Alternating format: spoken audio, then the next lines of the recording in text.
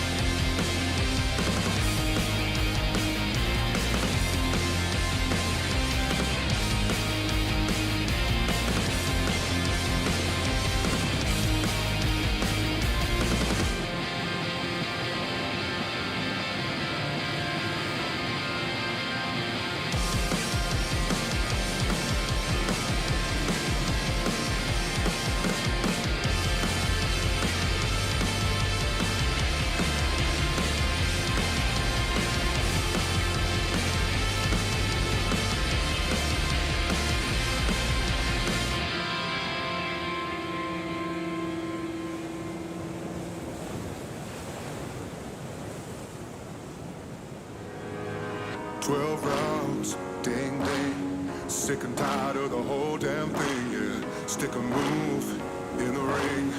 You can hit me with the words you fling. You're never gonna keep me down. You're never gonna keep me down. No, no, no. You're never gonna keep me down. You're never gonna keep me down. No, no, no. Be lucky if I stick around. Maybe foolish, but I ain't a clown. No, no, no. You're never gonna keep me down. You're never gonna keep me down. No, no, no, no. Got the belt like a king. Heavyweight champion of the whole damn thing, y'all. Full of gas, full of spin, Jekyll and Hyde. evil twin. You're never gonna keep me down. You're never gonna keep me down. Oh no, no.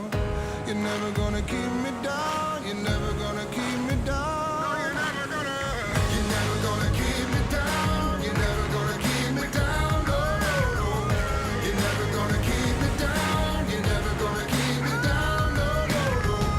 You're lucky if I stick around. Maybe foolish, but I ain't a clown. No, no, no. You're never gonna keep me down. You're never gonna keep me down. No, no, no, no.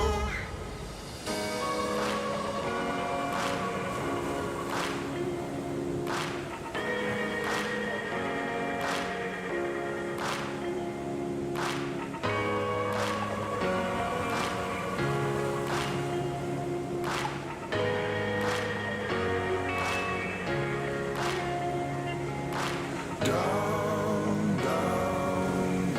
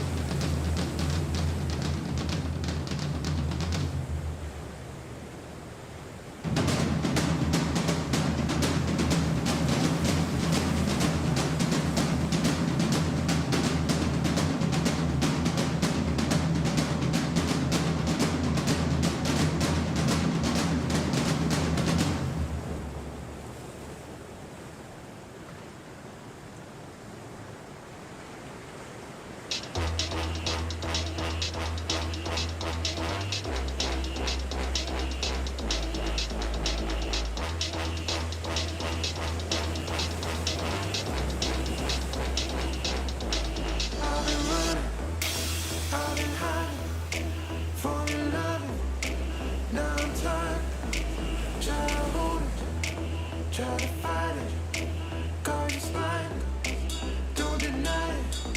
See the way that you look too much. Now I'm sure I'm on time. Don't be late, time to go. I will wait. All yours, all yours, all yours.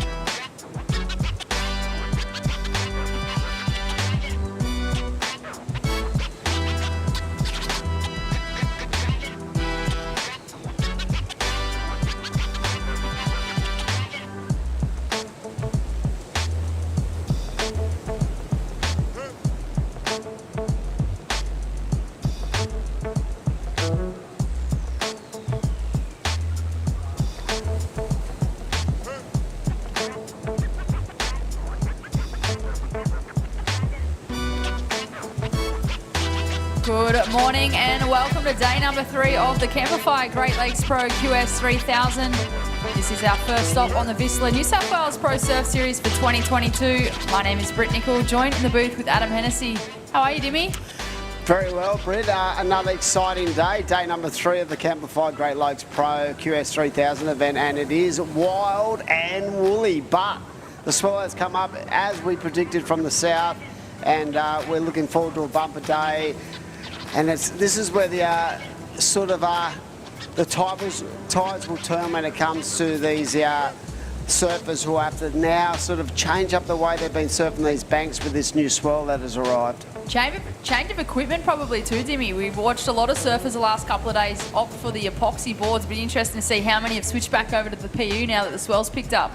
Definitely. I think this is going to be moving day on the north coast for these surfers as we start to sort of advance through these heats and we get into a situation where the points actually start to really apply when it comes to these guys trying to get onto the challenge. In the last couple of days, we've spoke to a lot of the young crew who have, talking about just trying to get experience. But this is where, the big boys and the women come into play, and the men and the women are going to really put it to the sword today. It's going to be exciting to watch. It is, and we are picking up right where we left off yesterday. We did have to call the event early yesterday due to the conditions. It wasn't necessarily the waves, but we had a massive front come through, a lot of storms, a lot of rain. But kicking back off here this morning at South Boomerang with round of 64 of the men's. Heat number 13, we have Geordie Lawler in the red, Thomas Cravallo in the blue, Ty Richardson in the white, and Arch Whiteman in the green. So another exciting matchup to kick off day number 3. We had a surfer up and riding, just blows the tail, not able to get the completion. Wow.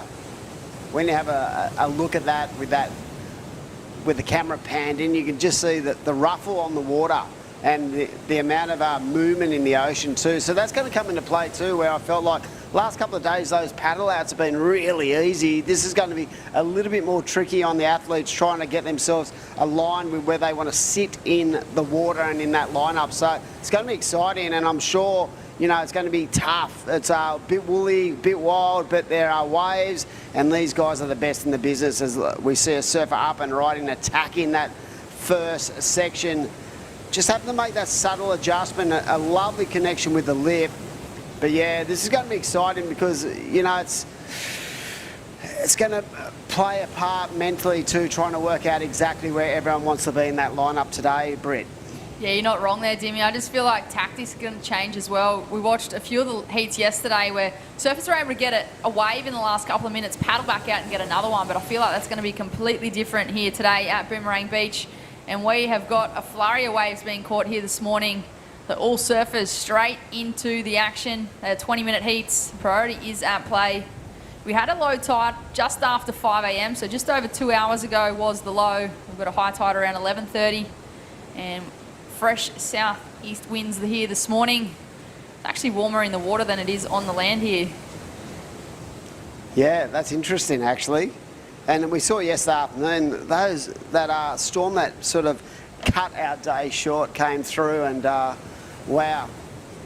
It was a shame too because I felt like the waves were actually pretty much starting to fire again that last heat of the day, and we sort of went on hold, had a heat off, went back, but it just became unmanageable. So right now it is going to be very, very tough out there, but these surfers, they're going to love the fact that there are more punch to the waves today, more size, there's swell from the south, and I think that's going to really play a part in the scoreline today too, the adjustment from the judges. It'll be interesting to see the scale they set, but when you think about stars and guys in good form, no one is in better touch than Geordie Lawler right now, the Narrabeen local who has been on an absolute tear, won the last event, and I'm sure he's come into this event focused. He's been working with his coach, Matty Cattle, and I'm sure that he's going to be certainly one to watch, but he's got a pretty tough heat. Ty Richo was impressive the other day. The young gun went about his business, and Thomas, wow, he is such a solid performer along with Arch. So this is a great way to start the first heat of the morning. And like I said, this is where those points start to really come into effect when it comes to qualifying for the Challenger Series. So main event. We're going to kick off with the main event, get that out of the way. We're going to get into the women's, and we're going to have a bumper day for the second last day of this event. So moving day at Boomerang. It sure is. So our schedule for today, we do start here with the men's round of 64, heats 13 to 16, carrying off where we left off yesterday. But we'll be then moving into women's round of 48, then back into the men's round of 32, and finishing the day with the women's round of 32. Another exciting day of action here at South Boomerang, jam-packed. It is going to be a big one. Great to see the swell has finally arrived. Even though it's a bit bumpy and choppy on the face, still plenty of opportunity out there for all surfers. A couple of early scores being locked in. Wait for those to drop on in our screens. I can tell you that. First to Ty Richardson in the white, it was a 6.33. First is Thomas Crefalo in the blue, was a 5.67. First of Arch Whiteman in the green, a 5. And just a couple of throwaways under 1 point there for Geordie Lawler.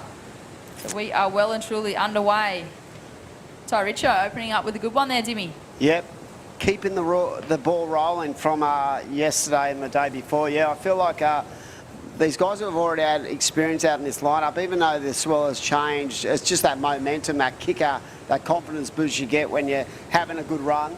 And Ty Richo, definitely one of those guys I looked at and went, wow, he's got such a smart way to go about his heats. He's heat savvy, and definitely one of these young guys on the rise, just coming through the junior ranks, who can actually match it with those top echelon of surfers. So, as I said, even though Geordie's been the form surfer of the series so far, winning the last event, the 5,000 event, he knows that it is game on when it comes to this heat, Brett. And what a performance he put on at the Tweed Coast Pro. He just got the waves he needed. Just excellent surfing there from Geordie, and he's someone that's been around the scene for quite a while now. He had the big win there in Manly a few years ago, and I just feel like it's Geordie's time to qualify. 100%. I feel like the experiences of the past will hold him in good stead moving forward. And as I said, he's world class. Like he's had experience on the World Championship Tour. He's had a couple of injury, replacements and stuff like that. So he's ready to go. It's just about, dotting the I's, crossing the T's, and just doing everything he needs to do to get himself into a formula where he actually gets a crack at the Championship Tour. And I know that in his mindset, he knows he's got the game to match it with the best. He's just got to get to that level. And for me, it's about, on the Challenger with Geordie, about just being consistent and putting himself in the right spots. And I feel like the venues that they're going to go to this year, if he can get onto the Challenger, it's going to really help him as we see the surfer up and right in, just kicking the tail on that one. So, yeah, it's going to be a great day today. Great to see Geordie in this event. It's a 3,000. He's already racked up a big lot of points when it comes to that qualification chunk, and he sits just outside the bubble at the moment, but he's only had basically 2 comps. So he's had a win and a throwaway, and I'm sure that he is focused in. He'll go through this series of events. There's another 3,000 at Avoca, part of this series, and of course Surfest is a 5,000, so there's plenty to come for that young man. And yeah, we wish him all the best. But right now it is Ty Richo who has got off to a flyer, and it looks like the surfer in blue has a 5.67 as well, and Arch Whiteman has a 5. So realistically, if you're throwing a market out there on the odds, the person you'd have at the top of the market at the moment is at the bottom of the rotation, but there is still plenty of time left. So plenty of time on the clock for Geordie to get it done. But as I said, he knows the ability levels of these 3 other athletes. So it's going to be a tough one and a great way to start, because I feel like the first heat of the day, Brett, everyone's just trying to find their feet. When you have a free surf session before the event starts with so many people in the lineup, sometimes it can be sort of, a bit tough to work out exactly where the main peak is, because everyone is going as we see the surfer up and right in. And I'm pretty sure that was Arch Whiteman. So, yeah, so it's a bit tricky in that first heat because there's no established lineup. And, when you're free surfing, as you'd know as an athlete before the heat start, there might be 100 people in the water just trying to find their groove, their rhythm, and yeah. So it's more about the first heat sort of leading the charge. So we'll see where that score comes in at. We have the Camplify Great Lakes Pro QS 3000, the first event of the New South Wales Pro Surf Series, as we see a big front side, and I'm pretty sure that was Geordie, and you can see he's keeping momentum going on the backhand now, so just trying to connect for the inside, reading how vertical was that turn, lovely transition, and throws the tail in a very short space. He got that board nice and vertical, came back and really drifted the tail on that final turn, so that was impressive. Just the read that Geordie had on that wave there, Dimmy. You can see the experience in his surfing, and here we have the destination New South Wales wave replay. We caught the end of this first time, and he came hard off the bottom. And that is Arch's. That's a surfer in green. Yeah, that was Arch up and right in nice transitions on the backhand, and we caught the end of this, but this is the start of this wave. He had to come over the ball, and this is a really chunky section, and he just perfect timing, sort of right underneath the lip line to get himself in that position, and smart enough to realise that that wave was going to actually reel off to the right, and he got some really work done. Nice work, nice stability in his surfing, and came around, and look at that. Love the way he sort of threw the arms out, drifted the tail. But the great thing about that ride was just how much fluency there was in that attack. He had a lot of energy, kept the flow, and just, yeah, put it up there. He didn't just go for a little foam tap at the end. He just really stamped authority on that last section. And Geordie Lawler, he has been rewarded the 7.17, Dimmy.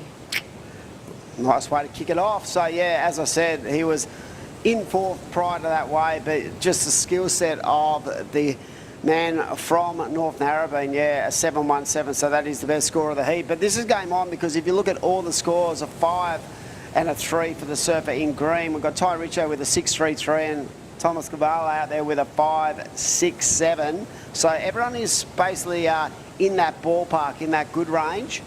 Geordie sort of lit it up, so set the scale, as you'd say, for the judges with that 7.17. These heats are 20 minutes, so it's going to be rapid fire. And we have a surf now, well, sort of a bit jumbled, but in the 2 to 4 foot range from the south. Quite a bit of wind, and you can see that on the face of the waves, but just the way these guys attack, it's child's play, really. They love it. I'm sure that if you speak to like 100 athletes, 98 of them would say, I'd rather at 4 foot, a little bit jumbled, but nice, powerful sections to hit than 1 to 2 foot clean. They can just adjust it. That's what makes these guys the best in the world. They can adjust to anything. They can really set their mind on, you know, the subtleties of being a competitive surfer. You have to be able to adjust. You have to be able to adapt, and that's how you get onto the world ranks. That's how you get into the big dance. It sure is. I just feel like on days like this too, Dimmy, there's more opportunity for something just to pop up unexpectedly. Like on those smaller, I guess, slower days, you got to sit and wait patiently, and you know, once those sets come through, if you miss one, you might be waiting a while. But on days like this, there is a bit more swells, a bit more energy in the ocean, and I just feel like there's more chance that something could pop up and it could be a gem. Yeah, definitely more random kind of peaks will shift across the bank, where the last couple of days it felt like it just looked like a point break. As we see surfer up and riding once more, nice flow to the wave here, and I'm pretty sure that looks like the surfer in red. Yeah, it looks like Arch. So up and riding once more, really good connection with the lip at the end there. So the North Avalon surfer getting to work with great flow, good energy, and that's definitely going to better his situation. At the moment he sits on a 5 and a 3, so love to get a replay of that last ride. But yeah, good energy, good flow, and good read on that wave.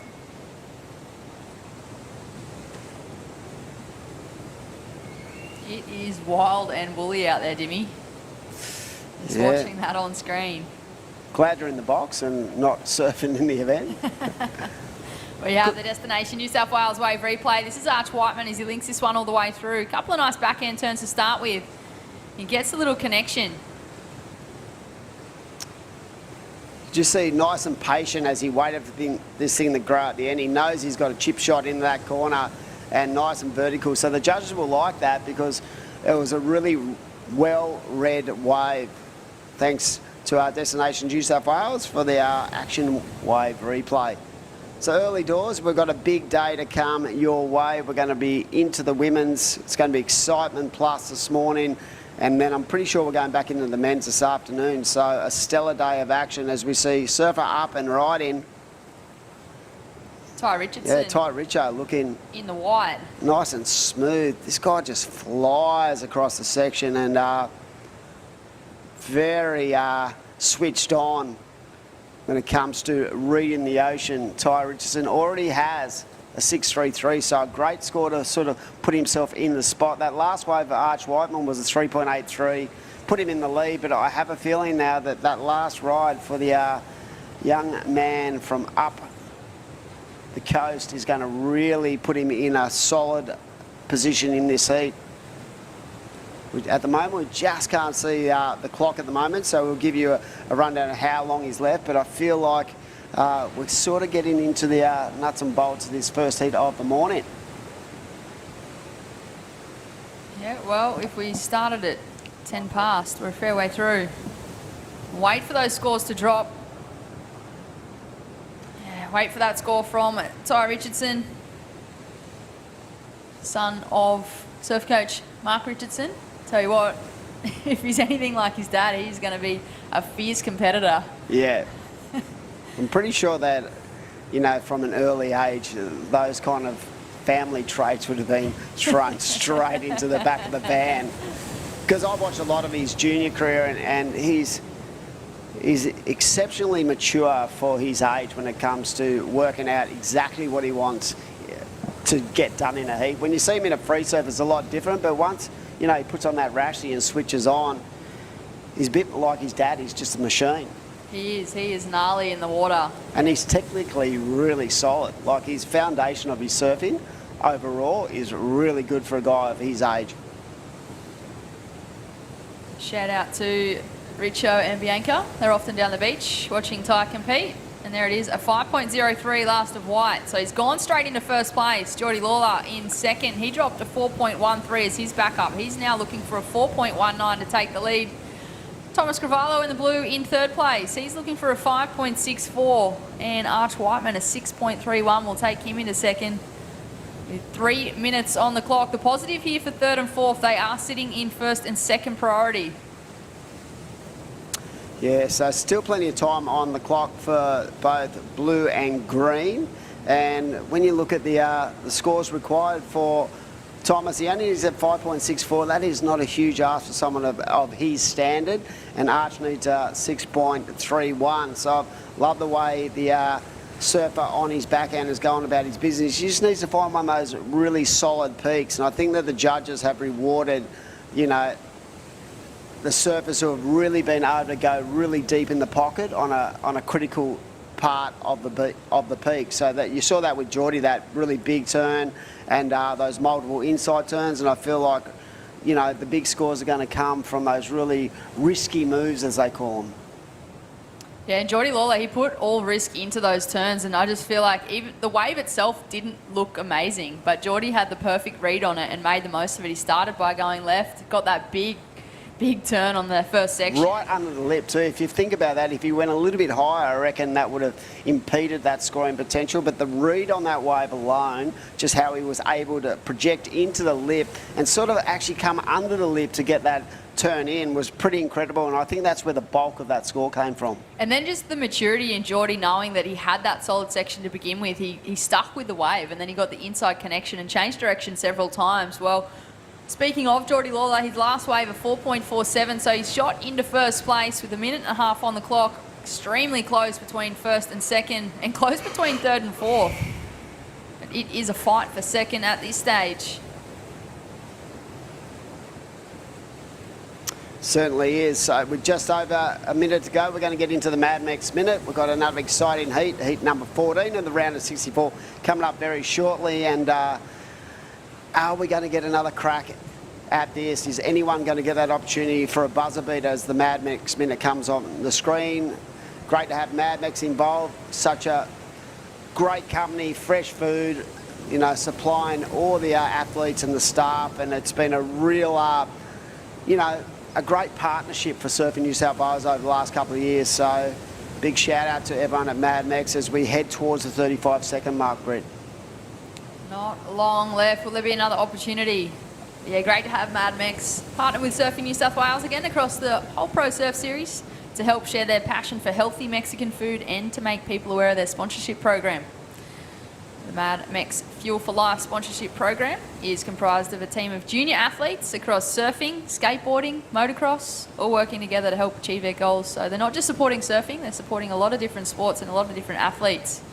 So great to have them on board again this year with 5 seconds remaining in this heat, heat number 13 of the men's round of 64.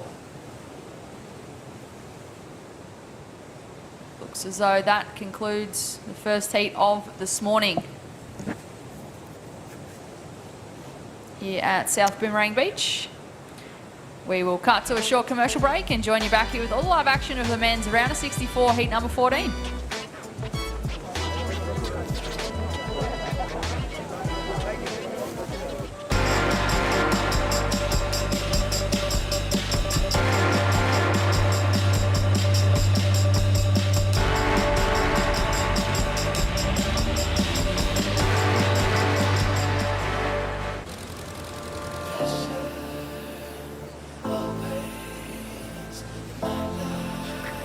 Lay back and just forget the pressure.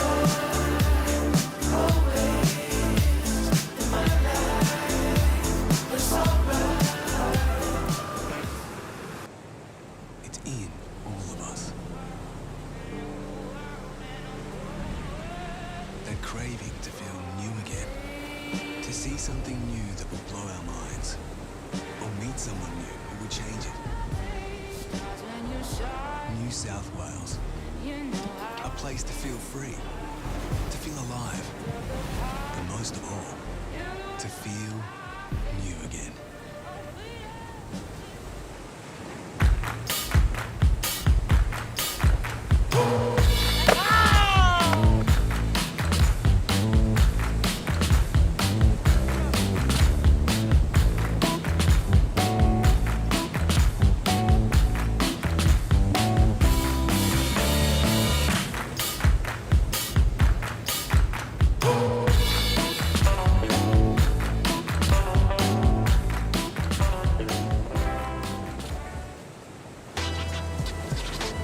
Welcome back to the Camplify Great Lakes Pro QS 3000. This is our first stop of the VISSLA New South Wales Pro Surf Series for 2023.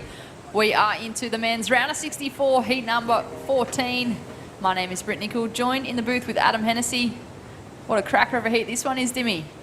Yeah, big heat, Dakota Waters, and then we're going to have a wave replay. I think this is the first wave of the heat, and we've been definitely singing this young man's praises in the last month or so. He's been a real standout, but this heat is going to be an absolute doozy. We've got Jarvis Earl out there, the #1 rated surfer on the QS in this region. Also the World Junior Champion, Harry Phillips out there, and Luke Rummy, who has been really impressive. So this is an absolute, one of these heats where it's intriguing. You've got a couple of guys with, you know, big hype surrounding them, and then you've got two other guys who are just so solid in the way they go about their heat. So this is going to be a cracker. 20-minute heat, just a shootout, 4-man priority, and yeah, I'm excited, Brett. As am I, Dimmy. First of Dakota Walters, a 3.33. First Harry Phillips, just a 0.5. Still plenty of time on the clock. These are 20-minute heats today. Priority is at play. Starting with the men's round of 64. We'll then move into the women's, back into the men's, and then finish off with the women's. So big day of action here at South Boomerang Beach for day number 3 of the event. Looking forward to it. Let's go dawn to dusk. Let's push on through. We've got the waves. It's pumping. People out in Webland love it. Nothing better than a 10 or 12 hour day on the web. How many times have you done that where there'll be a CT on and you'll be watching the CT all day, then there'll be a QS? A never ending story. It's so good. If you're a surf fan, you just lap this stuff up. It certainly is the best time of the year. We have so many events back to back in the water. That is Harry Phillips in the blue. We've also got a surfer out the back just hitting the eject button there. That looked like it might have been Jarvis Earl in the red. Wow, how wild does that look? It's like the Wild West out there right now. It is. We have a fair bit of swell here this morning. At South Boomerang, fresh southeast winds, swells picked up. It's actually warmer in the water than it is on the land. Yeah, that's a fun fact you came up with before, but I can imagine that being the case. We're in a nice, commentary box, but yeah, the surfers. But I actually really, on the honest side, I think they're going to really appreciate the power in the waves today. And that's why we're going to take full effect of getting as much as we can as we see that first score locking in for Jarvis Earl, a 5.33, so a nice way to kick off his campaign. But yeah, as I said, it is wild and woolly. It's definitely changed from the previous 2 days where it was very clean, just that little bit of nor'east, very little wind, and we did see a big change up yesterday afternoon when it came to a couple of fronts that formulated over the top of Boomerang and actually forced the closure of the event mid-afternoon yesterday. But we're excited to wrap out today and then finals day tomorrow, so bring it on, I say. It is going to be a big day here. At the moment, we've got Jarvis Earl in the water, the 18-year-old from Cronulla. He is, as Dimmy mentioned, the current leader on this rankings and also the current WSL World Junior Champ. You'd have to say he's the favourite in this heat and probably the favourite of the event, rankings-wise. 100%. He's been on absolute, just on a tear in the last 6 to 8 months, and just to see him evolve as an athlete's just been incredible to watch. And for a young bloke, he's steely, but he's also got all the skill set to match it with the best in the world. So I opened up with that 5.33. Harry Phillips has a 3.27 and a 0.50. Dakota Waters opened up with that first ride at 3.33 and Luke Brumby at 2. So a 4-surfer priority right now, it is Dakota Waters holding priority, and we have spoken quite a bit about Dakota lately. Of course, he was a real shining light for the Byron Bay Borderriders Club in the ABB final, and yeah, it's great to see him back on the circuit full time, because I feel like in the last couple of years he's sort of drifted in, drifted out. I saw him, I saw him win Maroubra a couple of years ago, and I just went, man, this guy's tailor-made for the QS. And sometimes it takes that little bit of time for an athlete to mature and really work out exactly what he wants to do, Britt. Yeah, I think sometimes, a couple of surfers, they kind of get torn between that free surfing lifestyle and travelling and Why wouldn't you? whether or not they want to compete. So it's great to see Dakota Walters back in the game, back in the Rashi. And yeah, you mentioned the ABB final. He got a 9.35 to take the team into the lead, taking the win in the last stages. Yeah, definitely. He was a standout along with Solly Bailey and Danny Wills, and the women's surfer and the junior just went absolutely ham out there. So it was great to watch that event and see, it was really sort of like the trial match for the QSs, really, because it gave these, the juices were flowing, and it gave all the top surfers an opportunity to surf at a really high level. Very fun, but yeah, Dakota was definitely a standout. And talking about sort of guys who have sort of had a different kind of path into their careers, I feel like Jarvis is in that box as well. He reminds me a lot of someone like Jack Robbo, where I felt like Robbo was very, very selective as a kid about what events he did. He wasn't like pushed into it and just went 100 miles an hour. I feel like Jarvis is in that sort of box as well, where they've sort of picked and choose their way through their junior career as they've developed their skill set. And I actually think that plays a really positive part now, because he sort of knows what he wants and he's going out to get it. For sure, Dimmy, he's created that direction himself, and Jarvis Earl, he's gone into a lead with a 5.13. He had a 5.33 early. So Surfer in Red in first place. But yeah, as you mentioned, it's just great to see competitors when they're so young like that, Dimmy, just to kind of be selective and not kind of throw the Rashi on for every single event. Like, it can get exhausting, especially if you're trying to juggle, say, Grom comps, juniors with QS. Yeah, I feel like at times, like, kids feel like they're forced into, doing multiple events. But at the end of the day, I think that each individual, their growth pattern and even the way their bodies are developing, I think it's important to have your own kind of structure and your own kind of knowledge about how you want to go about your junior career, because basically your junior career is a setup for the next level at the pro junior level. Then you come on to the QS. And like you said, like even yourself, you've been competing since I mean, I remember you as a 14-year-old. So, like, honestly, it's a long, long road, but it's such a rewarding road if you sort of set your plan, have your game plan, set your scale, and just work it through what you want to do as an individual more than what anyone else wants.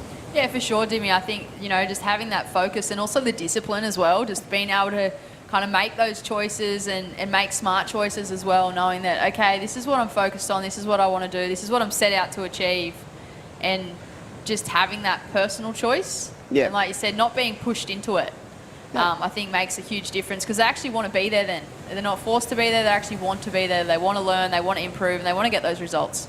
Yep. And you can see it for someone like Jarvis. He's had, an amazing last 6 to 8 months, but it's been coming for a long time. There's been a lot of hype on the way the guy. So if you watch his socials, and I speak to a lot of the crew at Hurley, they have massive raps on him, and just to see his development as a human, has been impressive as well.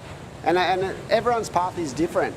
As we see, I think someone's having a look at this wave. You can just see him in the glare, up and riding. But yeah, I love watching the development of these next generations. We see Dakota, it's just got such a great read.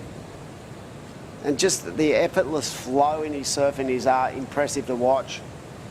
You took the words right out of my mouth. He's just so cruisy.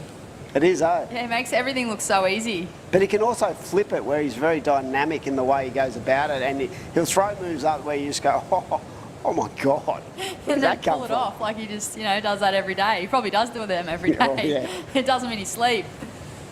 So right now, 9.5 minutes to go. Harry Phillips needs a 3.76, so that is not a lot required for Harry to get himself back in the game. He does have first priority, and it is Luke Brumby, who we spoke about his performance yesterday. Very solid, and put it to the sword yesterday. Had a good day yesterday, and he only needs a 3.86. Dakota Waters, I don't know if that score's locked in yet, but he's in second position, and pretty tight between all these four surfers when you consider the quality in the lineup. The best wave so far is a 5.33, backed it up with a 5.13, and there is 9 minutes just under.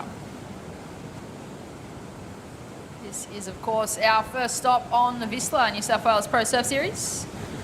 VISSLA has partnered with Surfing New South Wales on QS events over the past 4 years, so great to have VISSLA on board in providing surfers with this opportunity, Dimmy, just to have this whole Australian leg. And a lot of events in New South Wales up this coastline, you can kind of just go from one straight to another and not have too much downtime. 100%. It's like their own mini circuit, and there's a couple of things that these surfers have to identify. Yeah, there's a lot of events, so mental fatigue, physical fatigue comes into play. You've got to be so switched on, especially towards the back end of these series of events, because that Newcastle event in itself is going to come into play big time, because guys are going to be chasing, and it's the surfers who can actually separate all the outside stuff and make sure that they're in the moment, that are going to get their spot on the challenge. And that's what I love about this series of events, because it's like a pressure cooker situation from the outset at the regional level. And if you're good enough, you're going to get yourself a shot at the challenger, and then ultimately onto the world stage. 100%, Dimmy. And you talk about, that fatigue from just event after event after event. I feel like, that last event, it's a big one. It's a QS 5000, and, you want to be going into that with all your energy and no fatigue. So I feel like it's going to take a lot for surfers just to figure out ways of protecting their energy and conserving that energy, and waiting for that moment to bring it home.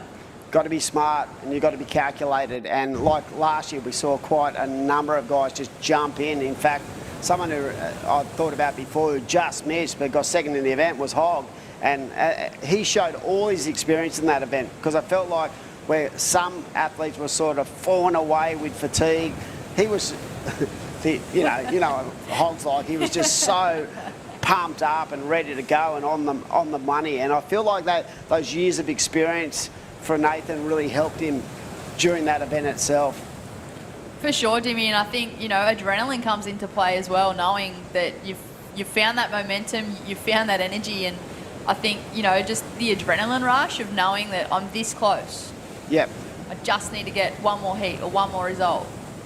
I mean, when you think about how good the quality of the venues are on the Challenger Series, like the Snappers, Narrabeen this year, Hossiger, you know, all these different venues, the US Open, you know, they're just great venues, and it gives these guys an opportunity to surf overseas. So you go from your regional to the overseas events, and it's such an opportunity to shine right around the world. And then you've got to pull it all in Hawaii. So it's an amazing series. The way that COVID changed the dynamics of the World Tour and the way that we actually have those pathways, incredible. So well done to WSL, and the way they're giving these younger surfers the opportunity to compete, as we see a surfer up and riding, nice turn, but unable to ride out. And I do believe someone actually, I could see in the glare when we're having the chat, that someone got a nice wave as well. And I actually think that might have been Luke Brumby. So we'll have to check in on that. Very glary out there, yeah. But I feel like the three-tier system is absolutely perfect for the development of surfers, not only just in our region, but around the world. Yeah, you're right, Demi. And the reason for anyone tuning in that isn't quite sure of why those changes took place, it was actually due to that COVID-19 landscape. The WSL did have to restructure the QS, and what used to be a global series, it's now been regionalised. So the WSL, they have 7 regions, one of them being where we are now for the Australia-Oceanic region, with each region hosting their own qualifying series events that will then qualify surfers for the Challenger Series and then looking for their spot on the World Tour. So it is great to see WSL. They've adapted to the situation, and I think it's been for the better here, Dimmy. And, you know, these surfers are loving the new structure. 100%. There's the costing that comes involved with the old system of travelling around the world. Now that you can actually basically still travel excessively in your own region, there is a lower cost to that in itself. Just knowing, you know, being familiar with your surroundings in your own region as well. And yeah, I just feel like these tiers just give so much more opportunity. But the thing is, we spoke to Sarah Baum about this yesterday, and she said, from a regional point of view, this region itself is just so competitive, and it actually helps her in her development trying to move forward, and that's why she's come into this region. And even though she doesn't take away any points, she's still gaining that momentum and that confidence level when you're coming up against such good surfers as we see.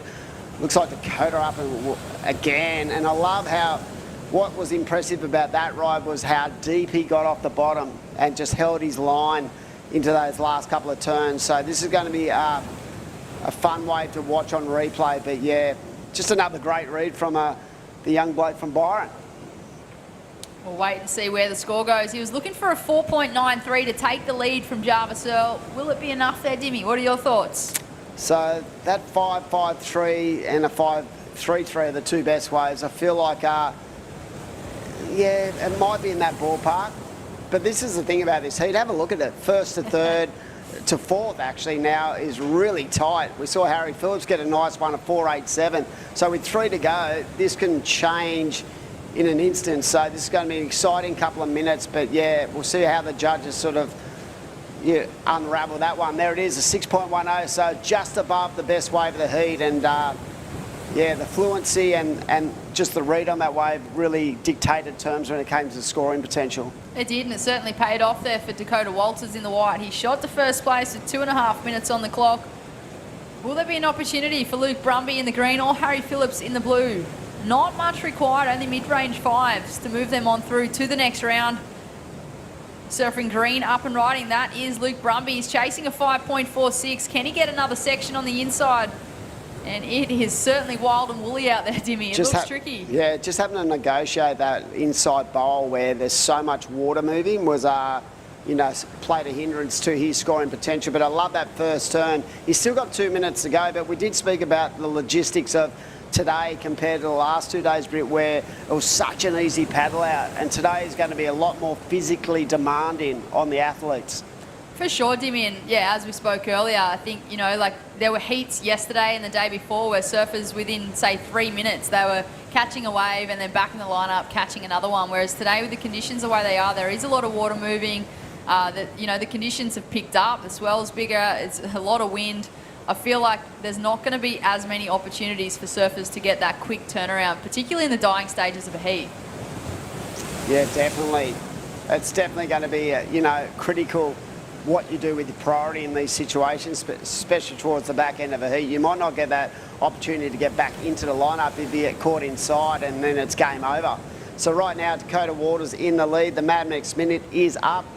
Jarvis Earl is in second position. He needs a 6.30 to go up into first. Luke Brumby needs a 5.46. And Harry Phillips only needs a 5.59. So everyone is really closely positioned when it comes to, first, second, third and fourth. Oh, time will tell. Will there be another score on the board for green and blue? Harry Phillips, the surfer from Wollongong, musician and artist actually. He's chasing that 5.59. Yep. Saw a lot of him as a junior when I was working with Surfing New South Wales, and haven't really seen much of Harry over the last, say, year or two, but great to see him in the Rashi here for the QS. He's got game. He's got a lot of game. He does. He's certainly capable of getting those numbers. Just will there be another opportunity for him to take off? There's Jarvis Earl out there in the red holding first priority, so he can dictate the lineup as we look to count this one out. Men's round of 64, heat number 14. Looks like we have someone up and riding here, Britt, and this looks like a nice little corner to it. So this is going to be a really important ride for Luke Brumby. Can he get into that? Oh, wow. So that could have been a critical error for the man in green, because that wave looked like he got some work done on the outside, but unfortunately come unstuck. And we're going to throw up to a break. We'll be back very shortly for day number 3 of the Camplify Great Lakes Pro. QS 3000, we're excited.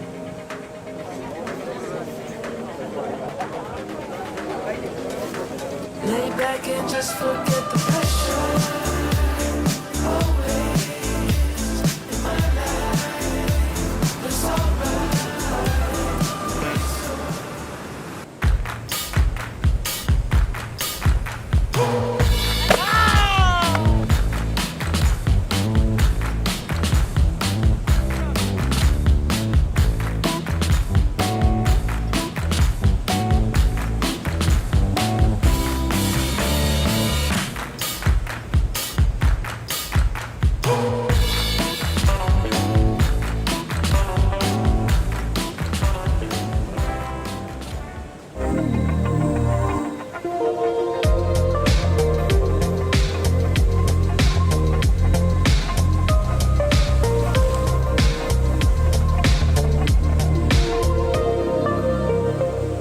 This is the motivation.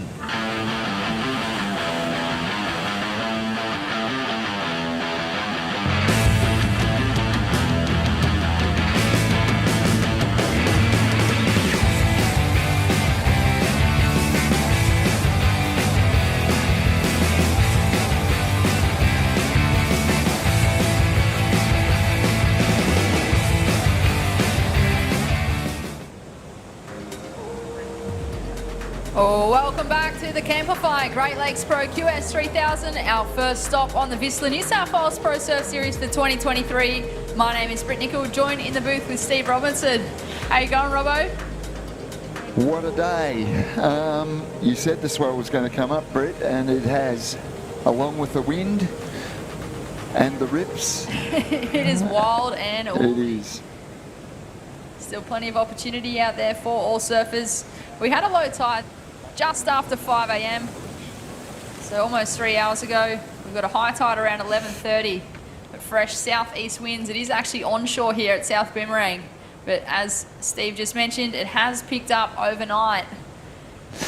Britt, I love days like this because everything comes into play. Fitness, ocean awareness, surfing skill, determination, the whole lot. You've got to be able to surf days like this, and there'll be a lot of young surfers watching today, and the first thing I think you should take out of this is when you turn up at your local beach, it's onshore, it's junky, but there's solid swell, you've got to go out and surf. You have to get used to these sorts of conditions because events run in these sorts of conditions, and the really good surfers know how to tackle it.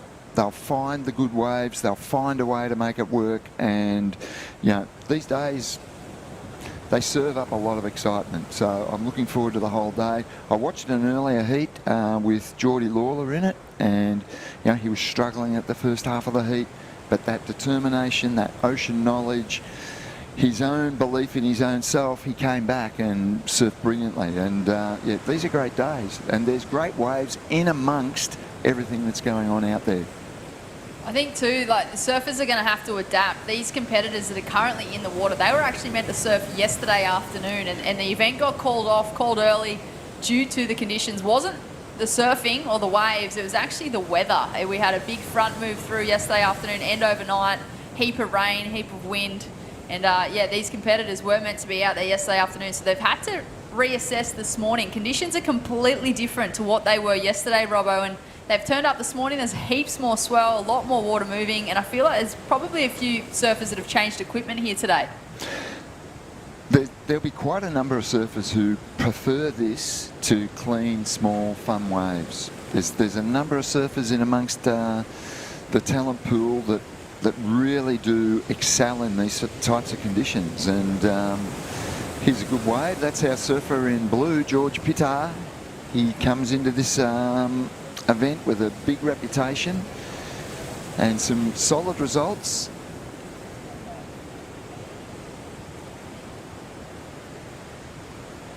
So they are 20-minute heats today. We are starting with the men's round of 64. We're moving back into the women's division and then back into the men's round of 32 and then rounding out today with a women's round of 32. So we've got a solid day of surfing here at South Boomerang Beach for day number 3 of this event. This is, of course, the Camplify Great Lakes Pro QS 3000. So great to have Camplify on board as our naming rights partner for this event. And thanks to Camplify, Australia's largest van sharing community.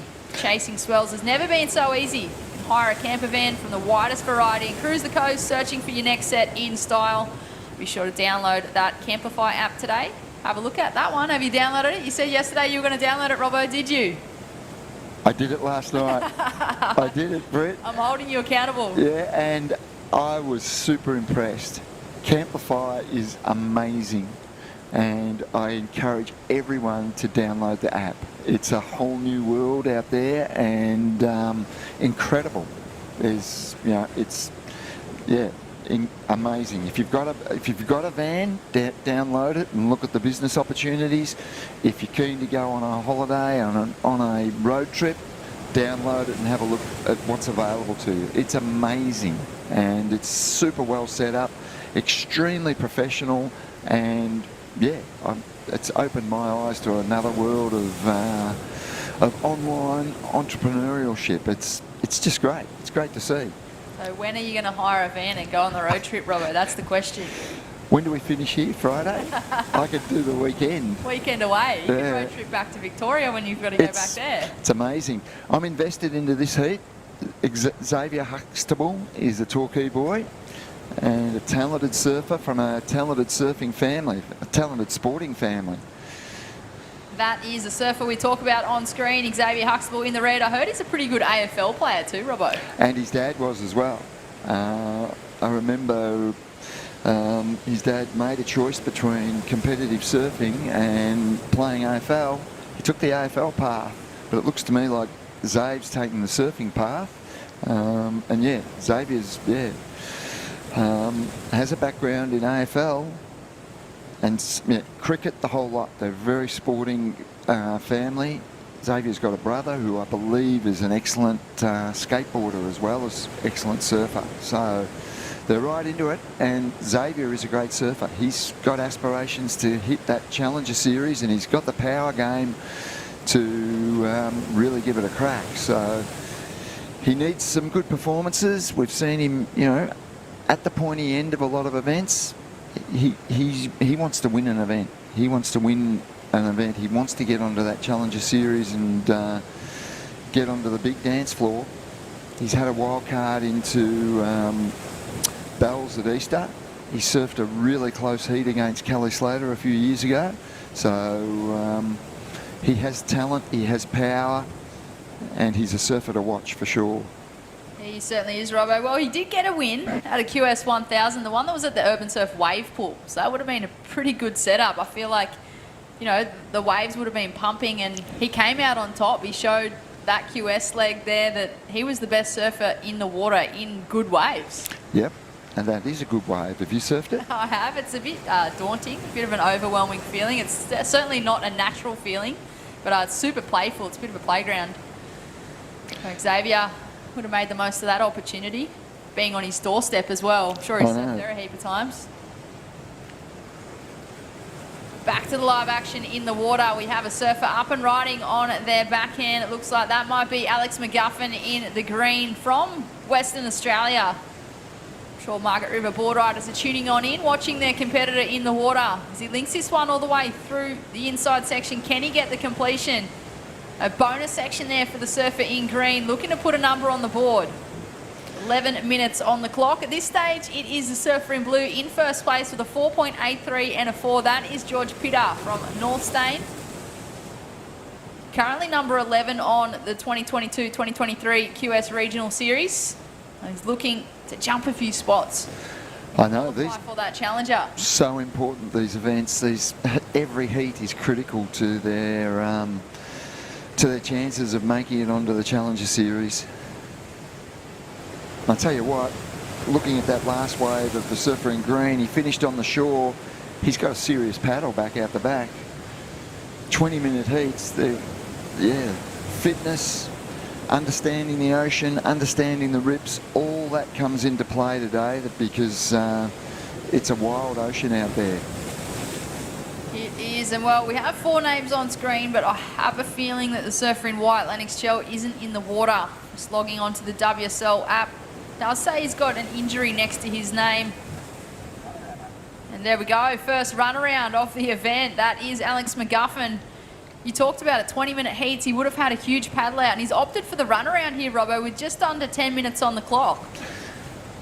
You know, when you see days like this and you see how the surfers cope with it, you get a great understanding of just how much ocean knowledge surfers have. They're in the water all the time, they understand the ocean, they know where the quickest way out is, and they utilise all those skills. It becomes second nature once you're surfing every second day of the year. You really do understand the ocean and how to tackle it and how to best get your waves.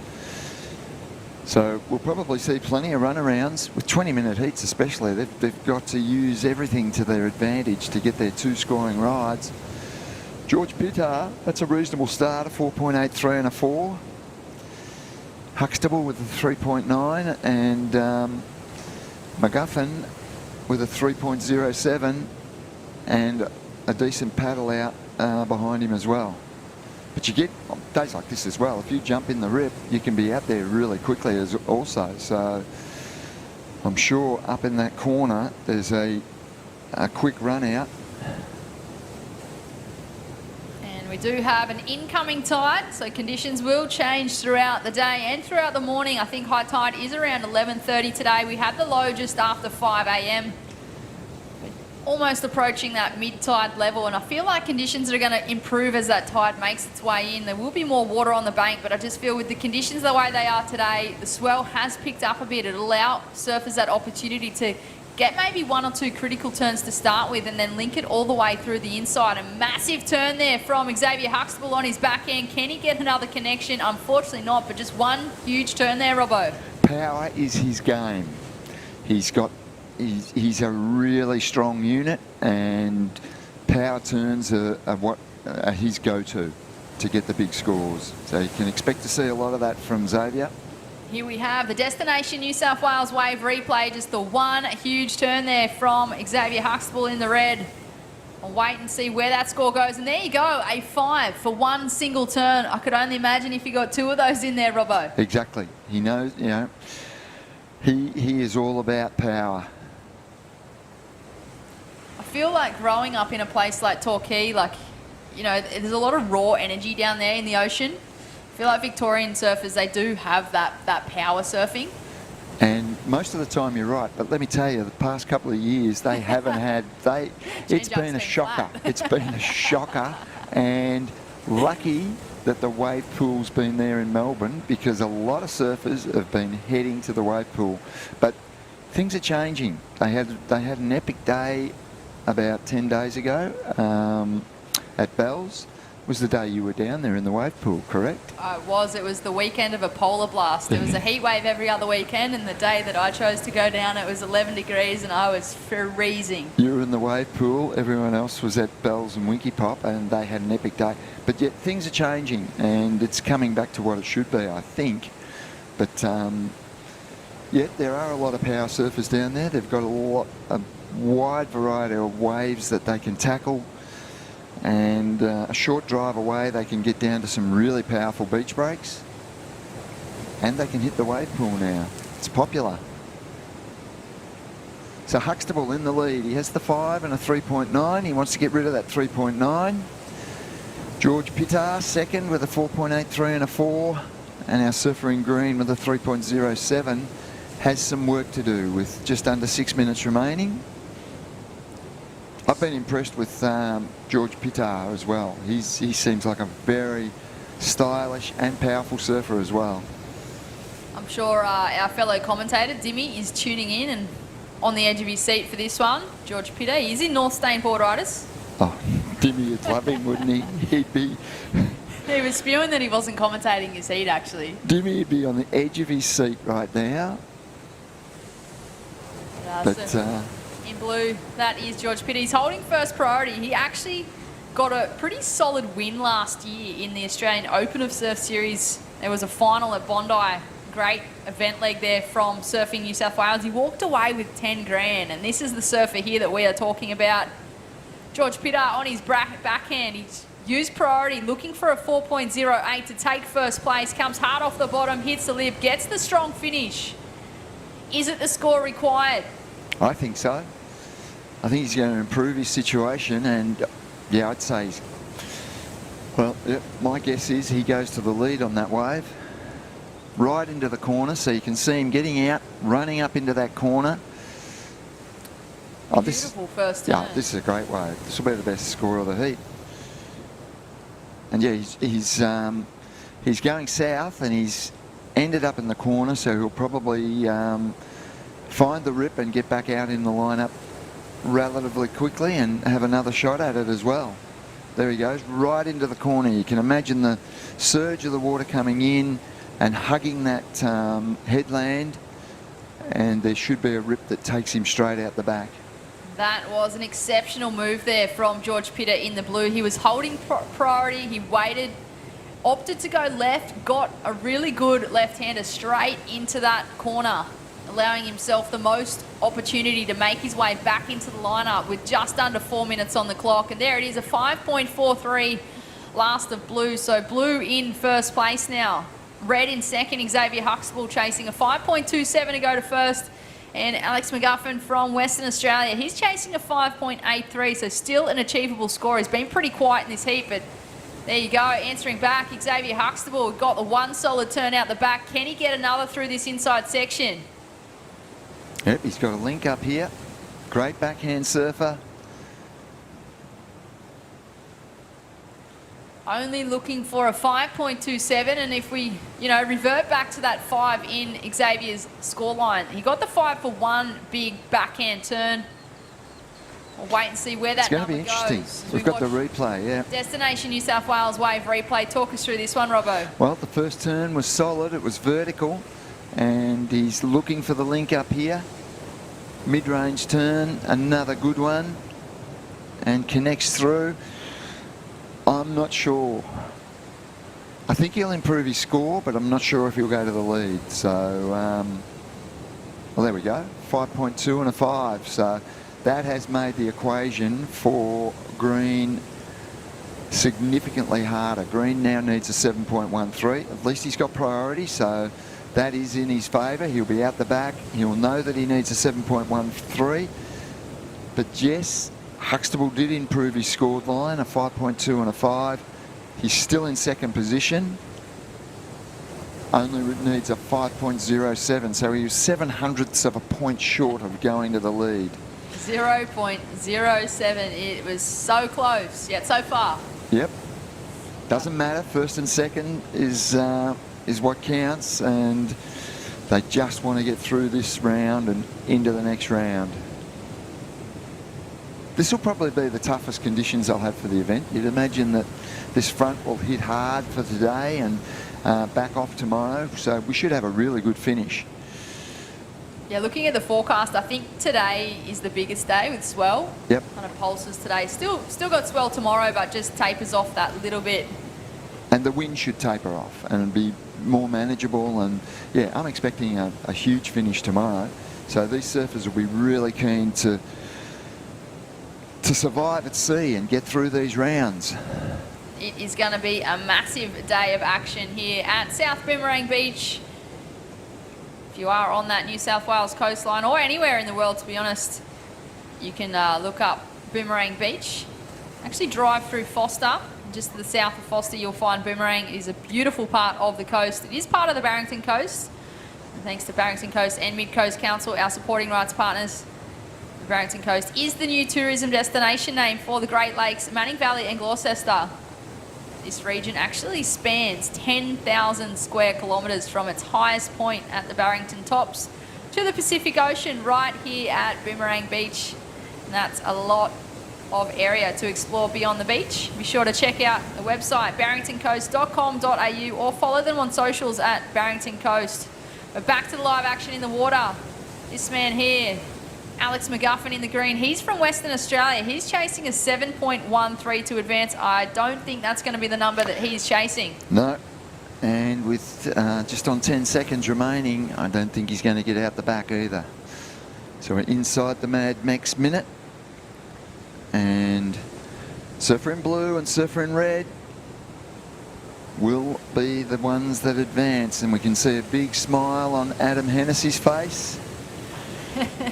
As he makes his way back into the commentary box. And that's concludes the men's round of 64, heat number 15. We'll cut to a short commercial break and join you back here with all the live action.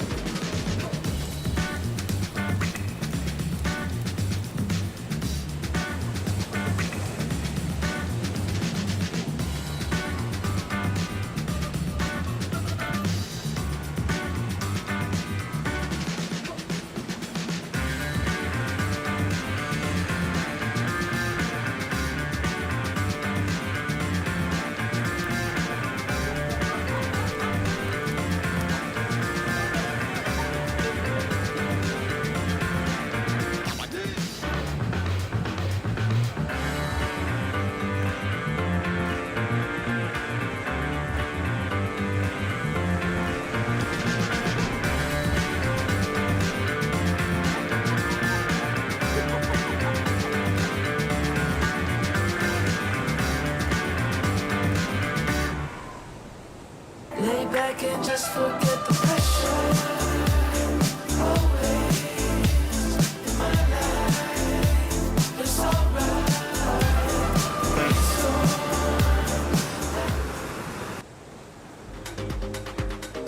Welcome back, everyone, to the New South Wales Pro Surf Series event, the Great Lakes Pro QS 3000, the Camplify event, and it is game on today.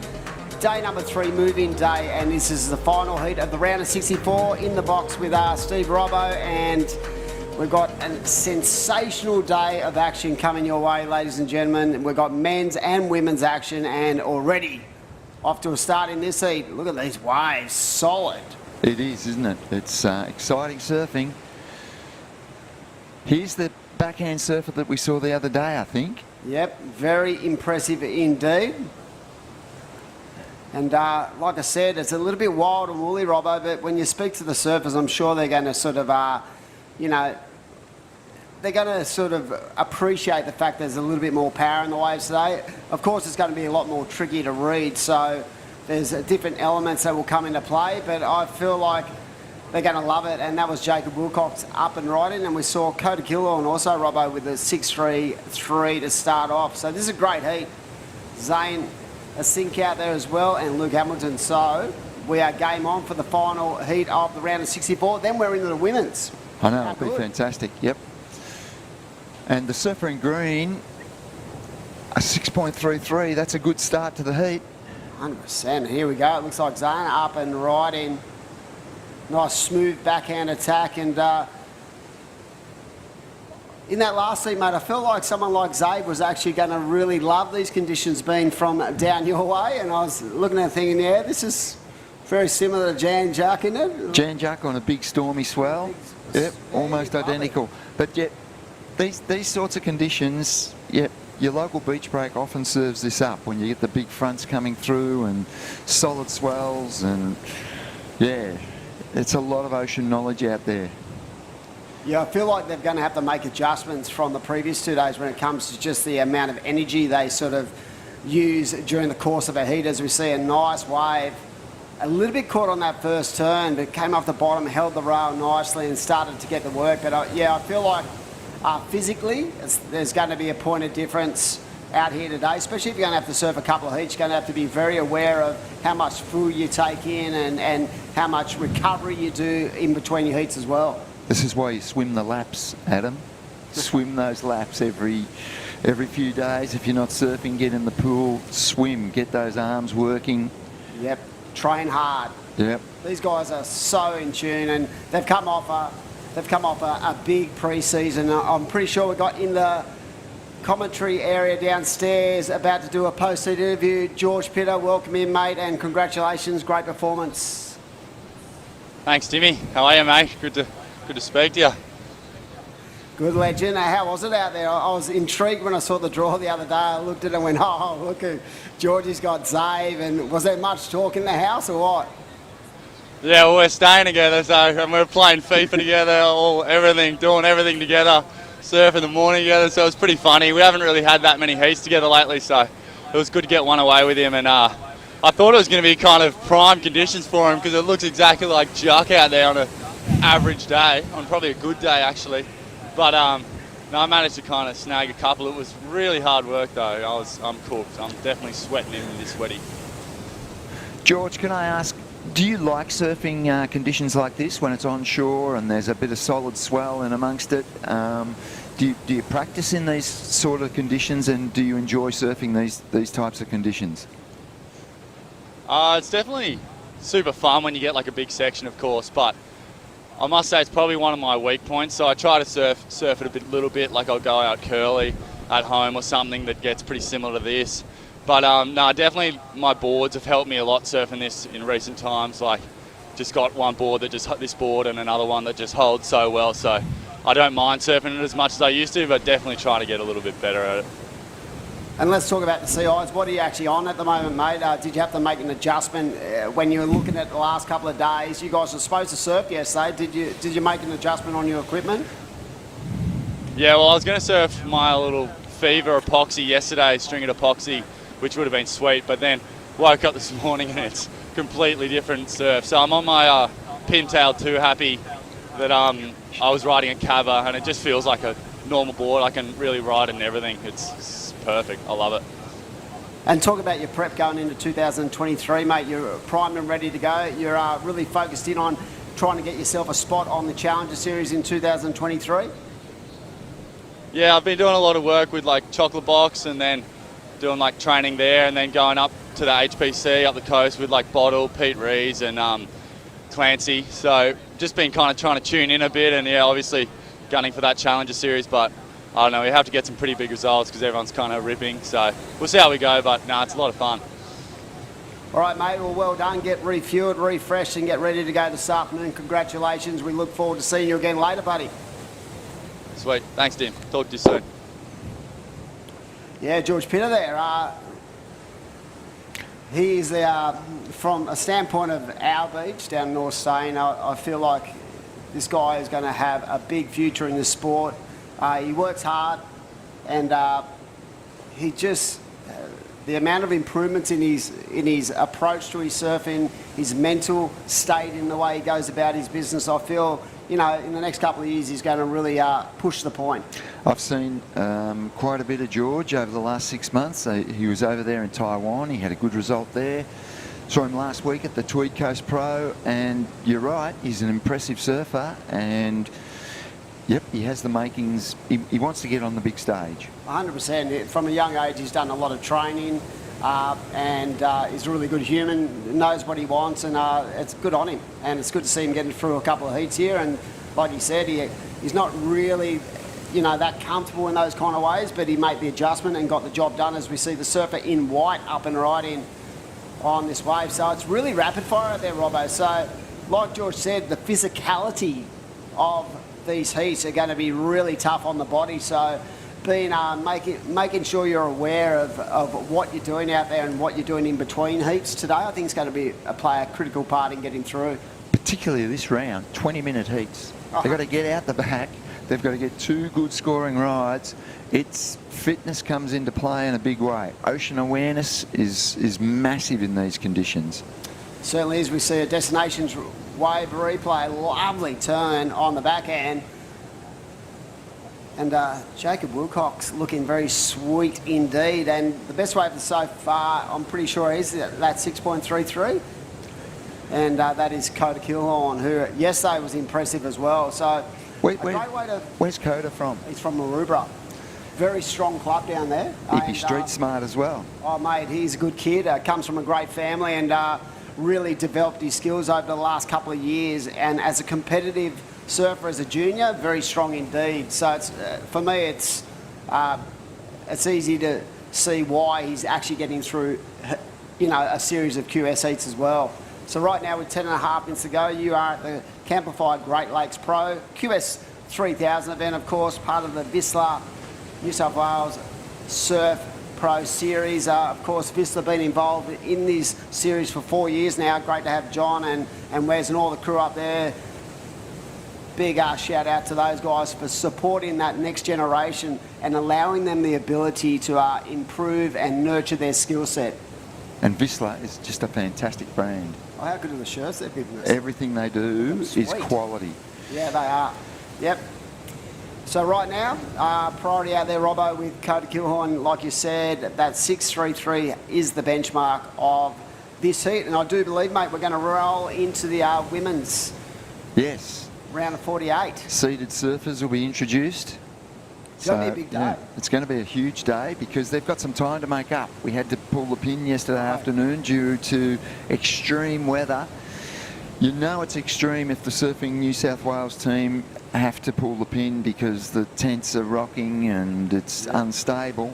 It's an OH&S issue. It is. Yesterday afternoon with that wind, let me tell you. And there's been some really solid rain squalls as well. So yeah, they did pull the pin early, but I feel like we've sort of lucked in because the waves are, even though they're a little bit jumbled and a little bit all over the place, the sections, like George actually said in his postie, was, you know, if you get a good section, you're able to really attack the sections. So right now it is Jacob Wilcox out in the lead with a 3.9 and a 3.83, but it's not going to take much for the Surfing Green. He only needs a 1.40 to go up. Zane Sink needs a 3.24 and Amberson needs a 4.17. So not a lot separating first, second, third and fourth. Not at all. And Jacob wouldn't be feeling comfortable in first position with a 3.9 and a 3.8. He'd be wanting to get rid of both of those scores. But with 8 minutes remaining, he's probably focused on, I need a good ride. Well, there's a change in situation.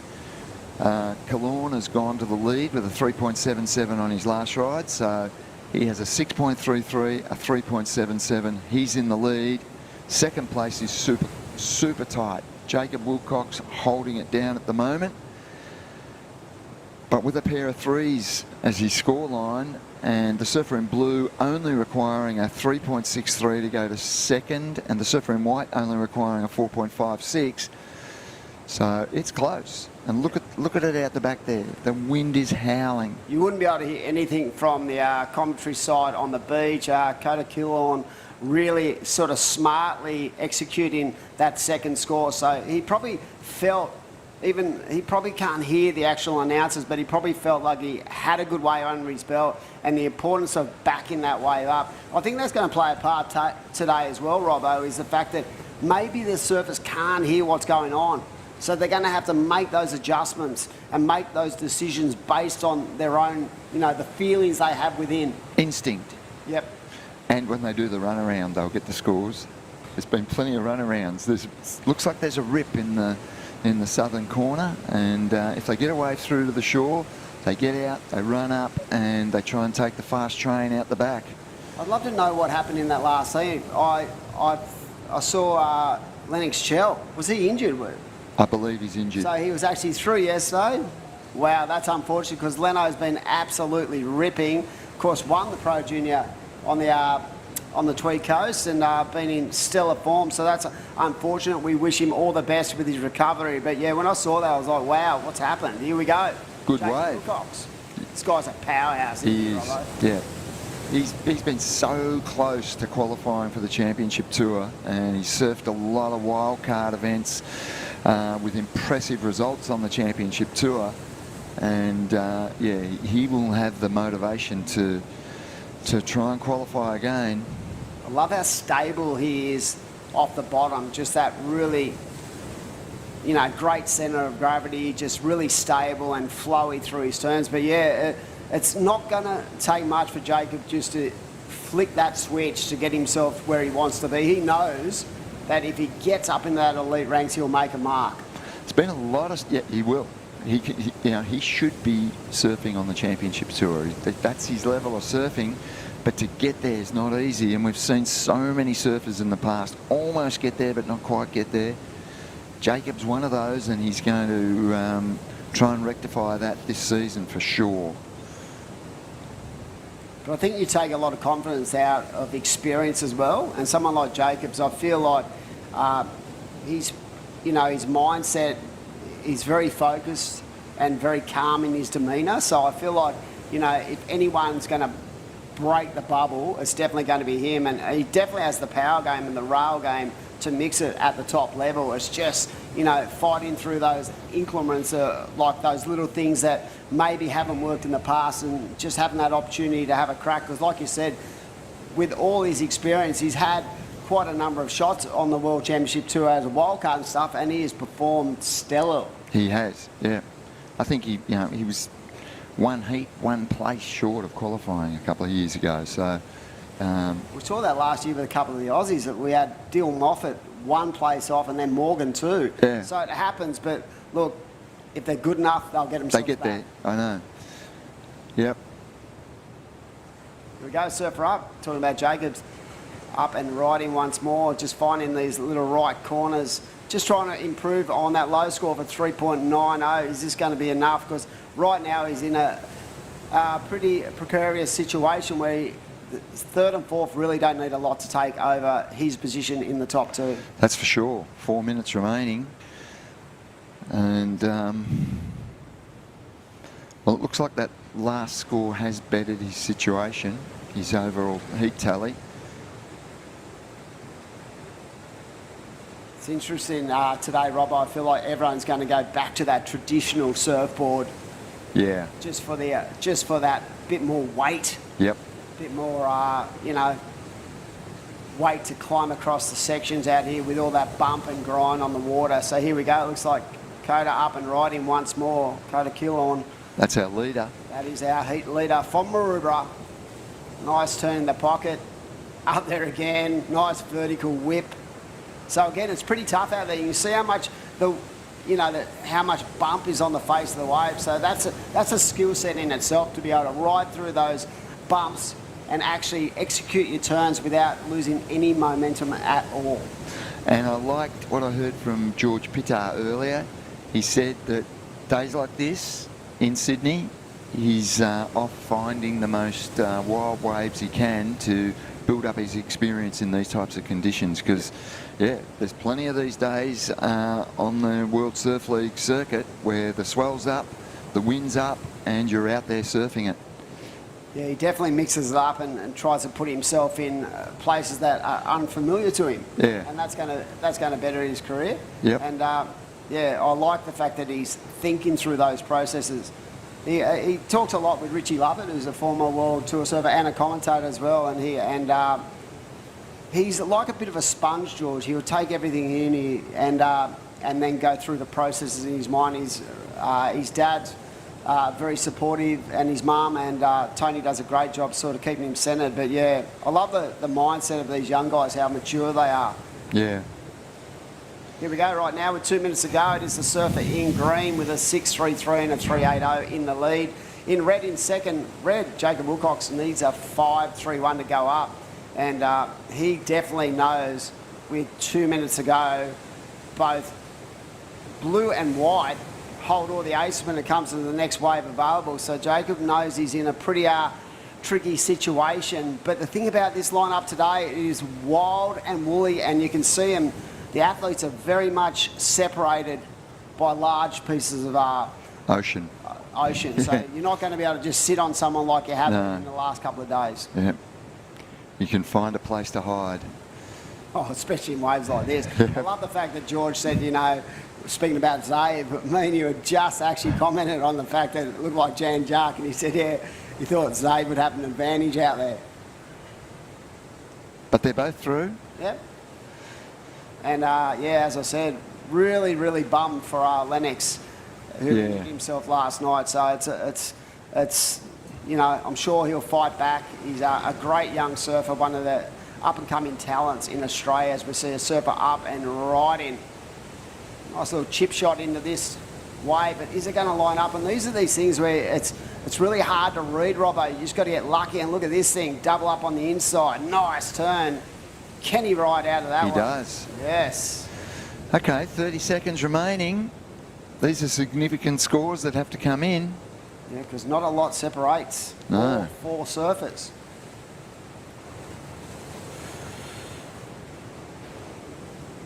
That was the surfer in blue on the last wave. That's really glary, hard to see, but I think it was.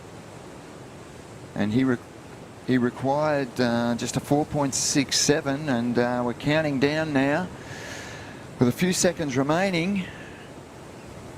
That will be an interesting score, a very critical part of this heat. Will that be enough to turn the tide? And we're going to throw off to a break very shortly, and we'll be back. But let me tell you, we'll have that result, and it'll be interesting to see how the judges pull that wave apart. See you soon here at the Camplify Great Loads Pro QS 3000.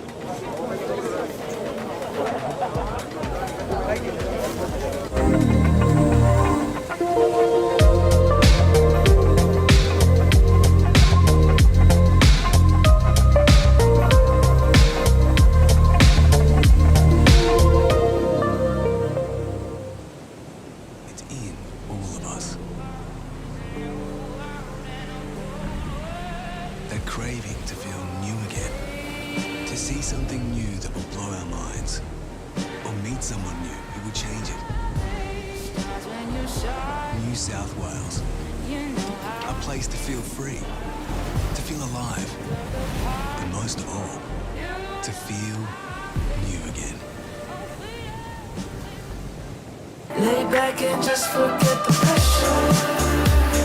Always in my life, it's alright.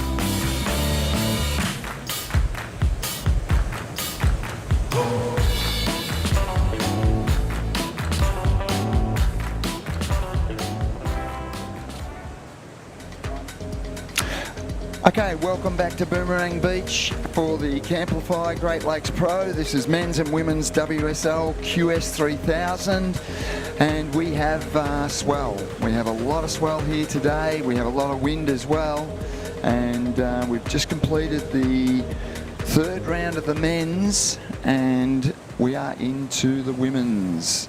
Round of 48, heat number 1.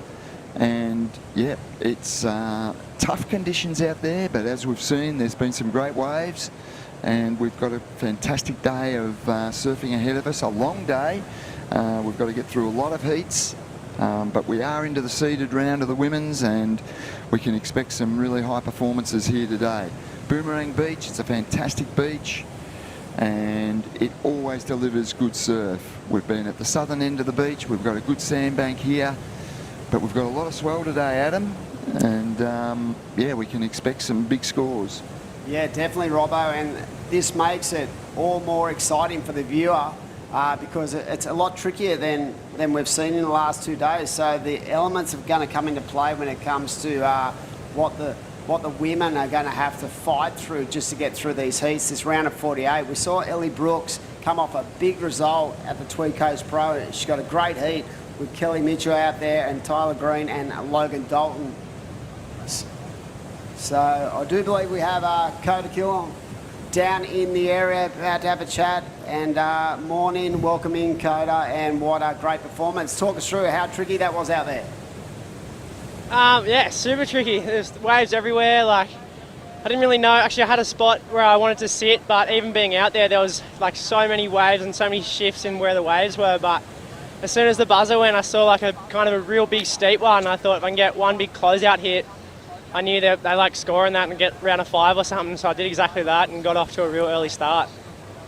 Yeah, that was good. 6.33, great way to start. Now, talk us through being in the water. How hard was it here? Could you hear anything? So did you have to sort of go off instinct, or how were you playing it out? When there was nothing going on, you could hear, but no, it was fully instinct out there. Like, there was just so many waves, and you're constantly paddling out, thinking that you're out far enough. And then on my one run around at the end with like a minute to go, that's when I heard what happened, and didn't have enough time to get back out, but I heard I was in the lead, so.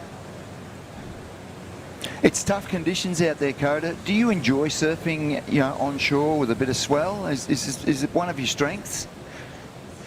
I actually really do, because at home, it's the only time the beach isn't crowded, so I can have some peaceful surfs. Okay, so when it's onshore and it's solid, you're out there.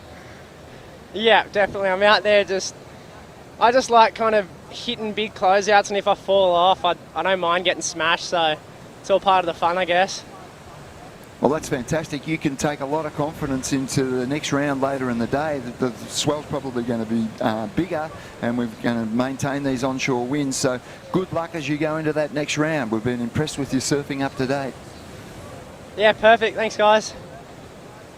Yeah, great kid and very talented, Coda. I love the way he wraps around with his hair as well. He's got some game, he's got some front, and yeah, like he said, at home at Maroubra, he's probably right, where it's pretty much like all these Sydney beaches, so many people in the water all the time, and when you get a little corner to yourself, these guys who are at the elite level, they really want to take full advantage, because to be honest, when they're in the ocean, unlike your normal sort of recreational surfer, they're out there training, they're out there trying to improve their skill set. No, I love it when I hear a surfer go, I love these conditions. Onshore, solid waves, big closeouts, big moves. It's a good attitude to take into the water. Okay, we've got a good score that's been dropped. The surfer in white, Taylor Green, with a 5.0, so every chance that will be a keeper. Talk us through this wave, please, Adam. Yeah, nice carving first manoeuvre and just setting it up, just trying to keep herself engaged on that rail, and look at that. Very nice transition. Judges will appreciate that. And just a little bit of a slip up on that third manoeuvre, unable to chip shot into that last turn. Yep. I'm calling if she landed those last 2 turns, it would have gone right up there into the good to excellent range. Yeah, so I felt agree. like the read at the start of that wave was exceptionally well read. Yeah, no, I agree with you.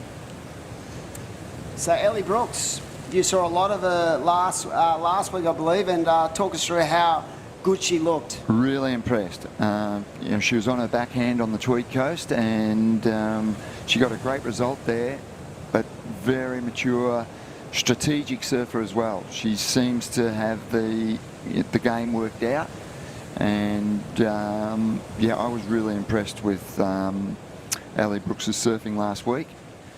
Be interesting to see how she copes with these conditions. I think she's from the Gold Coast, the northern beaches up there, and similarly they get a lot of these sorts of days. where the winds are from the south and the swells are up.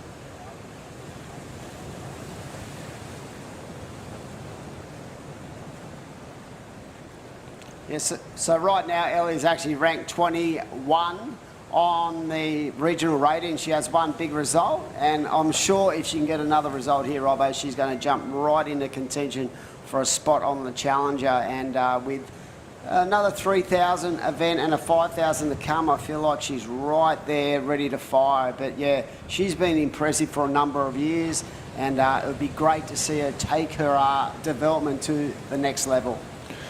If she could get into that event on the Gold Coast in her home waters, yeah, it would be amazing. Feel like they're very similar to what Sheldon did last year. Yeah. Got the opportunity and ended up with a second placing up there. Yeah. So right now it is the surfer in white, Tyler Green, with a 5, best wave of the heat, and this is it. As I said, I felt like it was a really strong start to this wave, nice and patient, using the rail on this second turn. But there was just a little bit of a bobble right there, and I felt like that really played effect when it came to the scoring potential down the line. So still a 5-point ride, and that is a great way to sort of build that confidence moving through this heat. These are 20-minute heats, so rapid fire heats today. Yeah, you've got to work hard to get 2 waves in 20 minutes out there. That is for certain. You've got to be ready for what's coming at you. I'm sure all these athletes would have been in the water nice and early this morning, trying to identify it, especially when they woke up and the conditions had changed so dramatically overnight. There would have been excitement levels, but they also would have known that they would have had to make that mental adjustment in their thought processes compared to what they were looking at yesterday afternoon. Absolutely.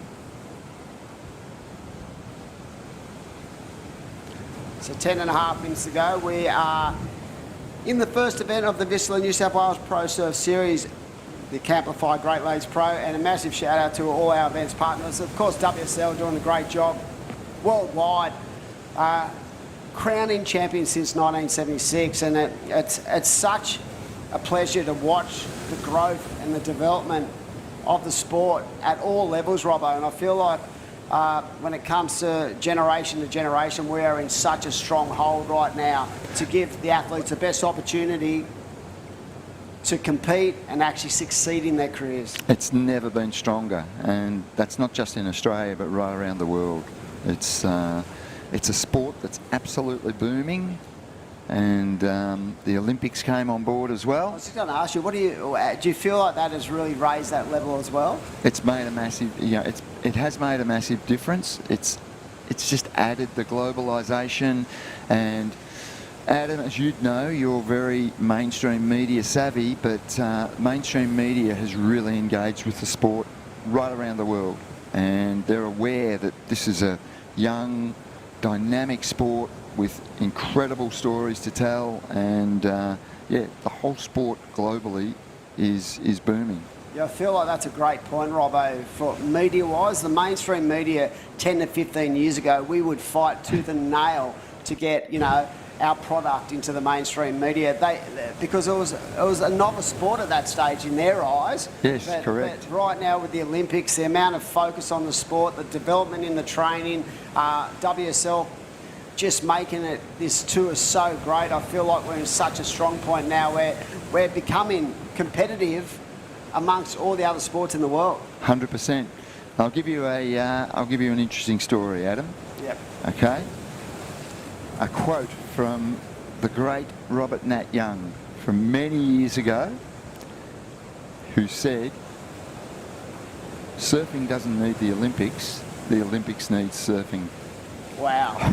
That's true. That's so well thought out by Nat too. I know. And yeah, I truly believe it, and I hope that that association with the Olympics continues for many years. Oh, it will, because it was very popular. It was very, very popular in Japan last year, and wait till they get to Chopu.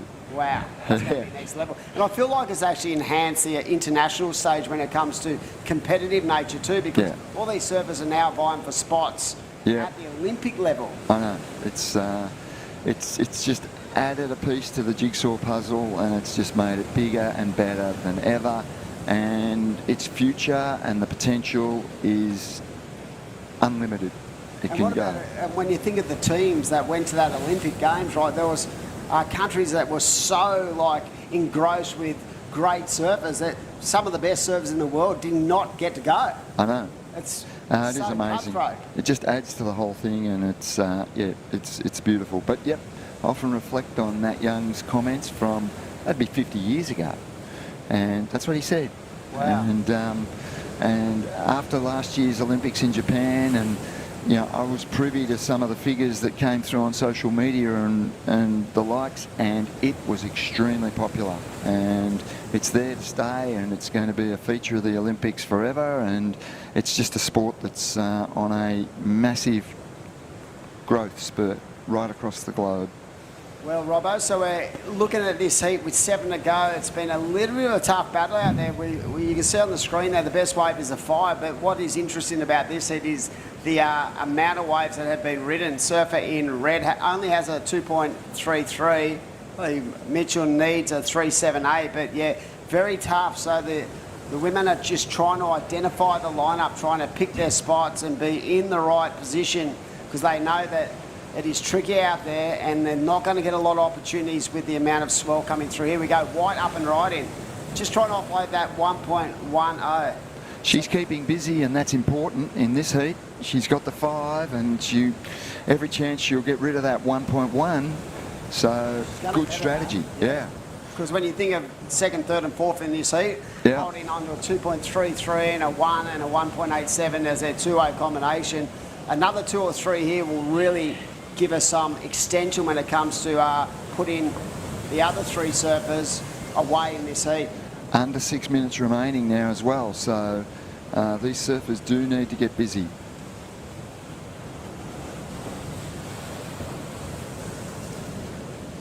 There it is, a 2.8 for White's last ride, so that has extended her lead.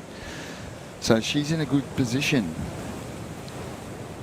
Yeah, smart move there. So with 5.5 to go, it is up to the other 3 competitors to get a move on. So right now, she's with a 7.80 two-way combination. On the whole, that doesn't seem a lot, but in conditions like this where they're trying to just identify the lineup, this is a really smart move. It is. Tyler Green, who opened up with that 5.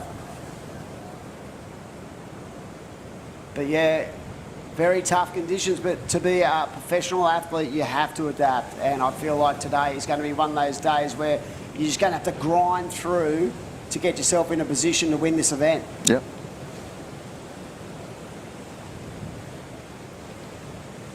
So it is right. What's astonishing is Ellie Brooks is pretty much normally, you know, the way she goes about her business is very calculated, and I feel like right now she might be starting to think, I need to get a wriggle on. I've got a 1-point ride. I've just come off a big result. I need to get moving in this heat. And she only needs a 1.34 to go from 4th to 2nd. Such has been the tightness and the sort of... In all likelihood, yep, it's going to be this. Their final waves are going to determine this heat, I would say. So they'll be looking for a decent ride.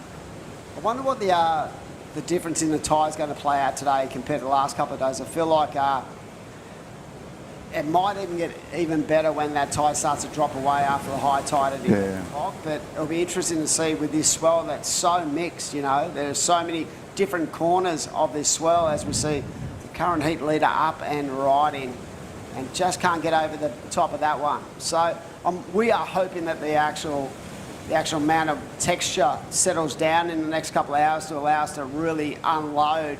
But yeah, it is tricky conditions, and we love this because as a competitive surfer you have to be able to adapt, and I feel today is going to be one of those days. You're just going to have to really work hard. It is. So right now, it is the surfer in green. Ellie Brooks needs a 1.91, not a lot for someone of her skill set. Here we go. She's up and riding. This is the wave she needed. Nice rail work to start. A cleaner face too. But will this thing line up for a Robbo? I think it will. Onto the inside. And a good professional finish there with a couple of moves. So So that was well thought out, because I feel like there's still a lot of meat on the bone there, but she knew that she only needed a 1.91, a great read on that wave, and that was enough, a 3.67 to turn the tide. She now goes into second, Robbo, and if she can get herself a 4.14, it is turn the tides in a matter of minutes. Yep. But her two challengers out there in green and blue don't need a lot to get back into second. They need a 2.35 and a 3.18 respectively. And here we go, our heat leader. She's caught a lot of waves. She's giving it a crack, keeping busy. Tyler Green is definitely keeping the mojo going in this heat. And has Ali Brooks got enough time to get out there and improve on that 1 point ride? That's interesting as well, because it's not an easy paddle. She finished in the shore break. She did not do the run around, so she's not going to jump in the rip and get out there. And yeah, this is an exciting finish. You can, you'll be on the edge of your seats. I feel like you said it before, an indication of the strength of the rip out there at the moment is the fact that a lot of these athletes are actually doing the run around to try to get themselves a bit of space and a bit of time, and to save some time to get themselves back in that lineup instead of paddling directly through the main white water. Yeah, you can get closeouts and everything coming at you straight out, or you can jump in the rip and take the express train out the back. But fortunately for the surfer in green, it doesn't look like, or surfer in red, it doesn't look like green or blue have been able to find the required waves. And we've got just on a minute remaining. Yes. So you see Ellie up there, Robbo, trying to get out on the far left. So under a minute. Under a minute. You'd nearly want to turn and just go and see if you can get an inside runner to do 2 or 3 little turns just to elevate that 1 point ride, because it leaves a vulnerable out there with third and fourth. Red needs a 2.35. Blue and we've got takeoffs here. These are important waves. Oh, coming unstuck. Critical waves here. 30 seconds remaining. So again, you know, probably the indication would be they probably don't know what they need. They don't know where they're at with the amount of wind coming through the lineup. So, but their instincts would give them a good idea, as you mentioned. Yeah, you sort of know, but you don't. You hope. So we're down to 10 seconds to go. Another heat unwinding here at the WSL Camplify Great Lakes Pro QS 3000 event at beautiful Boomerang Beach. Another heat 1, and it is the surfer in white who looks like he's got the job done, Tyler Green. We're going to throw off to a break and be back very shortly for the next heat of the women's round of 48. Stick around.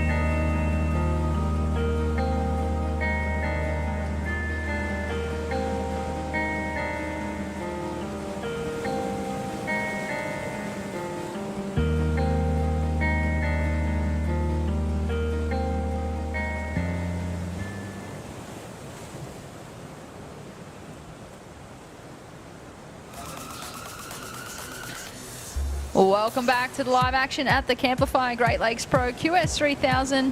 The first stop on the VISSLA New South Wales Pro Surf Series for 2023. My name is Britt Nicol, joined in the booth with Adam Hennessy. How you going, Dimmy? Busting a move.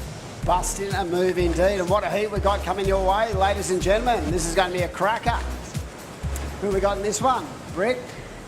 We have the women's round of 48, heat number 2. It is Gia Lorenzen in the red, Sierra Kerr in the blue, Bonnie Hills in the white, and Gabby Spake in the green.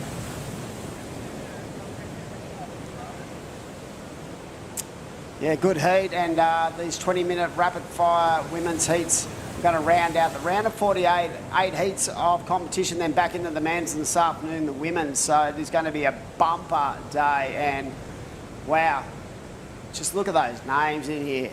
That is absolutely outstanding, and there are no easy heats on the QS, as they say, Britt.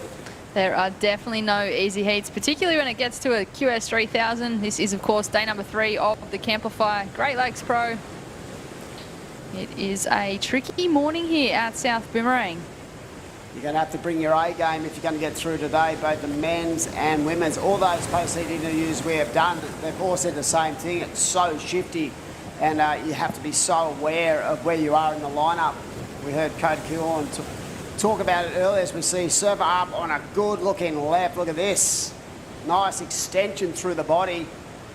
Just trying to adapt to that little bit of an inside corner, and now nice and tight to the power source. So great looking wave for White, and just a perfectly weighted dismount on the end of that. But yeah, I felt like that was a good read, great start, because that last heat Brit was really slow.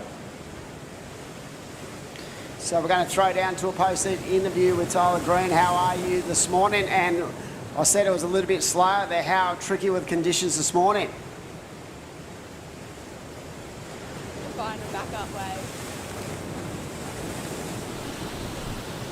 Yeah, I bet. Could you actually hear the commentators out there? What was the go? Did you know where you were situated in the heat?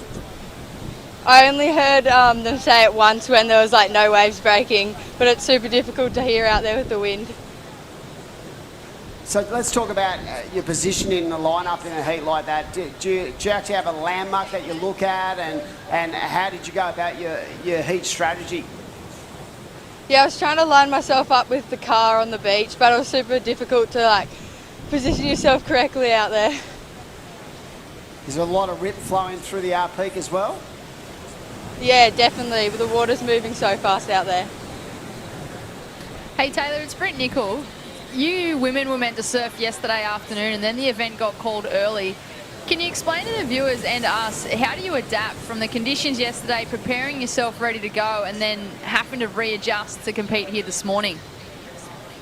Yeah, well, I went out like for a warm-up, like expecting my heat to be on, and had a good warm-up, and then I was on my epoxy, and then I had to swap boards this morning. I went out on my 5.8, then I had to come in and change my 5.9 because I just couldn't adjust to the waves, but then I got a couple on my 5.9 and it felt better.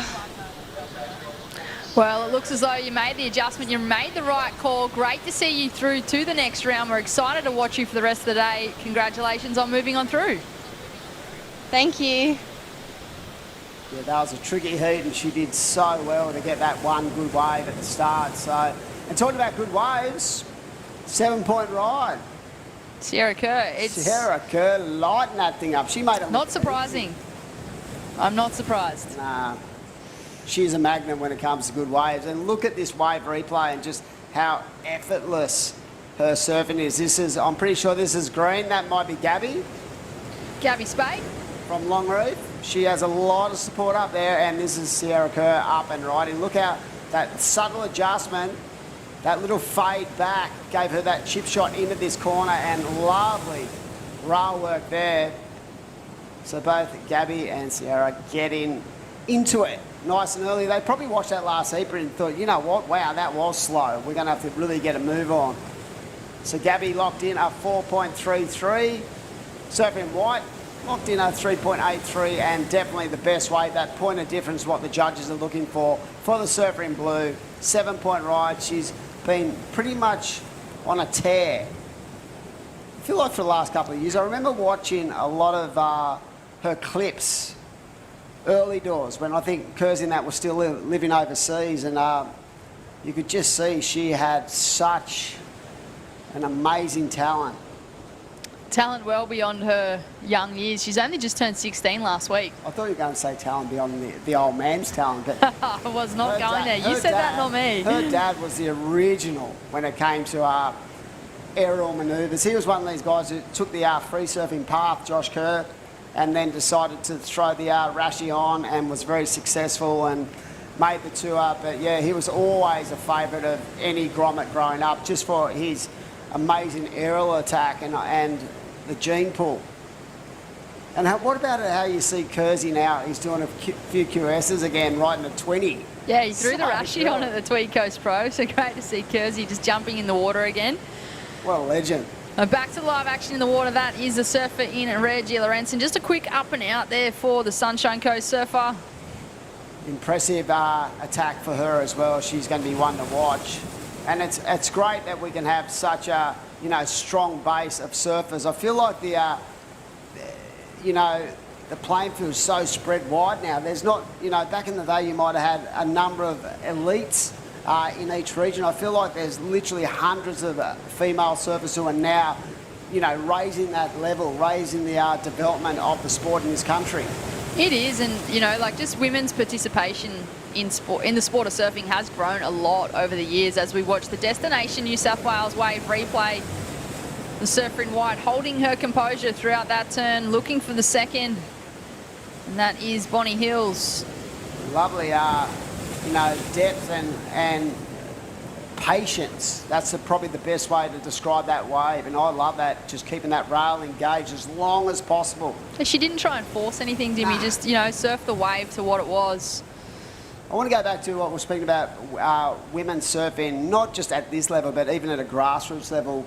Back in the day, down our way, you might get 3 or 4 young girls wanting to be involved in your club, and these days, the numbers are just outstanding. Like, you might have 20 or 30 female competitors in your club, and it's such a growth in the sport where they feel comfortable in the lineup, they understand the sport, they really want to compete, and they just love being a part of it. And they're good. They're way good. They can match the blokes. I can't remember where I was a few months back, and I ran into one of the guys, and he actually gained a bit of an understanding as to what us women might have felt like there for a few years, and still sometimes in the lineup now when you're kind of surrounded by men. But he paddled out, and he was one of the only men in the lineup. It was just full of girls and women in the water, and he was a bit intimidated.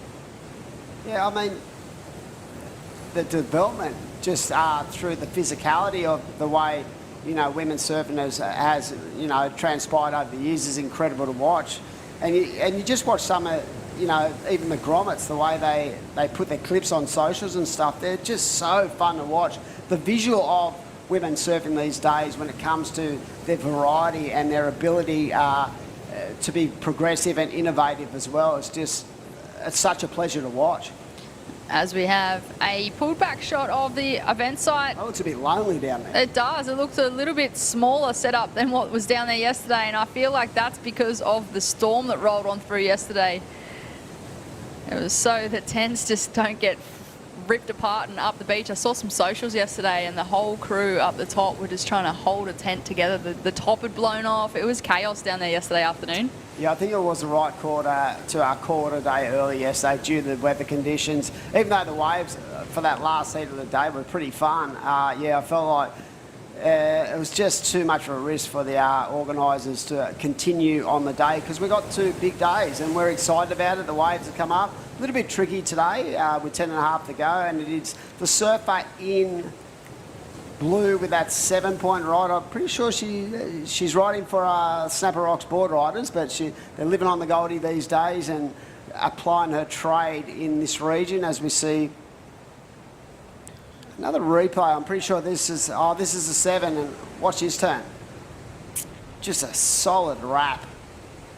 For a second there, I thought she was going to go vertical on that section, but she kept the board under the lip and just pushed everything into that one turn. So beautiful read there from Sierra Curry in the blue. She did win the Pro Junior up at the Tweed Coast Pro along with Lennox Shell, so in good form coming into this, and that would play a part as well when it comes to your confidence levels and keeping that roll going. Nothing like winning. Winning breeds winning. It does, and well, she took home another award that week as well at the Surfing Australia Hall of Fame Awards. She picked up the Female Rising Star again, I think for the 3rd time in a row. I think she got it in 2021, 22, and also a 3-peat. She's just continued to show that form. Right now it is priority out there with Gabby Spate from Longreef Board Riders Club. Should have a lot of support online right now. Hello down there to Tash and all the crew. She's definitely become of age in the last 2 to 3 years. Her competitive nature and both over the juniors and the regional QS qualifiers will see her really start to develop in the next couple of years for sure. She only needs a 2.6 to go up, and the Sunny Coast Surfer only needs a 5.93. So they are in third and fourth respectively. Bonnie Hill's out there in second with a 3.83 and a 3.10, and it is the Surfer in blue with a 7-point ride. So just being nice and patient and just trying to wait and bide her time until she can find another wave that will put the ultimate pressure on her fellow competitors. And that's it, Dimmy. You know, Sierra, she's sitting in first with one single wave. It's a 7, but she's still in first place when all other competitors in this heat have actually got 2 scores on the board. So anything will improve on Sierra's situation at this stage. But massive drop there from Gia Lorenzen, on her backhand. Wow. This is the Surfer from the Sunny Coast. Just linking this one all the way through. She had a third in this event last year. She'll be looking to go 1 better or 2 better in final here at Boomerang Beach. That is the wave that just keeps on giving. Let me tell you, that was a tricky read at the start of that wave, and the fact that she was able to hold her stability levels and really not lose any speed down the line, this wave wanted to get rid of her twice. Look how clean that was over that foam board. Into another foamy section she climbed, and then she got a bit of open face. So that was so well read. That was exceptional as we see her go to work on the inside trying to connect the dots. But I love how she, you know, kept herself nice and still through those first 2 manoeuvres over the foam ball. I feel, Dimmy, that sometimes those foam climbs are actually one of the hardest turns to pull off because there's so much water moving under the board and the fins can disengage quite easily. So she just showed great composure through that. She just, like you said, not much movement. She just held her positioning through those turns, and she managed to hold on. So a 4.9 for last of red. Gia Lorenzen, and pushes her into third place. She's chasing a 2.03 to move into second. And here we have the Destination New South Wales replay. This is Sierra Kerr. Talk us through this, Dimmy. Wow, lovely first turn, just coming deep off the bottom again, trying to keep that board nice and tight to the power source. Reading this wave well, and again, just the exceptional ability to put that board in the right spot on each and every wave. So she's got a 7, she's backed that up, and I feel like she's just finding the best waves in every heat she's been in. And that's her ability. I just feel like it's such a mature and instinctive thing that she has in her arsenal, where she can actually just find waves. And this is a very tricky lineup. It's not your standard lineup where it's just, there it is, off you go. She's finding the best waves, and the rhythm she's shown is exceptional. It certainly isn't a distinct takeoff zone out there. There is a lot of water moving. There's a bit of a current, and swells picked up, a bit of chop on the face. So Sierra Kerr, she has read this bank well and capitalised on that situation. She's only taken off on 2 waves, but the 2 waves that she's taken have been exceptional with her wave selection. A 6.17 and a 7 sees the Surfer in blue in first place. Bonnie Hills in second in the white. Well, she's chasing a near perfect score.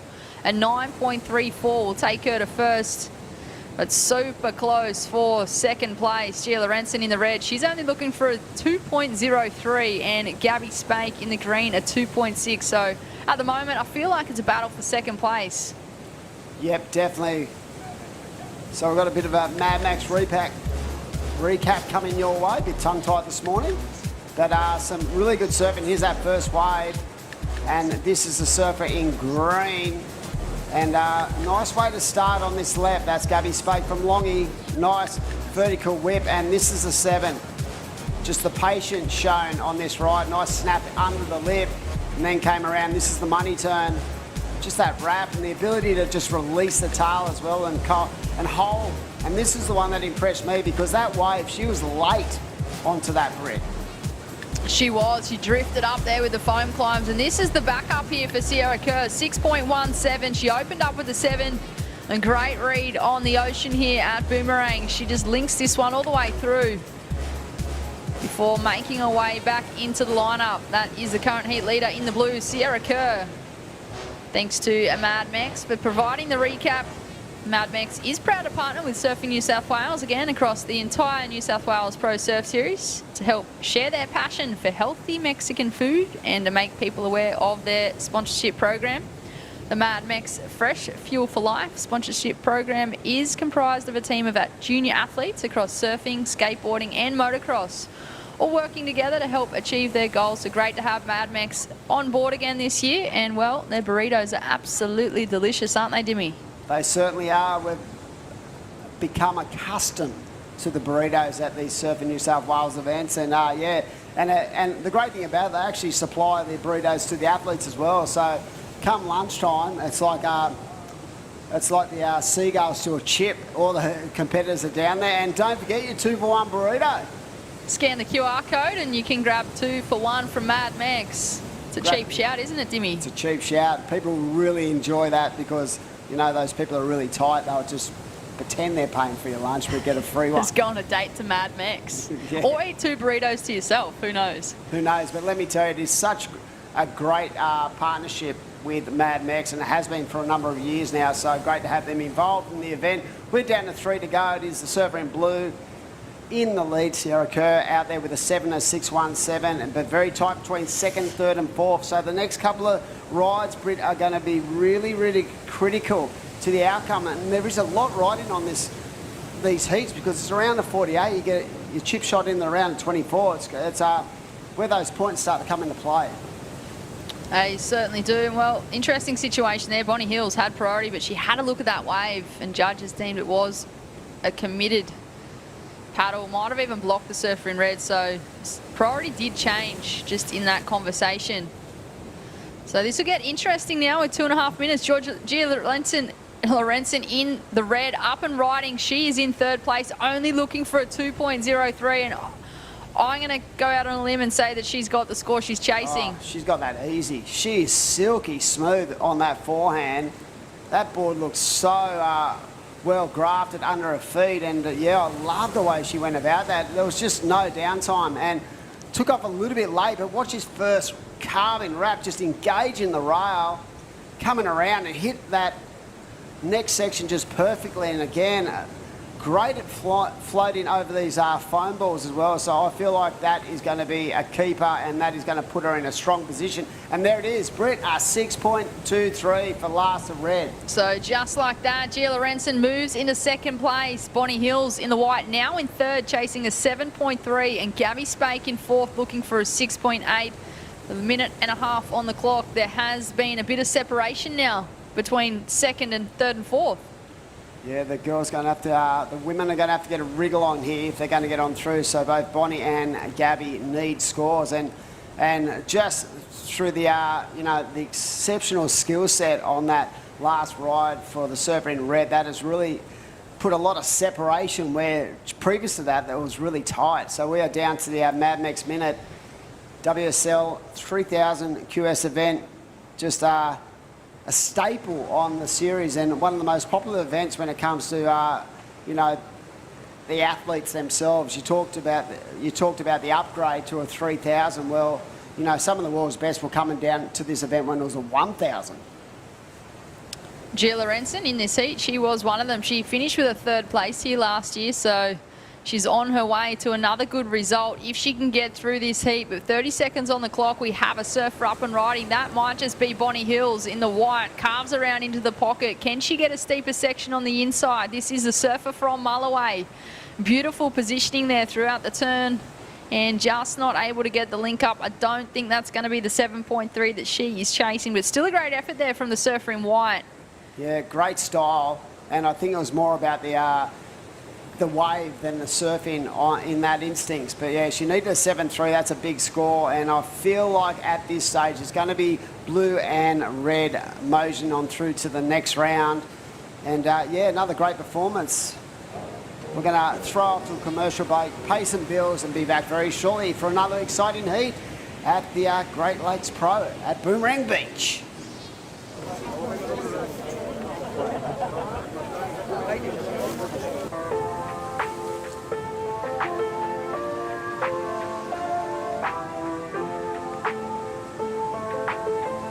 It's a beautiful day.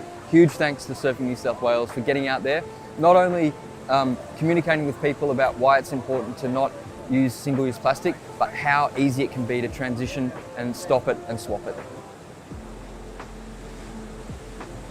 We're basically down here to showcase how we are reducing our plastic footprint through all things like keep cups and reusable water bottles and our beautiful toggles which we use instead of cable ties. We've invested in about 100 water bottles and keep cups. We've distributed to the whole team. You know, everyone's so passionate about this program and so enthusiastic to be a part of it. We're doing our bit to give surfers a cleaner ocean and save the environment for a better future.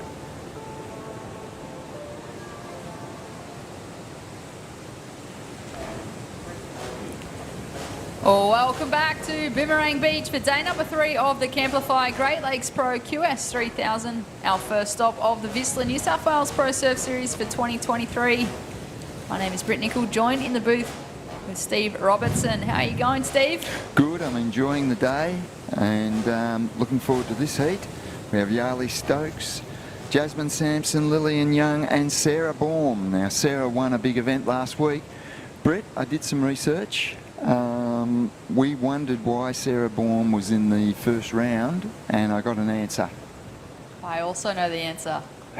Did you get this answer from the same person? Well, we had a post-heat interview with her yesterday and we actually asked the question. But you can fill in viewers who are tuning on in. Yes, well, I had the tour manager of the Australia region from World Surf League contact me and he said Sarah Baum goes into the first round because she actually surfs for the Africa region on the WSL tour. So she has no seeding points in our region. So she starts from base 1 and she has to go all the way, which she did in the Tweed Coast, and she went on and won the event. So interesting. The other surfers we wondered about, Ali Brooks, late entry. That's why she was in round 1. And Sarah Baum, yep, well, we now know the reason. For Ellie, it might have been a case of a really good result at the Tweed Coast Pro and maybe she reconsidered her plans for this year. I'm not sure what her original plans were, but obviously a late entry. I feel like it might have been after that result that she had at the Tweed Coast Pro just last week. And she's through this round as well. A little earlier, we saw her get through in the final few minutes of the heat. So yes, Sarah Baum, she has confidence on her side. She's on the back of a big win at the Tweed Coast Pro. That was a massive event. They had an incredible surf and Sarah took the big win there. And just speaking of that with, you know, surfing for the African region, I do recall that happening with Baumie last year. I should have clicked when we were talking about it, but I do recall she had a heap of good results on the QS League early last year and had the same situation and then had to fly back to Africa, compete and qualify that way. So obviously this year she knows the situation and she's here just to get some contest experience and maybe a bit of cash. But we do have a post-heat interview with the previous heat winner, Sierra Kerr. It's Britt Nicol and Steve Robertson in the booth. How are you feeling after that first heat here this morning at Boomerang? Yeah, pretty good. It's definitely pretty hard out there, but happy to get a good heat after a bad couple comps. So yeah, just pretty stoked on getting a couple, I guess. A bad couple of comps. You just came off a win at the Tweed Coast Pro Junior. How are you feeling leading into the QS? You're obviously talking about your QS heats. Yeah, I started the year pretty good with that win, but haven't had the best 2 QSs, so just coming this one trying to, get a couple good waves and, for often. Sierra, you're quite young to be surfing on the QS events. Is it all about gaining the experience surfing in these WQS events? Yeah, exactly. I'm not trying to qualify or nothing, but just get a couple heats under my belt because I didn't really do any Grom comps growing up, so just came with this one trying to get some experience and get some good waves and enjoy the process, I guess. The conditions out there, Sierra, do you like surfing, onshore chunky waves like this? Yeah, I mean, I don't surf it too often. I don't really get these waves in California, and if it's like this, I'd probably just go to the points when I'm here in Oz, but they're fun to try and get some good turns out there, but yeah, it's definitely pretty tricky. Okay, well, you're through to the next round, and you impressive performance there, so you should have some confidence, and good luck as you go forward, Sierra. Yeah, thank you. All right. Exciting surfer, Brittany. She sure is, and well, she only just turned 16 last week, so she has got plenty of years ahead. But back to the live action in the water. That's Charlie Stokes in the red. A couple of nice turns before just coming off on that inside section. She's from the Sunshine Coast. She won an under 18 Queensland state title last year, and she'll be looking to get some points on the board for this QS leg. She's currently 23rd on the regional series at the moment, so she's going to have to jump a few spots if she's wanting to qualify for that Challenger Series. I've been impressed with Yali Stokes' surfing, and I was impressed with that wave. I saw some good moves at the start, and it's been well rewarded with a 5.17 from the judges, and she's off to a good start in this heat. She leads the heat with a 5.17 and a 1.37, and yeah, I've been watching Yali over the past couple of weeks at these QS events, and impressive surfer. That looks like Sarah Baum style on the inside there. We've got a surfer out the back having a look as well. That's Jasmine Sampson in the blue. Just a quick up and out. So great heat here for the women's round of 48, heat number 3. We have Charlie Stokes in the red, Lillian Young in the white, Sarah Baum in the green, and Jasmine Sampson in the blue. So this is an exciting matchup between these 4 surfers looking for a spot in that next round. They will be surfing again today as we watch the Destination New South Wales wave replay. Talk us through this one, Robbo. Now this is Yali Stokes, so nice takeoff and transition through to the link up on the inside. She stays busy the whole way. Unfortunately, falling on that last manoeuvre, that probably cost her half to 3/4 of a point, I would imagine, but still a decent wave score of 5.17. It's the best wave of the heat so far, and she is out in the lead. Sarah Baum, we saw her catch that wave a short time ago, and it's not a bad score either, given the conditions. A 4.6, second highest scoring ride of the heat so far. So she is also off to a reasonable start. Sarah would be here in Australia for the Challenger Series events as well. Is that correct, Brett? I would like to think so. Yes. Sarah Baum, yeah, she lives in Australia now too, though. So she's originally from South Africa, but she's been living in Newcastle for a fair number of years now, and I think that might have been a lot of the confusion last year for her as well, because she'd been competing over here for so long, but obviously, yeah, did quite well, but her points didn't count on this regional leg. Had to go back to South Africa to compete in that African region and qualify that way, and well, that's the same story this year. Yeah. Sarah Baum in the green. She's probably chosen the Africa region and representing South Africa, and she'd have opportunities both at World Surf League level and also at Olympic level. She's been knocking on the door for a number of years now. She has, yeah. An unfortunate stack there from the surfer in white, Lillian Young. She'll make her way back into the lineup, reset. She's got her feet in the wax now. She might have to get her fingernails out and scratch the deck up a little bit. She just looked like she slipped with the bump. Yeah. Lillian Young. Interesting fact with her, she's originally from Iluka, but she's done a bit of life-saving. And I did some research. On her 4th day on the job, she had to save a kangaroo from rough surf. Only in Australia could that happen. Only in Australia, yep. I'm with you on that one. She saw a kangaroo in distress and found a way to rescue that roo from the ocean. So was that a Luca? I think it was Iluka or Yamba that she was making that rescue. I can see a kangaroo entering the water at Iluka. There It's are just plenty around that location. Wow. So Lillian Young, saving the wildlife. That is a great fact. And yeah, well, she's actually also created a GoFundMe page. She's a great young surfer. She's done a lot of good things in and out of the water. She was living in Iluka, then she was kind of living back and forth between the Gold Coast, working a heap, trying to save money, and she's picked up a couple of sponsors. But she's created a GoFundMe page. She wants to give the QS and the Challenger Series a good crack, and she wants to, fulfill her dreams of making the world tour. So she's looking for that backing from community. Yep.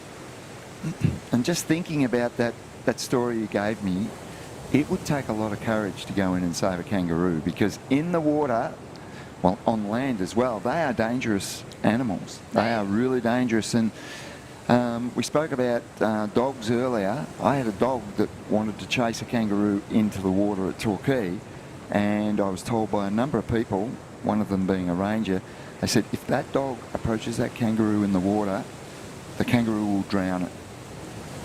Yep. That's why they go into the water, apparently. They get scared, and you approach a kangaroo in the water, it's a dangerous situation. So, amazing story. Yeah, I had a read of that one.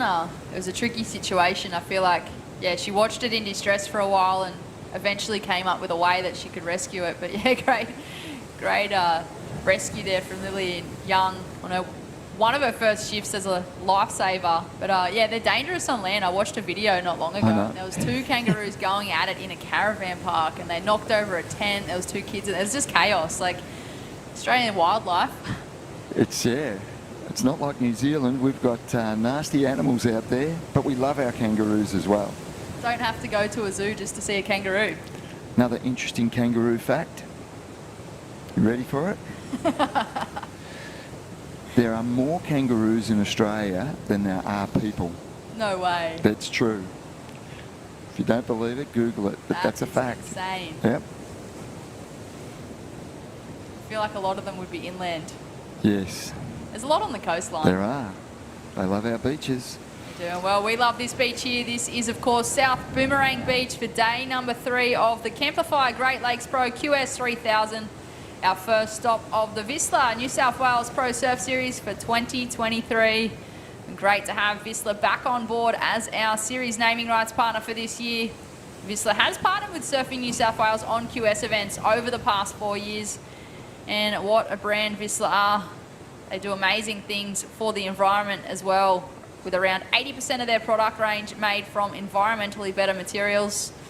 And a fun fact about their board shorts, they pioneered the use of coconuts in the construction of their board shorts. They use the husk of the coconut and then turn it into a thread, which is then blended with cotton or recycled plastics and turned into board shorts, Robbo. How good is that? Great to see environmentally minded companies working for the planet. And VISSLA is a great brand. It's been an amazing story over the past decade. For everyone tuning on in, be sure to open another browser if you're watching on your laptop. Type in VISSLA.com or Sister Evolution, which is their sister brand. Grab yourself some product, whether it be surf accessories or clothing. They've got everything that you could possibly need.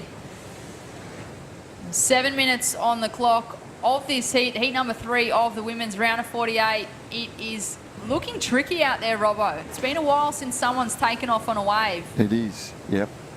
All surfers caught on that inside bank. Yeah. The surfers in first and second at the moment, Yarlee Stokes and Sarah Baum, both have a reasonable score in their scoreline, a 5.17 and a 4.6 respectively. They are the 2 top scoring rides of the heat by a long shot at the moment. The rest of the scorecard is quite low. It's 2.5 and 1.47, so yeah. The surfers in first and second have that good score.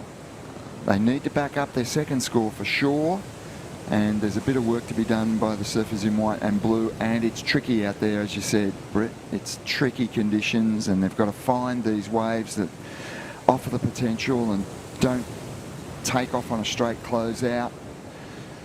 There's a lot going on out there, a lot of water moving about the place.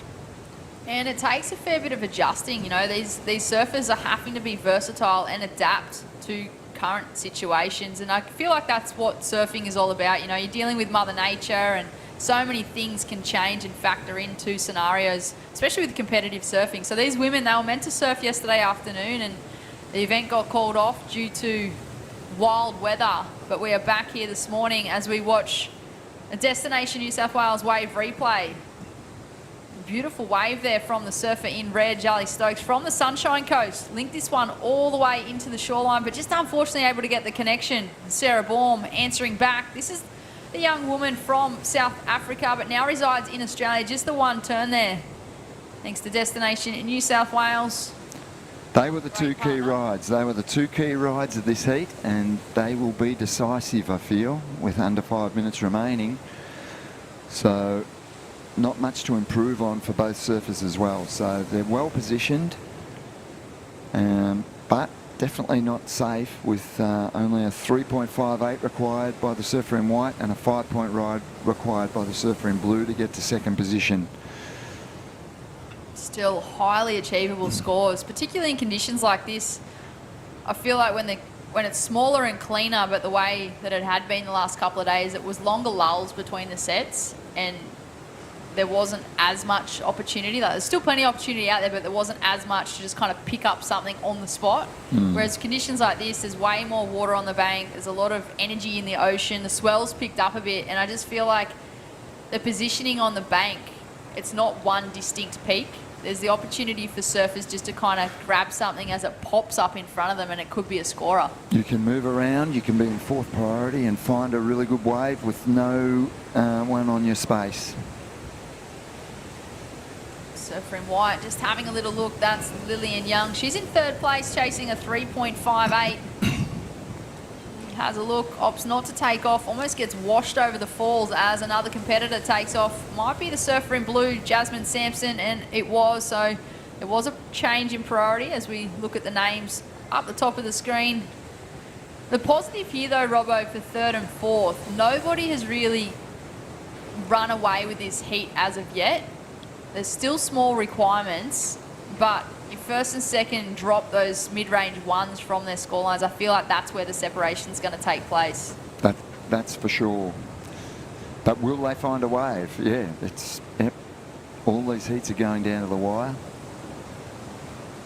3 minutes on the clock. This is women's heat number 3. In heat number 4, coming up next, another exciting one. We'll have Safi Vetti from New Zealand, Charlotte Mully, Grace Knight and Giselle Sinclair be running through the entire round of this women's round of 48 before moving back into the men's division and then back into the women's round of 32. So we've got an exciting day of action here, jam-packed number of heats, but we are making the most of these conditions.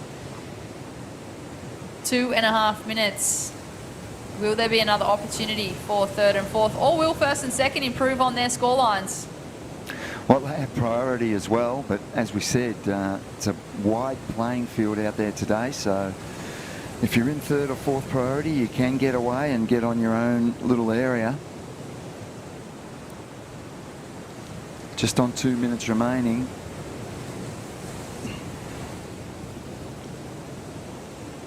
Looks as though the surfer in blue and white, they didn't really improve on their situations. It's going to get tricky now with first priority being with the current heat leader and second priority with Sarah Baum, who's currently sitting in second as well. Will there be a bit of strategy kick into gear here between these competitors? Normally a bit of cat and mouse starts to happen by now with 1.5 minutes on the clock. Tide's getting higher, is that right, Britt? It is. High tide's around 11:30, so in about 2 hours. We had a low tide this morning just after 5 a.m. What do you think with the conditions, Robbo? Do you think they're going to improve with this incoming tide? I'm just absolutely not sure on that because the lower tide, it seemed to be breaking out the back. There's a bit of deep water out there now with the tide coming in.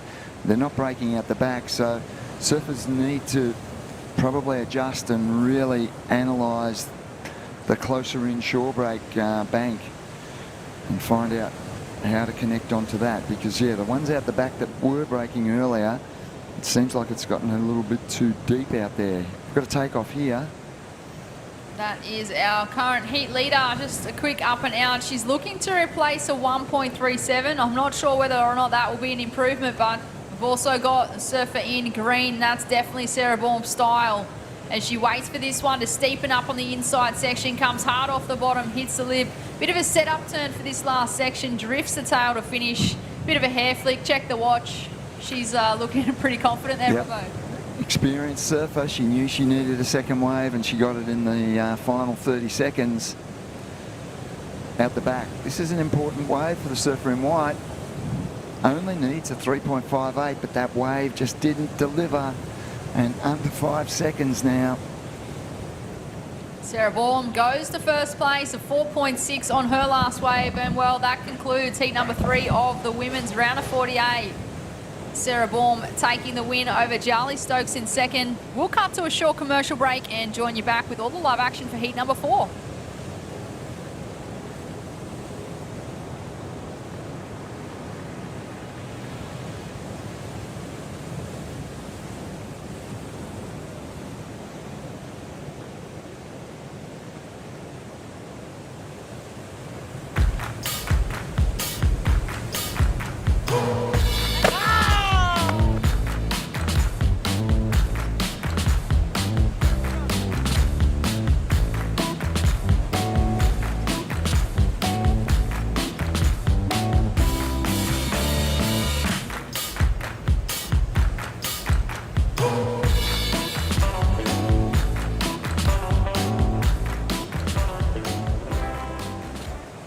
My name's Rolly. I'm from the northern beaches of Sydney. I love making coffee and I love picking up rubbish. The best, eh? Oh, and I love surfing. That's probably an important one, right? Yeah. As surfers, we have such a unique experience in the ocean and almost begin to develop our own language with it. Having Surfing New South Wales and the weight of the EPA behind the New South Wales government's Stop It and Swap It campaign, it's great because it formalises the issue and it really connects with everybody at this first touch point of how much waste we're producing in the first place. Stop it and swap it so that surfers get to surf in a cleaner ocean for generations to come. Got confused.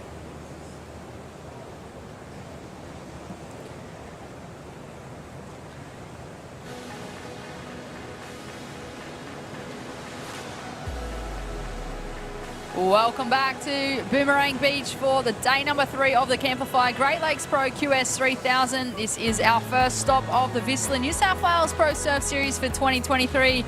My name is Britt Nicol, joined in the booth with Steve Robertson. We are now into the women's round of 48, heat number 4. We have Safi Vetti in the red, Giselle Sinclair in the green, Charlotte Mully in the blue, and Grace Knight in the white. Another exciting matchup here, Robbo.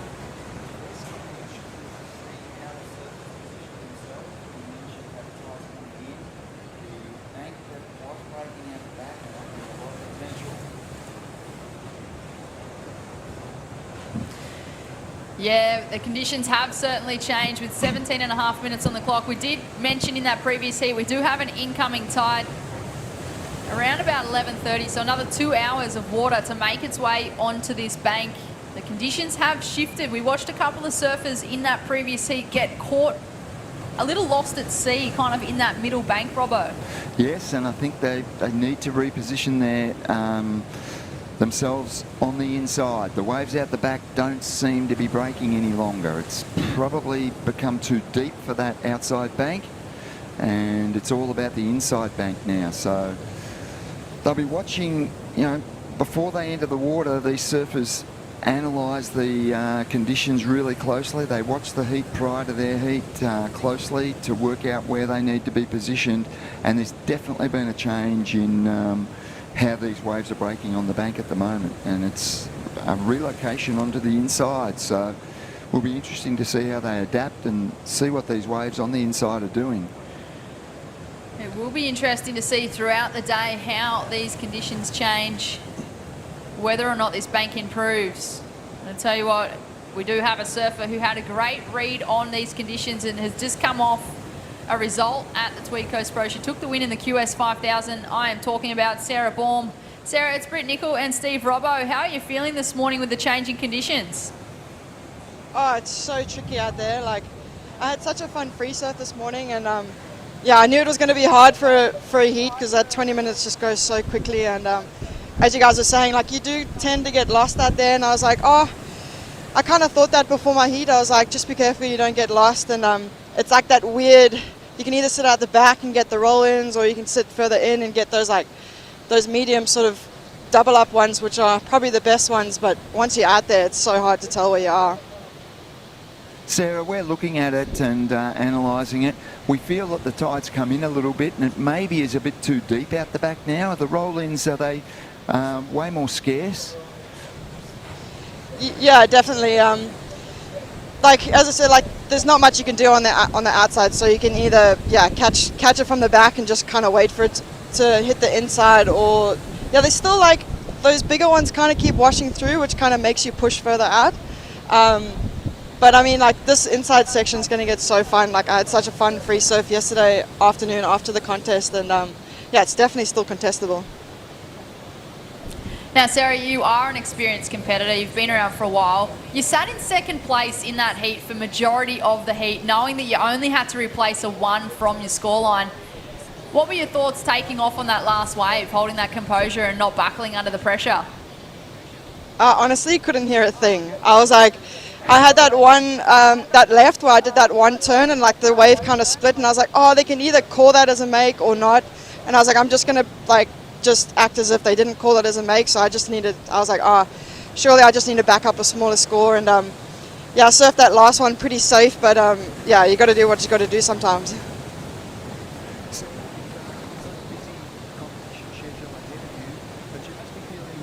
Good after your result, especially at the Tweed Coast Pro, and you're winning this heat now. Is your confidence at a high, and are you feeling good about the coming few months? Yeah, definitely. I'm happy with what I'm doing, how I'm surfing. My boards feel amazing, and my body feels amazing too. So, yeah, these events, this is where I just iron out the creases and go back to my journal and just take note of everything that I've done, and yeah, just keep building from here, I guess. Well done, Sarah. We look forward to seeing you in the next round and in the coming events, and good luck as we go forward. Sweet. Thanks so much, guys. I'll tell you what, she's using these events to iron out the creases. There's not really many creases there to iron out by the looks of the form that Sarah Baum is in. She'll be re-evaluating that last performance. She did just mention how tricky it is sitting in that lineup, and well, we just got insight that competitors can't really hear, Robbo, with the way the wind is. It is blowing onshore. PA is difficult to hear, so great to see surfers like Sarah Baum who have that experience and confidence to sit there and go, you know what, I just need to do what I know I need to do. I'm going to surf this heat for myself. I have a fair indication of where I'm at, and I'm just going to run with it. It's going back to old school when there were no scores delivered out to the surfers, and you just had to work on your instincts, and yeah, it would be really tricky to hear. We heard from one competitor earlier that when there's no waves and you're sitting there, you can maybe pick up the scores, but yeah, more likely than not, you're not going to know your situation out there, and you have to rely on your instincts and your knowledge of what you've done. In the water, that might have just been a crucial mistake there from Charlotte Mully in the blue. She had priority and just wasn't able to take off on the wave. With 12 minutes on the clock, still plenty of time remaining. These are 20-minute heats. Priority is at play, but at the moment we don't have many big scores locked in so far in heat number 4 of the women's round of 48. It is Safi Vetti in the red from New Zealand, but now resides on the Gold Coast. She's locked in a 2.43 and a 1.93. Grace Knight in the white, South Australia, and also living on the Gold Coast. She's locked in a 2.33. Giselle Sinclair from the sunny coast. She's locked in a 1.13 and a 0.5. And Charlotte Mully from the Goldie, yet to take off, but only looking for a 2.34, so it is still anybody's heat, this one, Robbo. Absolutely. There's all 4 surfers will be hoping to get rid of those scores on their score chart. Still plenty of time, but as we've seen in the previous few heats, it's become quite tricky on this bank to find the quality wave to deliver the scores. So you can be selective, but you can't be too selective out here. As a competitive surfer, just looking at those score lines, you'd be hoping that by the end of a 20-minute heat, every single one of those scores is a throwaway. Yes, that's what you'd be hoping. Time will tell. Conditions are changing, but at the moment it is the surfer in red from Gisborne in New Zealand leading the way. That's a great part of the world also. It is a beautiful part of the world, but she recently crossed the ditch, made the move to Australia, like many other Kiwis have. Yeah, that's the truth, especially in the water, especially surfers from New Zealand. Here we go. Surfer in the water, that is Charlotte Mully having a look. Fades back into the pocket, hoping that she can get an inside steeper section. Turns from the middle of the wave. Can she get another opportunity to finish off? And she does. Beautiful turn there from the surfer in blue. And again, bonus section there. I feel like that was the best turn so far on this wave for Charlotte Mully. She continues to make her way through that inside section, and she makes her way in to do the runaround, Robbo. Smart surfing, definitely. She picked off the wave. We saw her sort of surf her way back into the critical point, wait for the wave to stand up. She was patient on the wave, and the wave then delivered back to her, and definitely the best wave of the heat, and yeah, a very, very smart choice of ride for the surfer in blue. We look at her here, she's surfing back and she's waiting for this wave to stand up. finally sees that it does and gets to work on it. And down the line and on the inside of the bank, she's getting some good moves and she's getting multiple moves. She'll be well rewarded for this wave. It'll put her in a good situation. Takes it through to the beach and does the run around as well. So she'll be back out the back really quickly. She'll probably even get the score given to her as she does the run around. There it is, a 5.67. Decisive wave for the surfer in blue. Just like that, Charlotte Mully goes to first place. She had a great read on that wave. I was kind of questioning on takeoff whether or not it was going to stand up, but obviously the surfer could see something that we couldn't, and well, it looked like it was going to run off too quick. So Charlotte Mully, she did well to just maintain her board rail to rail and keep that momentum to get those critical turns in and lock in a number, 5.67. So that's a good score out there for this morning there, Robbo. And you can see her right up against the headland. There'll be a rip running out against that headland. She'll be back out the back really quickly. She needs a second score. She'll get plenty of time to do it. Good strategy. Strategy's playing a big part in these heats today. Ocean awareness, fitness. It's a victory at sea to a degree out there, and the surfers that use their ocean knowledge are the ones that are going to be well positioned for sure. You need to surf these types of conditions when they present at your local beach so that you're prepared for this sort of stuff. 100%, Robbo. I feel like I was speaking to someone the other week and I said the same thing. It's like anybody that is a good surfer can surf a good wave well. But I feel like when it comes to QS events, it comes down to who surfs a bad wave well. Yep. More often than not, conditions are tricky. And I feel like on days where it's pumping, some competitors might make the option to go surf somewhere that's not so pumping and you know, capitalise on that training aspect. Yep. No, that's for sure. Charlotte Mully, a 5.67 as she makes her way back into the lineup. This is, of course, day number 3 of 4 here at South Boomerang for the Camplify Great Lakes Pro QS 3000. We are in a beautiful part of the world here at Boomerang, just south of Foster. This is part of the Barrington Coast. Thanks to our supporting rights partners, Barrington Coast and Mid Coast Council, allowing us to be here and coming on board for the event. Barrington Coast is the new tourism destination name for Great Lakes, Manning Valley and Gloucester. This region does span 10,000 square kilometres from its highest point at the Barrington Tops to the Pacific Ocean right here at Boomerang Beach. And there's a lot to explore beyond the beach, so check out their website barringtoncoast.com.au or follow them on socials at Barrington Coast. We've been here a few times now, Steve. I love the area, and if you download the Camplify app, you could organise a weekend, a week, a fortnight and tour the whole area in a beautiful van. You'll get fantastic reviews on the vans that are available, and what a great app that is. I couldn't believe it. I looked at it last night.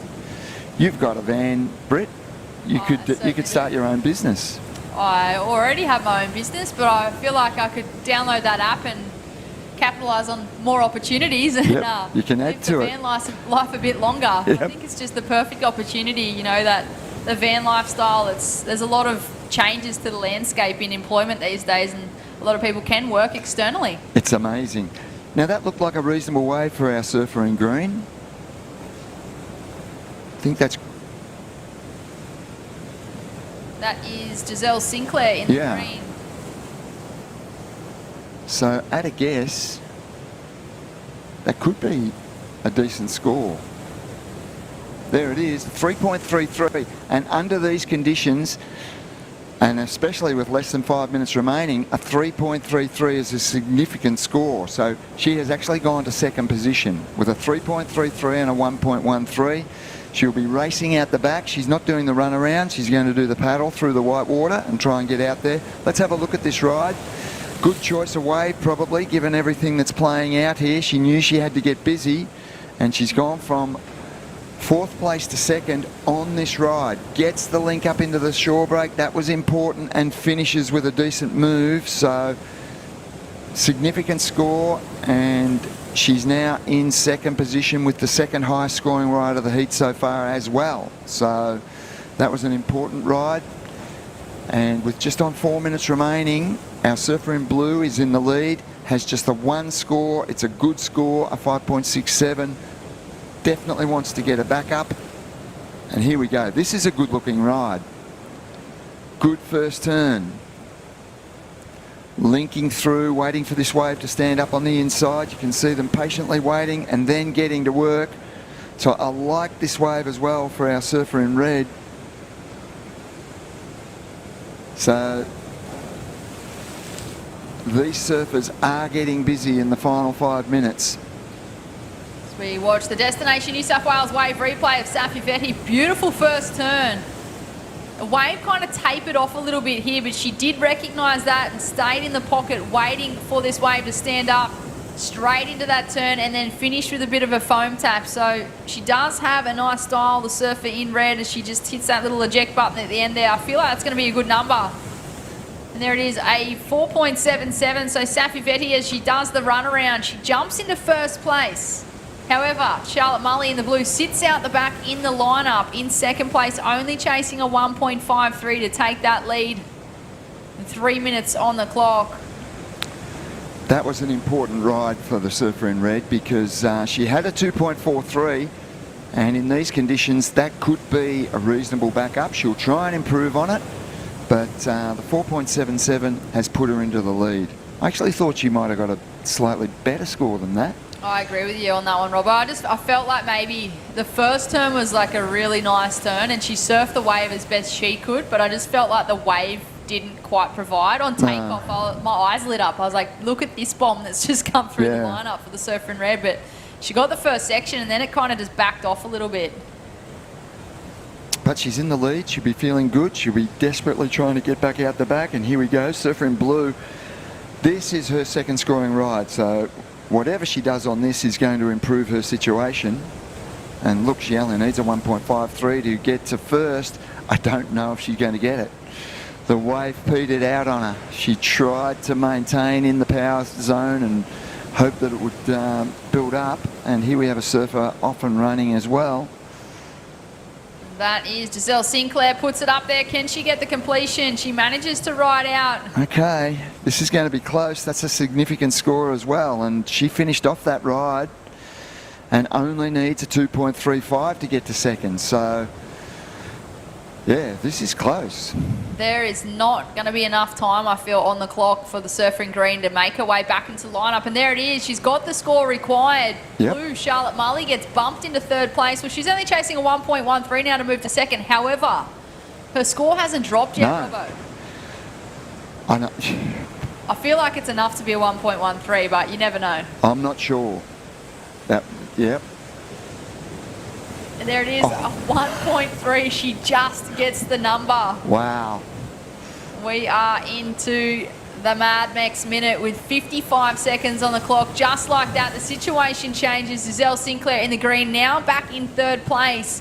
But she was making her way back into the lineup. I just don't think she's going to get back out there in time, given the conditions today here, Robbo. That's as close as it gets. A 1.3 was enough to get you up into second position. And yeah, this is really, really close. So I'm not sure where green is in the lineup, but she's got about 20 seconds and only needs, well, she does need a significant score, 3.51, given these conditions. As we get down to the final 10 seconds. Will there be another opportunity? Will the surfers be in the lineup if it presents itself? Red having a look. This is Safi Vetti from New Zealand looking to take the win of this heat. And it looks as like this one is finished. That concludes round of 48 of the women's heat number 4. Safi Vetti taking the win. On screen there, she makes her way in.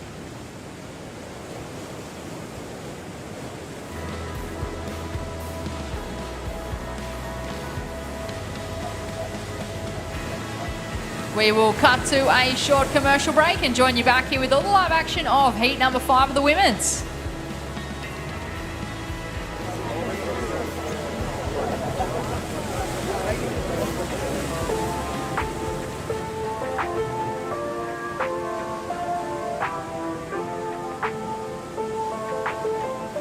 a beautiful day.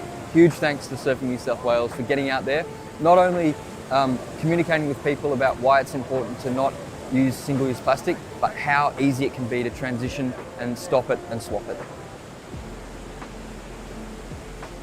We're basically down here to showcase how we are reducing our plastic footprint through all things like keep cups and reusable water bottles and our beautiful toggles which we use instead of cable ties. We've invested in about 100 water bottles and keep cups.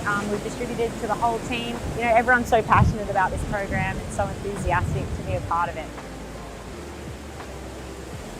We're doing our bit to give surfers a cleaner ocean and save the environment for a better future.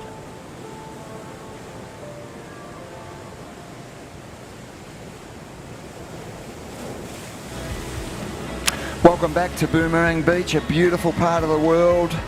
We're here for the Camplify Great Lakes Pro. It's a men's and women's WSL QS 3000. It's part of the VISSLA New South Wales Pro Surf Series for 2022. And we've got onshore conditions, but still plenty of opportunity out there. I've got Adam Hennessy in the booth now. And Adam, what do you think? The tide's coming in. It's pretty tricky out there now. Yeah, I think we're going to get a little bit of a situation here for the next couple of hours where it's going to be tricky and you're going to have to be really smart in being aware of where you're located in the ocean. But yeah, we saw that last heat. It was really, really hard to get a good one. But we've said it before, these are professional athletes and they've got to be able to, translate whatever's going on in their performance levels, as we see the surfer, Rosie Smart, up and riding. Nice looking wave, but as you say, everyone's got to surf the same conditions, and for myself as a coach, I'd rather see the waves like this than half a foot clean. So that was really well That surfed. was a good wave. That's the best wave I've seen for the last couple of heats, and yeah, probably the surfers have been analysing what's going on out in the water and they've worked out the positioning. That was a great wave. Rosie Smart. Yeah. Great way to start the heat. Look at this thing stand up. She's going right and now transitions to the left off the bottom. It's nice smooth surfing, and watch this final move. Critical move, and surfed out of it really smoothly. Adam, I like the score. Well, I haven't seen the score, but I like the wave and I'm looking for a good score. What I love about that wave of 5.50 was the patience he had on the forehand towards the back end of that ride. So yeah, it's just identifying each and every sort of section you got to hit and just making sure you're calculated in your approach. And even though, it might look a bit wild and woolly out there, these surfers and these the women will really appreciate the fact there's a little bit more power, a bit more punch in the waves. The visual of it looks a bit weird out there, and it does look pretty tricky, but if you get a good one, we've seen a couple of really good scores, and that's a great way to start for Rosie Smart. I do believe that surfing white in this heat has not arrived, so maybe an injury. We wish her all the best. So it looks like a 3-surfer heat at this stage. But yeah, great way to start for the surfing blue, well read. It was. It was a right and a left, Adam. She scored both ways on the one wave. What I love about conditions like this, Robbo, is the fact that how much room they've got to move and how wide the playing field is, and it makes it more interesting from a spectator point of view, because they've really got to analyse exactly where they sit. And like you said, this first turn really nicely weighted, but it was when she came back to the forehand, I felt just that patience. You could feel the chatter on the wave was trying to bump her off, but look at that, just really nicely elevated into the lip. Great final turn. Yep, I liked it. Well rewarded, and a great way to start the heat for Rosie Smart. And when the wind's direct onshore, this is just about a direct onshore southeast, east-southeast, the actual wave faces are clean. 100%, it's everything outside of it. It's everything outside of it. When the winds are offshore, the wave faces are clean. When it's direct onshore, the wave face is clean. It's not a devil wind. You don't want to cross shore. No, you don't want cross shore. Onshore or offshore, preferably offshore. It'll be interesting when that tide goes down, Robbo, a bit later in the day, what the men get up to. Will they go to the air? Will it give it an opportunity? You just don't know. But it's going to be good to watch both the men and women this afternoon, because I feel like the banks are definitely going to be on the improve once we go past that dead high tide. Yeah, Sarah Baum said that earlier. She said that as this tide gets higher, she believes this inside bank is going to come into play, and that we could have seen that with Rosie Smart's last ride, which it could be starting to improve on the inside bank. Sarah was confident. She said she surfed it last night on a similar tide. She said it gets really good on the inside.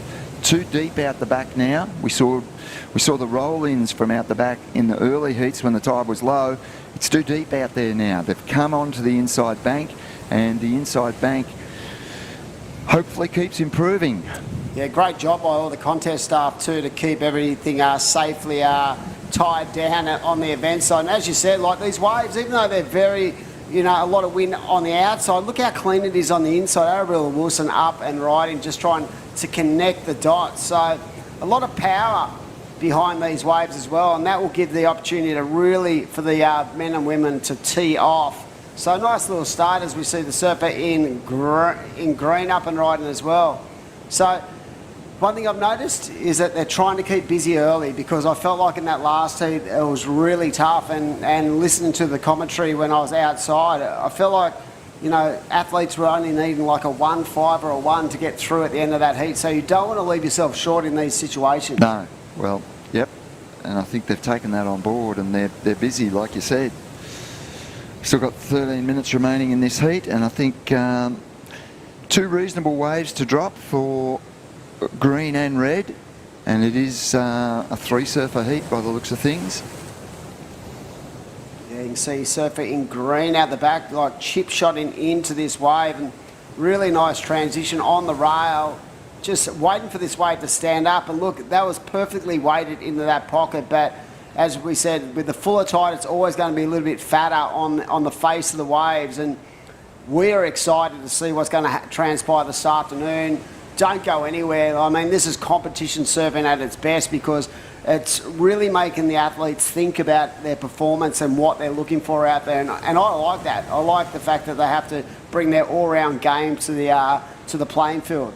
Here's some scores that have dropped, and yep, I like the ride of greens, a 4.5 for Isabella Caldo, and the surfer in red, Arabella Wilson, a 3-point ride. So given the conditions and how it's playing out, they're reasonable scores. They'll want to do better than that, but they could end up being their second scores, but they're reasonable scores given how it's playing out. And they're keeping busy, as you said, which is important. Yeah, I feel like sometimes in a competitive arena, you just got to get the job done, because there's a light at the end of the tunnel, and the light is trying to get towards the back end of these events where these points and the money comes into play. But yeah, those scores right there compared to the last couple of heats, I feel like is a solid start, and that might be an indication that we're going to start to see better conditions in the next hour or so. Definitely, like you said, the fact that it's direct onshore plays a part, because it gives a lot more cleanness on the face of the waves, and that allows a lot more potential for scoring. But right now it is Rosie Smart out there with that 5.50. So everyone's got a score to start, but with 11 to go, Robbo, they're going to have to start to think about, how important that second ride is going to be in these 2-wave combinations. Yep. 2 of these women will progress through. 1 will finish in 3rd position and be eliminated from the event. So a lot of pressure on out there. So a massive shout out to Mad Mex for being a part of this series. Of course, their Fuel for Life program supports some of Australia's best up-and-coming athletes, both in the surfing, skateboarding and motocross arena. The junior team is supported by mentors in each of these sports, so it's great to have these. There's such a great company involved, and what about that? That was really well read, and just powering through these sections on a big frothy monster for Rosie Smart. So that's going to be a great backup. But yeah, great to have these partnerships, and how critical, Robbo, are partnerships when it comes to developing events. You'd know that.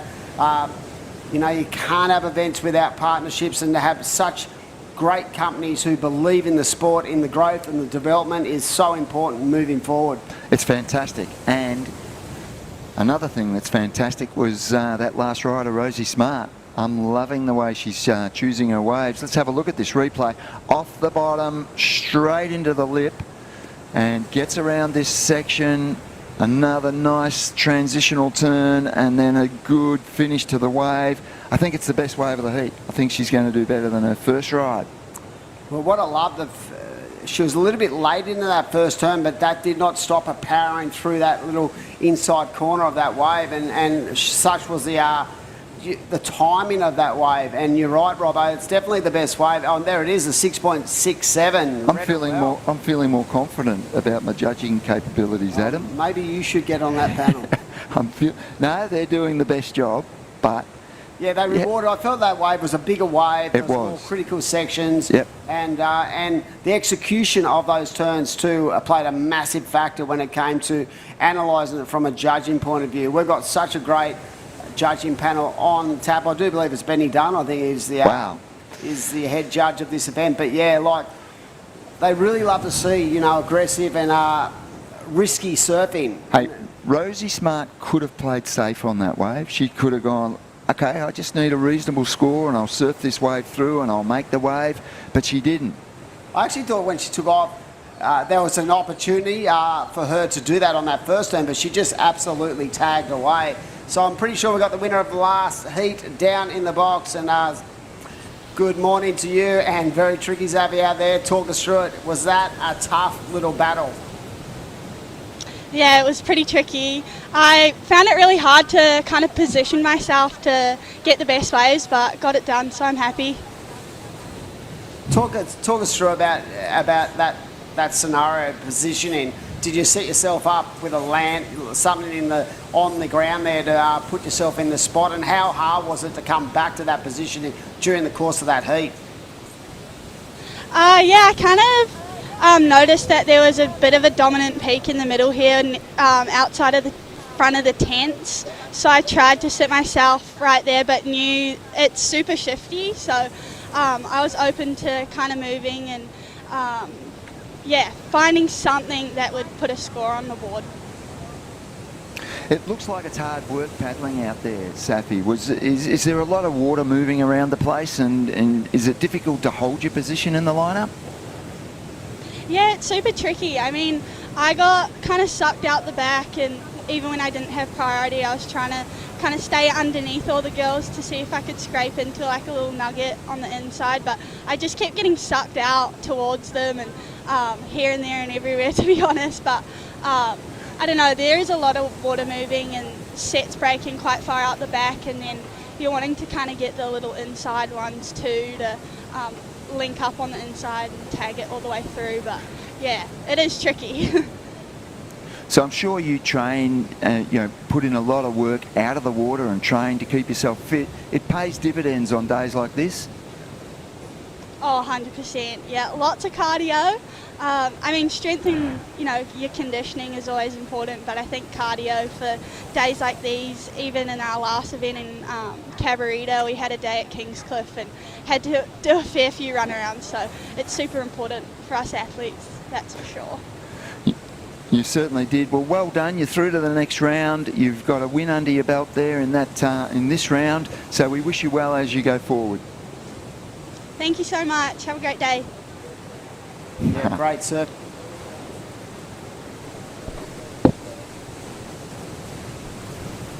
Found a rhythm and got the job done, and that's all you need to do at this stage in the event, Robert. You just need to keep getting through heats.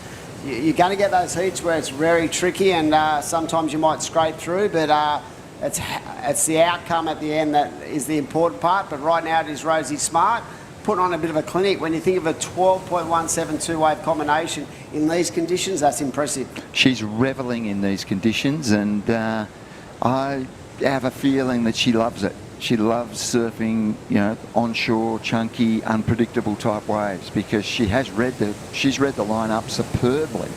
Yeah, I have noticed that. She looks so at ease. She does. In these really sucky, punchy sections. Like we spoke about that wave before where she could have played it safe on that first turn, but she chose to attack. Yep. And that's an indication she feels comfortable in these kind of waves.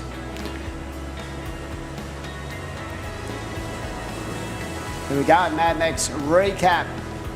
And talking about Rosie, this is her first ride, and you could just see just patiently waiting. And it was once she got back to the forehand, Robbo, that I felt like she started to really find that rhythm in this sequence of turns. And that turn was the money turn. Here we go. These are the two surfers. And this, I love this wave.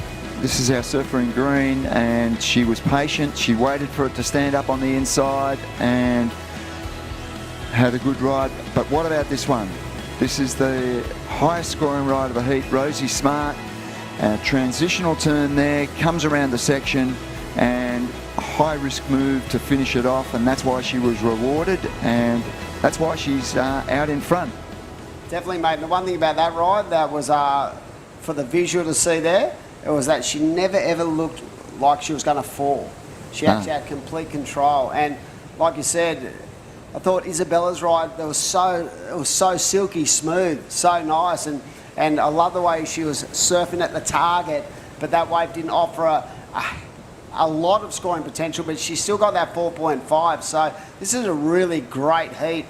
Arabella Wilson doesn't need a lot. She needs a 1.98, very similar to the last heat where towards the back end I felt like really low scores were required to get through. Well, it's critical now.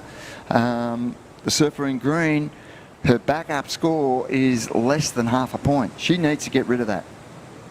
Yep. That has to go. From a tactical point of view, she'd be looking just to get to her feet. Even one, maybe even two little turns in scenarios like this could get the job done, give you a 2-point ride and make it a lot more tricky. But I know with athletes of this sort of calibre, they'll be looking for bigger scores for sure to actually really emphasise where they sit in the lineup and where their position on the actual rating is. And red, holding priority, needs less than 2 points to get to second. So first place, I think, sealed up.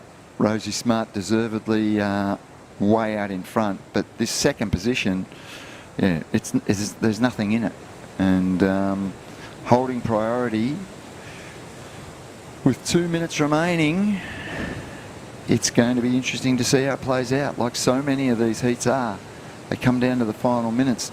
They were all very busy at the start of the heat, and we were talking up how busy they were, but all of a sudden, under 2 minutes, and we've got two surfers with backup scores less than 1 point. So I feel like, Robbo, with the break in the amount of waves coming through, I think that the surfers actually would have been able to hear the commentator give them some indication of where they sit in the heat. So there was a bit of a lull there for a minute or two, and I feel like going off what the guys had said a bit earlier, definitely I feel like the surfers would now know what they require. So Arabella Wilson only needs a 1.98.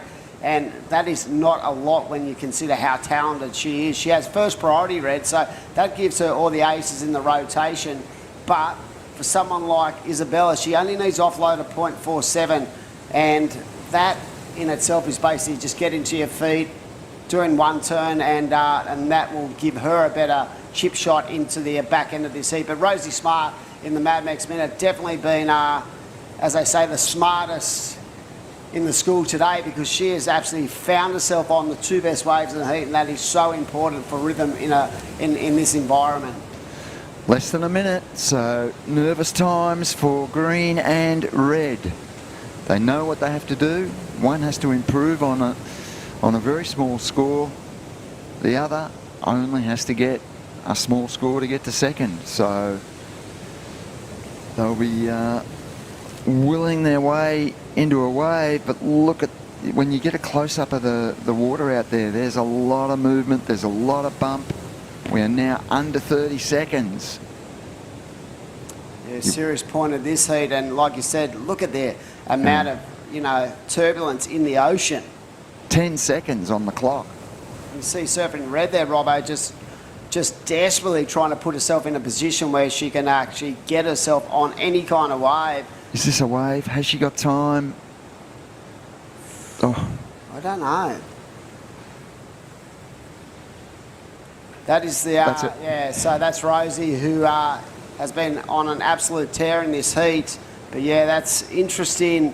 We'll have to see how that played out, but it looks like Rosie Smart just playing the game correctly, and we're going to throw up to a commercial break, and we'll be back very shortly for another exciting heat at the Camplify Great Lakes Pro QS 3000 event at Boomerang Beach.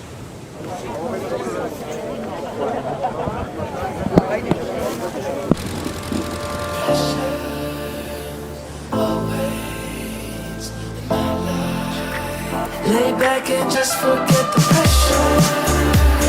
Always in my life, it's alright.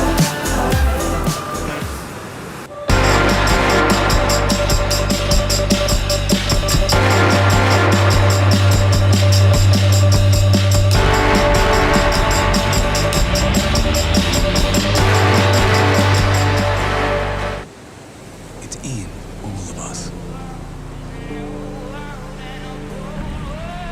That craving to feel new again. To see something new that will blow our minds. Or meet someone new who will change it. New South Wales. A place to feel free. To feel alive. And most of all, to feel new again.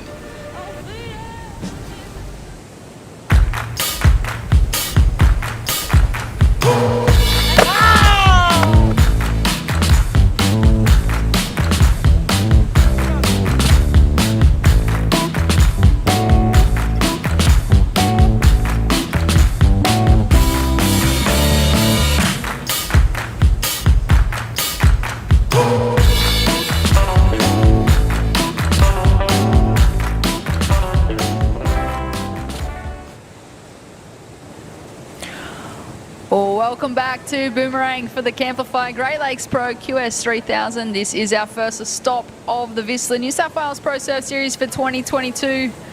What a beautiful day we have here at Boomerang Beach, just south of Foster. My name is Britt Nicol, joined in the booth with Adam Hennessy. How are you going, Dimmy?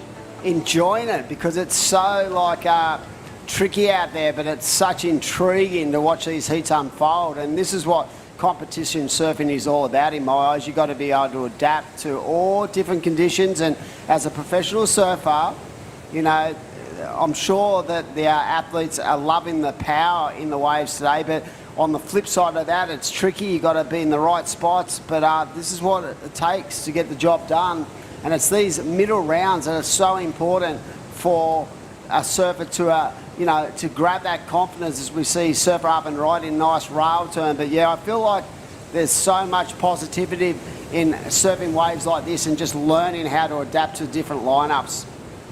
Yeah, I feel like as a surfer, you need to adapt anyway, knowing that Mother Nature is providing your playing field. But on days like this, it is certainly tricky. So we watch a Destination New South Wales wave replay. That's the surfer in green, linking this one all the way through. Jessie Starling cracks that last section. It looks as like she is well and truly way north on that bank, linking that one all the way through. And that is the surfer in green making her way in. She's going to look to be doing that run around nice and early in this heat. They are 20-minute heats, so still plenty of time. Well, maybe that wasn't Jessie Starling. Might have been Mia Hupperts. Might have been, but yeah, you can see the athletes doing the runaround in these scenarios, just trying to put himself back in the rip and back out the back, and that in itself, you know, can be strenuous. But what it does also, if you can get a chip shot back out to the back of the lineup, it does you know, save energy. And a lot of the time, you know, for surfers, you know, that rapid fire kind of pace that's been set, Britt, in these heats, it's important to be able to get back out the back, sit down, breathe, and sort of get your blood and get your breathing back to where it is, so you do not fatigue when you're actually on a wave. That's important as well. 100%, Timmy. It's all about conserving energy. But, well, Mia Hupperts, she's going to like that number. It locked in an 8, so it paid off to continue surfing north on that bank and get the runner out nice and early. We do have the previous heat winner, Rosie Smart, from that Sawtell region. Rosie, it's Britt Nickel and Adam Hennessy. How are you feeling after that heat with the changing conditions? That was really hard and the run around was so tiring, but I'm just glad I got one early and then managed to back it up, so yeah.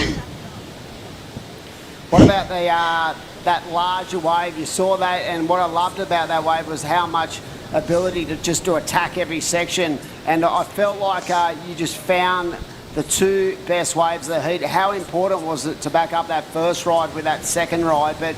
And I want to know, are these the kind of conditions that you surf at home a lot? Do you feel comfortable? Because you looked ultra comfortable out there.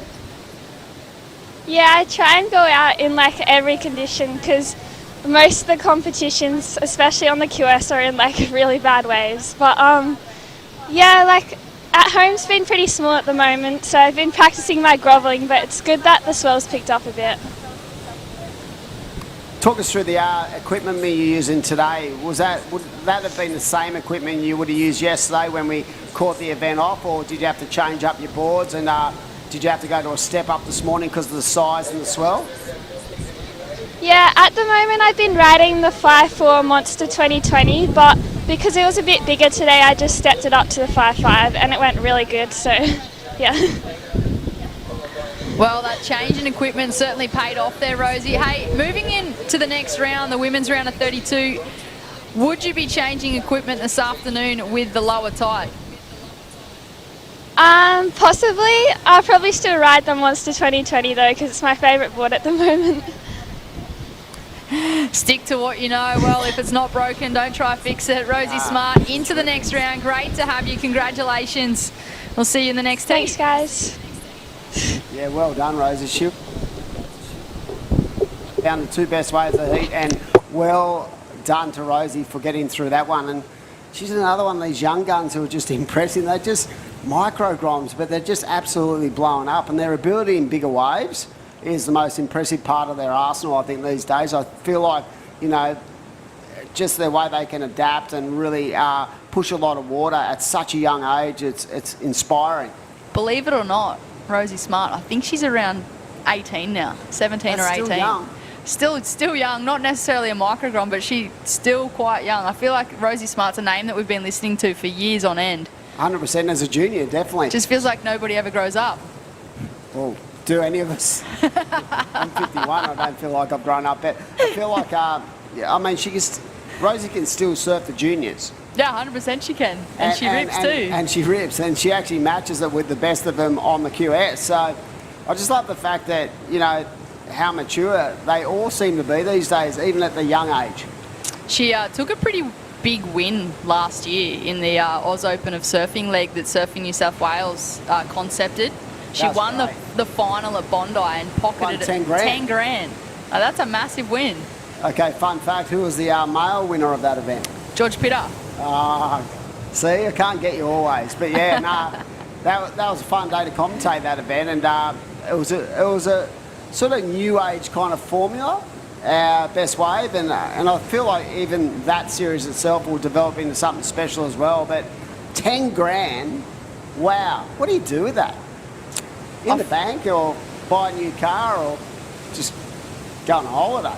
Put it in your savings, maybe fund your regional QS league here in New South Wales, up and down the coast. 100%. And right now, with 11 and a half minutes to go, Brett, 2 waves on the scoreboard, and you can just see it, ladies and gentlemen. That 8-point ride, it stares you directly in the face. That is one of the better waves we have seen today, and well executed and well rewarded by the judges. So when they look at it, the judging panel will look at point of difference. That was definitely in that category, as we see Surf Up and Riding in the red on the backhand. Patiently waiting for this wave to stand up. Just trying to keep nice and tight as she looks to advance onto the inside corner. And that wave just runs out a bit of juice, but a nice series of turns there. Jess Starling out there as well, looking to get her campaign off to a start. Ocean Rogers as well. So Yeah, good heat. But it is the surfer in green with that a clear, exceptional ride for conditions on offer. Excellent wave to open up her campaign here at Boomerang. Destination New South Wales replay on screen. That is Angela Ball from Torquay. She was looking for the connection but couldn't quite get there.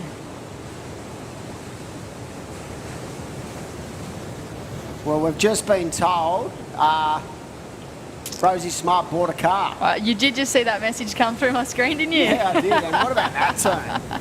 For the surfer in green, yeah. Like, bought a car, how good at that age, not even have to worry about it. I'm sure the olds were stoked as well because they probably were going to have to invest in her future as well. But yeah, that's great to see. And smart move. Smart move.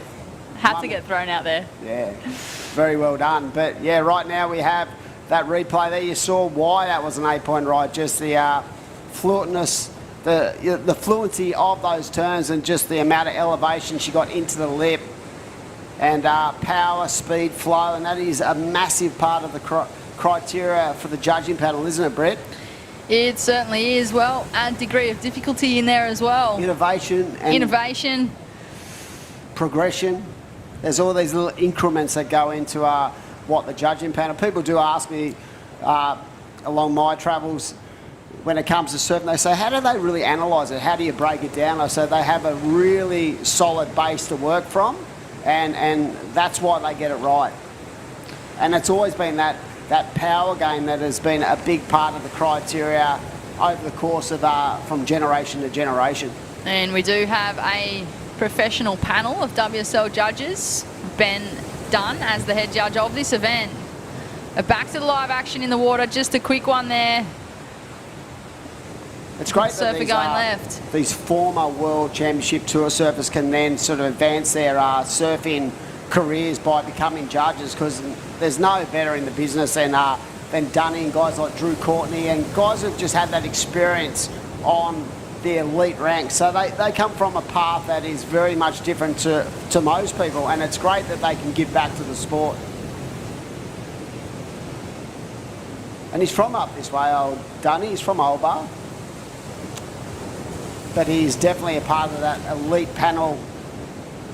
Patamo, of course, the head judge. But yeah, we've got a really solid judging panel. But when you break down how they work out each and every ride, it's such a skill set just to be able to, watch so many waves in a day and get it right. And they get it right all the time. So well done to all the judging panel. And right now we are 8 minutes.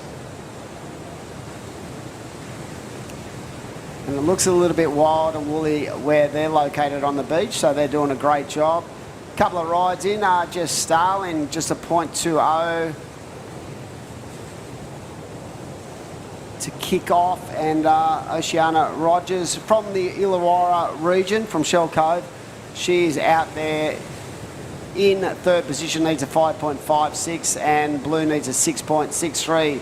So with 7 minutes to go, Britt, I think it's important in these next couple of rides for both third and fourth to establish something they can work with towards the back end of the heat.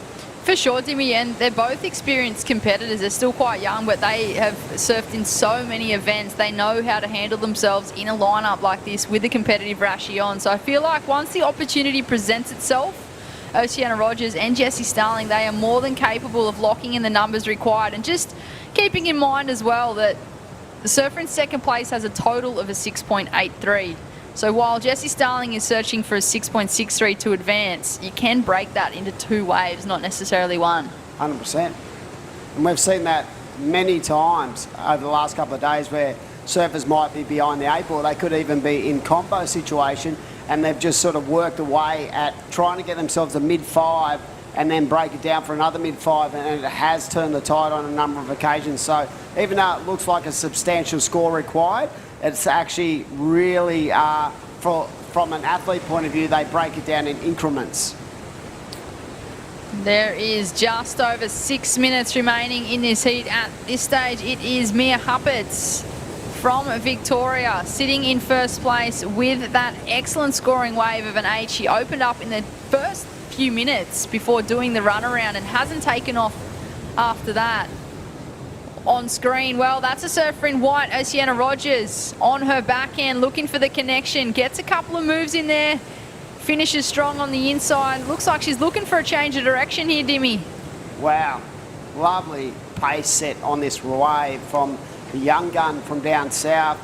And as a junior grommet surfer, I've seen her lock in numerous tens in her career. So to see her actually advance onto the to this stage is great to see. And you just see that flow, just that really effortless nature to her surfing, and I feel like that's going to be a real strength of hers moving forward in her career, as we see the camera panning down to this inside corner where the current heat leader just trying to back up that 8-point ride. Mia Hubbard trying to just back that up with something, because she had no wave as a second score. So well, it's going to put her in a better position. Something is better than nothing at this point in time. She just needs another number. She opened up with an 8 and waited so patiently throughout the entire heat. Mia Huppat's in first place in the green. She's originally from Jan Juk, but now lives on the Gold Coast. She's joined Burleigh Board Riders. Got a good support crew behind her. Seriously, she'd be surfing this every day of her life down at Jan Juk, as we see surfing white. This is the that wave we were talking about, just the nice rhythm and pace of that wave. But yeah, up to Burleigh these days, so that is a real big change up. I wonder how she handles the humidity of the Goldie in February and March. It's lethal up there. Tell you what, I was down in Victoria the other week, and every weekend either side of when I was down there has been a heat wave. Like, it was just 40 degrees down there this week. The weekend I went, it was a polar blast. It was snowing at Mount Buller, and this was only like 2 weeks ago. Well, I went down to the 11 wave degrees pool in January, and it was 36 degrees the first day I got there, and the next day it was 14. It's just insane. Seriously. Really is 4 seasons in one day, and I can see why Mia Huppat's made the move up north. A bit more stability up there in the weather. Yep, as scores have locked in. So that last of white was a 5-point ride. That is the second best wave of the heat for Oceana Rogers, and she only needs a 1.83 to go up into second. Surfer in green, she is locked in at 3.87, so consolidating her position on the leaderboard in first. Surfer in red needs a 7.88. And that is a big number, but what she needs to do is offload that 2.83 to advance her position in the heat, because it's very tight between herself and White, and Jess Starling a little bit behind the 8 ball in this heat, but very talented surfer from North Narrabeen, and she'll be looking to get herself on the board, and a nice carving turn. That is Angela Ball on her forehand. Speaking of Victoria, well, she is from Victoria, linking this one all the way through, only looking to drop a 2.83 from her scoreline to make the requirement a bit harder for the surfer in third and fourth. I'd be interested to know where Oceana Rogers is in the lineup. Is she stuck on the inside? Did she do the run around, or is she halfway out the back? Being a Grom, you'd probably, for the most part, you'd be thinking, better run around and sort of, even though there's a lot of physical nature to the run around, it's also a lot better once you get back in the ocean and sort of get yourself sucked out to sea. But yeah, it'll be interesting, because she only needs a 2.23 after that last ride, so a 3.23 last of red. And I can feel someone on this inside, and it is Jess. I know that style. Nice carving turn, just trying to keep the flow, the momentum as she goes down the line. Holding that rail, nice turn in the pocket. Can she get a finish here? And unfortunately couldn't finish that ride off. If she got a turn in there, I reckon that was going to be a lovely score. It was, Dimmy. It's just, unlucky she couldn't make the most of that last section and get up there and get critical to just really put a stamp on that last section. But Jessie Starling in the blue chasing a 7.03. She'll have a number on the board, but will there be enough time for her to get out the back and catch another wave? But live action in the water, that's Oceana Rogers. She's on the inside. She only needs a 2.23 to progress. Is this going to be the number that she's searching for, Dimmy? Well, that's a pretty smart move, very mature approach, because she knew that she wasn't going to get out the back and decided to roll the dice, because she only needed a 2.23. I don't know as we head towards the mad next minute. I'm not a judge, so it's going to be tight, but yeah, definitely a well thought out plan there, because I could see her trying to paddle through the lineup and it wasn't allowing her to get towards the back end of the lineup. So she had to roll the dice with that amount of time on the clock, and it's in the judge's hand now to see if she actually got it. Here we go, red. Oh, gets absolutely punished. 35 seconds, great heat. We are looking and waiting patiently for that last score of white to lock in. Was there enough on that wave to allow a 2.23? You only have to go back to Surfing Red's 3.23, and then you sort of got to analyse the two waves and see exactly, you know, what was the better ride there. So as we round out another exciting heat, the WSL Camplify Great Lakes Pro QS 3000, and we're going to see a replay and just try to pick the eyes out of this last wave. Was it enough, Britt? Here is the Destination New South Wales wave replay.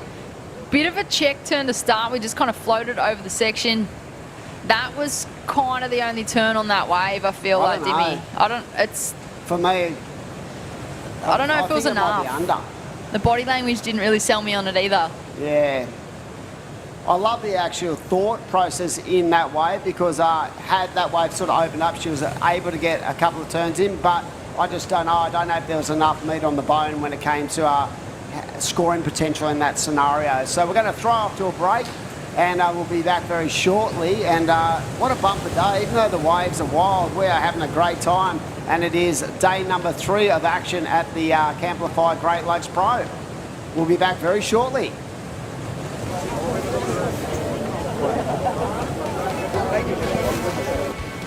My name's Rolly. I'm from the northern beaches of Sydney. I love making coffee and I love picking up rubbish. And I love surfing. That's probably an important one, right? Yeah.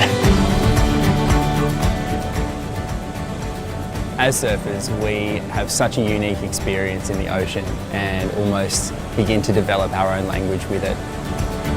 Having Surfing New South Wales and the weight of the EPA behind the New South Wales government's Stop It and Swap It campaign, it's great because it formalises the issue and it really connects with everybody at this first touch point of how much waste we're producing in the first place. Stop it and swap it so that surfers get to surf in a cleaner ocean for generations to come.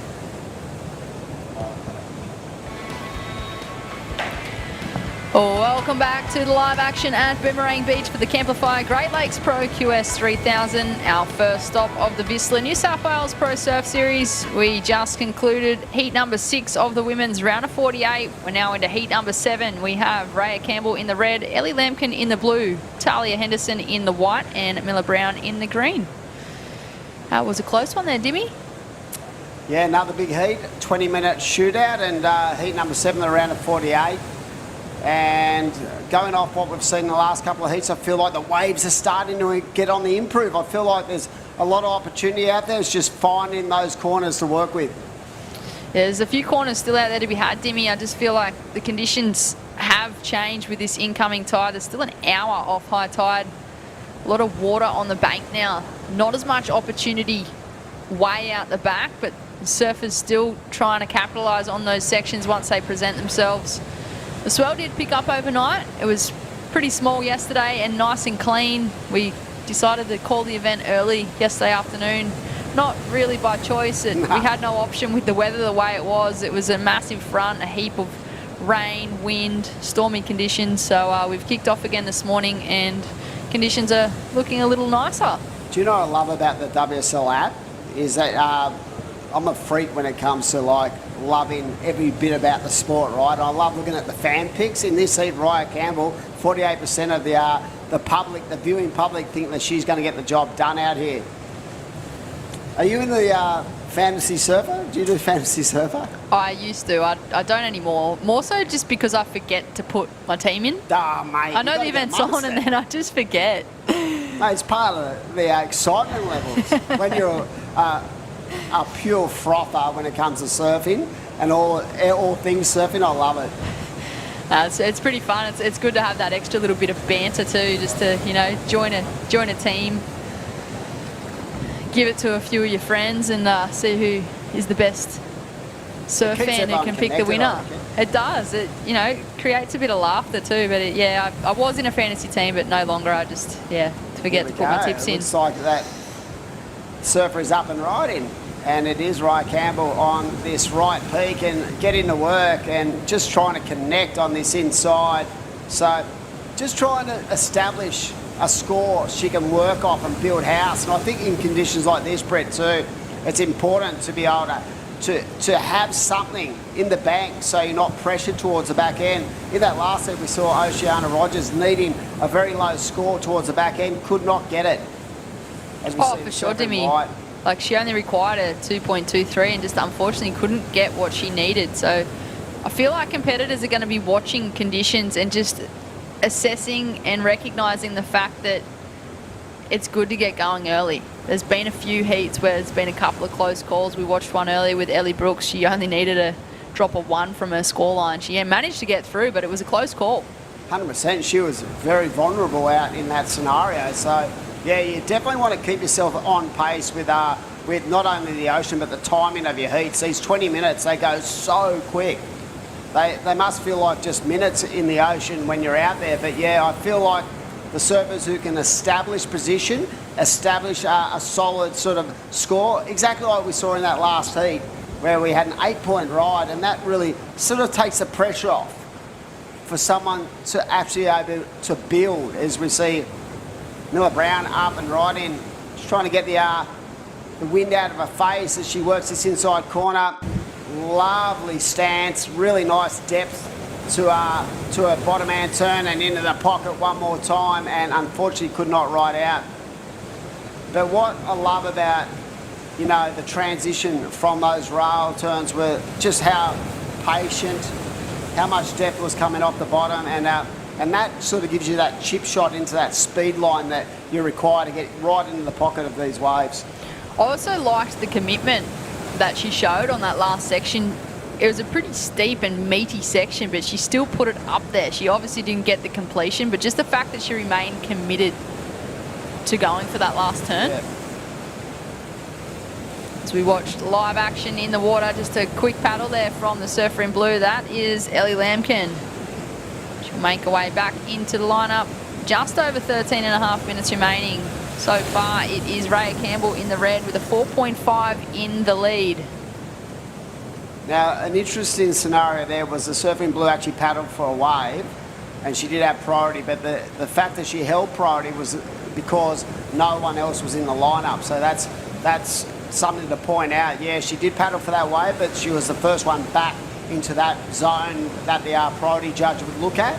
She has a 1.6 and a 0.20, Ellie, and she's going to have to get off and get herself into something really nice in the next 5 minutes or so to give her that opportunity. But right now, it is the surfer in green who holds all the aces with that 5.1. I think we got the winner of the last heat.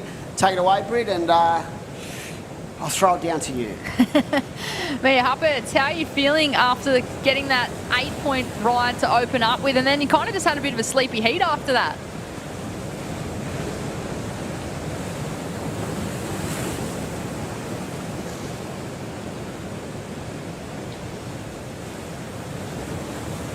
We might just have some technical difficulties there.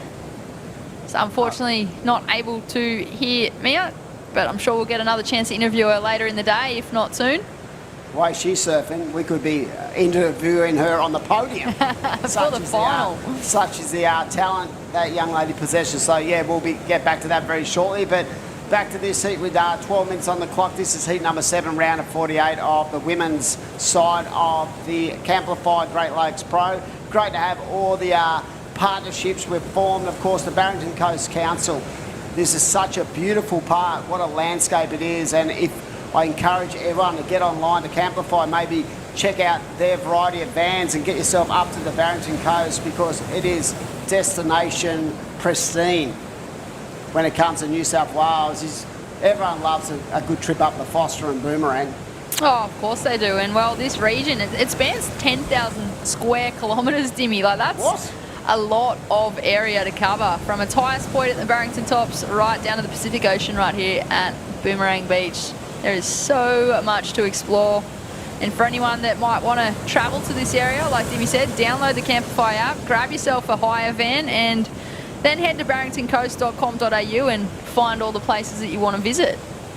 Yep, Destination New South Wales as well, a big part of this event, and I love the fact that the New South Wales government has so much support when it comes to growing and developing these events in our state, and that, you know, that translates to more performances on the world stage. So having Destination New South Wales a part of this program is such an important growth for the sport in itself. But yeah, the Barrington Coast, what a place to be. It's so beautiful. It's only a couple of hours away from Sydney, and you can get out of the rat race, as they call it, down in Sydney, and just come to one of the most spectacular places in the world. Beauty. It is. It's right one at of your feet. my favourite locations, not just in New South Wales or Australia, but worldwide. It's just a beautiful stretch of coast just south of Foster. And yeah, a little bit different to the hustle and bustle of the cities. It's pretty laid back, chilled town as we watch Ellie Lampkin in the blue do the run around. So fitness coming into play here with 10 minutes on the clock.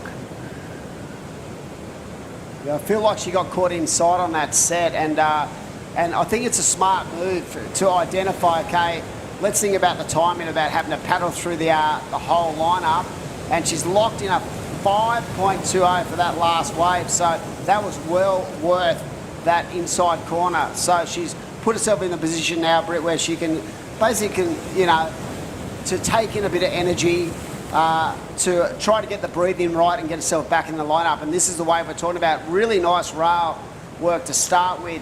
Read this inside corner, and look at this turn. And negotiated that perfectly, Brett. She did, and she knew it too. I feel like on the way back in, Ellie would have had the upper hand as well on the other competitors, in the fact that she would have heard the PA on her run around. So she would have had an indication of the actual situation making her way back out. Whereas it has been a bit tricky for some competitors to hear in the lineup this morning with this onshore wind. Obviously, yeah, doing an amazing job with the PA system, but sometimes the weather just makes it hard to hear in a lineup such as what we've got today.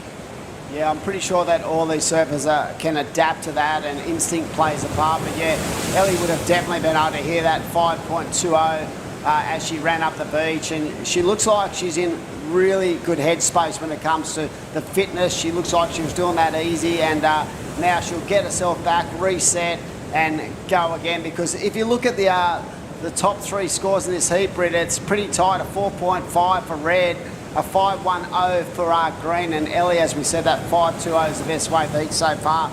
And these heats just go so quickly. There's no time to really, you know, settle yourself down. You've got to be able to breathe. You've got to be able to save that energy, but you also got to keep yourself on the move if you're going to get through. 100%, Dimmy. You don't want to just drop anchor and kind of sit in conditions like this. I feel like when it does get like this, there's a heap of water moving, the swell's picked up, and it pays to kind of hunt the lineup. Something could just pop up and it just be a gem and you get the score. The other thing that was interesting about, you know, people who drop anchor is I heard a lot of the guys say the other day, the men, when they were in the water, they said, you know, I sat there and I sort of nearly got cold, and that played a part in you know, trying to get their body moving as they looked at the next wave they're going to take off on. And talking about waves, look at this thing. Surfing wide, jams under the pocket, comes around, just holding that body position, and unfortunately cannot get another section. But here we go. Looks like current heat leader up and riding once more, down on that far corner, trying to negotiate these different corners and sections. You've got all these different swell lines coming in different sections, and sometimes it's hard to negotiate. And talk about keeping the body moving. Ellie Lampkin, she caught a wave. She got a 5.2. She didn't just jog up the beach. She was absolutely sprinting up the beach, paddled out, and a couple of minutes later, she's just taken off on another wave. So it's only a 2.93, but it's enough to just extend her lead ever so slightly as we watch Raya Campbell in the red on her forehand. She's trying to stick with it. So competitors just finding it tricky to get over that middle section now, Dimmy. I think we are at the highest point of the tide right now, so definitely you can feel there's a lot of water pushing through onto the banks, and that is causing a little bit of havoc with our surfers' ability to put themselves in the spot, as we see a nice first turn for the surfing white. but this wave just not offering a lot after that. But yeah, you can definitely see it. There is definitely a hole in the bank when it comes to, you know, the depth of that bank. So I feel the next hour or so that will change as the tide changes, and I reckon we're going to see some really fun heats this afternoon. So don't go anywhere. It's going to be an absolute doozy today. I'm excited. It's moving day. It's like at the golf. It's like Super Saturday at the golf. Except we're at the surfing and it's a Thursday. Day number 3 of the Camplify Great Lakes Road. It sure does. You lose track of days after a while. This is a long leg of surfing. If you would have said to me this morning what day it is, I would never have known it was Thursday. I just love, you know, watching heat after heat after heat. I could do it all year round. And that's the greatest thing about the tour these days. You basically can. It's exciting to watch, that's for sure. We have a jam-packed day of action here at South Boomerang.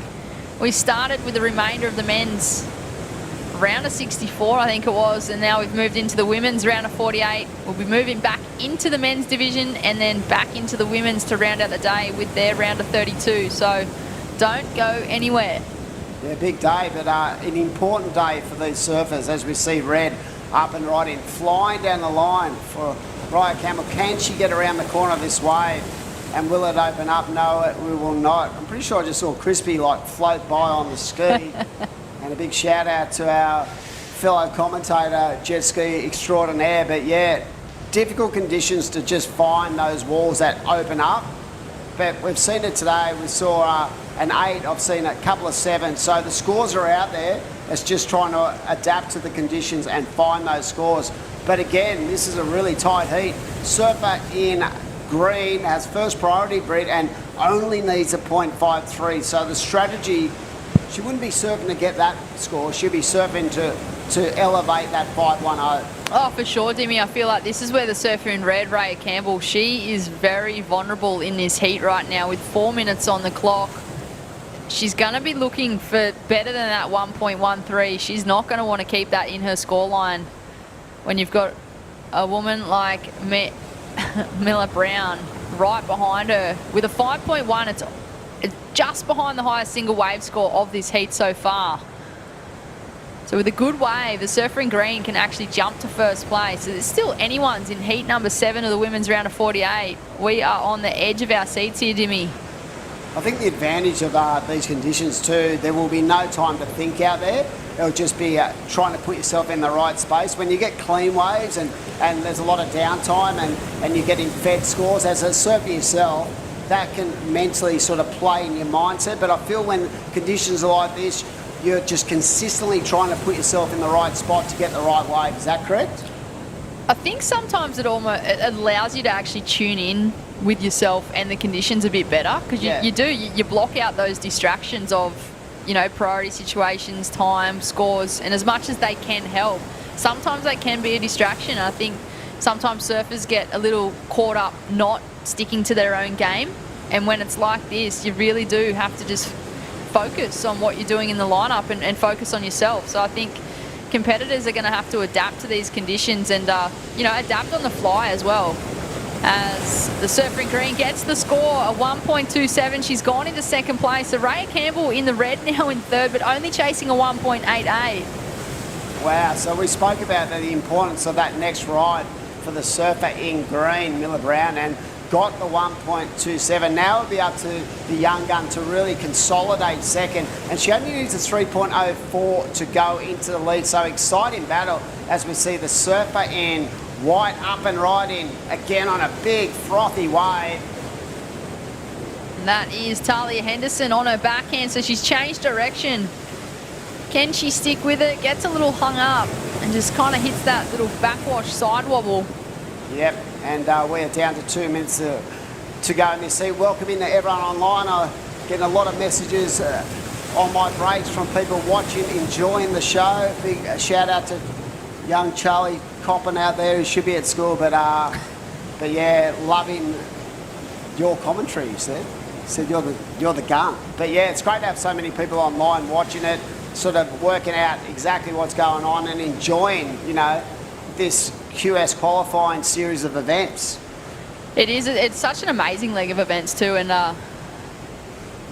I feel like you just mentioned he should be at school, but what if he's watching at school? Oh, that'd be pretty good. Just trying to juggle the task load of study and keeping up with the events. Just has his phone in the corner watching a bit of... That's be watched. That back in the day, that would be so sick. But yeah, it's great to have so many people online watching and supporting surfing at a regional level. And I mean, we've got some of the best surfers in the world, on the planet, at this event. So it's great that we can bring, you know, the events to the viewing public that can't get to events. You know, it's the next level. As we watch live action in the water with 40 seconds on the clock. It looks as though that might be the current heat leader, Ellie Lampkin, looking to shut the door on this heat as she weaves her way through the section, keeping her board rail to rail. Mature style in her approach. She goes to the bottom, cracks the lip. Great manages extension. to get the completion on that one there, Dimmy. Me and Robbo spoke about, myself and Robbo spoke about this before, Britt, how even though it's very much bumpy on the outside, with that onshore wind it actually creates a pretty clean face on the wave, so that's an advantage for the surfers as well. And that is a great way to finish the heat, and it's the Mad Max Minute. We're about to roll through another heat, and yeah, we're excited. It's been an awesome morning so far, and the tide is definitely at the highest point, and we're going to throw up to a commercial break very shortly, be back and rip into another heat. Stick around.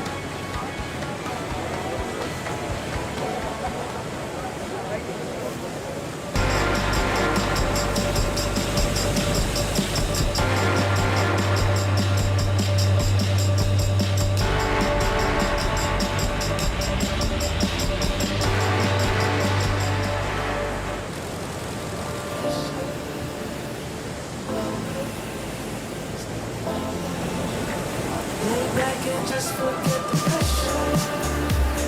Always my life. It's alright. It's in all of us. That craving to feel new again. To see something new that will blow our minds. Or meet someone new who will change it. New South Wales. A place to feel free, to feel alive, and most of all, to feel new again.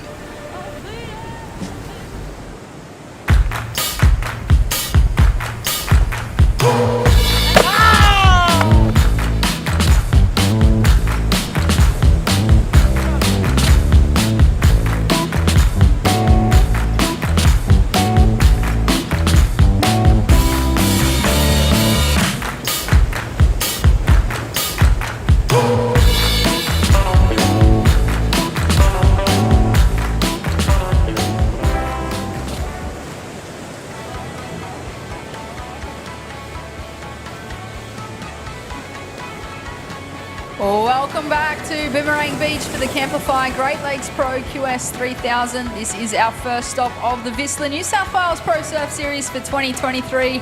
My name is Britt Nicol, joined back in the booth with Steve Robertson. How was your break, Robbo? I had a good break and yep, refreshed and ready. We've got a big day here. It's a busy day for everybody because we had a shortened day yesterday and we've got a lot of heats to get through today. And there's plenty of action. It's exciting stuff and I've enjoyed it. Feeling recharged and re-energized, ready to go for round of 48, heat number 8. We have Arabella Tapi, that's the surfer up and riding in the green, carving into the pocket. Can she get this inside bonus section? She tries to keep the board moving, puts it up there, and it gets the completion. And just tries to force one last turn, but not able to get there. So we also have Carly Shanahan in the blue, True Starling in the red, and Madison Poole in the white. This is going to be another exciting matchup. And a couple of surfers, they've been quick to get a start here with 17 minutes on the clock. We have the Destination New South Wales Wave replay. Talk us through this one, Robbo. Okay, this looks like a nice wave. Like a lot of surfers, they wait for this inside section to stand up. They patiently maintain their momentum with the wave and look for the inside section to stand up and get most of their work done there. Here we've got a nice left, so it's left and right peaks. Some of the waves have been going right and left on the one wave. It's been intriguing to watch some good scores with surfers going in both directions on the one wave. But yeah, a lot of these waves, they're hoping they stand up on the inside bank, and that's where they try and nail some of their biggest moves. I feel like if they can capitalise on that end section, they're going to get rewarded with a good number. And I feel like, you know, if you're going to surf the wave all the way through, you really want that critical section and want the completion, because it is a game of fitness out here today as well. Conditions have picked up overnight. The wind is puffed up. It's an onshore wind, but yeah, the swell has picked up, and competitors having to do the run around in a lot of these heats now. We're powering through the heats. This is the final heat of this round. Not sure what we're going into in the next round. Are you, Britt? Can you? We'll be moving back into the men's. Okay, so it's action all day, and then I think later in the day back to the women. Back into the women's round Wow, 32. we've got a lot of work ahead of us. We better stay fresh. Feel like I could do with a couple of coffees on my next break. Yeah. Someone who never used to drink coffee up until a few years ago. Tell you what, I've made up for all those years that I missed. 24 heats I think we get through today and tomorrow, so big days ahead. And I'm not sure, but do we go to 25-minute heats soon? We do eventually, I think, once quarterfinals, but I do have word. We have a surfer down there, post-heat interview with Ellie Lampkin from that last heat. Ellie, it's Britt Nicol and Steve Robbo in the booth. How are you feeling with the change in conditions out there this morning? It looked a bit tricky. Yeah, it was a bit tricky. It was good to have some waves, mix it up a little bit. The last few comps have had pretty small waves, but yeah, I was just lucky to get a couple and milk it to the end section. I know you're from the Newcastle region. Do you surf similar conditions like this back at home?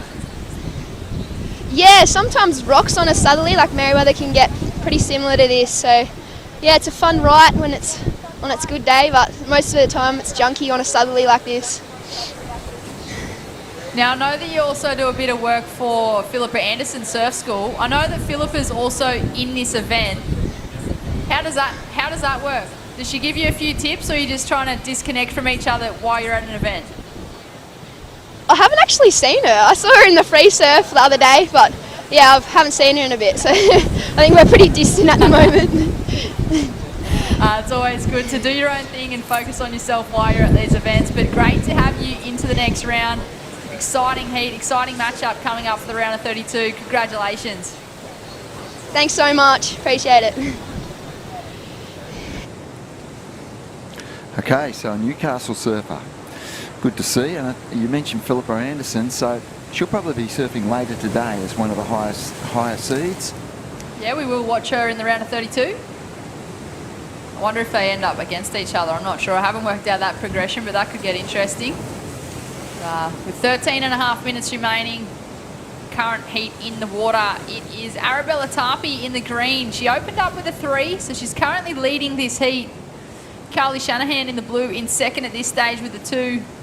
Madison Poole in the white with a 177, and sitting out there with first priority is the surfer in red. That's True Starling. She's only looking for a 2.01 at this stage to advance, but no surfers in the lineup locking in 2 waves just yet. No, and no real significant scores in this heat as yet. True Starling with priority. If she can hear those scores of her fellow competitors, would be feeling comfortable that she hasn't got a wave, but she holds priority and hoping to utilise that well. But plenty of time remaining. But as we've seen in the previous heats, it's important to stay busy as well, because you've got a lot of paddling to do, and if you get away through the shore break, you're probably looking at 4 minutes of downtime to get yourself back out and into position. So important to stay busy out there. I think on days like this, it's even more important to get that early start. I think if you miss the early start, you then put yourself in a bit of a predicament, chasing a number and then possibly having to do a run around and not make it back out there in time. Exactly. You can put yourself behind the 8 ball. It's great to get a good start and then sort of manage your heat and manage your score line. is just under 12 minutes on the clock. Still plenty of time for these women to get moving. They are 20-minute heats. Priority is at play. And at the moment, it is True Starling in the red holding that first priority. And that means she has right of way to any wave that comes through the lineup. But should she make a committed paddle, she will lose that priority as I get tongue-tied. Just watching on the screen there, 4 competitors in the water. 2 have opted to sit north, 2 have opted to sit south. So they've really separated themselves and created that distance on the bank now, Robbo. Yeah, so that should give all surfers a lot of opportunity when they split across that wider playing field. They should all get their opportunity to get their waves. It's been interesting when they do a close-up of the surfers out there at the back, just how much chop and how much water's moving about. Here, this looks like a nice wave on the left, just going out of vision there, but linking up now on the inside. Should be looking for a good finish to this one. Standing up on the inside, gets a turn there, goes right. Another one of these left and right waves. I've seen plenty of these. And finishes off nicely. And we'll get another move in on the end. So that's a reasonable wave. That is True Starling. She'll be happy to open up with that one. She used the priority well then. She had a great read on that wave as she makes her way in. She'll be looking to do the run around and paddle out in the corner. Lock in another score. I feel like that's going to be the best wave of the heat so far. As we watch the Destination New South Wales wave replay. Beautiful first turn, changes direction, comes hard off the bottom, gets a little hung up there, but manages to recover and gets the finish. So True Starling making the most of that opportunity. And I haven't seen this a lot, where I've noticed a lot of good... Oh, there we go, Nathan Hedge, what a legend. He's there giving her feedback and, yeah, couldn't have a better man in your corner. He is an absolute gem of a human. I don't think I've met a more warm-hearted person. He's so willing to help and help surfers just kind of find their way through this competitive zone. And, well, Nathan Hedge, he's originally from North Narrabeen, as is True Starling, so they would have seen a lot with each other. True would have watched Hoggy on tour while he was competing and probably idolised him. It's great to have those two just, you know, making the run around. Hoggy just helping True. Yep, he would have said, you've got a 4.17, it's the best wave of the heat. You need to get yourself back out in that lineup and improve on it. Make sure you get a second score.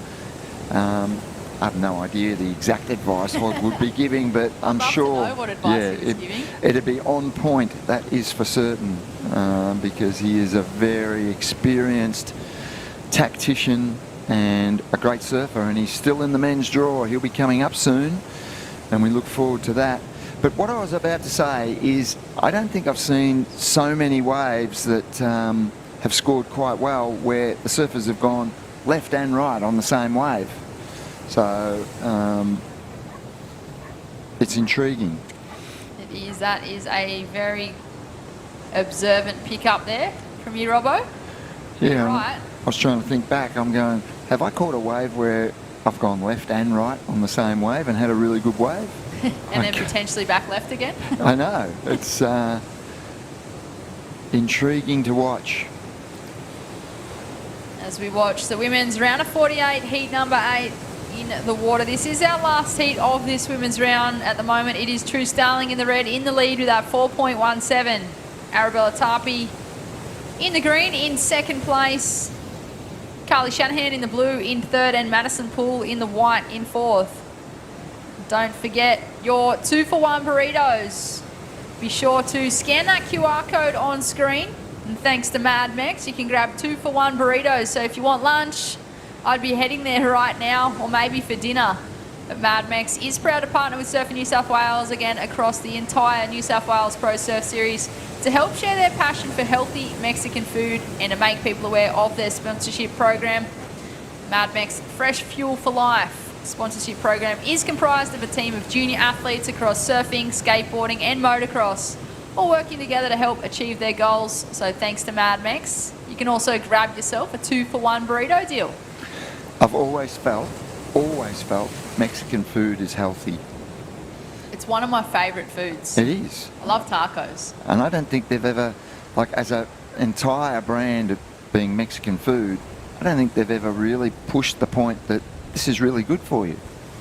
I mean, I guess you can make it, you can put too much sauce on it if you want to, but generally I feel Mexican food is healthy and fresh.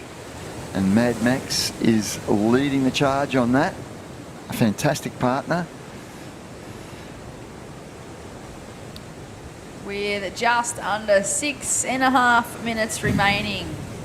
Conditions have slowed down a bit in this heat. We are just about at a dead high tide. I think it was around 11:30, so in about 20 minutes, according to the forecast that I looked at earlier.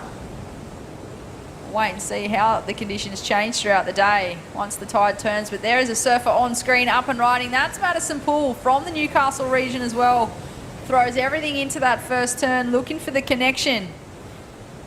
Can't quite get there, but she's only looking for a 1.44 right now to move into second place.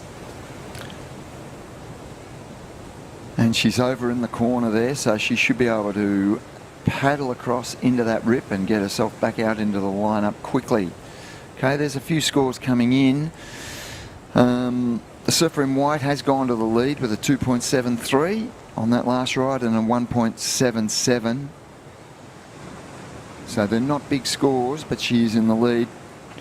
True Starling in second position is definitely best positioned in this heat at the moment because she has a 4.17, and that is the best way of the heat so far. And we're almost down to the 5-minute mark, so the 4.17 is looking like a good scoring ride. Only has a 0.3 as the backup, only needs a 0.33 to go to first. So surfer in red is well positioned, and definitely the surfer in green and blue well and truly in the heat because it's a low scoring heat at this stage.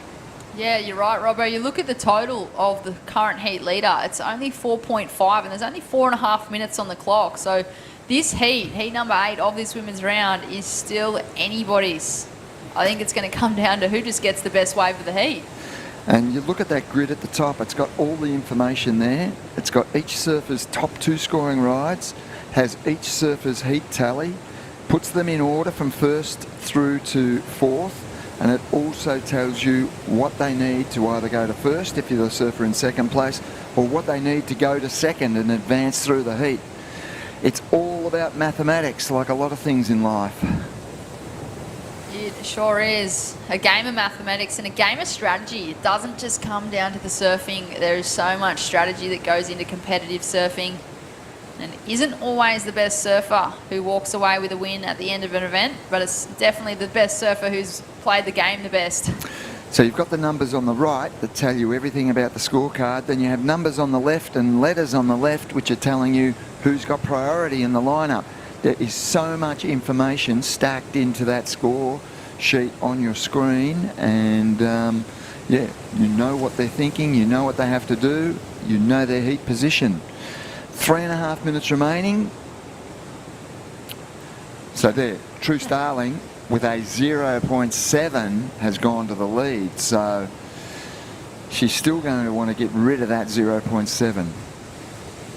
You can now see what approach True is going for. I feel like she's decided that she's going to sit that little bit further in and look for one of these inside reform sections, that she's just going to get another number on the board because, yeah, 0.7, she's really not going to want to complete this heat with that still in her scoreline.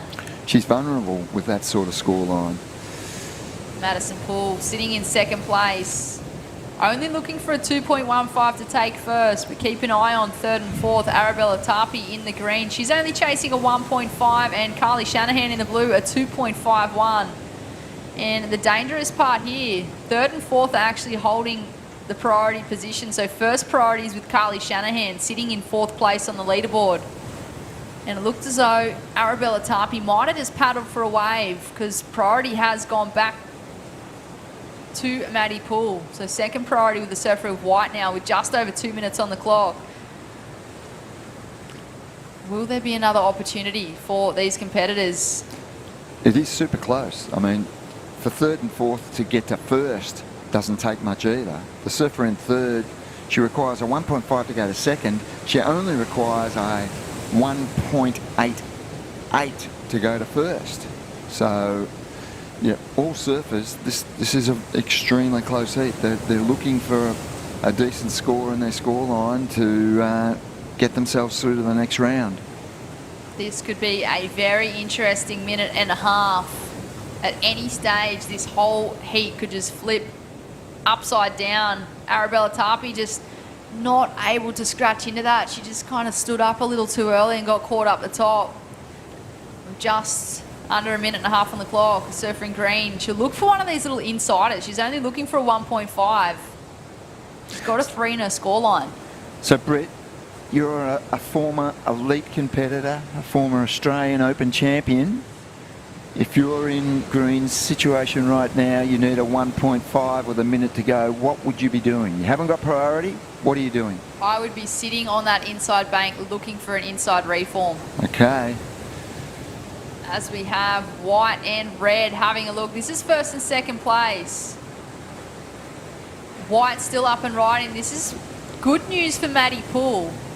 Sitting in second at the moment. Wait and see whether or not that replaces either of her scores that she currently has with 30 seconds on the clock. This is a tight heat between these 4 competitors. It's still anybody's as we look to conclude the women's round of 48, heat number 8. Our final heat of this women's round will be moving into the men's next as we are into the Mad Max minute, well and truly about to finish this one. True Starling in the red, Maddie Poole in the white, Arabella Tapi in the green, Carly Shanahan in the blue. True looks to make a victory lap on this heat. Beautiful backhand turn there. So a good finish to the heat. It looks like red and white unofficially have progressed through that heat. And we'll go to break now. And when we come back, we'll be into the round of 32 of the men's QS 3000 here at beautiful Boomerang Beach.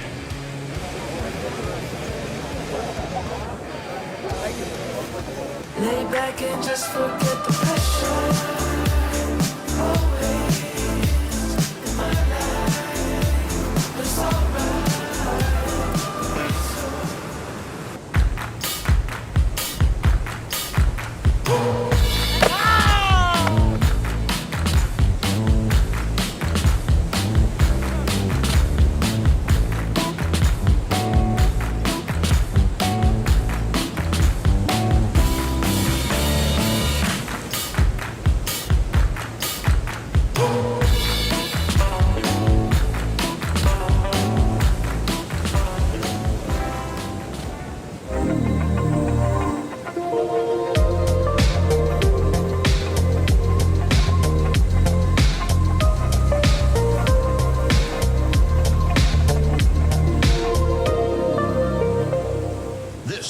The motivation.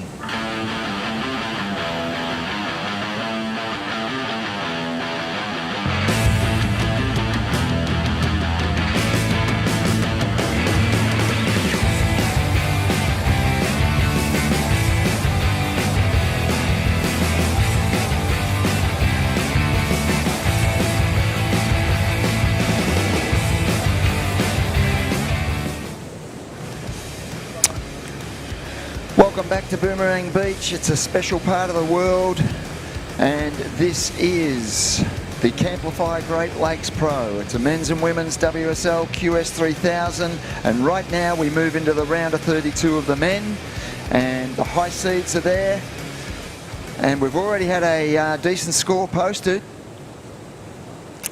Here we go. This could be our surfer in blue, Taj Stokes, who's opened up well. Talk us through this one, Adam Hennessy. Yeah, Robbo, nice start for Taj, just nice and deep and really solid connection with the lip as well. So that's a great start. And this is game on as we see surfer in red just losing the tail in that scenario. And can he ride out? He actually can, and I'm pretty sure that was Sheldon Sinkus. And there we are. Taj Stokes got the best of it, a 5.67. Impressive surfer. I believe he's from the Sunshine Coast, so he'd be familiar with these sorts of conditions. I mean, You get a lot of days up on those beach breaks around Perigian and Sunshine Beach that are similar to this, onshore winds and chunky swells coming through, so he'd be very familiar with beach break surfing. And he's off to a good start, 5.67. Sheldon Simpkins in the red. He's not going to be happy with that, a 2.33. He'll want that out of his scoreline by the end of this heat. It's an interesting scenario in this heat. We've got two surfers who last year competed on the Challenger Series, surfing red, and of course Joel Vaughan. And I felt like towards the back end of the Challenger last year, Joel Vaughan found his feet. He had a quarter-final finish, I think, at the US Open, and also had a good result over in Brazil. And so you bring that kind of confidence, and when you look at the calibre of surfer in these round of 32 heats, it's pretty incredible to watch. Cooper Davies and Taj Stokes also just so savvy in the way they go about their business. Yeah, this is a good heat. They're all going to be great heats. It's just the talent pool on these World Surf League circuits, they're exceptional surfers. You get yourself into this round, you've earned your place there.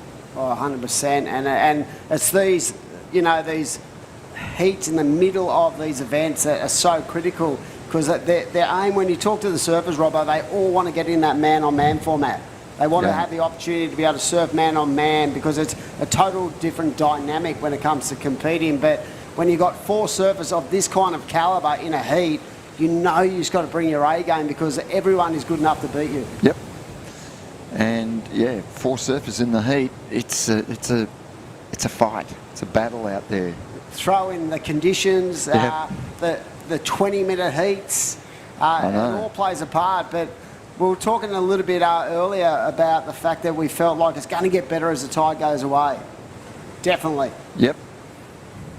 So I'm pretty sure we've got a post-heat interview from the last heat.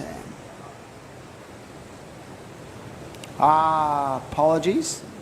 Heard that wrong. But yeah, so Sheldon has definitely decided to utilise the full range of the peak out here, and he's down in that corner on his own. So the good thing about when the waves get like this, Robbo, there's such an extensive playing field for these athletes to have a crack at, as we see surfer up and right in and out, and nice Vaughnie. That was a strong opening move, and he's looking for it to stand up on the inside. The surfer in green, Joel Vaughan, patiently waiting, moving through, gaining speed. What's he got for us? And finishes off smoothly. Yeah, really well timed that last turn, and I feel like he wanted to get out the gates really quick, because in that first heat in the last round, I felt like the pace he set was unlike Vaughnie, and he found it hard to get those waves. But right now he looks very switched on. That first manoeuvre, I love the drift. Yep. As he went into that turn and just kept the flow going, and you could just see him eyeing off this inside corner, Robbo, and just keeping that board nice and tight and the flow going, and the timing of this turn, wow, that was the money turn. Yep, best wave of the heat. Very close to it. I dare say probably is the best wave of the heat, but when you have four surfers who can pull out 8s and 9s, in their sleep, that these scores in the 5 to 6 point range, are probably going to be throwaways at the end of these heats, as we see Cooper Davies up and right in. And similarly, he's moving onto the inside, looking for this wave to stand up on the inside, and finishes off there. Well, it wasn't the best wave of the heat by Green, but it was a decent score, 5.5. Close to it. Yeah. This one linking through on the inside for Cooper Davies and finishes off nicely. I do believe Cooper's from the Sunshine Coast. And in good form.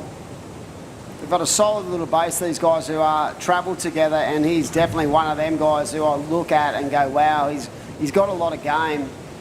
And as I said, these scores have already locked in. Those first couple of scores for the surfing red are 2.33 and a 0.50, basically throwaways. You can see Cooper Davies now getting to work, getting the engines flowing, 4-point ride for his first wave. So the best wave is Taj Stokes with that 5.67, Joel Vaughan with a 5.50, and we're down to 13 minutes to go. So deciding to do the runaround, Robbo, which is pretty important to not get yourself caught in these positions, as we see again the surfer in blue, very impressive with his forehand attack in these chunkier conditions. One strong move there. He would have been hoping for that wave to link up on the inside after that strong move. He'll still get a score on the board for that.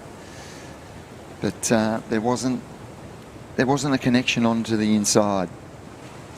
Yeah, 12 to go, and these heats, as I said, are 20 minutes. That last wave of blue was a 4.23.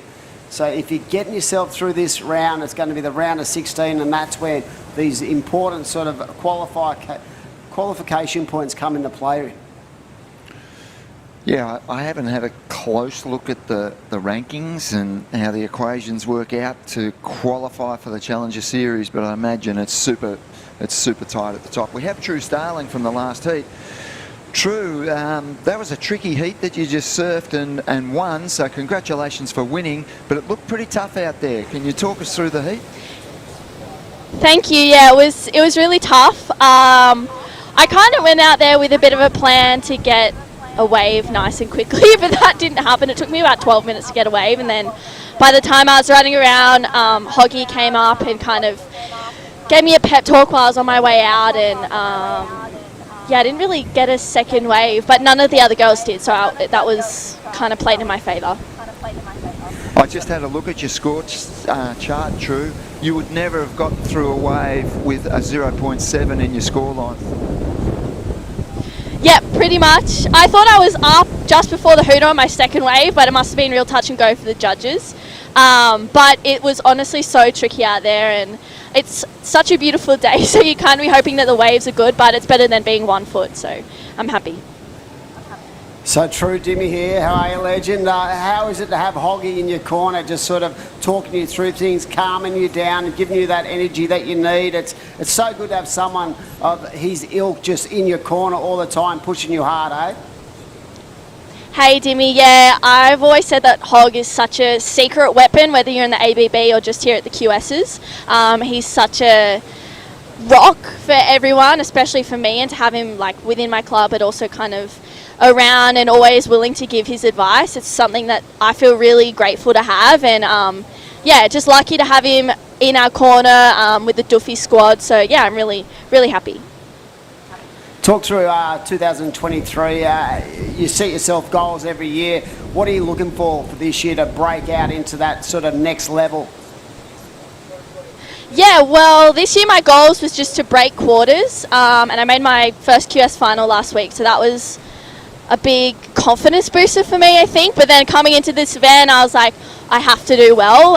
So just kind of finding a way to take off that pressure and just go out there and surf and get the job done has been a real learning curve. But yeah, I'm just taking it heat by heat, and I feel really good with my boards. I'm riding LSDs at the moment, so yeah, he's been awesome to work with, and my boards feel good. I've got a really good crew around me. Duffy's been amazing, so yeah, I'm stoked. The smiling assassin, I like to call True, and a lot of talent, and we hope you go well again this afternoon, and we speak to you again.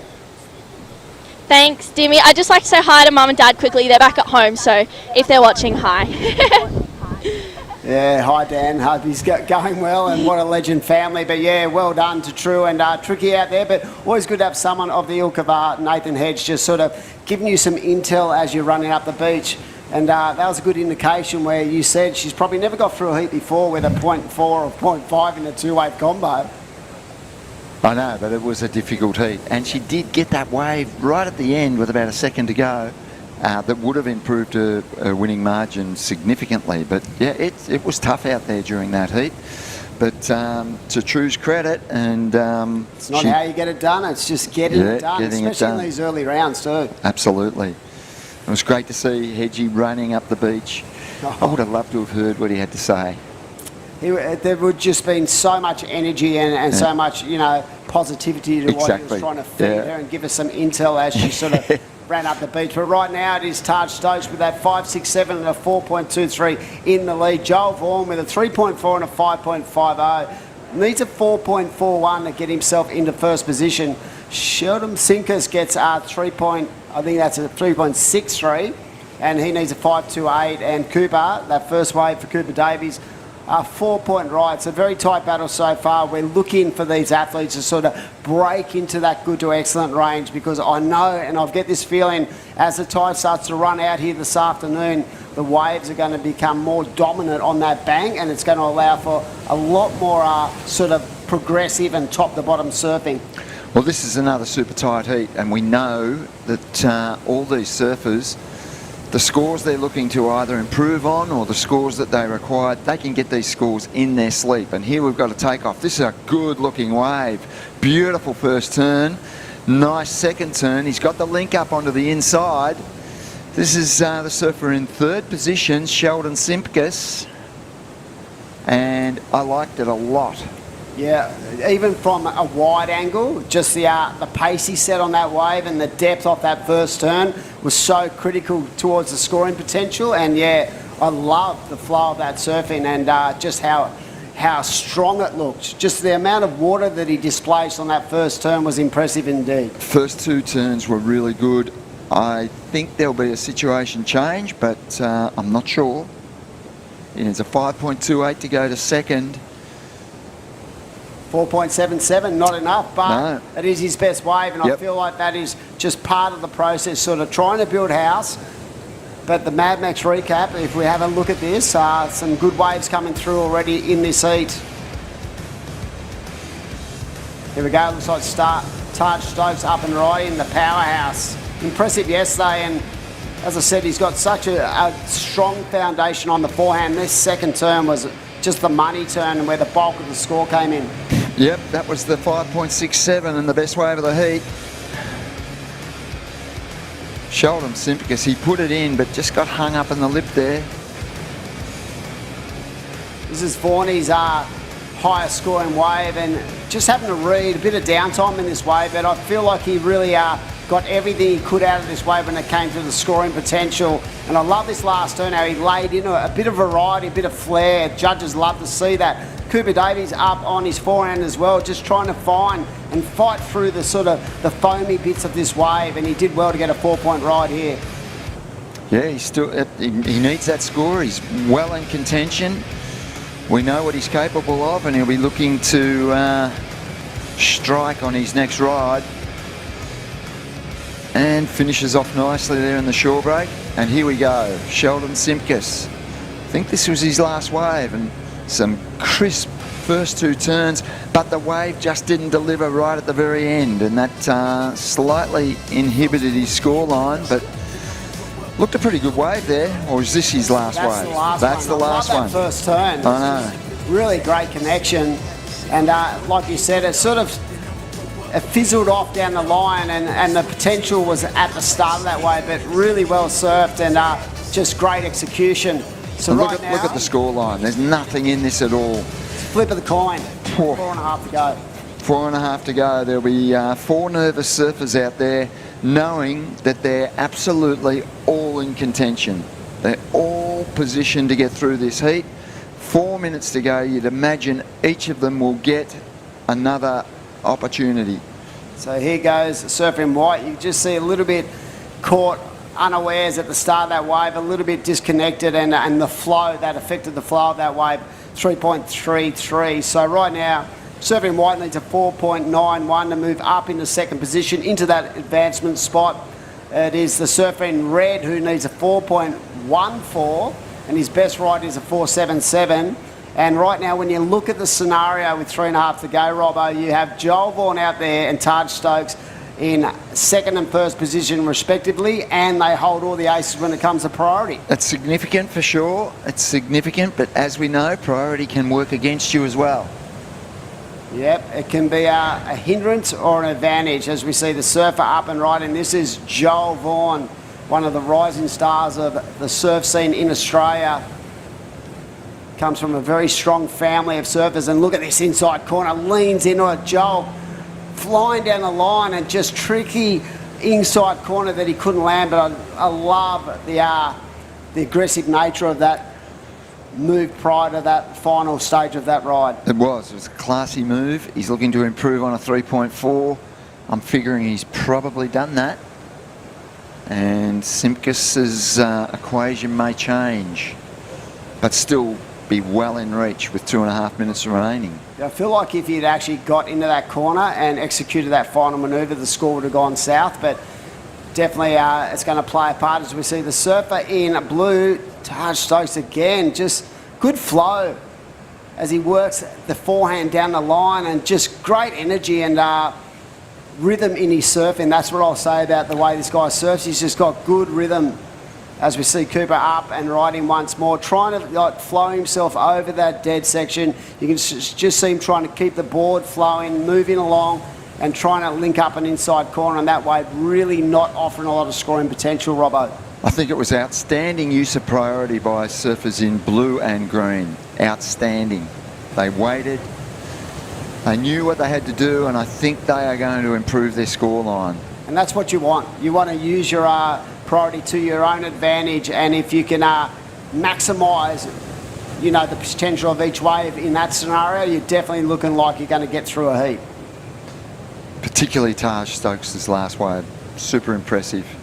So 1.5 minutes to go. We're going to be into the Mad Max minute very shortly, but it has tightened up this heat. It's still game on with 1 minute 20, and the problem for these guys, unlike the last couple of days, has been the ocean. It is a wild and woolly, you know, playing field out there today, but these guys love it.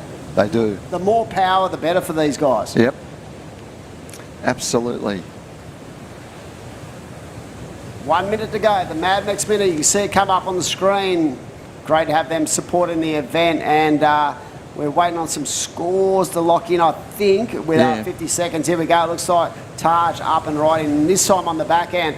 Nice extension through the body on that first manoeuvre, and he's just trying to offload that second score to get himself in a stronger position, but cannot ride out of that wave.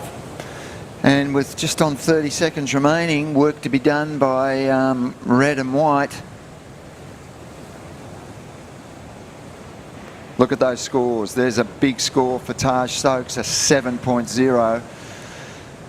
Yep, you nailed it on the head. That, you know, those series of turns really was a point of difference in this heat. Clearly the best wave of the heat so far, and we are going to count down very shortly. And this has been such a great first heat of the round of 32 of the men's to watch, and it was game on, and I feel like the waves are getting better and the performance levels are raising each and every round, so it's so fun to be watching this and being a part of it. And we're going to throw off to a break down here at Boomerang. We'll be back very shortly, pay some bills, and don't go anywhere.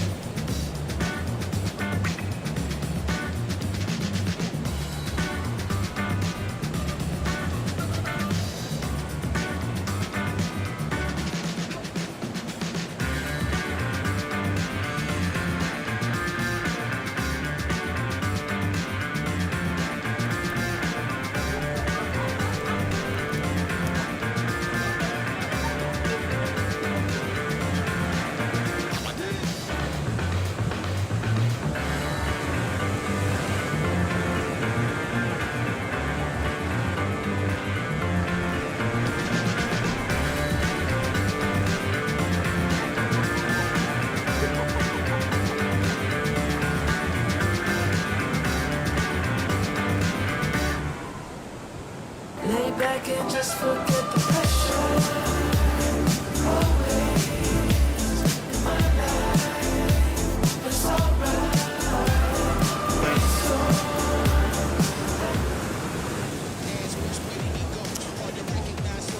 Welcome back to the Great Lakes Pro, and it's exciting to be here on Moving Day down at Boomerang Beach. This is heat number 2 of the round of 32 in the men's. What a heat. Alistair Reginado out there against Reef Hazelwood, Nathan Cook and Dom Thomas. I'm in the box here with Steve Robbo, and that was a great indication of things to come, mate. That was a very tight heat. Only 1 or 2 points separating first to fourth.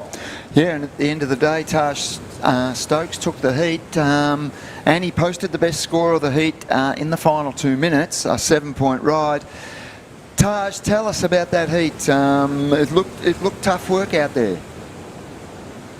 Yeah, it was pretty tough. There was, as you can see today, there's a lot more wind and a lot more swell than yesterday. So, yeah, there's a lot of water moving, and yeah. What a heat that was. I mean, 4 exceptional surfers in the water, mate, and I felt like your pick of your waves was just on point. So how were you feeling out there in these sort of bigger conditions? Do you love the power? Yeah, it was good. It's certainly so different from yesterday, so it's a bit hard to adjust straight away. But a lot of the time on the sunny coast where I'm from, when we get swell, there's always some wind with it. So it's pretty similar to what home's like when there's a bit of swell. That's what we mentioned during the commentary. We thought you looked really comfortable out there. Do you like it when it's onshore, chunky, and with a bit of size, Taj? Yeah, it's not too bad, but I'd way rather it 6 foot and offshore, but we can't always have that in these comps. But so yeah, it's nice 3 foot today. It's really good to have a heat in this stuff. Okay, Taj, so you're through to the next round. It's a significant result for you already. We wish you luck going forward, and yeah, keep powering. Yeah, perfect. Thanks heaps, guys. Yeah, in really good form. And talking about in good form, I was just watching in the corner of my eye, Reeve Hazelwood just lit this left-hander up. So yeah, Taj Stokes into the next round in a really tough heat. When you look at 2 guys who come from the Challenger Series, he actually put them to the medal. But I'm hoping to get a replay of this last of Reeve Hazelwood. He just absolutely went to town on this ride, and there it is, a 7.83, Robbo, right up there in the good to excellent range, and well surfed, well creative, and wow, I'm just such a big fan of the way this guy goes about his business. Look at this first turn. You've talked it up, Dimmy. I want to see what happens here. And watch it. Just the variety of repertoire in his ability, and really losing no momentum as he went down. I love the way he faded in that last corner, and what about the projection into that final turn? Impressive. Yeah, you gotta love that. Yep, extremely impressive, and he's a very experienced, high-quality surfer, and we can see why. Here we go, one of the standouts of the Tweed Coast Pro. Alistair Reginato up and right in. Reggie looking very solid. Just such a good foundation to the way he goes about his business. And another surfer from up at the North Shore Club. I'm sure that all their crew will be online supporting their guys. There's a lot of talent. Shane Bevan up there, and all the boys do a great job supporting their guys on the QS. And this guy's definitely been one of the standouts coming through. And you said it the other day, ultra impressed with how he went to the next level at the Tweed Coast Pro, as commented by the great Rabbit. He did. And Reginato's always been a great surfer, but yeah, we've noticed a change. I don't know whether it's fitness, strength, something's happened. He's gone to a whole new level. He's lifted the level. You know, there's an off season where they train and they work on different things. Well, whatever he's been working on's worked, because yeah, he took it to a whole new level at the Tweed Coast Pro. We were super impressed, and yeah, he's a dangerous surfer in any conditions. Yeah, I felt like 2022 was a real growth year for Alistair in the way he went about, his competitive kind of thinking. But yeah, he's definitely come back, I feel like, a lot more mature, and the obvious thing for me, he's a lot stronger. Yeah. He's really putting it together in a big way, as we see the surfer in red, and it looks like Dom Thomas on the other side of this. Dom opening up, just getting those flaring frontside hacks going, and we saw Nathan Cook also. But look at this inside runner for Dom Thomas, just releasing the tail. Just superb surfing and climbing across this section, and again just finding that groove a little bit further down the peak towards the north, and that was a great ride for the youngster. That's going to be a real confidence boost moving forward in this heat. He takes that wave through to terra firma, Jimmy. Yep. And now he's Ocean got to run. land. So impressive stuff. He milked it for all it's worth, and now he's got the big run around, but he'll be feeling good about himself. Let's have a look at this. Break it down for us. Yeah, great opening couple of carbs where he just set it up, leaning on the rail, but there's this inside corner where he gets this nice little chip shot into a double up, and it's this turn right here, bang! Whack. Yep. Into the pocket, lovely transition, and again, just flowing through. And what is noticeable in this ride is the different equipment he's riding from yesterday. So it looks like he's on a step up, and could even be a pintail as well. So like definitely change of equipment, but the way he flowed through that wave was pretty impressive. It was. Best turn was that inside corner. That was the money turn for sure. That was the money turn with 12 minutes to go. Right now it is Reeve Hazelwood with a 7.83 in the lead. Got a wave replay here for the surfing red. This is Nathan Cook up on the left. Again, just that clean, smooth style. Keeping that board nice and tight to the power source, and that's what you want to do in these conditions, Robbo. That was a nice left. There were some nice moves on that wave. Nathan Cook. Yeah, so a couple of scores have just locked in. A 3.5 for that wave of red, and Surfing Blue out there with a 3.5 as well. So pretty tight. The only real wave of substance so far is that 7.83. So that is a point of difference. That Reeve Hazelwood left-hander, of course. We saw the variety of his attack in that, and that played a big part. And we're going to look at that again. Nice setup for that first turn, and then he gets to work. He comes down the boil and then leans into a lovely turn, wraps it back around into the power source, just casually fades back, and this is the money turn right here. And just the amount of pop he got out of that turn was impressive to watch. We spoke of earlier surfers just missing the cut onto the CT. Well, there's another one. Reeve Hazelwood has been very, very close to making the CT in the last couple of years, and definitely another surfer that we would love to see qualify for the championship tour. 100%. I reckon he's definitely a big chance in 2023. He's just got to keep that consistency going in his performances. I mean, the attack's there, you can see it, it's plain to see. And when you talk to people within the industry, they always speak about how talented this guy is. It's just how he develops and how he's able to move through the different ranking systems we have for the WSL. And he has a serious air game as well. Yeah, definitely. He's got all the tricks. He's literally one of the quickest surfers I've ever been in the water with. So right now with 10 to go, halfway through this heat, another exciting battle. Heat number 2 of the round of 32. Don't go anywhere today online, because we are going to pull out a treat for you. We're going to have men's and then the women's. So we are going to really power through a solid day of competition as we set up for what is going to be an exciting final day at the Camplify Great Lakes Pro QS 3000 event at beautiful Boomerang Beach. Yeah, it's a little bit wild out there, but the surfing is on point, and that's what we want to see. 9.5 minutes remaining in this heat, and Hazelwood just with the one scoring ride, but it is a great wave, a 7.83. And he's a very experienced competitor. He'll get his second wave score for certain. He has priority, so there'll be no panic about his next wave. He'll use it to advantage and probably nail the heat. Here we go, reef up.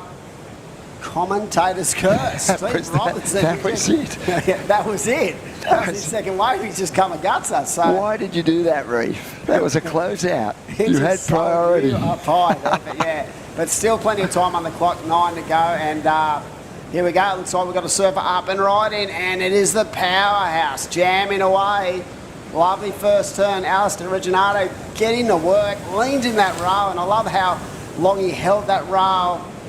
Just nice and flowy, and just waiting for this thing to link up on the inside, trying to better that 1.47. He's definitely done that to put himself in a stronger position. And again, these rides just, continually flow down the beach. So long rides, if you can get a good one, and you can see him looking at his clock, thinking, I'm going to have to do the run around here.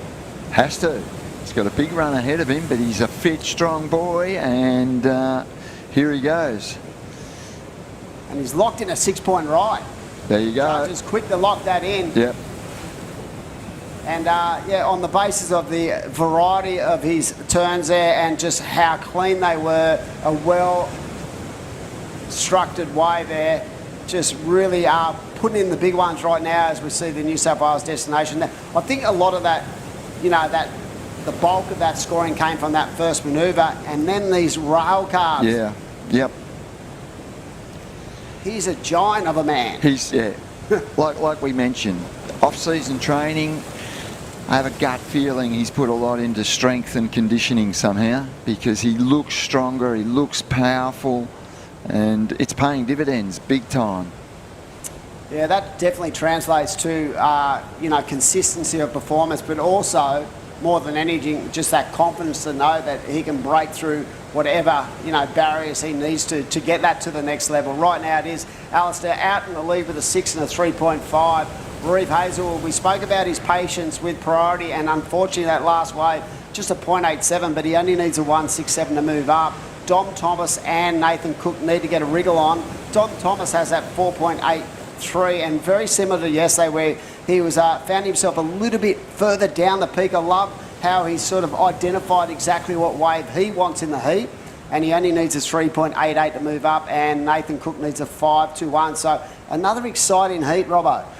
And Reeve Hazelwood has priority again. Let's hope he uses it really well. Oh. I don't want to curse him again. Don't curse him. I'm not going to. He's got to get rid of a 0.87 and he's got plenty of time. But as we've seen in these heats, time can move very fast, and all of a sudden you're down to 2 minutes and you're looking for a wave. You don't want to be in that situation either. So Reeve Hazelwood, the one great score, needs to get rid of that 0.87, and Reginardo needs to get rid of that 3.5 really. So he'll be straight out the back. He'll get on that freight train rip up in the corner or down in the corner on the southern end and get himself out in the lineup. But yeah, Dom Thomas, he's in striking distance, 4.83 to his score chart. Well, both of them are. Nathan Cook as well with a 3.5 there. They don't need a lot to progress. So, yep, another exciting heat.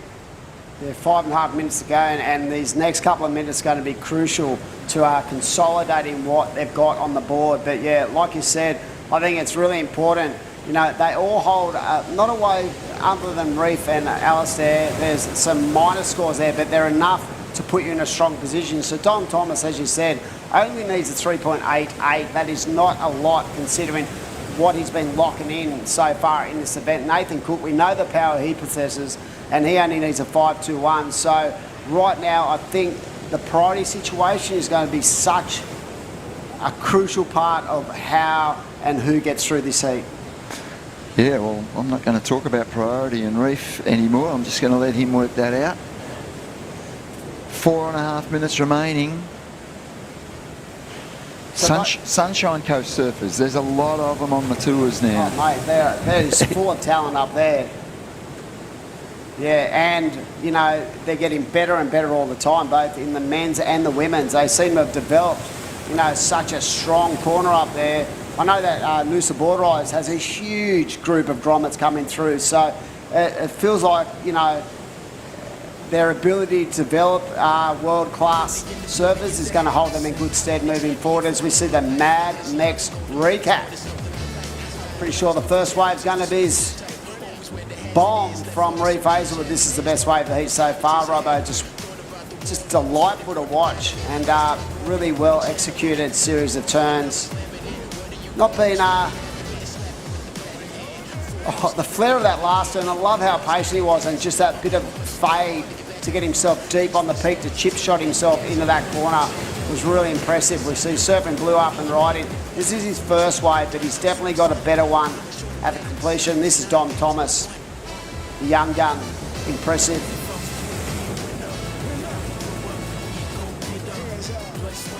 And the money turn for this young man is right now.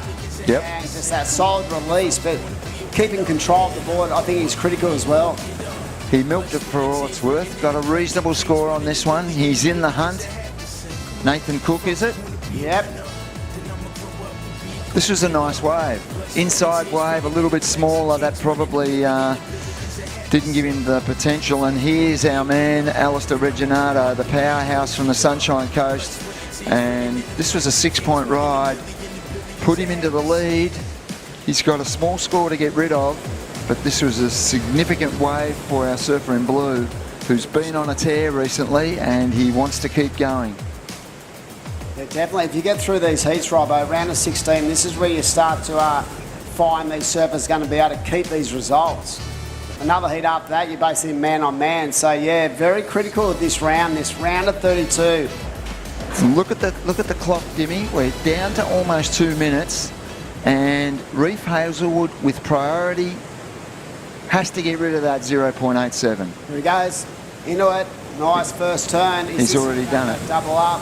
I feel like this is going to open up on the inside, Stephen, and he's got rid of that lower score because he went down a second, and he probably a smart move, not the best way of the heat, but enough to give him a series of turns that's going to better the situation and put him back in the lead. Yeah, absolutely. Only had to get rid of a 0.87. Only needed a 1.67 to go to first. That will happen. Yeah, very smart, well thought out play there with 1 minute 30 on the clock. Somewhere in there, Reginato's also, when we went to the recap, has posted a 6.07 as well. So both surfers in blue and white, just in the dying minutes, have put themselves out in front. Reginato, beautiful looking wave. Bit of a frothy one on the inside, but he's definitely going to get some work done. He's got a 6-point ride for this, so definitely a great backup, and that shows the maturity of the man, able to really think about his work out there to try to get himself in a position where it shuts the gate from third and fourth, and he's going to put them in a tough position with just on a minute to go, as we see the surf in red. So this is Nathan Cook. What did he do on this wave? I'd love to know what he did on the outside. We're going to be winding through, and this is the wave of Reef Hazelwood. I think this was like a mid-4, and enough to get him, I think, put him back in the lead, even with that 6-point ride from Alistair. So it'll be interesting to see how tight first and second is, and exactly what third and fourth require. 20 seconds ago, and look at that. Yep. In an instance, mate, these guys now need scores in the excellent range to get through, and that makes it a lot tougher. Yep, especially when there's only 15 seconds on the clock. It's a smart move from both Alistair and Reef, and here we go. It looks like Dom Thomas, last roll of the dice. He's going to have to produce something really good. He definitely has the ability to do that, but will this wave offer enough opportunity more than anything?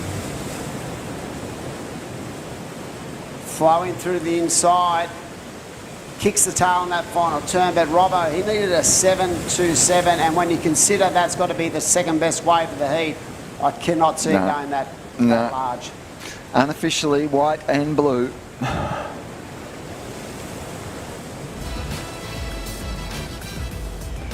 So we're off to a break. We'll be back shortly. Back to beautiful Boomerang Beach.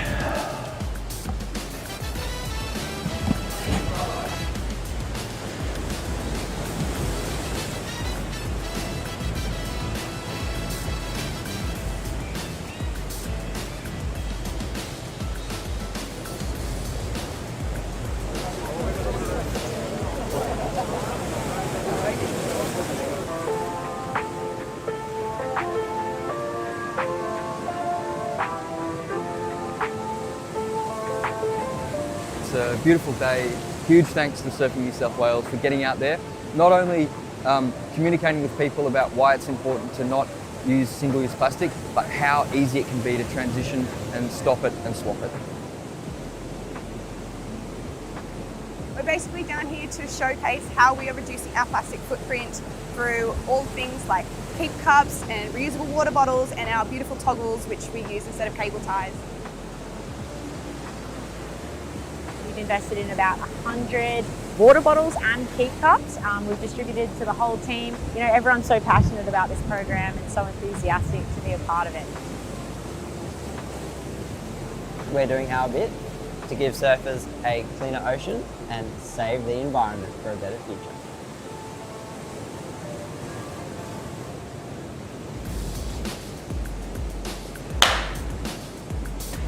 Welcome back to the live action here at South Boomerang for the Camplify Great Lakes Pro QS 3000. This is our first stop of the VISSLA New South Wales Pro Surf Series for 2023. My name is Britt Nicol, joined in the booth with Adam Hennessy. How are you, Dimmy? Yeah, great. First couple of heats of the Mans, very exciting to watch. Some big numbers being laid down as we see, looks like Mikey Clayton Brown. And it looks like the surfer in green, that is Dill Moffat up and riding. The Northie surfer trying to get himself back in the game when it comes to qualification, and very close to getting himself on the elite ranks last year. I'm sure that Bo Mitchell was out there watching. Good morning, my friend. But yeah, this is another outstanding heat. We've got Mike Clayton Brown from Merriweather. We have Dylan Moffat from North Narrabeen. The Kiwi, Billy Stairman, who's absolutely just consistency amazes me, and Nathan the Hog Hedge. And before we roll into this heat, we're going to flash on down to Reef Hazelwood for our post-heat interview, and another exciting battle, mate. How was that out there compared to yesterday? Yeah, a little bit more work, a little bit harder to find them. That first one came through pretty quickly. I was frothing, and then probably gave me a different expectations of what I should have had. I ended up sitting and trying to wait for another good one and couldn't find it. Now, we were sitting there saying, oh, he's just patiently waiting with his priority, and then you took that one that just came a gutser. But yeah, were you well aware towards the back end that you needed to get something on the board to sort of put a bit more pressure on the boys? Yeah, for sure. I was sitting out there just kind of going like, there's not other big scores really. Like Al had a 6 that came through, but I knew if I just got another wave, just did a couple turns, I'd put a bit more pressure on. So I kind of had that in my mind and was just hoping to get another wave and just back it up really, kind of halfway through the heat. How exciting is it that we've actually got a little bit more swell on tap and the power of the swell? It's going to be a good last day, isn't it? You must be excited, moving forward in the event if we still have these kind of conditions on tap. Yeah, absolutely. On my second one, when I got there a little bit late, just had so much speed off the takeoff and it felt really good. So, definitely these waves are giving you that speed that you want compared to the last couple of days where you're really having to generate the speed. So, really sick to have these waves and have that power and be able to showcase some more power surfing and try and go big. So it's really fun. What about equipment? Did you have to make much adjustments on what you've been riding? I'm pretty sure that everyone has done that today. Yeah, I changed from my epoxy to my PU. Pretty kind of similar board. Because it's still like some pretty flat sections and you want to be able to get through that. So I did ride a different board this morning in a free surf, and it was just like a really good wave board, and it was struggling sometimes because there's still some flat sections. So I changed back to one that's kind of in between, just like PU, but still like be able to fly through those flat sections. So it felt really nice out there. Mate, into the round of 16, you must be stoked. We wish you all the best moving forward on the final day of competition. But yeah, what a stellar performance. Well done. Thank you very much. Killing it. Appreciate it. Yeah, he was on fire again, just picking the eyes out of the swell. And that first wave he locked in. I know you weren't on the comm in that heat, but yeah, just a solid foundation to build on. And that was a stacked heat, as they all are, as we see scores locking in. The first of Billy Stairman, we talk about the Kiwi. His consistency is just incredible in the way he goes about his business. Locked in a 6.17. The Hog has already locked in a 5.17, Nathan Hedge. Here we go, Dilmoff up and riding. This guy carries a lot of speed and flow through his surfing and generating a little bit of progression as well on that wave. And Mike Clayton Brown, so another doozy to kick on through the afternoon. We've gone past 12 o'clock, I do believe, but we've got a big day of action. We're going to complete the round of 32 in the men's and then go into the women's as well, as we see the surfer in blue up and riding. Still a lot of froth and bubble, but if you can get yourself onto these inside corners and open up, I feel like the potential for something right up there in the 9-point range is going to come into effect this afternoon as this tide starts to sort of run out. Oh, for sure, Hedgie. It's just great to see all... Did you just call me Hedgie? I did just call you Hedgie. Oh, no. I was looking at the screen and, you know, like it's been a day. I feel like it's lunchtime. I'd probably need a Mad Max burrito. Yeah. I was just thinking of Hedgie, but talking to you.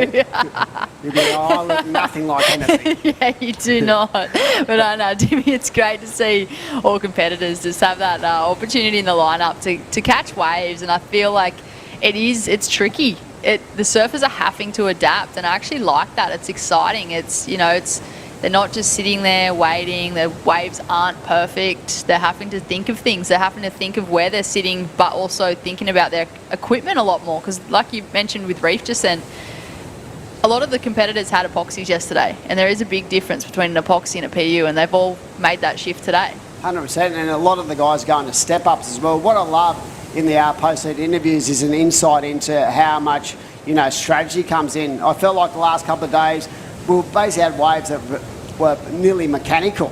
They were direct on one peak, and now you got to have such a different kind of game A, game B. You've got to have different plans in place if you're going to get through these heats. And I think that, from a mental point of view and, thinking about these things, it makes them even switch on even more, knowing that they've got to be really switched on in their processes during the heat.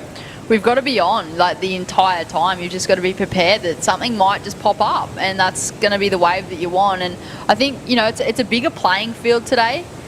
The last couple of days with the event, it has been a very distinct peak and takeoff zone with the bank, and today competitors have shifted across this entire bank. We've had surfers on the northern side, like the northern bank, the southern bank, in the middle, then they've kind of come in a bit with the tide. So there's a lot of different options out in the lineup today, and surfers are going to have to pick the eyes out of that. And I feel like that actually plays a part with priority as well. We've seen guys picking off good scores without priority because the playing field is so extensive. And I feel like that in itself is a different kind of scenario than we've had in the first couple of days. But at the end of the day, it's going to take really solid performances and nailing every opportunity, because we've spoke about it before. It's a lot harder and more exhausting when it comes to the physicality of the waves today compared to what we had in the last 2 days, as we see Dill Moffat up and riding. So not only have you got to be on the game, you've got to actually conserve some energy as well during the downtime between your waves, as we see Dill up, flowing, trying to connect the dots. And unfortunately that wave did not open up, and you see the Kiwi there, Billy Stairman. So yeah, there's a lot that goes into it, and that's why it's so exciting to watch days like today, because you have to have such, the full scale of your competitive juices flowing to get through conditions like this. As we watch the Destination New South Wales wave replay, that's the surfer in green, Dylan Moffat. Drifts the tail on that first section, just flying down the line, looking for a connection. A bit of a foam climb. You could see that he just wanted to get out of there, Dimmy, but the wave wanted to take him over the falls. It was like I was trying to suck him into the beach. He's like, get me off this thing. Get me off this roller coaster. But yeah, Dylan has been really a standout the last 2 years. Very close to qualifying last year, and I'm sure that his support base and the way he trains, I love the way he goes about his surfing. He's very calculated, very relaxed, and I think that's going to really help him as he continues his growth in the sport. But having someone, it would be pretty weird having Hog out there with him as well, because they're basically teammates, and he'd be mentoring him as well. Master and the apprentice. Here we go. Nathan Hedge up and riding. Wow. Grinding through that first manoeuvre. And just trying to keep the flow going on this wave. How he is actually still able to operate on that dead section is incredible. So right now it is Billy Stairman with a 6.17 and a 3 in the lead. Dylan Moffat with a 3.4 and a 2 in second. Nathan Hedge, he's about to go into second position. Mike Clayton Brown needs a small score, but yeah, it's like the master and the apprentices out there. Billy, even though he's still pretty young, he's been around a long time. It'd be great to see him, be one of these guys who eventually grabs his spot on the World Championship Tour, because he has done the hard yards.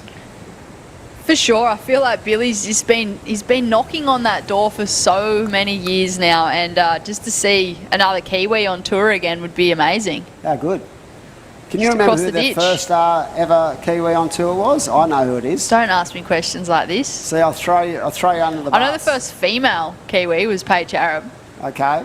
Mazzy Quinn, mate. The Quinn family, of course, his brother Jay, before Maz actually got on tour, won a World Junior title on the Northern Beaches as the ISA World Junior champ, but very talented. And yeah, Maz was sort of the pioneer when it came to the Kiwi boys, and great family. And yeah, he sort of set the platform. And I feel right now they're probably at their strongest point with the guys they've got in their ranks, the likes of Taku Butler, Billy Stairman, you know, there's Ricardo Christie already been there, done that, and I feel like when you watch them at an event, they're so engaged with each other, they're so supportive, and I feel that is a real positive for their development. And it would be great to see another Kiwi on tour as we see Hogg running up the beach. I wonder who's giving him advice. That's Bert Duffner. That's Adam Duffner is one of the coaches. So he coaches a lot of the athletes. Up here? He's been doing a fair bit of work. He's got a massive crew of QS surfers that are under that coach. So yeah, he's giving advice to Hoggy there. Runs around the beach. Pumping him up. He is certainly pumped up. It doesn't take much to get Hogg going, let me tell you. But right now we're down to 7 to go. And it is the Surfing Blue, has a 3-point ride, so to consolidate his position, he'll be looking to offload that. And it's not going to take much for second, third and fourth. So very tight battle. We sort of saw in that last seat, that 7.83 of Reef, sort of opened up the gate for him to put himself in a strong position. But in conditions like this, if you can jag yourself a score in the 7 or 8 point range, it puts you in such a strong stranglehold on that heat. I feel like on the best of days, if you can get a 7 and an 8, you're in a pretty good position. But on days like this, where it is so hit and miss with the waves that are coming through, those higher numbers are certainly going to be rewarded today. We watch the surfer in what might look like white, Mikey Clayton Brown. Mikey. He links this one through the frothy inside section. Mate, this would be an average day at Newcastle, just on an onshore wintery's day. He'd love this stuff. He eats it up. But yeah, what a strong performer he's been over the last couple of years for the Merriweather Club. And yeah, very, very strong in all kind of different conditions. I've found that his all-round game has been impressive and well suited to the QSs. He's currently sitting 8th on the QS Doesn't Regional surprise me Series, either. which is a really good position for Mikey to be sitting in if he's wanting to qualify for that Challenger Series. Yeah, if you look at the list of those 9 surfers, so much talent, and there's so many guys just behind them knocking on the door that you could dare say that they're good enough to make the elite ranks. Such as the standard we're setting in this region at the moment. And that last wave, I don't think it's locked in yet, but yeah, it's exciting. And that's the beauty of this current format and the amount of events we've got back to back is we're going to know very shortly who's in and who's not. I honestly think, Dimmy, that half the battle is just getting through this regional series in Australia, because like you said, it is such a strong field of talent that we have in this Oceanic Australia region. And I just feel like if surfers get through that to get to the Challenger, half their job's done. I can tell you right now, talking to the athletes after last year's series, yeah, the physicality of it was tough, but the mental side to keep yourself in tune and you know, nice and fresh was the hardest thing. Because they basically had 3 months back to back of events, and they loved every bit of it, but they knew when they went away for their pre-season they were going to have to be better at sort of transitioning through those multiple events. And it is exhausting. Yep, you did a lot of them last year. Dill Moffat up and riding, carving away. Now he sets the pace of this wave on the inside, just trying to get himself back into a strong position in the heat. In 4th at the moment, needs a 4.63, and here we go. Billy Stairman up and into it once more. But yeah, I feel like so much positive came out of last year for these younger guys to learn how to adapt to, you know, being on the road, the consistency of the events and how quick they were sort of paced. And then for those guys who made the jump onto the Challenger, they really had to reset and go again. And reset quickly, Dimmy. It's straight like into that Challenger Series league once these regional events wrap up. The good thing about it though is those first 2 Challenger events are in Australia. As we watch the surfer in white, Mike Clayton Brown, beautiful first turns. He carves into the pocket for a second, just unfortunately gets hung up. So Mike Clayton Brown went into second position, pushed Nathan Hedge down to 30, needs a 2.86, and it looks like Dylan needs a 4.36. Yeah, that's a good point. Last year, yeah, they came off an exhausting series of regional events and then had to reset. But it was really interesting to see the mindset going into the last event before the Challenger, because so many people were getting excited about maybe being able to surf snapper, but they were also well aware that they still had a job to do, as we see Dill up and riding. And again this year, you know, it's great to have 2 events at 2 iconic locations. You've got Snapper Rocks. Everyone would love to surf snapper with 4 Do Doubt. And also this year the Sydney Surf Pro has been moved off Manly Beach into the premier location at Narrabeen. And when you talk about one of the most iconic landmarks in the world when it comes to producing world-class surfers but really good waves, well, Narrabeen's right up to the top of it.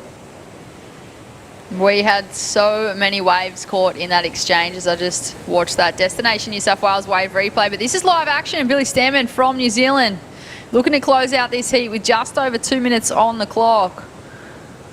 Hedgie in 3rd place. He's only chasing a 2.86, and Dylan Moffat only looking for a 4.36 as well. So still only small requirements to move through this round. And look at how close the totals are between 1st to 4th, but particularly 2nd and 3rd. Yeah, here we go. Nathan Hedge having a look. Big paddle into this one. I think he's going to go to the backhand. He drifts, puts himself right into the power source of this wave.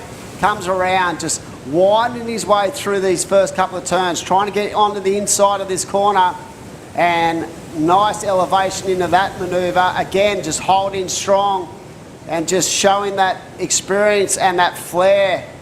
And look at him, just like the forever grommet. And look at him stand up, and he loves it. Oh, he's the best. He leaves you in no doubt. He never disappoints. How he's feeling in the water. I love the read of that wave too. It's so entertaining to watch. He just never disappoints. Always puts on the shows. We watch the Destination New South Wales wave replay. So well ridden, you know, because there was a lot of downtime in this wave, so you had to be really aware of where he was on the bank. Nice snap, nice drift, carving his way, and I felt like the inside corner allowed him to really tee off as well. And I just love the enthusiasm of Nathan at the end of this wave when he just stood up and saluted and said hello to everyone. Love it. There's the passion there. There's the highlight of the event so far. Yeah, and there it is, a 5-point ride, and that put him into the lead. So wow, Nathan, the hog hedge, goes into the lead again. Just the experience of years on tour, trying to adapt, and now he's just sitting there, getting his breath back, patiently waiting and asking Huey to allow him into that next round. And here we go. It looks like an important ride for the man in white. Mikey Clayton Brown negotiates that first bubble into the corner. And this looks like a nice looking wall on the inside. Is he going to get to work? Yes. Great turn. And into the power again. Wow. That is going to be interesting. Is that going to change the tide for Billy Stammen's situation in the heat? The pace of that wave was exceptional. He really had a tough start that wave. He could nearly have come off there, but you can see him just starting to wind up. And look at the line he takes into this turn, nice and vertical into that pocket. So that is going to round out another exciting heat. We'll see what the judges think. He needed a 5.08 to go from 4th to 2nd. Is it going to be a buzzer beater? Nathan Hedge at this stage, unless something else was written, I feel like he's going to be pretty safe. And we're waiting on a score to lock in for the last of the surfer from Merriweather. But what a heat. Love it. We're going to throw off to a break very shortly. And we're going to pay some bills and we'll be back for another exciting heat in the round of 32 of the WSL QS 3000 event.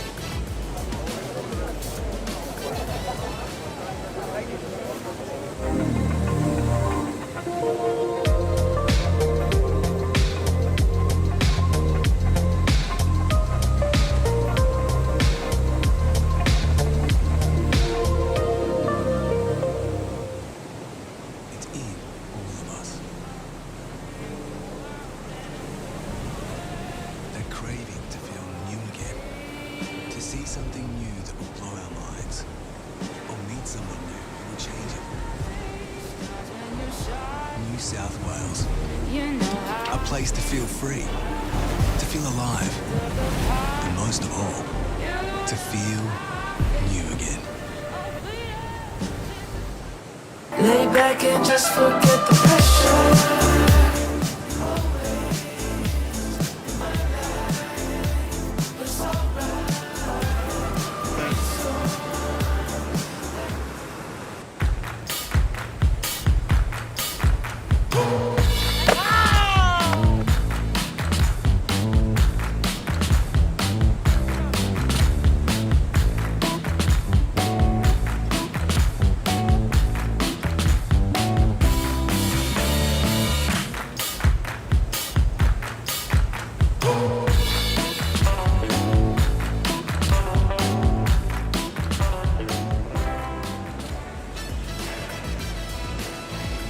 Welcome back to Boomerang Beach for the Camplify Great Lakes Pro QS 3000. This is our first stop of the VISSLA New South Wales Pro Surf Series for 2023. My name is Britt Nicol, joined in the booth with Steve Robertson for another exciting matchup here in the men's round of 32, heat number 4. But let's just take it back to that last heat for a second there, Robbo. Mike Clayton Brown, he needed a score. He managed to get a 5.33. He went into second place. So Nathan Hedge still took the win. Mike Clayton Brown in second. But unfortunately bowing out was Billy Stammen and Dylan Moffat. So I feel like that'd be a bit of an upset there. Sounded like a super exciting heat. It all went down to those last rides in the dying seconds, as a lot of these heats have done. And yeah, the heat in the water now I'm super excited about as well. Ben Spence, we see him there, and looks like a strong opening ride. The surfer in red, T. Kehuku Butler from New Zealand. He's been on a tear recently. He's been surfing fantastic. They are 20-minute heats today. Priority is at play as we watch the Destination New South Wales wave replay of the surfer in red from New Zealand. Almost catches a rail but manages to make the recovery and gets around the section for another turn. A great read here from the surfer in the red, Kehu Butler. He got the bonus section on the inside, so he did well to stick with it. And answering back, the surfer in blue. One solid turn into a carve. We'll wait and see where those scores get locked in, but still early days in this heat.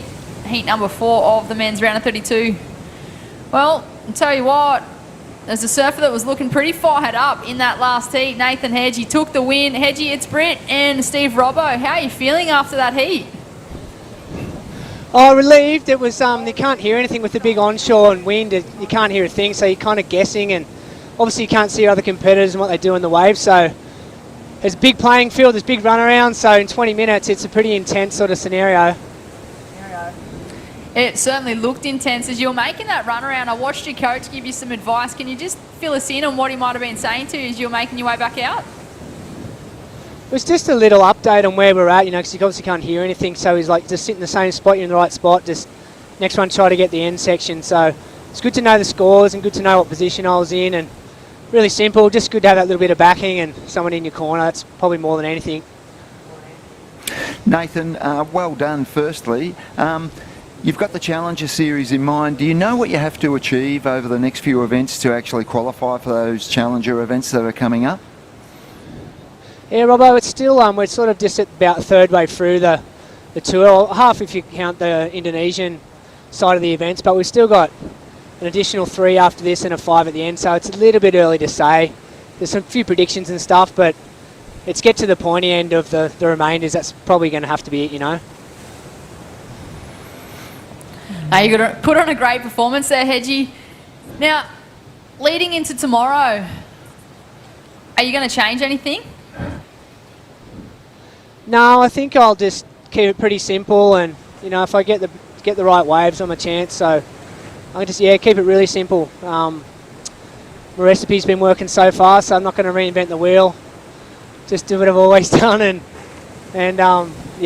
put the feet up. You know, just relax. I'm 20 years old in these guys, so I need to be smart. Well, you played a smart game out there. Hey, I know you've been working a fair bit with Vert and the other crew. I know he's got a fair few of the QS surfers under his wing with the coaching. What's it mean to just have that support, not only with the coach on the beach, but with the other competitors that you've been, you know, doing the sparring partner thing with? Yeah, I mean, it goes both ways. You know, you only keep what you got by giving it away, and it's really nice to give back where I can, and it just feels really rewarding. You know, and I remember what it was like for me being in those guys' shoes, and it feels good, and it keeps me in check too. Like around the training, it keeps me inspired and lifts my level, and yeah, I know it just feels really nice to be able to do that. So it's a win-win for everybody involved, you know. Well done, Nathan. We love your passion. We saw that passion come out on those last few waves in that heat. Keep the good work up, and good luck as we go into the final day. Awesome, guys. Doing a great job calling it. Thanks for that. See you later. Okay. Nathan Hedge, hey, what a surfer, what a career, unbelievable. And okay, scores in this heat. Ben Spence has a 5.33, that's the best of it. TK Huku Butler has a 4.83. Enfield with a 3.5, I think, and we've got a replay here. Who have we got here, Britt? We have the surfer in green on his backhand. I'm trying to figure, I feel like that's Cale Enfield from Port Macquarie. And it sure is, as he makes his way through that inside section. He's been a standout performer through this event. You'd say he's probably one of the underdogs making his way through these rounds. As he makes his way in, looking to do that run around. So fitness coming into play. Hedgie just touched on it then. Just, you know, 20-minute heats. It seems to go so quick when there's so much water in the ocean. It would be super. That would go so quick out there. You've got a task. It's to get 2 good scoring wides and you know, finish first or second, and you've got 20 minutes out there. It goes really quick. You can have an error, 1 or 2 errors, but you wouldn't want many more. And you'd want to try and, like you mentioned earlier, Britt, you really want to try and get off to a decent start, so it gives you a little bit of a buffer zone in there.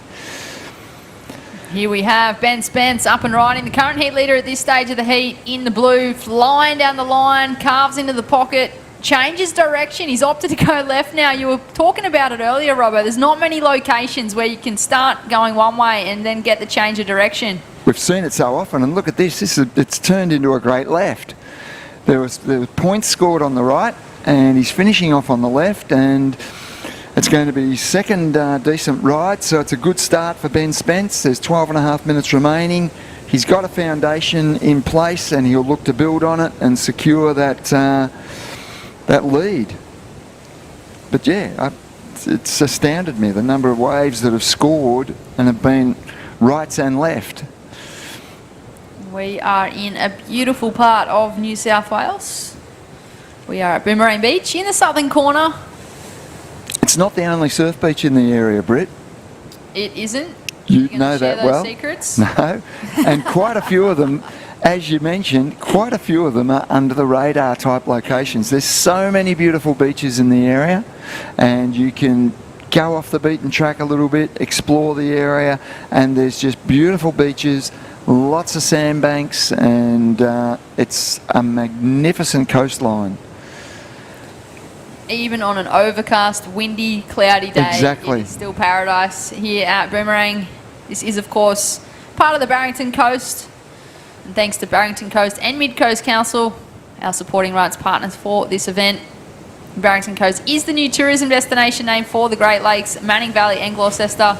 It is a massive region spanning 10,000 square kilometres from its highest point at the Barrington Tops down to the Pacific Ocean right here at Boomerang. So as you just mentioned there, Robbo, there is so much room to move around here and so many places to explore along this coastline. And you turn up to Boomerang Beach for the first time, you walk up and you get an overview of the entire beach and you go, ah, that's why they call it Boomerang Beach. It's just a magnificent coastline. Great beaches, great surf. And relative to a lot of other locations, it's relatively uncrowded for surfing at this stage. For now. Yes. As we watch live action in the water, that is Cale Enfield. Wafts the tail to start with, straight into that second turn. He's locked in a 3.5 for his first wave, looking for a 1.34 to move into second right now. We are almost halfway through this heat, and it's been a slow one, Robbo. It has, but yeah, we're at the halfway mark. Ben Spence in the lead, 5.33. 4.13 is his backup. Probably a good idea to get that on the chart. So he's got a foundation there, and he can improve on that. Knows what he has to do. And Butler, the New Zealander, now in third position, but he has a 4.83 in his scoreline, which is the second highest scoring ride of the heat so far. This was our surfer who has gone to second position, care of this ride.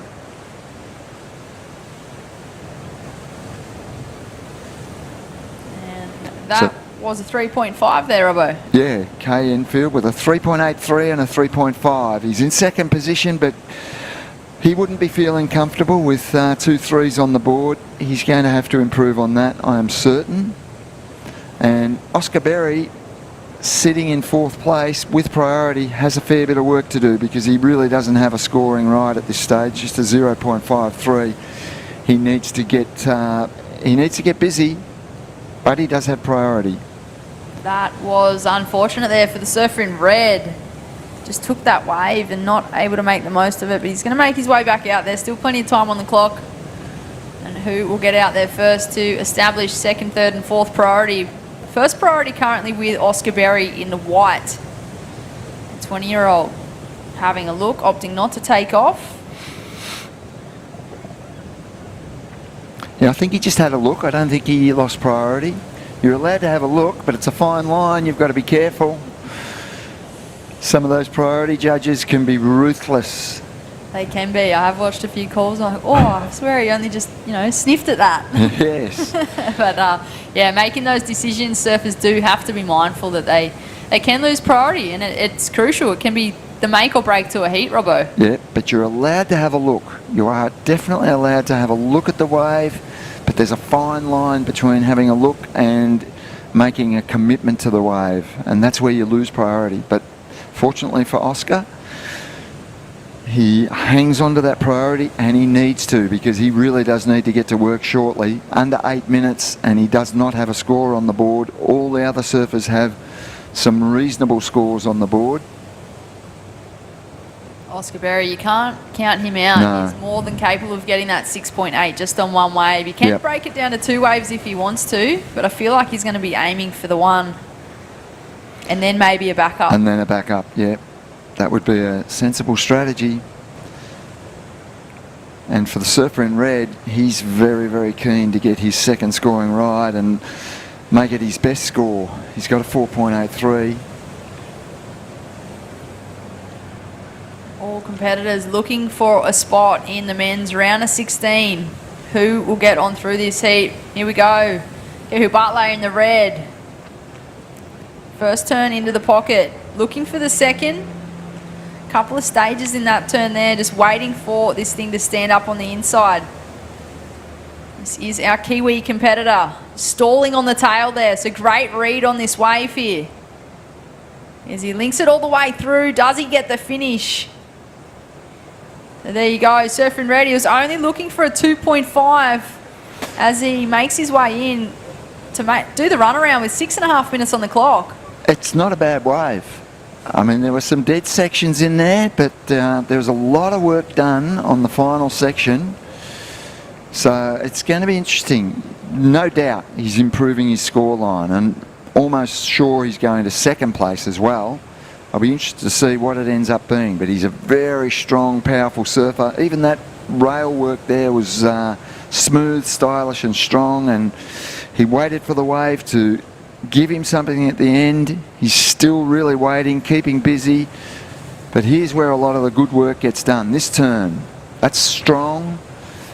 And again, and he works it out. So yeah, it's an interesting ride. It's going to improve his scoreline, probably get him into second position, I believe. There we go. That's what we thought. It's a 4.5, gets him into second place. He's not in the lead. He will want to improve on the 4.5. And the surfer in green now in third position, only requiring a 5.5 to go to second. And still Oscar Berry with priority, looking for some scores. Kyle Enfield, he's looking for a 5.5. He just buried the rail a little too much. Could that be an error for the surfer in green? Looking to progress through to the next round. He's been bumped into third place. Oscar Berry in the white in fourth. Well, things have just got harder for Oscar Berry. He's now chasing an 8.8. It'd have to be the highest single wave of this heat so far. He is holding first priority though, so once the opportunity presents itself, he can capitalise on that as we watch Kyle Enfield on the inside.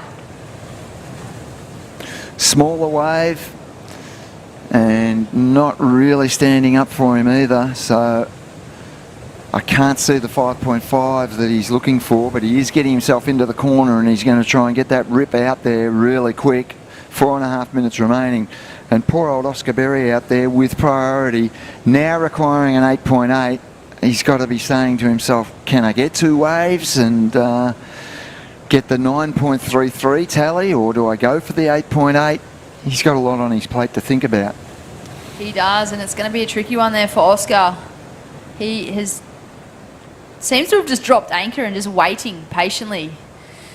Has he spotted something here, Robbo? He's moving. He's got a bit of urgency in his paddle, and here you go. The surfer in the white from Ali Board Riders.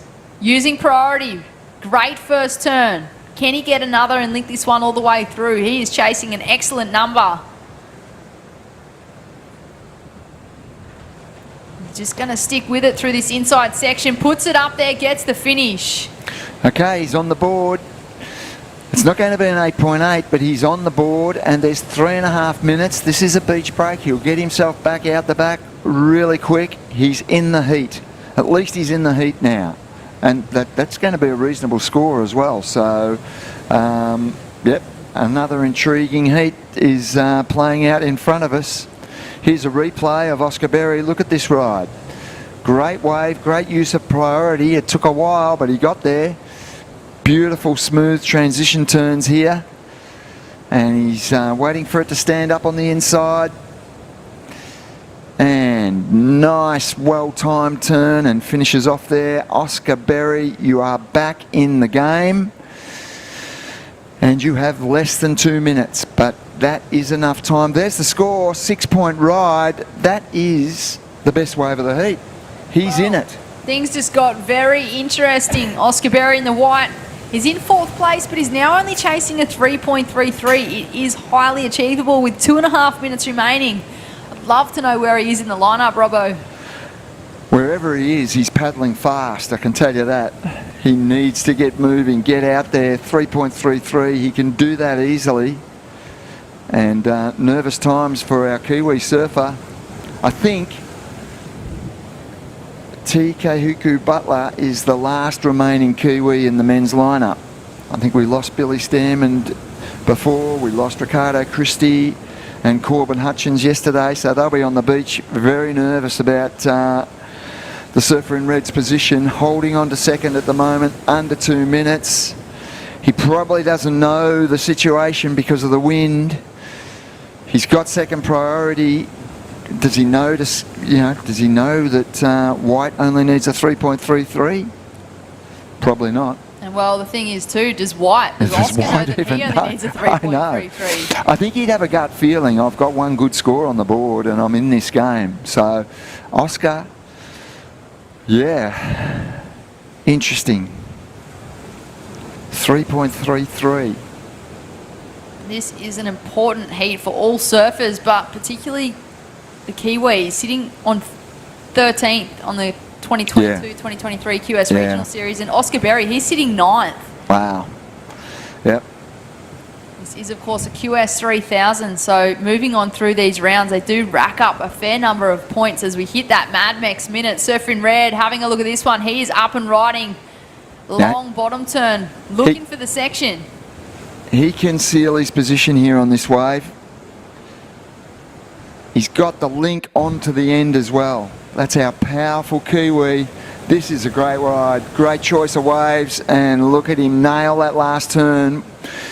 I think it's his best wave. Well, he needed a 4.64 to go to first.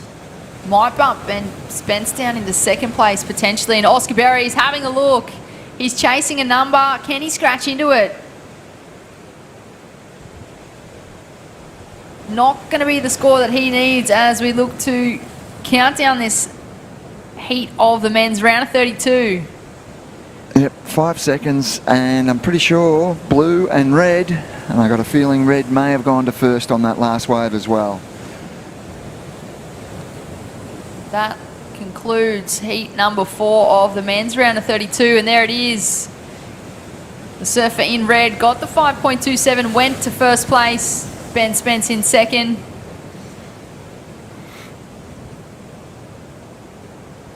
Up next, the men's round of 32, heat number 5. We'll cut to a short commercial break and join you back here with all the live action.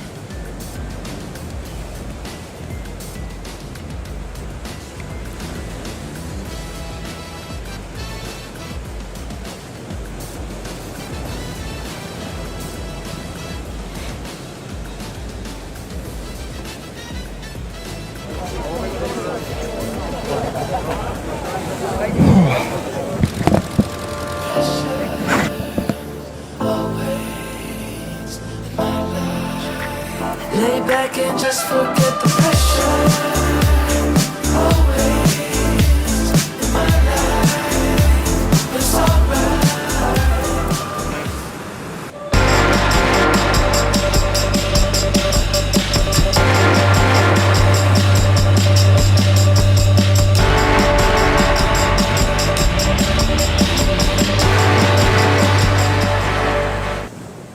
It's in all of us. That craving to feel new again. To see something new that will blow our minds. Or meet someone new who will change it. New South Wales. A place to feel free. To feel alive. And most of all, to feel new again.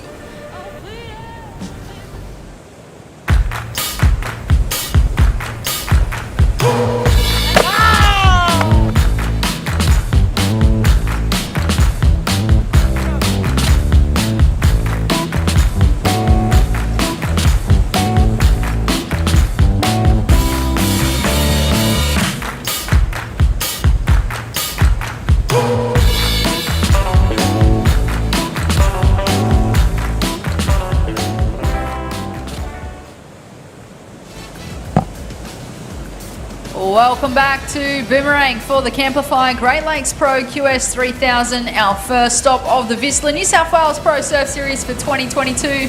My name is Britt Nicol, joined in the booth with Steve Robertson, and what a nail-biter finish that was, Robbo. That was, and yes, the Kiwi went to first position on that last ride, and he progresses through. He's the last remaining surfer in the men's draw from New Zealand, and I'm sure his teammates on the beach would have been delighted to see him get through that heat. He's having a great season, TK Huku Butler. He performed exceptionally at the Tweed Coast Pro, and I tell you what, if he gets on the Challenger Series, he's a real threat because he is so powerful, so strong, and he's a very complete surfer. Excited about this heat as well. We've got two recent surfers who have been on the big dance floor on the CT. Morgan Siblick and Solly Bailey are both in this heat. And we also have Axel Carotto. Carotto? Is that how I pronounce it? Carotto, anyway. He's North Stain. Dimmy would know him. He would. Pretty well. Axel started well with a 5.5. He's got the best wave of the heat so far. Morgan Siblick has a 4.17. Surfer in white has a 2.1, and Solly Bailey with just a 2.33. We saw Solly surf a great heat yesterday. He scored really high, and he was typically patient. It all came in the last part of the heat. Let's hope he gets off to a faster start today and doesn't leave it to the last minute. And Morgan Siblick, as I said to Adam Hennessy yesterday, it wasn't all that long ago Morgan was surfing for a world title on the CT, and now he has the fire in his belly and he's surfing to get back on the CT. Yeah, it must be a strange feeling. He was in that top five, final five in 2021. He got Rookie of the Year, and then 2022 he fell off with a mid-year cut. It must have been so strange for him to, you know, go from that mid-year cut and now back onto the Challenger and the QS. And they often come back a lot stronger than when they went out, and it's because of the disappointment, it's because of the heartache of what happened, and they go out and they fix things and they come back stronger. And I got a feeling that's the mindset of Morgan Siblick at the moment. That is red. Morgan Siblick up and riding. Looking to work his way through this middle flat section to get the inside connection. Weaving his way through. Beautiful surfing there from the man in the red. He's already locked in a 4.17. So at this stage, with 15 minutes on the clock, he's already got the two numbers once he completes this ride. And he is going so far north. That's got to be the best wave of the heat. And he's got to do the runaround. He's way up the beach. So Morgan Siblick off to a flying start. It's one thing to catch the wave so far up the beach, but then to realise you've got the run on the way back around. I know, I've got to get back out there in these 20-minute heats. All for a 4.5. So last of red, Morgan Siblick. It was a 4.5. It was enough to take him to first place. He's got a backup of a 4.17. Still plenty of time on the clock. At this stage, it's Axel in the green, sitting in second. He opened up with a 5.5, so not a bad start there for the surfer in green. Now chasing a 3.17 to take first place. Connor Lyons in the white in third, looking for a 3.41 to move to second. And Solly Bailey in the blue, looking for a 3.18 to move to second.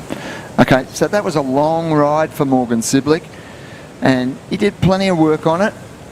It just seems like a tough 4.5 for such a lot of effort. He would have been hoping for a bigger score, but you know, to be fair, the wave, oh, fantastic. We've got TK Huku Butler winning that last heat online with us now.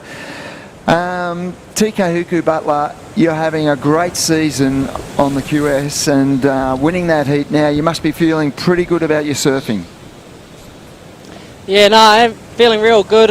Stoked to get through that one. You know, it's so grindy, can't hear scores, so you kind of got to be a bit smarter out there, you know.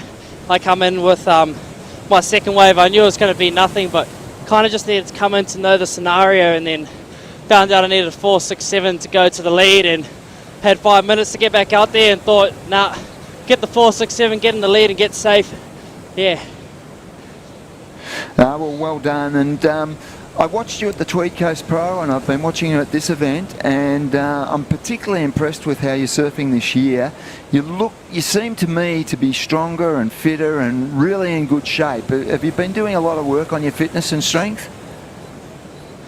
Yeah, I've been training for ages now, but I feel like the challenges last year I learnt a lot with you know, travelling the likes of Morgan, Geordie Lawler, Liam O'Brien. Like, you know, they show what professional athletes need to be, and I feel like after last year I've stepped up and, you know, try to become a better athlete myself.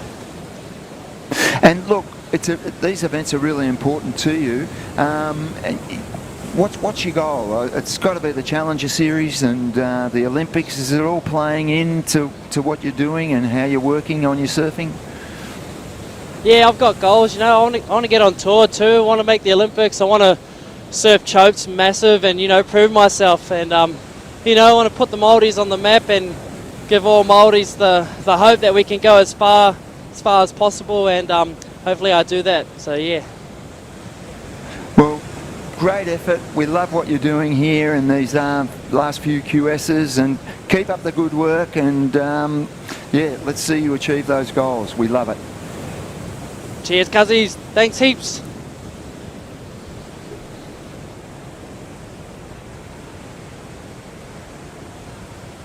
The run around. So fitness coming into play, like the competitor that just won that previous heat from New Zealand just mentioned. He said he caught the one wave, did the runaround. I feel like it was more of a strategy to Yep. get the update. Yes. Then paddled back out knowing exactly what he needed to take first place. That's the only time they can get those scores. And they want to be brought fully up to speed. And there it is, last of green, a 4.93. So the surfer from North Stain goes into first place. Morgan Siblick in the red, now in second. Connor Lyons in third, Solly Bailey in fourth. So similar situation to yesterday. Solly had a quiet start to the heat. He came back with a vengeance. Is he going to do the same thing today?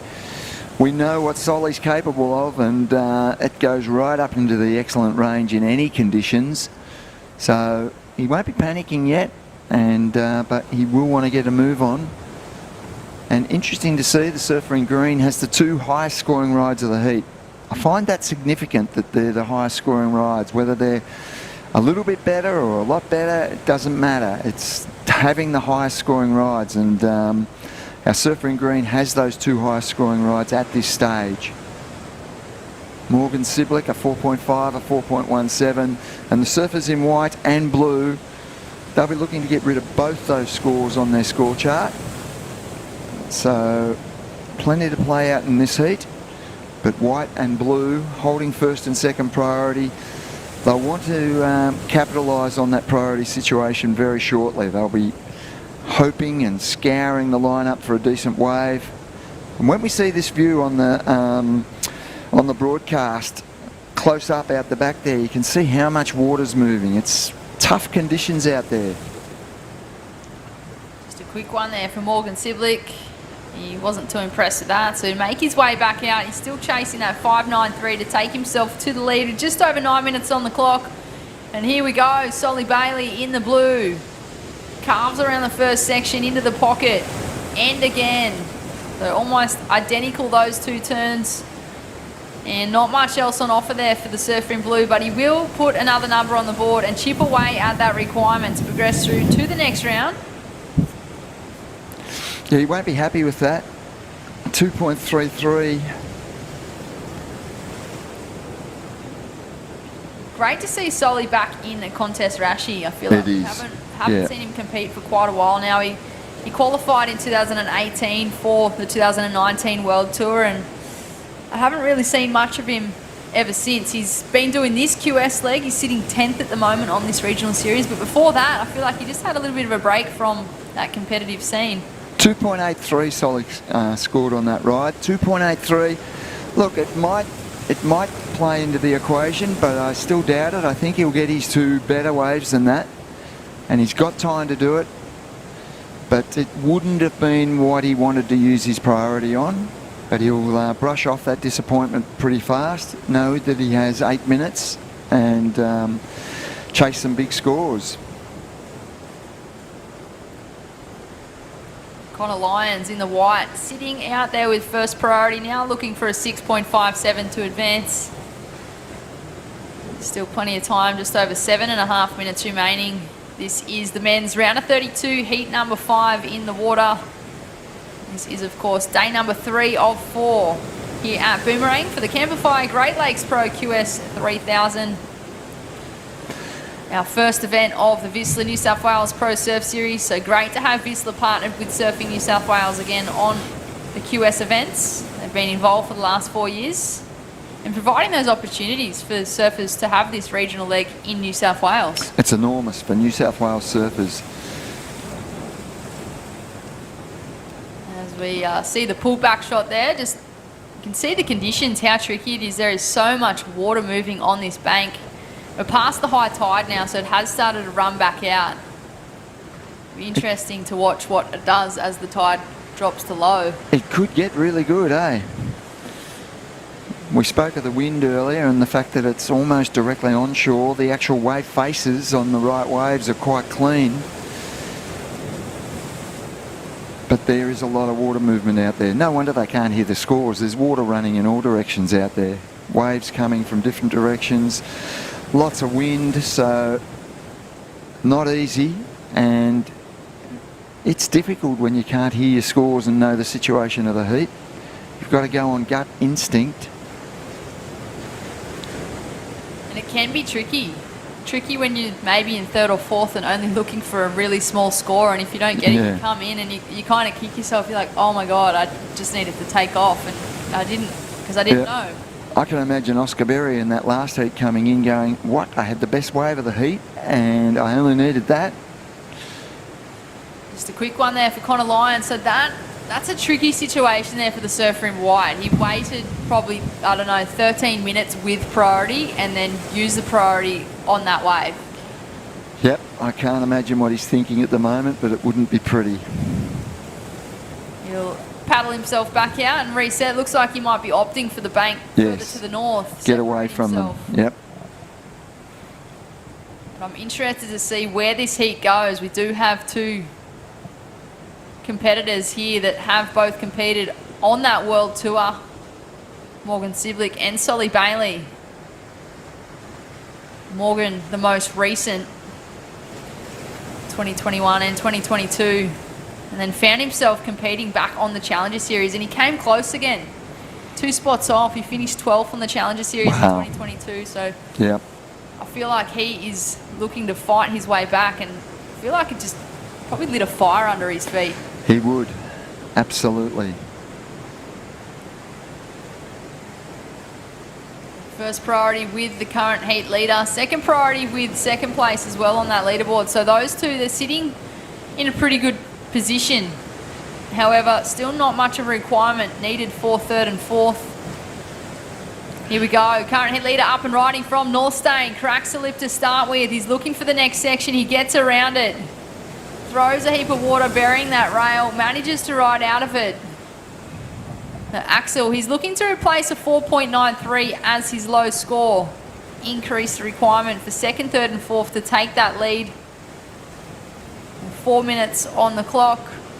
We have another exciting matchup in heat number 6 of the men's round of 32. Coming up next, Ben Lorenzen, Jagger Bartholomew, Mikey Madonna and Caius King. Absolutely no easy heats in this event. That's for sure. At this stage of the event, we're at the pointy end and it gets harder and harder. And these competitors now looking for a spot in finals day. So we are in the round of 32 and progress through this heat into the round of 16. Here at Boomerang Beach, we watch Connor Lyons up the beach. Much better looking wave. He's found himself a gem on this white bank. And just overcooks it, Robbo. He wanted to ride out of that. If he had ridden out of that, 6.57 is a big score, but as you pointed out, that was a gem of a wave, and he belted it at the start. So a 3.97, that's not enough. Solly Bailey with just under 3 minutes needs a 5.84. Surfer in white, well, it's his best wave, a 3.97, close to a 4. Now only needs a 4.7. So Morgan Siblick in the red is in the lead, but with a pair of 4s to his name, he's far from secure. He wants to get rid of that 4.17. Those surfers in third and fourth position looking for 4.7 and a 5.84. Are well and truly in it. So, yep, interesting heat again. First priority with Morgan Siblick. Second priority with Solly Bailey. This is going to get interesting here, Robbo. For sure. Will red go sit close to blue? He can't cover off on both blue and white either, so... He can only take one. Yeah, he's got to choose one that he might try and cover off on, but white's right in this game. We saw a few of his moves and he's extremely capable, and a 4.17 is not hard to get. So under 2 minutes, we'll see.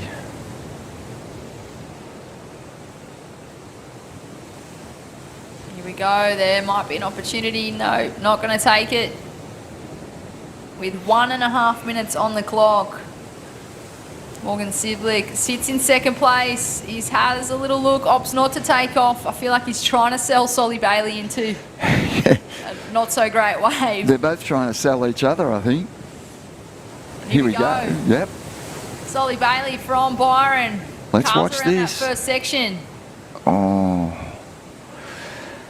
That wave didn't offer it up, so good choice by Siblick. And there he is, power move on the inside. That was strong. And he's getting a link up. This is good surfing. Look at this runner on the inside. Siblick finishing off, so I think he's going to improve his scoreline. And number one, he chose not to take that wave off Solly Bailey. Great choice. And then backs it up with what looks to be a really good wave. So good experience and great surfing from the surfer in red, Morgan Siblick.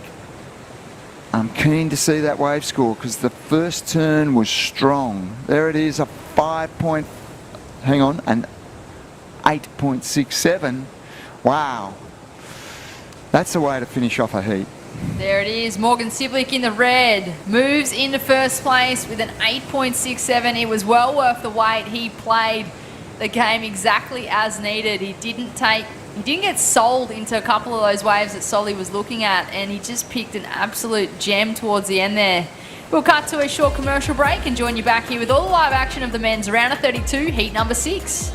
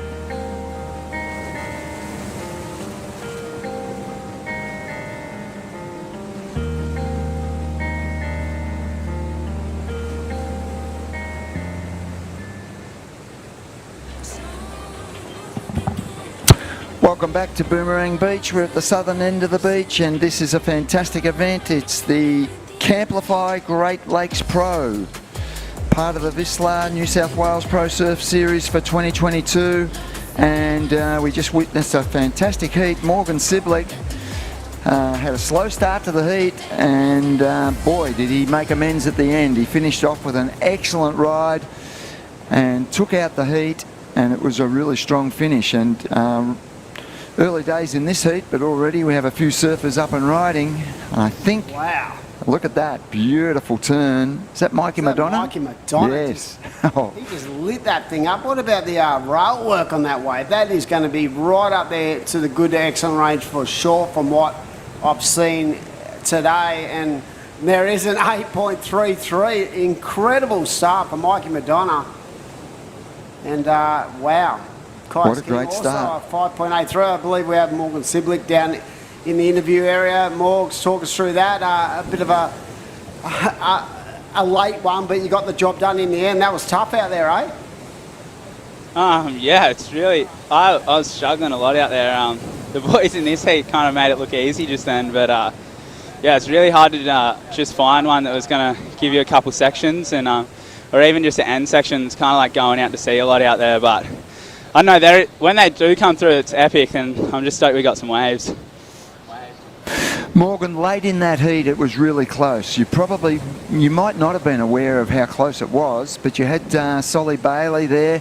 There was a bit of cat and mouse going on. You chose not to block him on his last ride and get the really good wave score at the end. What were you thinking? Did you know it was that close?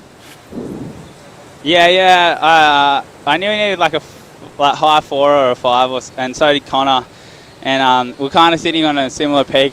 To be honest, probably, I don't know, could have been sitting closer to him, but yeah, I had a peak at that first one, and it kind of looked like it was stretched out and was going to go a bit funny. And then the one after, I just thought, oh, you never know what Connor's doing down the beach, so I just got to go. And yeah, just stoked it gave me a section. Okay, well, it's another win and you're through to the next round, and you're looking forward to tomorrow, finals day? Yeah, I'm really excited. It looks like the surf should be pretty fun. Yeah, going to have the similar waves to today, and maybe a little less wind, so it should be epic. Should be a fantastic day. You're in form, you're getting excellent scores. Good luck for tomorrow, Morgan. Thanks, guys.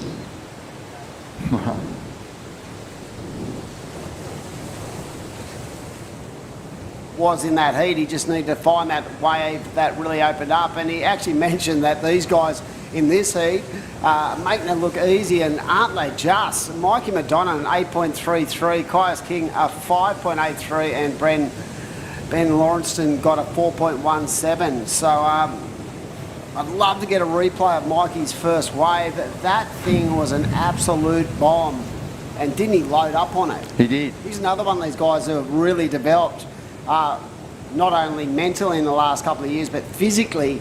There is a point of difference in the way Mikey's actually surfing now. No, it was stylish surfing, and it was strong, and yep. You asked for a replay, you'll get a replay, Adam. Yeah, now you have to talk us through it. Great first turn, but what about how he opened up the wingspan on that second manoeuvre? And again, just the power and the floater he's surfing on that ride netted that really solid score, as we see Caius up and right. And of course, Mikey Madonna, I remember him as a child. He grew up in Curly, and his sister was an elite junior.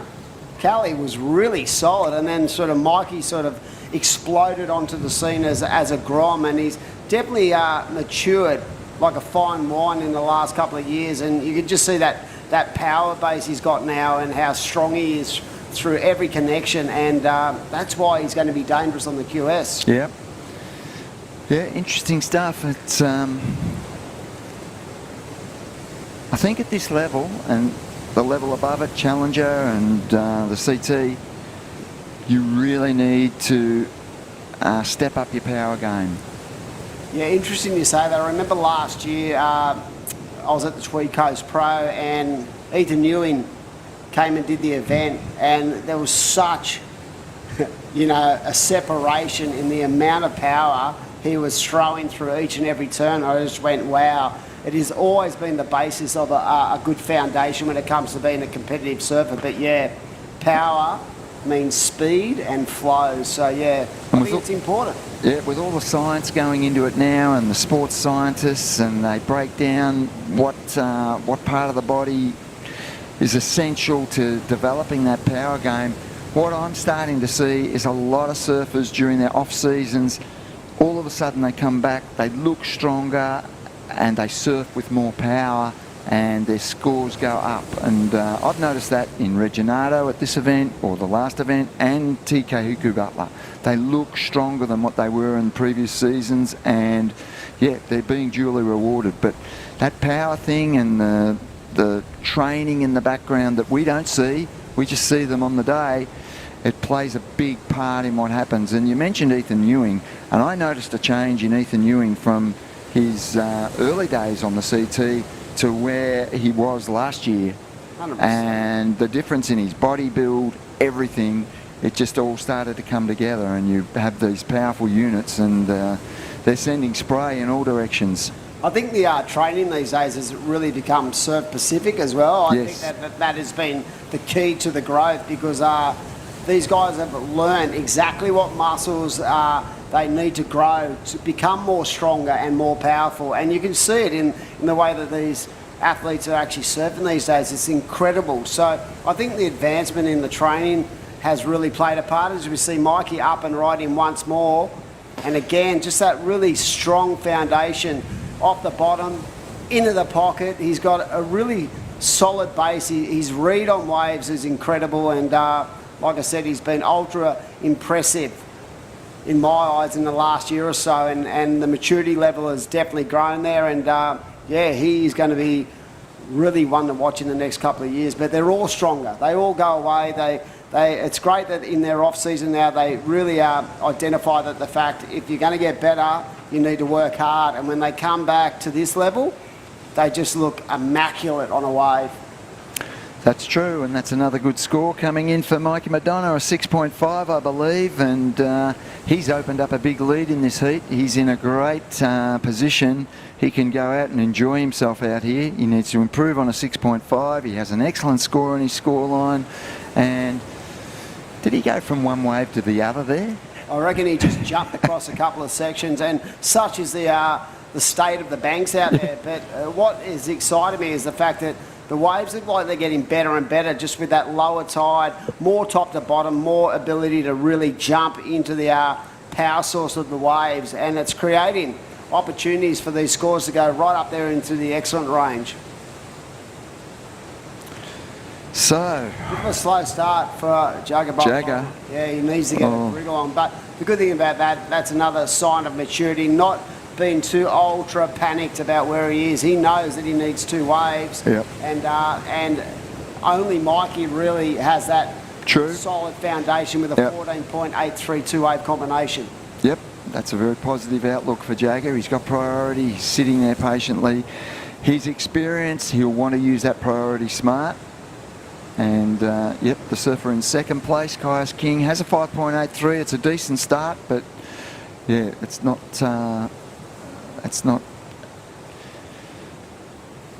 excellent by any means. So the heat is right up for grabs.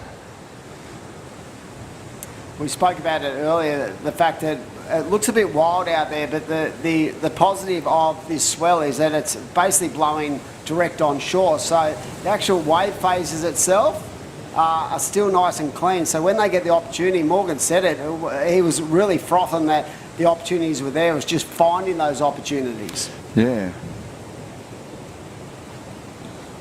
So with 9.5 minutes to go, it is up to the surfer in blue to get a wriggle on in this heat. These heats are 20 minutes and they just seem to have flown by here at the Camplify Great Lakes Pro QS 3000. Good to see this event upgraded from a 1000. This is the first event on the VISSLA New South Wales Pro Surf Series for 2023. So we are definitely off to a start into a strong series of QS qualifying events as we see the surfer in blue. I think had a little look at that wave and I'm pretty sure he's lost priority. Oh, he has, yep. He goes back to the back of the queue. Yep, well, he's not going back to the back of the queue. He is on the numbers, but he's made a decision to break away from the rest of them. He doesn't want to be sitting in amongst them without priority, so he's just moved up the bank a bit, trying to get some separation and trying to get a decent wave as well. Here we have it, surfer taking off. That's Lawrenston. I've been super impressed with this guy's backhand surfing. Beautiful vertical in the pocket surfing, and comes out of that last turn as well. So another good score for the surfer in green, Ben Lawrenston. 4.17 for his first wave. I feel he's going to better that. 100%. That second turn, the timing and the amount of water he displaced on that turn was really, really critical to the scoring potential of that wave. A 5.67 for surfer in red. Just the way he lined this thing up, and this is the money turn. Came off the bottom and really elevated into the lift, and then showed a little bit of variety on that final turn. So a 5.67, that is a great way to build your heat and your confidence as we move forward. As we can see the boys running up the beach. So it is 7 minutes 40 on the clock. This is number 6 of the round of 32. So we're going to complete the men's and then go into the women's round of 48, I do believe. Top surfers, top seeds will come in there. Now, we mentioned earlier, Jacob Bartholomew. Calm, take it easy, don't panic. We're now down to 7.5 minutes. You've got to get, I think now it's just time to move and get something on the board, because second and third don't have a huge score, as we see surfer up and right in, and that is Caius King. He's a beautiful surfer. Jeez, he's got such, it's just beautiful to watch on the eye, isn't it? The Stylish all the way, yep. Okay, so he has a 5.83 to his name. He's going to improve his scoreline no matter what, but it could be a decent score. So just under 7 minutes. Surfer in blue does not have priority. There he is. He's taken off. No priority. I don't think he got any moves at the start. We'll look for a replay on that one. Yeah, this last wave is going to put him right behind the 8 ball jugger for sure, as we see. Just the flow and the effortless nature to this guy's surfing. As I said, it's so beautiful to watch. And the way he's got that sort of progression as well, he's got so many tricks in the bag that he can bring to the fray when it comes to his competitive juices. And that last wave of 5.77, so pushes Red back to second, back to third, I should say. Red now needs a 5.93. And the surfer in blue is really had a bit of a battle on his hands in this heat. He needs a combination to get himself back into that advancement position in this round of 32 heat. Do we hit the panic button? I don't know if it's about panic. It's just about getting busy and finding something to land yourself a score, to put yourself in a position where, you know, the guys in second and third, high scores are only in the mid-5s. Yeah, true. All these surfers can do that at a flip of a switch. So it's about, for him, I feel, just getting something on the board, even if it's just 2 turns, get himself a 3 or 4 and get himself back in the game. I think that's going to be critical in the next couple of minutes. And here we go. Jagger looking for some opportunity to show what he's got. Such a great surfer and a powerful surfer. So lovely turn in the pockets there. It showed a bit of maturity there, where he just went, you know what, I'm going to go anything I can get yourself a score. He's not going to be panicked. He knows he's got 5 minutes to go in this heat, and that will bring him into a situation where it's going to break the combination and put him back in the game. Yep, you're right, Adam. He's going to do the run around. It won't be a slow run either. Just well read, nice timing, good flow to this wave. The rhythm was there, opening up the wingspan, and this inside corner. There he got that nice tagging turn into the pocket, comes around again and finishes it off. So he knew that that was a critical part of this heat for him if he's going to put himself in that position to qualify for the next round. And there it is, a 4.67, so right in that ballpark. Yep, needs a 6.93, very much within his capabilities, we know that. He's a great surfer. He's going to jump on that rip and get himself back out the back. And freight train. He's in the game. A little bit of controversy, Adam. I'm going to throw this one at you. Yep. The 5.77 of the surfer in green, I was expecting a bigger score. Yeah. I liked it. I liked everything about it. I felt like the surfing was there, but I didn't feel like, I felt like Mikey's 6.5 was clearly a point better than that. But I just love how the beauty of the way the guy surfs, and maybe sometimes that is a hindrance. He can be too smooth. You know, I remember like Joel used to be the same. You'd look at Parker and go, "Oh my God, it just looks effortless." Yes. And but yeah, it could have gone up a little bit, but I think the judges have got it right when it comes to when I look back to the 6.5 of the surfer in white. I just felt there was more aggression to those series of manoeuvres. So, yeah, it's all opinionated, but yeah. I know. But I love his surfing. Yeah. Price is so easy on the eye. That's true, and he's in second place regardless. And the surfer in green, who, we liked his wave as well. Don't forget that score. And he only needs a 5.93 to go to second. He has a 5.67 and a 4.17, because that was an impressive wave also. Those beautiful backhand turns. Oh, he is ultra impressive, Ben Lawrenston. And now the surfer in blue only needs a 6.93, so still game on, 2.5 minutes to go. I'm sure that the surfer in blue is back in the lineup. You can see red there. Ben Lawrenston looking for some information off the some intel from Terry McKenna on the beach. But right now it is Mikey Madonna with that 8.33 and a 6.5 into the lead. He has established a solid 2-wave combination of 14.83, and it's all about second. It's all about second. Yep, 2 minutes remaining. They're out there.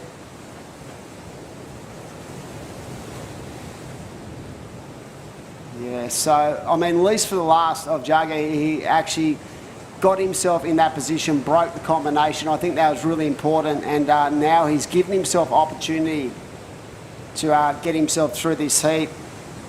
The only thing for the surfer in blue is he has fourth priority, so that is going to be difficult. So he sort of nearly has to break away from the pack, really. That damn priority rule. I know.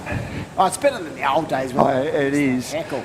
Yeah, I love it because you know what? It's much cleaner. Yeah, Absolutely. It just means it's more about the individual's surfing performance. It is. Than the individual's ability to hassle. So Yes. I love the fact that WSL uses this formula, and I love the fact that we actually use it right through to the grassroots of Yeah. surfing these days, because it teaches the younger generation how to apply the skill set that comes with the priority system. Absolutely. But right now, it's a curse on Jagger Bartholomew. The other three surfers have a little bit of control over him, and like you said, he's probably going to want to break away from the pack. He may have broken away from the pack, and searching out a wave to get a 6.93, call it a 7-point ride. Work to be done, and 30 seconds to do it in. Not a lot of time. No. So Mikey in a strong position, Kaius King in second.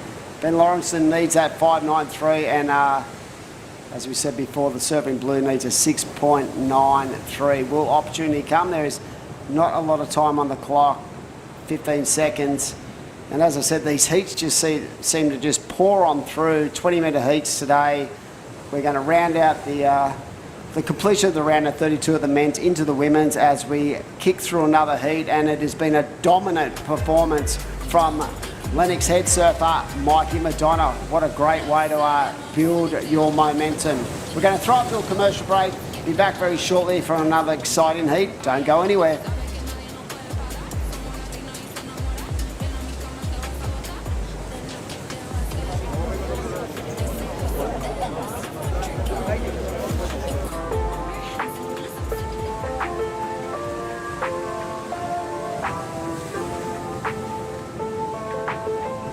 It's a beautiful day. Huge thanks to Surfing New South Wales for getting out there, not only communicating with people about why it's important to not use single-use plastic, but how easy it can be to transition and stop it and swap it. We're basically down here to showcase how we are reducing our plastic footprint through all things like keep cups and reusable water bottles and our beautiful toggles, which we use instead of cable ties. We've invested in about 100 water bottles and keep cups. We've distributed to the whole team. You know, everyone's so passionate about this program and so enthusiastic to be a part of it. We're doing our bit to give surfers a cleaner ocean and save the environment for a better future.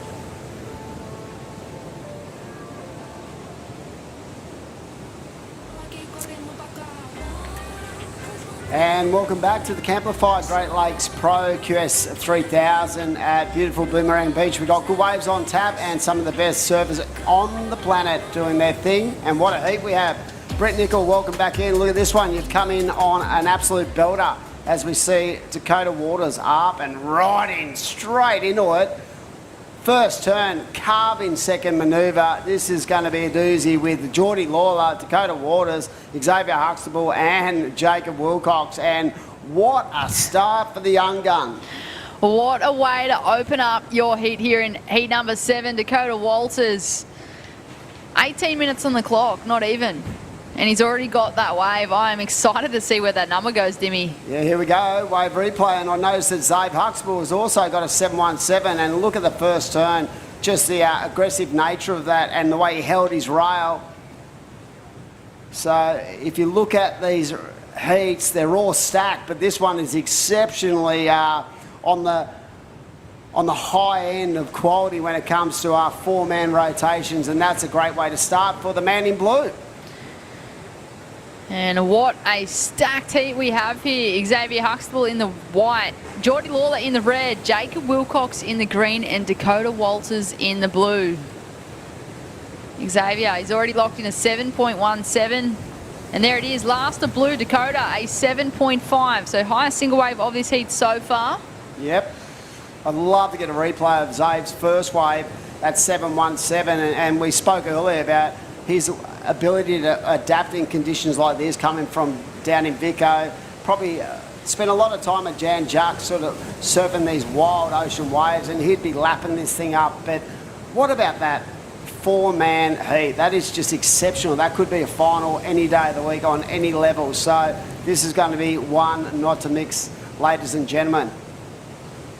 And they've all come out with all guns ablazing, as we see the surfing red. Geordie Lawler, the winner of the Tweed Coast Pro, up and into a drift in the tail and kicking out with a lot of confidence. This is so fun already, and we're only like 3.5 in. This is going to be an exciting heat. I can only imagine where this is going to head for the next 16 minutes. I'm going to need a bib after this one because the froth meter is going to be just going through the roof. But yeah, opened up with a 7.5, and Dakota Waters just continuing that roll, that rhythm, that groove he's been having in the early stages of 2023. And that last couple of waves, the last of Geordie Lawler was 4.33, Jacob Wilcox at 2.50. Of course, these are 20-minute heats today. And as I said, we're going to complete the round of 32 of the men's and then dip on into the next round of the women's to wrap out a big day. And that last wave, his first wave was a 4.33. Last of Geordie was a 6.17, courtesy of those nice, clean turns. Love the variety as well. I just love that these 4 surfers are just going back to back. I feel like it's just going to be like this the entire heat, with conditions starting to change now with that outgoing tide. We do have the previous heat winner of heat number 6, Mikey Madonna from Lennox. It's Britt Nicol and Adam Hennessy in the booth. How are you feeling after that heat? Yeah, feel good. It was really fun out there. The rain sort of stopped and cleaned it up, and yeah, we got to trade off on a few waves. It was fun. Mate, what about that 8? You just opened up the wingspan on that thing and went ballistic. How did you identify that part of the peak as exactly where you wanted to be? Because I felt like you had the read of nearly every good wave out there. Yeah, obviously watching the heats before, I definitely knew there was opportunity there. Just with that little grain of sand that seemed to be like sort of bouncing off and running down into the bank, and yeah, I just managed to find a few. I paddled for one at the start that looked really good, and I kind of put me in a better position because my 8 sort of swung in underneath everyone, and yeah, I managed to get that one, and then paddled back out and sort of went straight back into a wave sort of similar, and yeah, that was it. Mate, I've known you for a long time, but I feel like you're starting to really develop, and that maturity level is growing as you go through your career. How do you feel in 2023? Have you been doing a lot of training to get stronger? Because you look stronger. Yeah, of course. You know, I'm always trying to get stronger and build myself up in and out of the water. You know, last year was a big year for me, and definitely learnt a lot, and sort of just trying to take that on into this year, and yeah, try not to rush myself, and yeah, you know, hopefully get back there and give it a good crack again this year.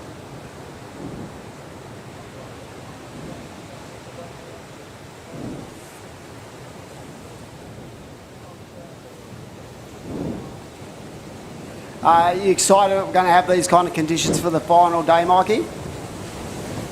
Yeah, for sure. I feel like these sort of conditions are what I thrive in, and yeah, you know, I'm just taking it heat by heat, and I'm just stoked I get to get back out there again and compete in some fun waves, and you know, everyone's ripping, so it should be a good day tomorrow for sure. A lot of support out there. You want to throw out to anyone, say hello to anyone at home? Maybe Dad. Where's the old boy? Oh, no, Dad's down here with me, of course. It's good to have him back on the road with me. Just say hello to my mum, my sister, and yeah. Best of luck, buddy. You're absolutely ripping out there. We see you tomorrow. Thanks, Timmy. Cheers, guys. Yeah, he's absolutely looking on point. And do you know what I love about it? It's the calmness. Even in his post-heat interviews, I feel like he's not getting too far ahead of himself, and he definitely identified those couple of really nice, strong positions on the peak as well. But he definitely looks stronger, like physically stronger than he was last year. I feel like Mikey's one of those surfers, like you just said, he just nice and composed after the heat there, but he's one of those surfers that does actually show a lot of emotion. Yes. A lot of emotion. And I think that is part of his maturity now. I feel like as a junior, I think that Mikey had a tendency to get really emotional, and that could play a negative in the way he went about it. But I feel like as he's developed and he believes in his ability a little bit more and he's maturing, mate, he's the all-round package now. And you can see it in the post. He's so relaxed, and he'd just be thinking about tomorrow going, yeah, I can win this thing for sure. Bring it on.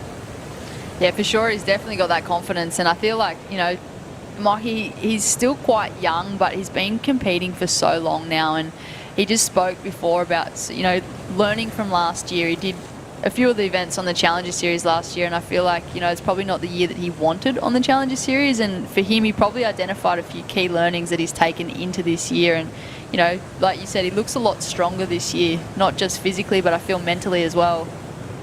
Here we go. Replay of last divide. Zabe up and riding, and this is at 717, and this guy is so strong. He's got such a read on the ocean, and, you know, as we said, you know, he spends a lot of time in the in that wild kind of blue yonder down in the Victorian kind of setup. And I will say, I've been down the wave pool and I saw Zabe down there actually training with Nicky Van Dyke and a couple of others, just really refining, you know, everything about his surfing. And he's such a intelligent guy when it comes to his the thought process of how he goes about his business. And look at his surfing. He's always been identified. He's had a couple of shots on the World Championship Tour as a wild card in the Bells. And speaking to him last year, he was like, mate, I want to get back there just full time. And speaking of those wildcard opportunities, not only was he a wildcard in the event, but he actually had some really good heats. Yeah, and, he had you know, some also, massive heats. like, he almost took down a few big scalps. Didn't Like, he nearly take Slater out? it's 100% what I was alluding to then, Yeah, Dimmy. yeah, and I have actually spoken about that a heap, and he said the confidence he got out of knowing that, you know, he could jump onto the big stage and basically match it with Kelly was, you know, was such an incredible experience for him. And there would have been a lot of learning in that. And, well, speaking of the wave pool, he did actually win a QS 1000 at the wave pool late last year. And I feel like, you know, those Victorian surfers, they're probably there all the time.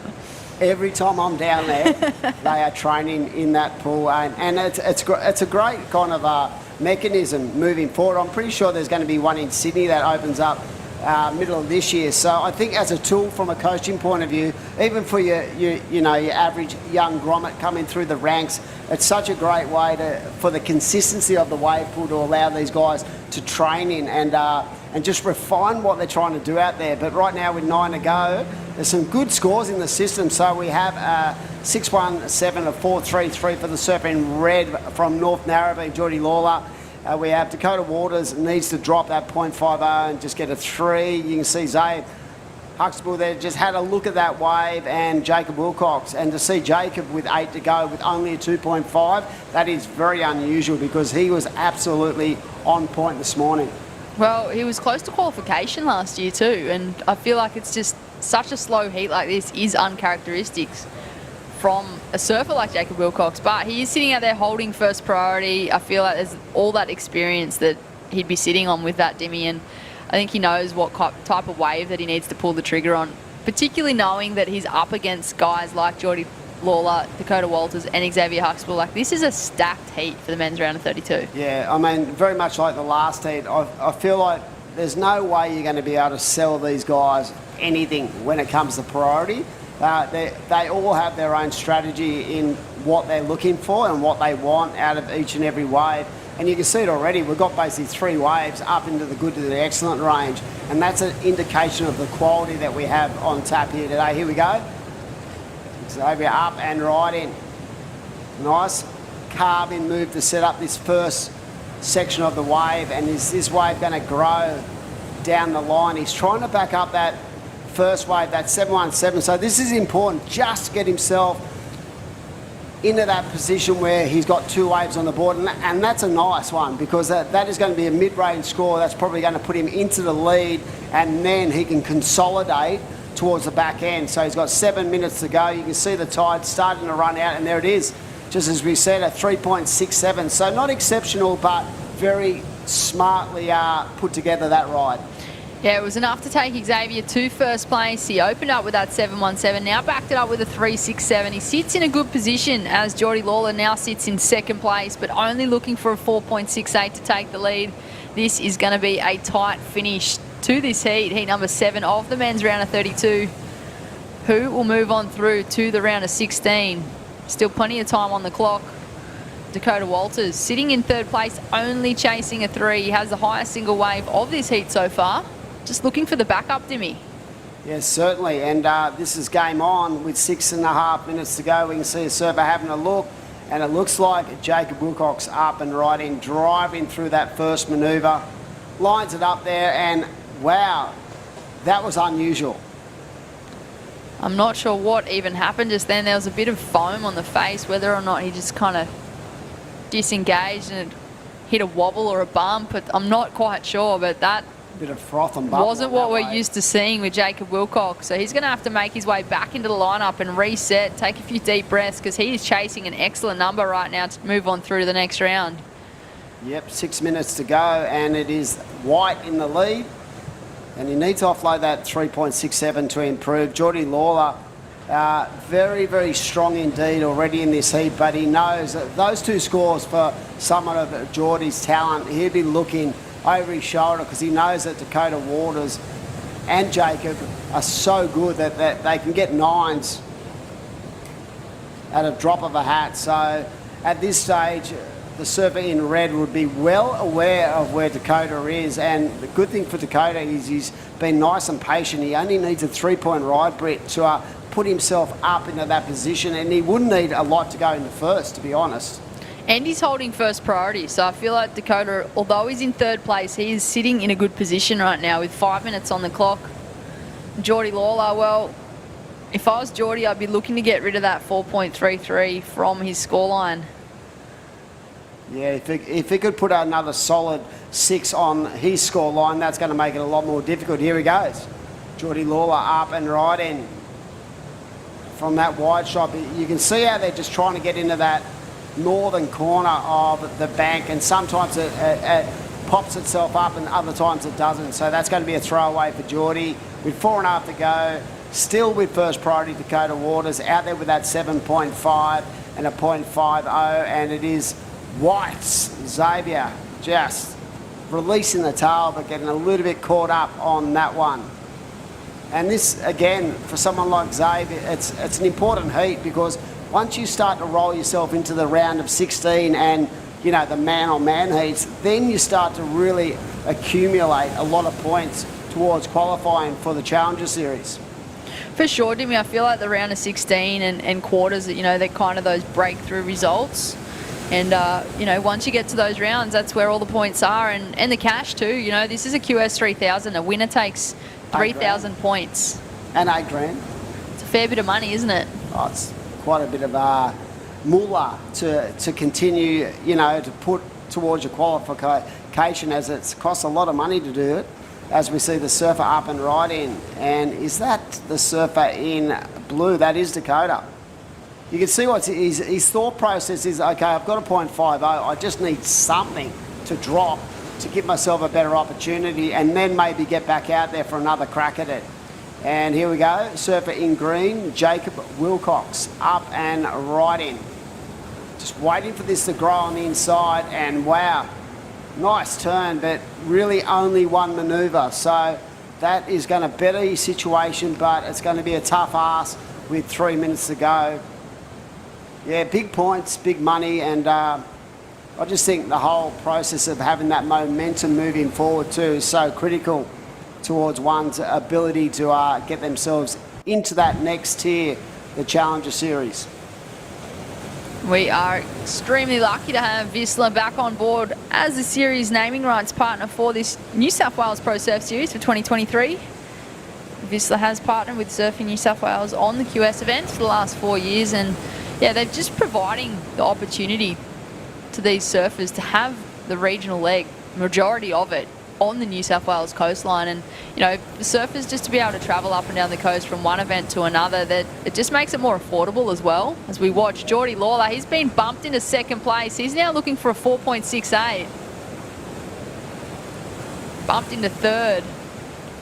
And wow. Geordie Lawler. That's Geordie Lawler right there. Not holding back, giving it everything he can. It'll be interesting to see what happened and how it played out at the back. And this is dangerous for the surfer in white, Xavier Huxtable, because he got this little chip shot in, so there was no real turns out the back, but that first whipping turn looked good, and you could see him opening up the wings, working hard with Matty Cattle on his technical side of his sport, and then he goes that innovation and lands that perfectly. Geez, he's such a strong competitor, and that spells danger, because I don't think he needed a huge score to go up. A 4.68 he needs. So with 1.5 minutes to go, we spoke about that wave for Dakota Waters, how important it was in his, you know, two-wave rotation. A 3.87 gave him a little bit of distance and put him straight into the lead in what's been a really tight battle between these four guys.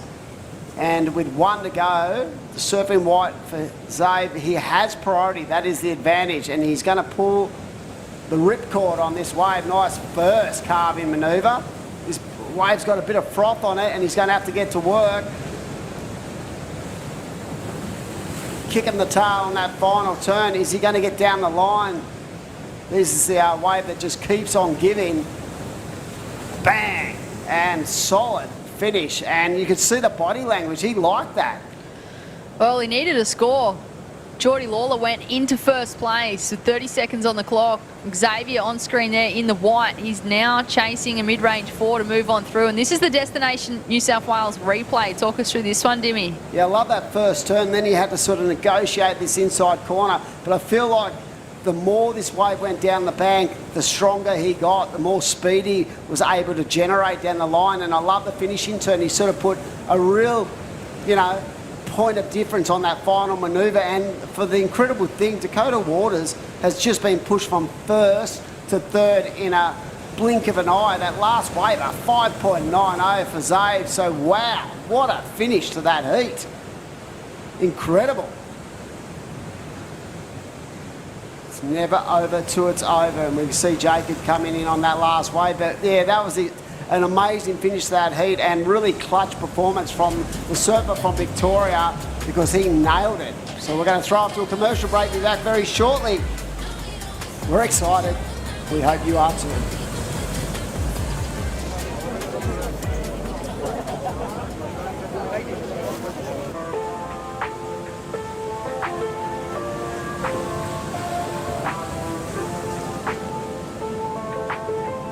It's a beautiful day. Huge thanks to Surfing New South Wales for getting out there, not only communicating with people about why it's important to not use single-use plastic, but how easy it can be to transition and stop it and swap it. We're basically down here to showcase how we are reducing our plastic footprint through all things like keep cups and reusable water bottles and our beautiful toggles, which we use instead of cable ties. We've invested in about 100 water bottles and keep cups. We've distributed to the whole team. You know, everyone's so passionate about this program and so enthusiastic to be a part of it. We're doing our bit to give surfers a cleaner ocean and save the environment for a better future.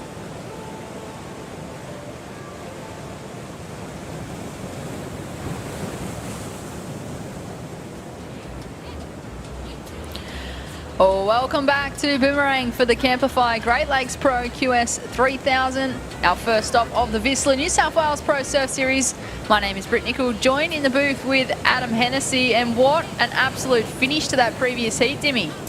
Wow, talking about a buzzer beater, yeah, it was the man who got on through in white on the final stages. Xavier Huxtable getting the job done, and Dakota Waters a shock loss, because we thought he was safe, but it's never over. And I'll talk you through that last series of waves in that heat. That Geordie Lawler wave was so important for a number of reasons. The fact that he had the ability to do that air at the end of that wave, Britt, I felt brought the score up enough for him to advance. And had he just tagged your standard traditional turn on that final manoeuvre, I reckon that he does not get through that heat.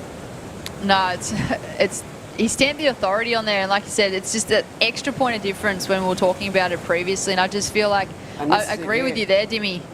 See, he comes around this corner. He looks like he's going to get the score anyway right there, but because of what happened towards the back end of the heat, this last manoeuvre was the key point because it was that point of difference and just how clean he actually attacked that. So his ability to actually throw in a bit of innovation and progression, I felt like got him through. And talking about getting through, the big man himself, Zave, great heat win, mate. That was impressive. How do you feel? Thanks, heaps, Timmy. Yeah, no, it feels great. I mean, it was really tough out there. We got a couple at start, and then it just kind of stopped. And I mean, yeah, I just was lucky enough to find one right at the end and get through. You couldn't really tell what the situation was at the end because everyone was getting a couple, but yeah, I was glad to get the job done. That was good.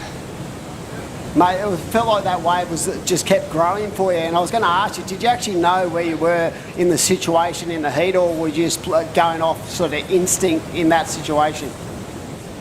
It was kind of instinct. I knew that Dakota jumped me on his last one, so I'm in second, and Geordie only needed a 4.5. I saw him take off on the left, but I didn't know what he actually did, and I was like, I'm just going to have to get one here, and lucky enough got one that just kind of walled up for me, so stoked. How comfortable are you in conditions like this and moving forward? We're going to get exactly the same tomorrow, so you must be really confident going into that final day. Yeah, I mean, this is just like home a lot of the time, just big, windy, kind of peaks everywhere. So, stoked to have some swell. I mean, the first couple of days was still super fun, but pretty small. But, it's great to have some swell, which allows everyone to, like, really rip in and showcase their surfing. So, it's great. Well, mate, you're absolutely ripping. We're excited to see you going so well, and all the best for tomorrow, mate. And let's get the job done. Thanks, heaps, Timmy. Excited. Can't wait. See you, bud. And yeah, what a great performance. And what a heat. That was a tricky heat with so many great surfers in that heat. And these round of 32 heats, mate, like, they're just stacked. I love it. They are all like finals as we watch George Pitter just a quick up and out. That's your mate. Oh, mate. Your mate. Yeah, travels and he's in this little rat pack they've got going, George Pitter, with Dave and a few of the other boys. And yeah, like, excited to watch George, starting to come to the fore when it comes to QS and starting to put those kind of performances together that we all know from our area. We definitely identify him as sort of the future from our beach. We've got Axel and Saxon as well, and but yeah, there's been a lot of hype on George, and I feel like he's just starting to find the formula that suits himself in a mental capacity. So it's going to be a great heat, but he's going to have to be on the money because this man is the name on everyone's lips at the moment. He is the current world junior champion. He's leading the ratings, and also in this heat we've got Dakota Killorn and Ty Richo, and I will say young Richo, he is an absolute contest machine. So it is game on, the final heat of the round of 32, and then we'll be into an exciting finish to the day. 8 heats of women's, as we see George Pitter just unravelling on that ride, just opening up the wingspan. As I say, love the body talk of this guy surfing, and gets to work nice and vertical. I will say it's a little bit difficult at times watching George surf. I get a little bit overexcited, but yeah, it's great to see his development, as I said, but he knows he'd be well aware of the power and the skill of the 3 surfers in this heat with him. So it's going to be a great way to finish the men's.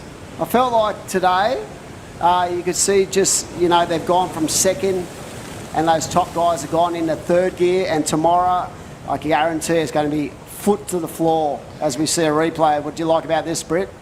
Oh, just the positioning with his body. You mentioned it before, Jimmy, just how he rotates and really opens up through his chest and shoulders. And just here, he got the perfect section. He put the bottom turn in, almost lost it, and again there, but just beautiful surfing and great read on that wave. I feel like that 3rd turn was probably the more critical turn of that wave. And he just linked those turns together just without any downtime. He's people have said to me before, his body rotation reminds them a lot of Mick as a youngster, and if people are sort of giving you kudos like that, you know that you're on a winner, as we see the surfer in red up and down. But yeah, he's got for a big guy, he's had to sort of develop, because he did a lot of growing very quickly, like they all do when they sort of reach that 14 to 15 stage. They all grow and they have to learn and adapt to their bodies developing and growing, especially if you're like 6'2". It's he's a big guy. He comes from, his mum and dad are both very tall, so we always knew he was going to be a large human, and he just had to, learn to adapt with it, and he's locked in a 7-point ride. So a great way to start. Right now, the surfer in white in the lead with a 7 and a 2.67. Surfer in blue. Love the way this guy surfs from Cronulla. I'm sure that everyone down in the Shire would be watching, cheering him on. And right now, he's been so impressive and so dominant. He's leading the QS ratings. He won the Taiwan event, which was a QS 5000. I feel like that just gave him that extra bit of momentum, because then he went on to win the WSL World Junior Championship, and he's just carried that all the way through. And yeah, not only is he the world's best junior, but he's also sitting on top of that WSL regional qualifying series at the moment. So I feel like if anyone's the favourite on paper right now, it'd be Jarvis Earl. Yeah, 100%. But when you look at Coda, we did a postie with him early in the day. The guy is a powerhouse, and he feels so comfortable in these kind of conditions. He spoke about the fact that he loves to get out in Maroubra when it's big and wild, and he just feels comfortable in that environment. He's such a great competitor. And Ty Richardson, I spoke about that before, how just impressive how heat savvy he is for a guy of that age. So both George and Jarvis know this is going to be a real tough battle. And going off what we've seen in the previous heats, all these guys come in great touch. They do, and I'm interested to watch this heat unfold with 10.5 minutes on the clock.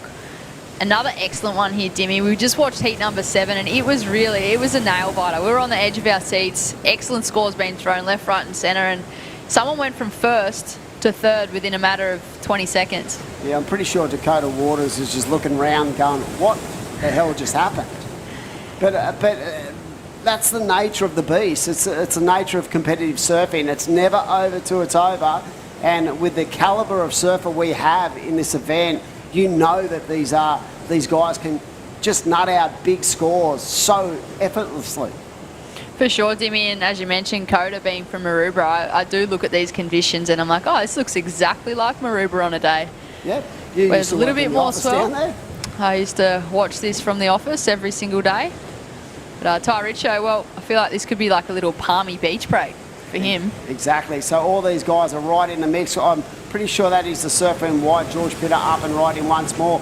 Just trying to offload that 2.67. But yeah, I feel like everyone has, confidence when it comes to sort of these the wide open kind of playing fields. And if you talk to an athlete, they're going to love it a lot more when it's like this than if it's 1 to 2 foot clean. They want juice. They want something to really attack and, expose their strengths.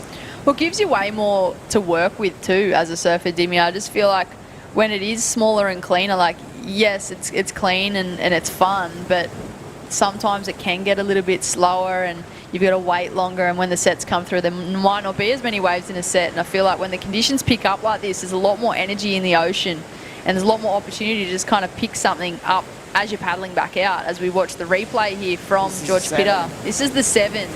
This turn here, I feel like, is the money turn. Yeah, definitely. And he's backed it up with a 5. So, yeah, like I feel like there is more room for error when it's clean and 1 to 2 foot, and than it is when you sort of you got to go off your sort of instinct on a wave when it's like this and it's bumpy. And I feel like these guys tend to open up a lot more when it's sort of a bit wild, because you just trust in your own ability and you definitely trust in the biomechanics of the way you go about your surfing. Yeah, and you can see that, surfers like Geordie Lawler, who just got through that last heat, you can just see surfers when they get out in conditions like this, he had the confidence to pull off that last turn.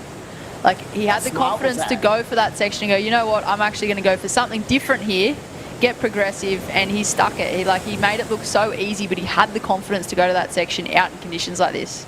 Yeah, he knew what he needed, and his risk for reward was that final manoeuvre. Like, had he not had he just done a traditional hack, I felt like that would not have been the score, and in the end that would have spelled danger for him. But yeah, his ability to have a crack and really just trust his own ability and trust exactly the processes he goes through was really fun to watch there, because that was a critical point of that heat and he got the job done. He didn't win the heat, but at this stage you don't have to. You just got to get through. Exactly. You've just got to get first or second at this point. It is a 50-50 progression. We do move in to two-person heaps tomorrow, so that will be a different playing field again as we watch Kota Killorn from Maroubra up and riding on his backhand. Not going to be the score that he is chasing. He's looking for a 4.1 to move into second at this stage, and Ty Richardson having a look also. This is the man in the red from the Gold Coast. One turn, not able to get the second in. I think from a point of view, from a competitive standpoint, both of those surfers there just wanted to find something with a turn that would, you know, maybe get them a 3 or a 4. It didn't actually happen. Maybe Ty Richo would go up into the 3-point range, but they knew that Jarvis Earl is probably only sitting on a 3.83 and a 2.27. So if they just put themselves somewhere in the game with one last shot for the prize, they're going to be right up there. So as we see that 2.87 for the last of red, pretty smart, because now Brett, he only needs a 3.24 to go from third to second. George Pira has definitely established that lead with that 7. I feel like that is the benchmark when it comes to the scoring potential in this heat. And whatever he does on his next ride, he'll be trying to look to offload that 5 to put himself in a more comfortable position in the heat. You've watched a lot of George over the years and obviously helped with his development and growth. What is it, do you think, he's changed maybe in the last 12 months leading into this year that's helped him to, say, progress through heats like this? I definitely feel the change of equipment has helped him in the last 12 months. I will say that. I think that onboard really support George. But I just think it's George as a human that has developed, you know, mentally and physically. And I feel like he really wants it for himself, and he wants to go about it. He's a deep thinker, he is, and he'll absorb a lot of what you tell him. But yeah, like, he doesn't need any help. The way this guy surfs, check that out. You're kidding me. Seriously, like, he's just his own beast. The world's at his feet, but I've always said to him that, you know, like all these guys, they just have to put in the yards. They have to make sacrifices if they're going to get to that next level. But yeah, his maturity has always been impressive anyway. Speaking of going to the next level, it was only one section, but I tell you what, he certainly made the most of that one. The surfer in white. There's the replay of the pulled back view. He just made it look so effortless and so easy there, Dimmy. I just thought he was going to go for a normal Rio, but he proved me wrong. Yeah, I don't know if that's going to improve the situation, but yeah, it's a good heat. 4 minutes 20 on the clock. George in the lead right now. Jarvis Earl looking to unload an 8.17. Very doable for someone who's been in such stellar form.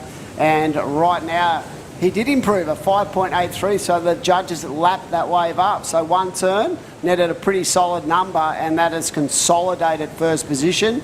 But it is still game on. Kota Killorn needs a 4.10, and that is not a lot right now. But for Jarvis, he's sitting out there with priority and playing the patient game at this stage. Not being overawed by the situation, but he'd definitely want to get himself onto one of those growers, because he could flare up easily and get a 9. He's been dropping them like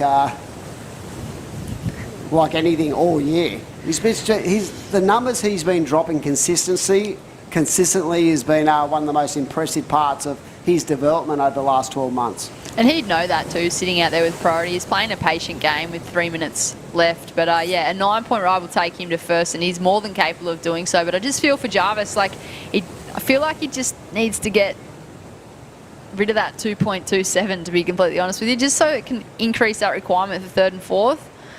I mean, Kota is still very dangerous here. He needs a 4.10, and Ty Richo needs a 3.24.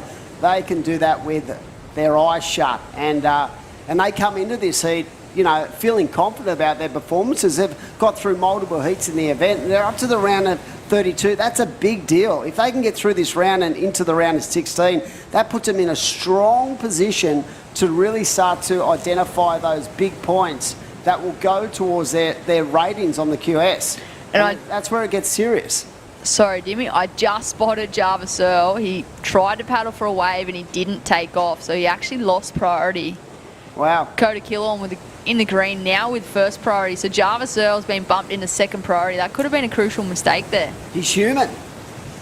And sometimes it can be tough. Sometimes with these sort of jumbled swells, it can look really good where you're sitting and you go to take off and you know, a little bit of a swell line comes from the other side and makes it a little bit more difficult. But he still sits in second position with 2 to go, and right now he'd be looking maybe at, you know, keeping a close eye on Ty Richo, because Ty Richo's actually got the third priority as we see Kodo, the body language, not happy with that. So Jarvis is out there with first priority now, and so as a you know, a way to formulate a heat, what would he be thinking? He knows he doesn't actually have to take off right now. He knows that all he needs to do is hold off, you know, red and green. The problem for Jarvis is that 2.27 leaves him vulnerable in the rotation. Clearly George Pitter has been exceptional with that 7 and a 5.83, very clinical, but you know, it just hasn't gone the other 3 surfers' way at this stage. But we've seen very much similar like to last week with Dakota Waters. Anything can happen in the mad next minute. I'm getting hungry just thinking about the mad next minute. Yeah, I am absolutely starving, Dimmy, as we watch a wave go off screen there. It looks as though that might have been George Pitter, the current heat leader, but back to the live action in the water. Red having a look. This is crucial here for Ty Richo, needing a 3.24. Now that's interesting because he did not have priority. Jarvis basically let him go that. Is that going to be a turning point in this heat? He's just trying to get the rhythm, the flow. This thing is looking to line up on the bank. Now he gets to work, and like I said, he's very strong in the way he formulates his rides through a contest. And look at this, talking about Jarvis. This is why he's the #1 ranked junior in the world with moves like that.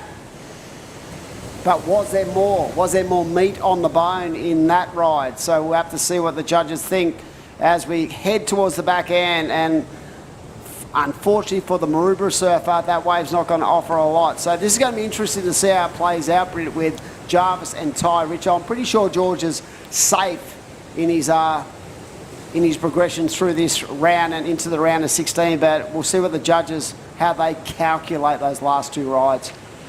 It will get very interesting. I feel like Ty Richo will get the score to move into second, but Jarvis Earl did take off on that last wave as we watch the Destination New South Wales wave replay. This is Ty Richardson. So how he got this without priority is interesting in itself, but the maturity of the surfer in blue also shone there because he got another crack at it as well. So really a well formulated wave for the surfer in red, just connecting the dots, nothing exceptional, but really solid contest surfing. And like you said, he didn't need a huge one, but we'll have to see what the judges think. You can see Richo just sitting there going, what happened then? But it'll be interesting to see that last wave of the surfer in blue, because that turn that we saw on the screen was pretty much next level. Well, George Pitter, he got a 6.97. He actually improved on his situation and extended his lead. We watch Ty Richo in the red nervously waiting. We'll go to the Destination New South Wales wave replay. This is Jarvis Earl. So it was only a 1-turner. I have a feeling that Ty Richo might get the job done here. I'm not a judge, but yeah, it'll be interesting to see what happens. It was one pretty big turn though. He only needs a 3.55. Oh, there you go. So Ty Richo. Well, we're still waiting on Jarvis' score. It's not in the system yet, so... And, oh, see, glad I'm not a judge. He got a 6 for 1 turn. You well and truly undercooked him. And when you think about George Pitter got a 5.87 for 1 turn, that's pretty fair from the judges. So, well done. We're about to roll off to a break. We've got women's action coming very shortly. Wow, what an exciting heat. Jarvis Earl, George Pitter into the next round.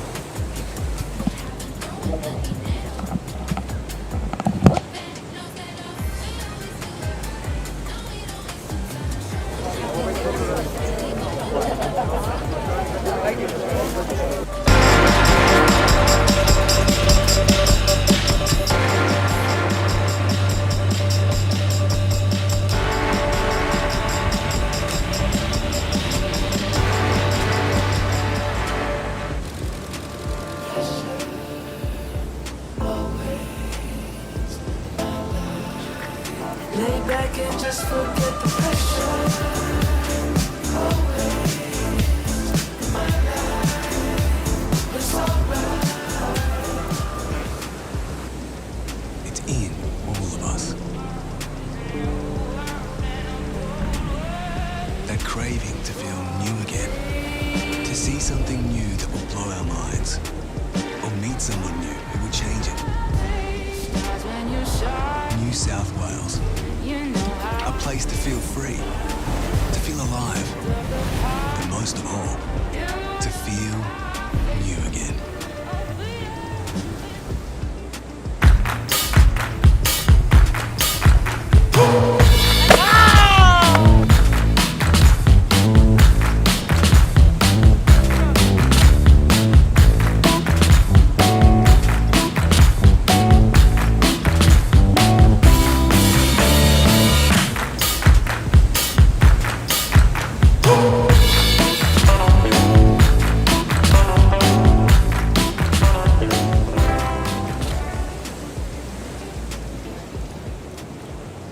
Welcome back to Boomerang for the Camplify Great Lakes Pro QS 3000. This is our first stop of the VISSLA New South Wales Pro Surf Series for 2023. We just wrapped up the men's division. We'll be moving into the women's round of 32, heat number 1. Who do we have in the water, Robbo? We have Amelia Burke, Layla Salt, Taylor Green and Gia Laurenston. And these are the high seeds that enter the water now, so getting to the business end of this entire competition. We've got finals day on tomorrow. We're expecting great conditions tomorrow. The winds will be onshore, the swell will still be quite solid, but we expect the winds to back off a little bit and a little more manageable out there. And yeah, it should be a magnificent finals day. We do have the previous heat winner down there waiting for the interview. George Pittards, Britt Nicol and Steve Robbo. How are you feeling after that heat? It was a tight one between second, third and fourth, but you were pretty safe in the lead. Oh, I didn't even know, to be honest. You can't really hear a thing out there, so I was just surfing it like I needed a score. So, I don't know, I was happy to come in. All the guys up at the house were like saying I got through, so a bit of a relief. But no, it was a bit of fun. There's definitely couple good sections out there. It was better than this morning, definitely easier than this morning, but yeah, it was good. Everyone was kind of ripping in the heat, so I knew that they could come back at any time, but yeah, I'm stoked to get through. So I think one of your travelling partners, Xavier Huxtable, also got through in the previous heat, won his heat as well. Do you bounce off each other and get energy off each other to keep progressing into this event? Yeah, 100%. I was out in the water. I heard he got through. I was so happy for him because it was a pretty tough heat, actually, that one before. But no, we definitely bounce off each other. We're pretty good travelling partners, and I don't know. I know all the work he's put in, and I've like how much he wants it. So I'm just stoked for him, and yeah, hopefully we keep the ball rolling.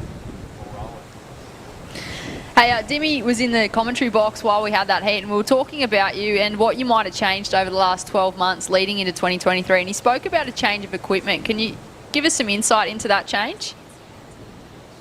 Yeah, well, a few years ago I was riding DHDs. They were going sick, like I love the boards, but I just kind of was feeling like I needed a bit of a change, and then Luke Elder came with Channel Islands and offered me a deal, and I just got on their boards and instantly just clicked with them. And I don't know, every time there's conditions, like whatever conditions there are, I just feel like I have the perfect board, and it actually just helps so much with confidence. Like it's hard going out sometimes, you're like, oh, I don't know if this board's going to hold, but no, you never really have that, and I don't know, I'm just loving it. These boards, I just pretty much changed so much for me, so I'm really thankful for that. The equipment is definitely a crucial component to competitive surfing. Hey, speaking of the conditions yesterday, were you on an epoxy yesterday with your free surfs and practicing leading into today, and have you had to change that for the event today? I was on an epoxy yesterday, but like in all my free surfs, but the wind started to pick up and I was like umming and ahhing whether I should go to my PU, but I didn't have to because they called it off. But no, I've changed today to my 2-appy pintail. It's a bit of a like magic board, just kind of pull it out in anything, and I knew it would hold out there today, and it's nice being able to push off the bottom. It just bites with the water real nice. I really enjoy it. Well, you've pulled off the magic. It's great to see you get the win in such a stacked heat. Moving on through to the round of 16. Congratulations, George Pitter. We're excited to see you back tomorrow. Thanks. We'll talk to you soon. Thank you. Hopefully it's on the podium, Robbo. Yes, exactly. They love talking to us because they're talking to us, they're getting through. Exactly. They're winning heats. They love us. It's a good sign that they are on that interview podium. Yes. But back to the live action in the water. With 15 minutes remaining, we currently have the women's round of 32. Emily Burke in the red, Taylor Green in the white, Gila Renson in the green, and Layla Salt in the blue. I tell you what, I'm probably going to get tongue twisted with that. Taylor Green in the white. And then there's also a green colour in this heat. We'll wait and see. Now you've got me thinking about it. I'll get tongue twisted as well. Just dropped the seed. Yep. It just confused me altogether. Early stages of this heat. Taylor Green locked in a 2.33 and just a couple of other really small scores for all four competitors. Tricky conditions here at Boomerang for day number 3 of the Camplify Great Lakes Pro. This is a QS 3000 event, and thanks to Camplify, Australia's largest van sharing community, chasing swells has never been so easy. Hire a camper van from the widest variety and cruise the coast, searching for your next set in style. Be sure to download that Camplify app today. Stay closer and surf longer with Camplify. I downloaded the app. I had a really good look at it. It makes sense. It seriously makes sense. You've got a vehicle, you've got a home, and you've got a holiday. They're all there wrapped up. This is a good looking wave. This is Emily Burke on her backhand in the red. She is from the Newcastle region, so it's from Merriweather Surfboard Club and board riders. And answering back, surfer in white, just not able to get through that next section. Wait and see where those numbers drop on the leaderboard. Yeah, the Camplify app. I looked at it. I looked at a number of the vehicles and vans that are available to hire, and I looked at the prices, and I thought this is a really smart business. It's a really smart business, and it's a really smart service for people who want to travel around and go on holidays. So have a look at it. It's value for money, and that's what all these home businesses are. They create value for money for the regular punters out there and the people who want, you know, an affordable holiday. It really does make sense. If you combo your Camplify app with one of their vans and then go on to visitnewsouthwales.com, thanks to Destination New South Wales, one of our supporting rights partners. Yep. You can have the perfect combo for a New South Wales road trip. You do. Which I'm sure a lot of the competitors are doing here for this Pro Surf Series. For sure. I could imagine that that's a really affordable way to do things and enjoyable way to do things.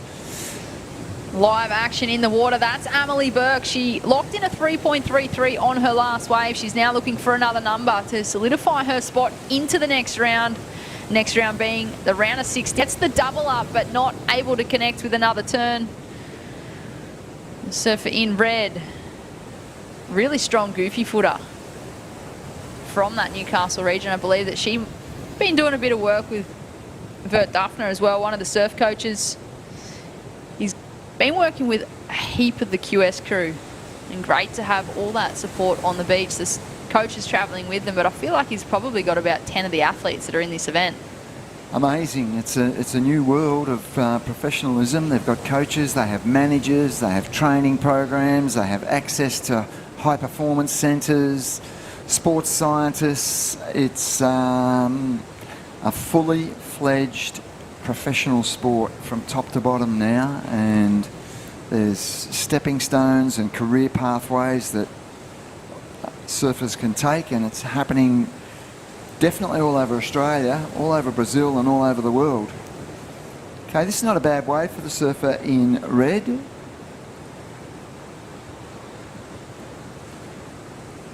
And that is Emily Burke as she works her way through the inside. She just couldn't quite connect with the extra double up section there.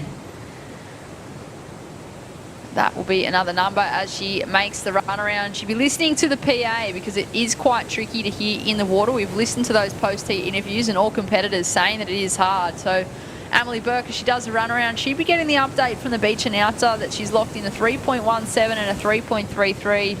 This young woman here in the white, that's Taylor Green. Looks like she's got a good connecting right-hander through this inside bank. Yep, this is a good wave for Taylor. And gets the connection right through to the shore break. So Emily Burke, and we're almost at the halfway mark. She only has a pair of threes, a 3.33 and a 3.17, but they are at this stage the two top scoring rides of the heat, so it's a reasonable start. The surfer in white, I think, just posted a 2.93 and has a 2.33 backing that up. So even though they're only 3-point rides for the surfer in red, they are the two top scoring rides of the heat, and that's significant in itself. So halfway mark, she is in front, and the surfer in white here on her best scoring ride to date will be in second place. And that is Taylor Green in the white from the Sunshine Coast. I do believe she also is a Kiwi. A bit of a mix. I think she travels a bit to New Zealand and then spends a lot of time living in Australia as well. So I feel like that's the perfect combo that Taylor might have there. Two great locations. Taylor Green locked in a 2.93 and a 2.33. So at this stage she is in second place, chasing a 3.57 for the lead. And mid-range scores required for Gia Lorenzen in the green and Layla Salt in the blue. Young Layla. As we watch Gia, just a quick one there, just an up and out. Well, Gia actually finished third in this event last year, so I feel like she'd be wanting to get a move on if she's wanting to improve on that scenario. Well, no damage done at this stage, really. She hasn't got any decent scores on the board yet, but the surfer is in second place, has 2 scores, and they're both in the 2-point range. So the heat's wide open for all 4 surfers really across the board. It's a low scoring heat at this stage. At the moment it is the young surfer in the blue, Layla Salt, sitting out the back with first priority. She's also the local surfer. She is with Boomerang Beach board riders, so I feel like she'd surf this break all the time. She'd have that local knowledge. She's just waiting for the opportunity as we watch fellow competitor Taylor Green sprinting up the beach into the corner to make her way back out. Fitness certainly coming into play today here, Robbo. It is 20-minute heat still, and a lot of work to be done out there in the lineup. And if you do get a good wave and you finish up north of the bank and on the beach, you have a run around to do. So yeah, the 20 minutes will be going super fast for these surfers out in the water. I think we're still about 2 hours off the low tide too as we watch Layla Salt on her forehand in the blue. Beautiful first turn. She's looking for a second connection. Carves into the pocket. And again, almost a replica of that second turn. Beautiful style, just really holding her composure through those turns. Nothing real critical, but she will get a number on the board. Yep, that's going to be an interesting score. Good choice of wave. Gave her plenty of scope. Good size at the start. First move probably the strongest. And smooth, stylish surfing linked together well, and yeah, rode out of the wave. So interesting to see what score comes through for the local surfer. She surfed the wave as best as she could. Unfortunately, the wave just didn't quite provide a steeper section for her to hit, but she did the carves into the pocket. She maintained that momentum, and there it is. The highest wave of this heat so far goes to Layla Salt, doing that run around on screen now in the blue. She's locked in a 4.33, so now this is where it gets interesting. She'd be listening to the PA, and she would have just heard that she needs a 0.93 to move into second. So I feel like her legs are going to be sprinting to make her way back into the lineup. Yep. Top scoring ride of the heat by a clear point. But she's in third position. So, yep, she knows what she has to do. And it's not much. So that should motivate her to get out the back as fast as possible and find that wave that's going to get her through this heat and into the next round.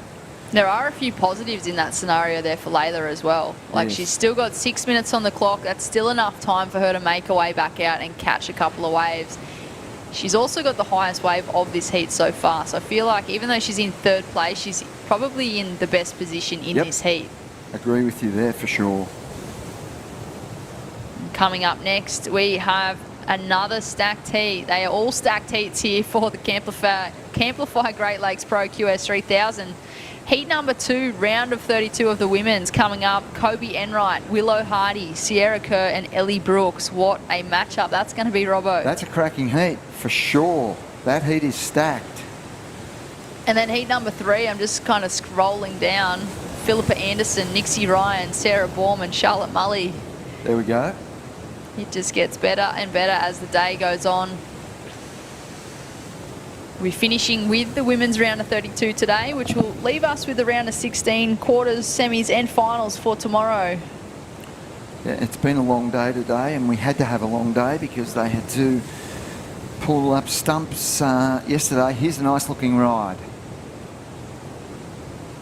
Just getting caught behind the whitewater there. We'll get out onto the smooth face and hope this wave stands up on the inside, but it didn't really stand up. That's our current heat leader. That was Amelie Burke. I'm not sure whether or not that'll improve her situation in the lead, but time will tell. We'll leave that with the judges. She's looking to drop a 3.17 to improve her scoreline as we watch Gia Lorenzen in the green. Not going to be the score that she is chasing.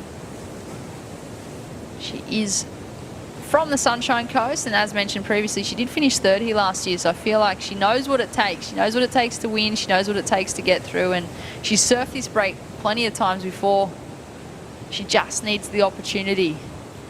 So we're under 4 minutes now, so it is getting to the pointy end of this heat, and it's ridiculously close.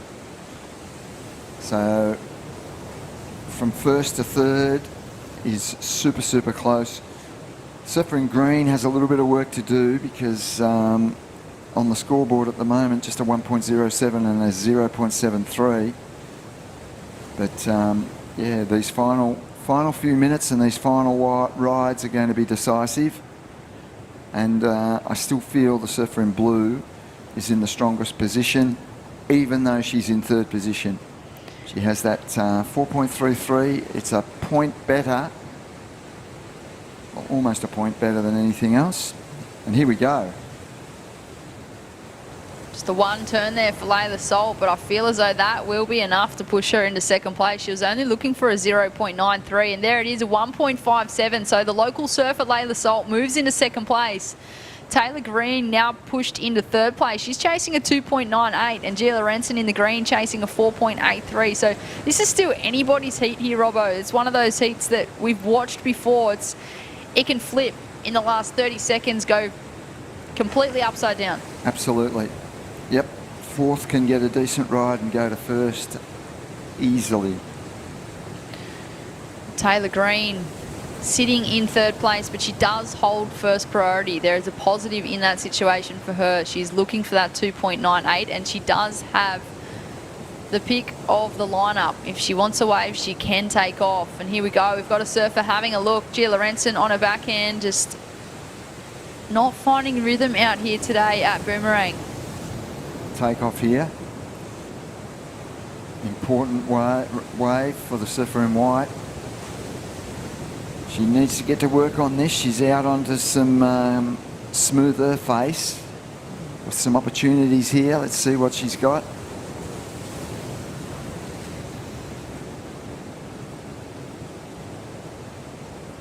Okay. So the surfer in white needs a 2.98. Call it a 3. Britt, what do you think? Oh, I think it's going to come borderline. If she'd landed that last turn, I probably would have given it to her, but I'm just not sure. Like the 3, it's not much. Like you really don't need to do much. She did a couple of turns. I'm just not sure where the judges are going to throw this one. Yeah, I don't think she's going to get it either. That's my gut feeling, but yep, it's close. We have the Destination New South Wales wave replay of Taylor Green Living on the Sunshine Coast, she's chasing a score. She rode this one all the way through.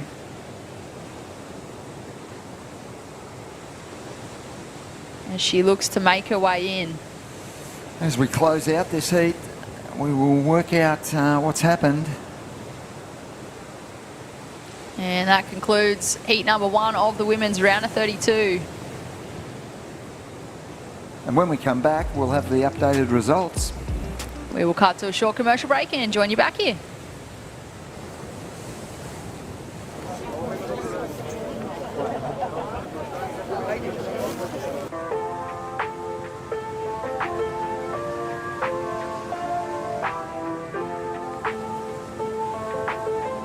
It's a beautiful day.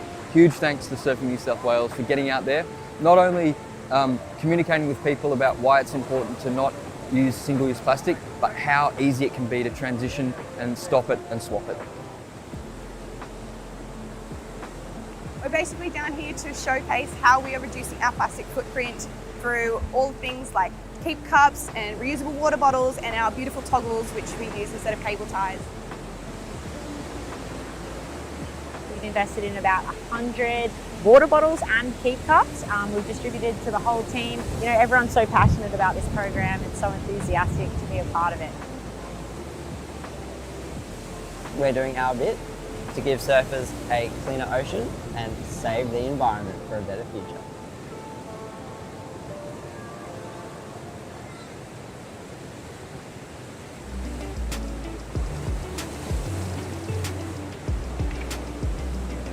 Okay, welcome back to beautiful Boomerang Beach. We're here for the Camplify Great Lakes Pro.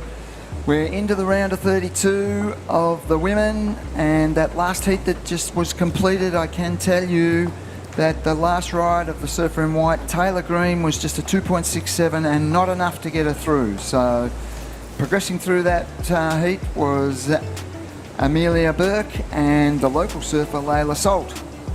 So they go through to the next round, and right now we're into heat 2, and this is a cracking heat. Adam Hennessy, my co-commentator, look at the names in this heat. There's some excitement here. Yeah, there's some big names. Kobe Enright taking on Willow Hardy, Sierra Kerr and Ellie Brooks. So 4 exceptionally talented competitors out there for this women's battle, and the local crew in that last heat, Layla Salt, they'll be frothing. Dad and Mum and everyone from the local community would be down there, and that's the great thing about these events where, you know, wildcards can jump in and basically get themselves into the fray when it comes to, you know, competing against the best. And Layla through the next round, which I'm excited for her, and as we see some scores lock in, first off Sierra Kerr was a 3.17, Ellie Brooks a 5.33, Kobe Enright a 0.77, and Willow got a 4.33, so some nice starts to their campaign in this heat. That's not a bad start. Compared to the last heat, that was a muddling affair. It didn't really play out for any of the women in that heat, but this one, they're off to a good start. Ellie Brooks, 5.33, and Willow Hardy, a 4.33. All these surfers are exciting, and they're great surfers. I love looking at the fan picks on the World Surf League main page, and Sierra Kerr, 51% believe she's going to get the job done in this heat. And if you go off just the consistency of her performances already, not only this week but last week as well, she is definitely one to watch moving forward, Robbo. And she's only 16. Oh, so please. she's just getting experience. I spoke to her father, Josh. Oh, what did Kersey say? He said this is all about experience and having fun and enjoying the moments, and there's plenty of time for Sierra. She's winning Pro Juniors. She's posting some incredible free surfing. And she has been for a long time. Unbelievable stuff. Some of the waves we see her ride, and yeah. The great thing about having someone of the ilk of Josh as your father and so much of the experience, I feel, you know, we've seen it a number of times as surfers come through the QS ranks and even the Challenger ranks. We saw Caitlin Simmons actually not take a spot on the championship tour because she just felt like she was too young, not ready. Yep. And I've only ever seen that once before. Do you know who it was? I do. TB. Yes. Sarge. It's amazing. But it happens. There's young surfers and, okay, yep, we're good enough, but we're not quite ready for that big dance stage. And they wait another year, they qualify again, and Caitlin Simmons is doing quite well at the start of this year. And she is a machine. Yeah, she's an exciting surfer, that's for sure. But I feel like that shows a bit of maturity as well, about having the ability to just hold off on going too early. As we have a post-heat interview with Emily Burke out there. How was it? That was a tricky little heat, Emily, and how are you feeling after that one? You must be absolutely delighted to get through. Yeah, that was really tough. You can't hear at all out there. I just knew I had to do a couple turns, and yeah, hopefully one stood up, which it kind of did. What were the waves like on the low tide bank now? Has it changed a lot since this morning? You probably had a free surf prior to the event starting. How was it out there? Was it hard to find your position in the lineup? Yeah, I don't know, it's kind of just all over the place. You kind of just need to be a bit lucky if one stands up, but there's like a little bank off the tent down here, and yeah, there's a few fun ones. Well, it's good to make your way through those heats. They can be tough, but it's always great if you can win, and you have won that heat. The good news is tomorrow the wind's meant to back off a bit and the swell's going to hang around, so you must be looking forward to finals day tomorrow. Yeah, I'm so stoked to be in finals day. Like, hopefully surf's a bit better, which I think it will be, so yeah, it should be a good day. Okay, well, we're enjoying we've enjoyed the performance of all the surfers today and that last heat. Good luck as you go in tomorrow, and hopefully we're talking to you again on the podium. Yeah, thank you. Yeah, well, a solid performance in pretty tricky conditions, and like she said, it was pretty hard to find her position in the lineup, and it happens. Some of these heats, they sort of, I feel like they're on, and then some are a little bit more jumbled. So yeah, it's not how you get the job done, it's just getting the job done to give yourself a position in that final day. Because once you hit the two surfer format for the women's, like, anything can happen. So much changes as soon as, you know, only two athletes are in the water. So it's going to be a great finals day tomorrow, but we are still got plenty to do this afternoon, Robbo. This is day 3, moving day here at the Camplify Great Lakes Pro QS 3000 event at beautiful Boomerang Beach. You can see a bit of wind and a bit of rain out there, but the women are still absolutely blowing up, which is great to see. And like we said about this heat alone, this has got some amazing talent in this heat for a round of 32. Yep, that's for sure.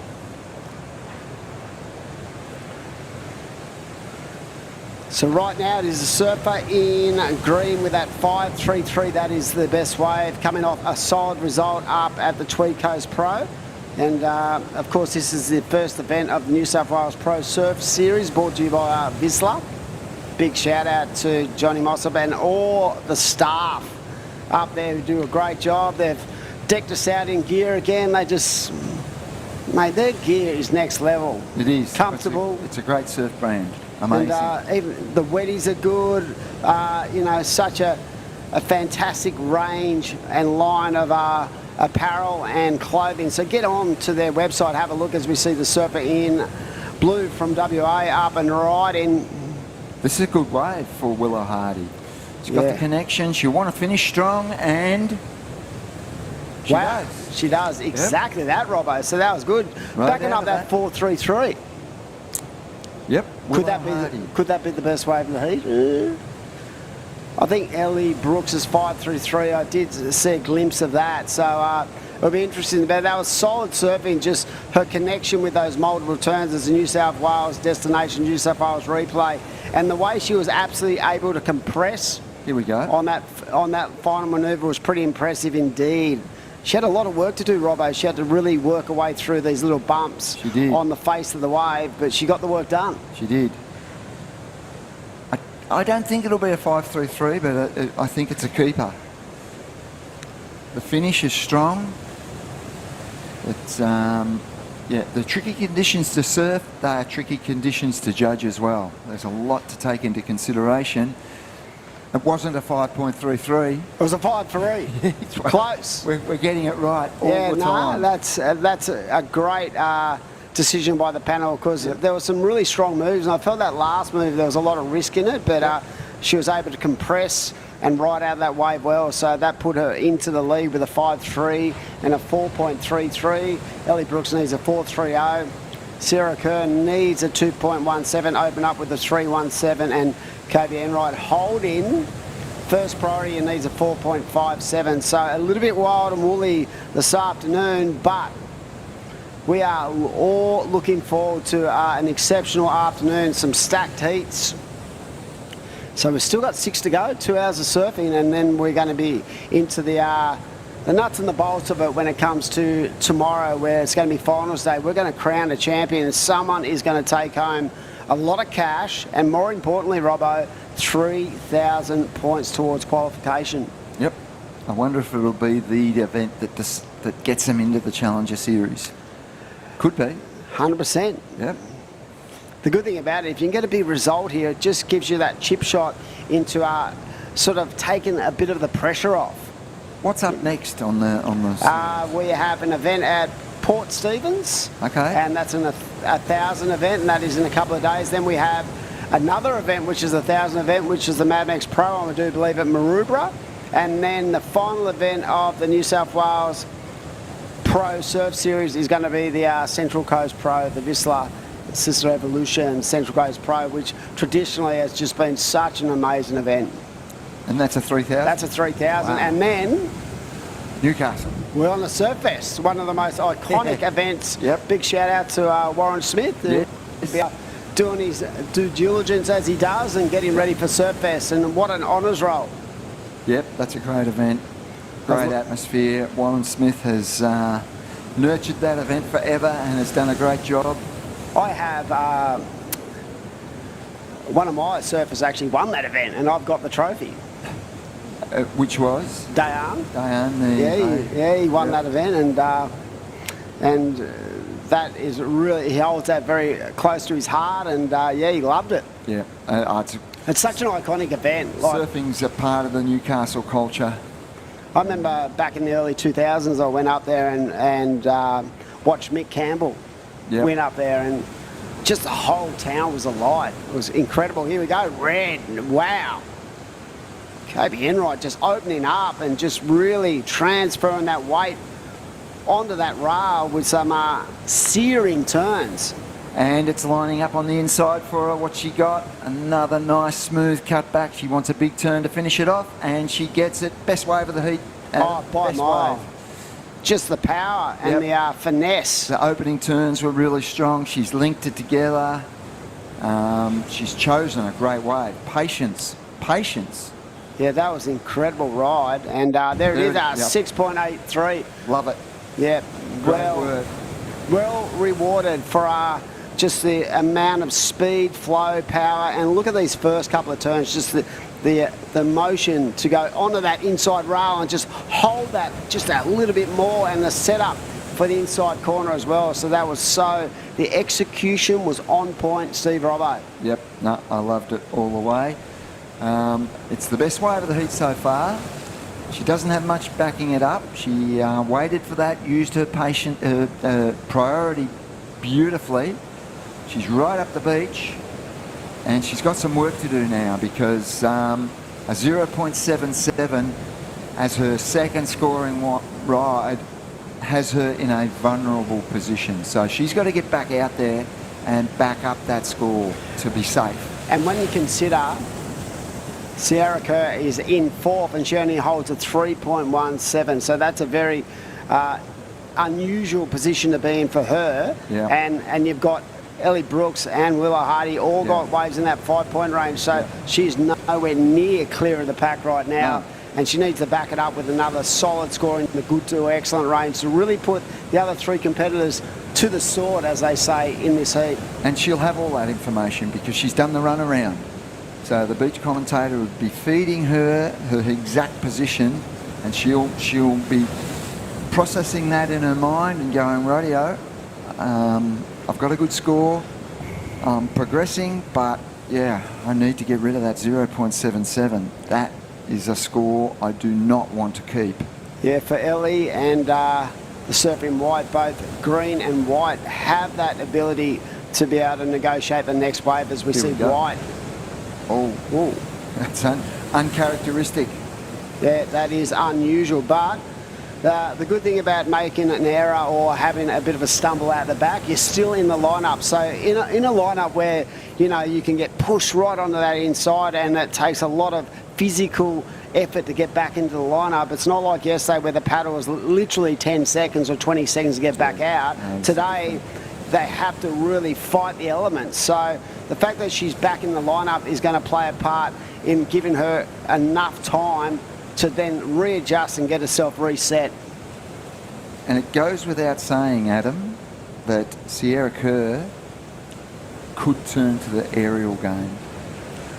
Yeah, watch her clips. Sarah just goes... She's got that up her sleeve. And in these final minutes, she could call that card up to play. Wonder if she'd be pretty good on a skatey too. She's brilliant on a skatey from what I remember. Yeah, for all those young, when she was younger, those clips, I remember seeing a lot of socials on the way she was able, and I think that has helped her advance her air game. But when you got a dad of the ilk of Josh Kerr, when he was one of the best, you know, above the lip surfers ever created. He was the pioneer of that game. 100% he was. As we see the surfer in green, Ellie Brooks. Important wave, and she's going to milk it for all it's worth. Wow, nice turn at the end. Yeah, I know, yep. This is game on here, big time. First, second, third and fourth, it's all up for grabs. 3.5 minutes, I think, so yeah, watch the replay. Nice opening bottom turn, smooth transition. Frothy wave at this stage, but she works through that section and it stands up on the inside. She keeps busy. You can see her eyeing off that inside corner, looking for that one opportunity for that wave to go top to bottom, and that was a nice way to finish. So it's not going to be a huge score, but it's definitely going to improve that situation and then throw it back into the court of the other surfers. And there it is, a 3.67. Okay, pressure on Kobe Enright now, 2.17 she's chasing. Having a 6.83 is your high score and you only need a 2.17, you feel that you deserve to get through this heat. You want to get through the heat, but you've got work to do and you haven't got much time to do it in. 100%. So these next decisions, and you can see actually Red having to battle through. You can see her trying to get back out the back. So for Kobe Enright, she's come through that last wave, a really excellent score, but her position in the lineup right now is really tricky because you can see the ocean trying to push her towards the inside corner, and she's only got 2 minutes to go. So she's not only got to get out the back, Robbo, she's then got to reset, get the oxygen into the lungs, and then have a crack at the next one. And really, a 2.17 isn't a lot, but it's exactly where she's positioned on the bank that could play a part in the overall outcome of this heat. Yeah. You're not going to get a 2.17 without doing some decent surfing. Yeah, they don't drop scores of that ilk just to give you a score. You have to do a good turn, and something has to and happen. you can just see how much she's been pushed across that bank. Yep. And she'd be sucking in the big ones right now, trying to get some air into the lungs and just trying to find and formulate a way to get into the lineup to give her the opportunity. So Ellie Brooks, very smart, but as we speak, she's up and riding. Yep. Wow, this could be smart because this is a little grower on the inside for Kobe Enright. That is... She's finding a way. Wow, that is exceptionally... what a strategy. Yep. You could see her really pushing to get back into the lineup. In the end, she probably thought, you know what? I'm not going to get out there. Yeah, I have to go something. Get a wave. Yep. And she's found a little inside corner and it actually grew and gave her opportunity. And the judges are deliberating on the score. They'll be discussing it and they'll throw it shortly, but I'm confident she has to get it, I think. I'm confident she's got the score. Just on the strength of those couple of turns. It was really clean surfing and even though it was a very small wave, she did multiple turns, put it in the pocket, and she didn't need a big number, Robbo. Here we go. It's going to flash up in front of us. There it is, a 2.93. Enough to push her into the lead. Enough to push her into the lead, and boy, would she be feeling relieved. Wow, that is so intelligent when it comes to identifying a wave when you need a very low score, and not only did it put her in the second, it's actually put her into the lead to put her in a really strong position to actually advance through this heat. Wow, Yep. great 5 seconds surfing. to go. Yep, great heat. Excitement all the way, and yeah, it's just great to watch. Entertaining, that's the word. As we count out the heat, it will be Kobe Enright in the red and Willow Hardy in the blue, progressing through. So we go into the next heat. I think Philippa Anderson's in this one. Yeah, she certainly is. It's going to be a really intense battle. Philippa Anderson taking on Nixie Ryan, Sarah Baum and Charlotte. Molly also in the heat, so that is going to be a cracker. I think we're going to throw up to a commercial break, pay some bills, but that was an exciting finish, and it was the surfer in red. Intelligent, competitive surfing for sure. Yep, great heat.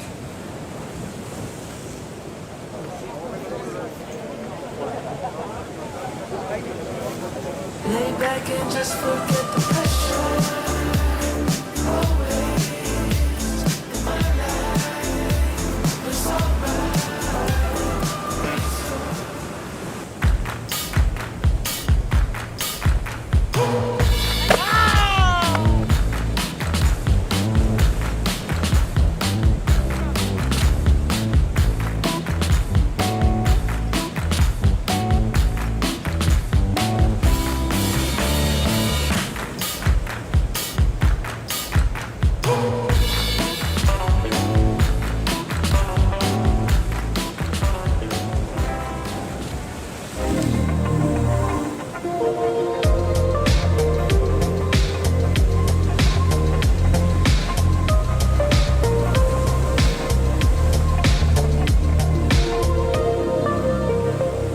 This is the motivation.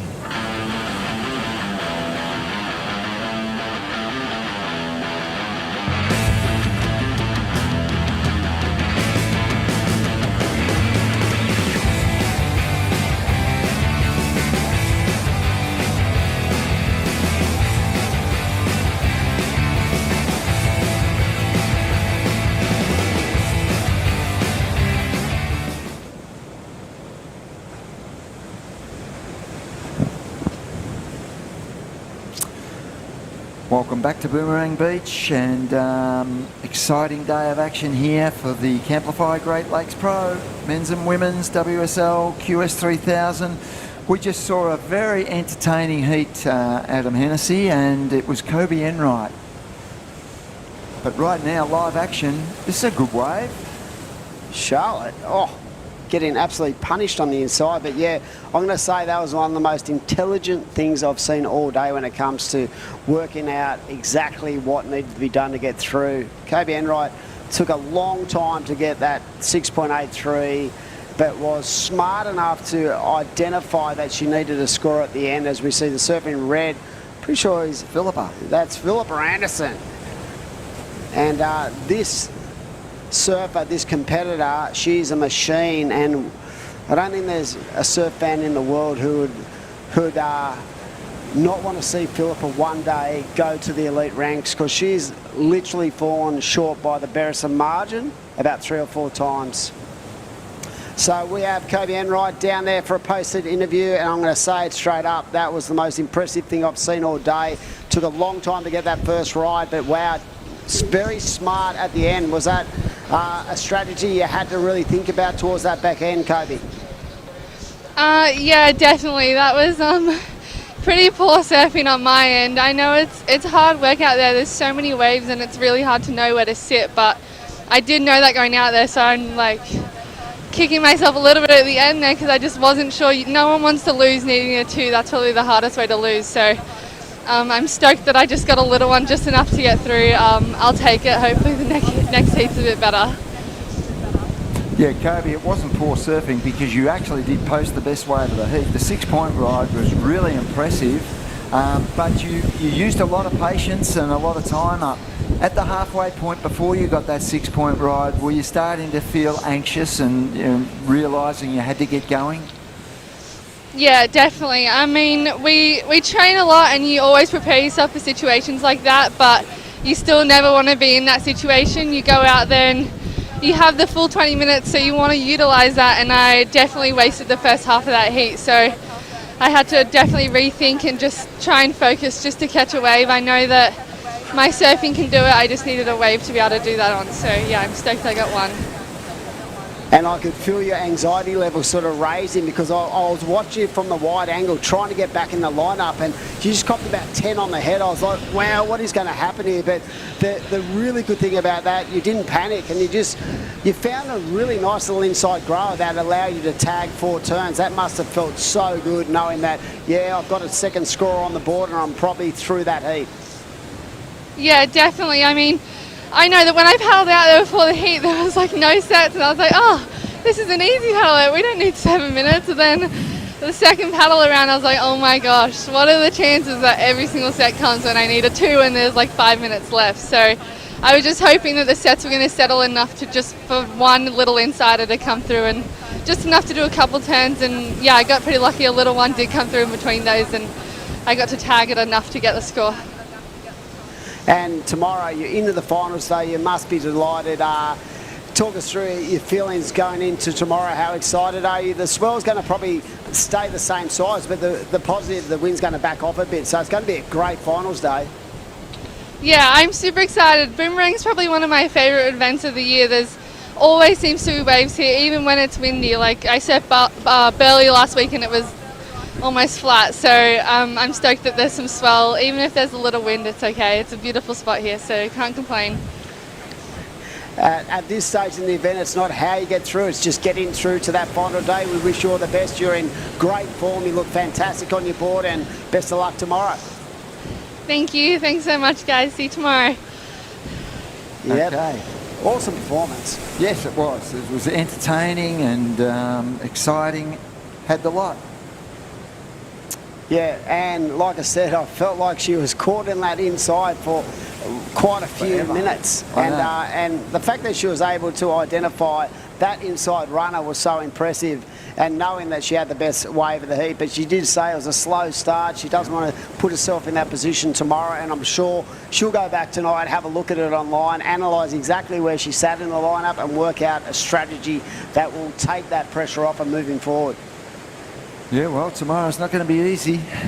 It's going to be exactly the same today, but there'll be no wind apparently. No, I know, but the quality of heats is going to step up. Oh, 100%. You have to, you have to raise the bar as we go through the heats. You're not getting through with a 2-point ride tomorrow. No, we actually saw it was True Starling got through with a 0.5 or something. Yeah, that's not happening tomorrow. No. All right. Yeah, that is a given. Yep. Here we go. Boomer's about to give us a replay. The South African who's absolutely been the standout performer, I believe, in the last couple of years when it comes to, just how she's been setting the tone in her surfing, coming back from some really tough times when it comes to competitive, not knowing whether she wanted to continue along. And there isn't, many people out there who wouldn't know the name Sarah Bomb. She's such a powerhouse, and it'd be great to see her, continue that South African tradition and get herself back into the elite ranks. Yep. And but she's had a slow start in this heat. That replay was just a 1.23, so she's going to want better than that. This is a nice ride. Wow. Nixie Ryan, and connects those 2 turns together well. It's going to be the best wave of the heat. Oh, clearly, and she looks very solid on her feet from the Labar Board Riders Club. And should have plenty of online support. But yeah, that is clearly going to be a standout wave so far. And geez, these heats just roll through so quick. It's 11.5 to go. Here we go, the Destin New South Wales action replay. Hard off the bottom. This is the key point. And look how she was able to really elevate that turn into the pocket, and a nice time manoeuvre to finish off that ride. So clearly the best wave of the heat. And again, there it is, a 7.33. The judges love that. I can see it too, because 100%. It was a solid wave and 2 very strong turns, well linked together. So, yep, great start for the surfer in blue. That would be a real confidence boost, and like I said, a lot of these young athletes who are trying to build their, their profile on the QS, trying to obtain points to put themselves in a strong position. Getting through to, the last day of an event, especially at 3,000, yep. it is so critical towards their overall standings on the QS. So there's so much riding on these results, and we'll have a look at it again. Look how deep she came off the bottom here. Leans into it hard, and you can just see how much speed and flow she was able to gravitate through those turns. That was really well done. Really well executed. And I feel when she took off on that wave, I think she was looking to go right, and she assessed it and said, no, I've got to go left, and paid off dividends big time. Yeah, I heard you say a little bit earlier how incredible it was that you saw multiple times where the left and the right peak were basically as good as each other when they were splitting the peak. So the waves have been really good today. One thing that's happened a number of times today, Demi, is a surfer's taken off, has gone right. Look at this wave. Oh, coming unstuck. Has gone right, scored on the right, and the wave has turned into a left, and they've scored on the left as well. Yeah. And it's happened a number of times. I mean, I've seen it before, but I don't think I've seen it this often before on this particular It's been event. pretty consistent. Yes, and I think that's the kind of the south swell. There's maybe a couple of swell lines coming into one, but yeah, there's definitely been a separation of different banks on the beach, and you've seen guys tag away deep and then have to sort of formulate a way to get across into that next section. And we've seen some massive scores today, both men's and women's, and that's the beauty of having such a an open playing field when it comes to the competitive arena. And in a place like Boomerang, it looks wild and woolly today, but I'm sure the athletes really appreciate the fact they've had a lot of scope to actually load up on. It's one of the favourite events of all the athletes and all the staff. They love going to Boomerang Beach. They love the Great Lakes region. They love the Barrington Coast Council. Oh, how good are they? Bringing this to us. One of the newest councils in Australia, and it's such a wide region too. It's incredible. 10,000 square kilometres. That is a lot of ground. That is. Beautiful coastline, and we really encourage everyone to get online, check it out, maybe plan your next holiday down into the Barrington Coast region, and get onto Camplify and check out their amazing range of different vehicles you can actually hire, get on a road trip. I've got the app. I could feel you going on a long-winded road trip. I could feel you starting up a Camplify business. Oh, no. You're the type of guy. Way too many fingers in way too many pies. And it's good. But no, it is a fantastic region. This is not the only surf beach in the region. No. Tell us about some of the others. Some of the under the radar ones. Can you explain them to us? Give us the name and the directions to get there. Well, the boys would be horrified if I gave away all the secret spots. But there's a point further down to there's a beach further down from where they are right now, which just produces amazing banks. Yep. And I just reckon you just go up to Foster and check it out. I reckon that whole stretch is pretty amazing. It is. Is it Diggers up where there's one broke? We had an event there years ago, New South Wales surfing event there, and it was the most incredible banks I've ever seen for our amateur event. But yeah, the coastline itself is just, spread so far out. There's so many great places you can visit, and the thing about it, I feel like in this region, the waves are, it's never really too busy. No, that's right. That is I think that's the beauty of there's that many the coast. beaches, and there's that many options that you can spread out. And highly recommended coastline. Seal Rocks, that's not too far away? A little bit far away, but... Is it? Okay.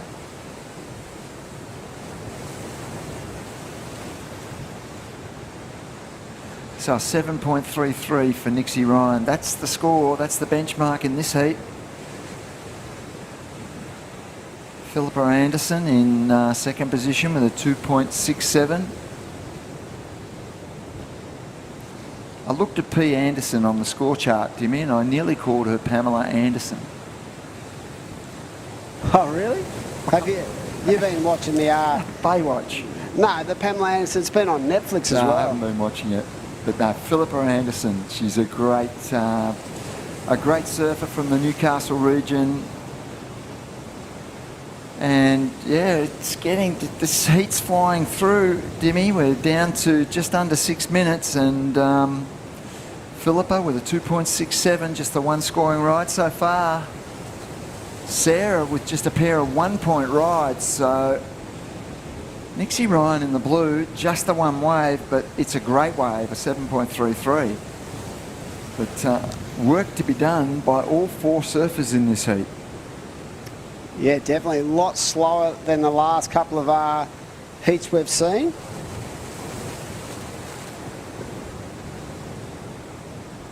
But still plenty of time. 5 minutes is, you know, a quarter of the heat. So there's plenty of time for the surfers to get their groove on and really sort of find their rhythm out there. But that 7.33 puts the surfing blue in a really strong position.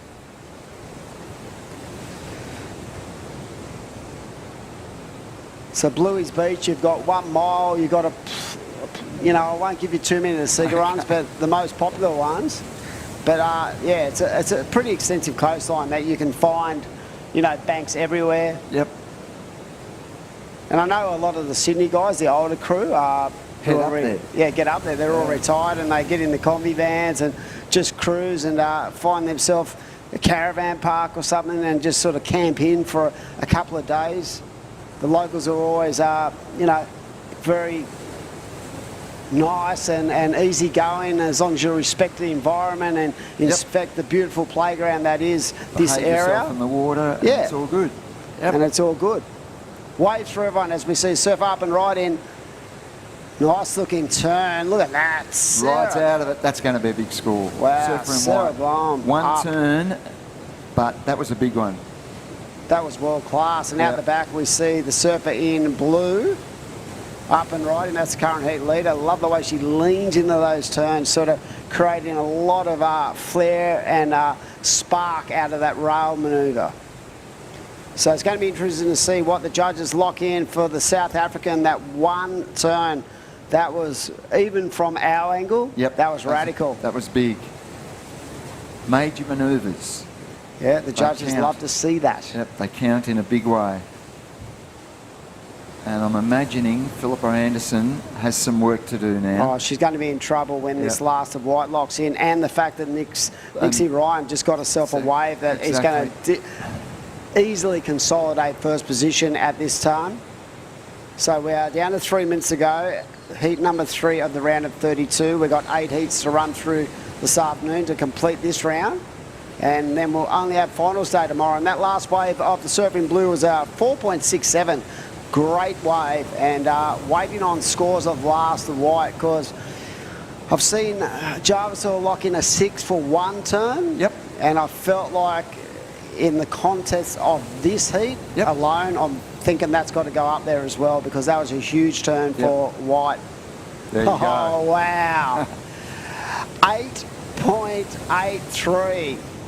One turn. Yeah, incredible. I'm not surprised. It was clearly. Complete. Well, it really wasn't one turn. It was a bottom turn into a top turn and rode it out perfectly. They linked together superbly. It was one great move, but it was, bottom turn to top turn. But look at the timing of this thing. Here we go. Look. Bang. Wow, how critical was that? Critical section. Yep. I see why it gets the excellent score, and Sarah Baum in a good space now, so Philippa Anderson has all the work to do. It's a big task.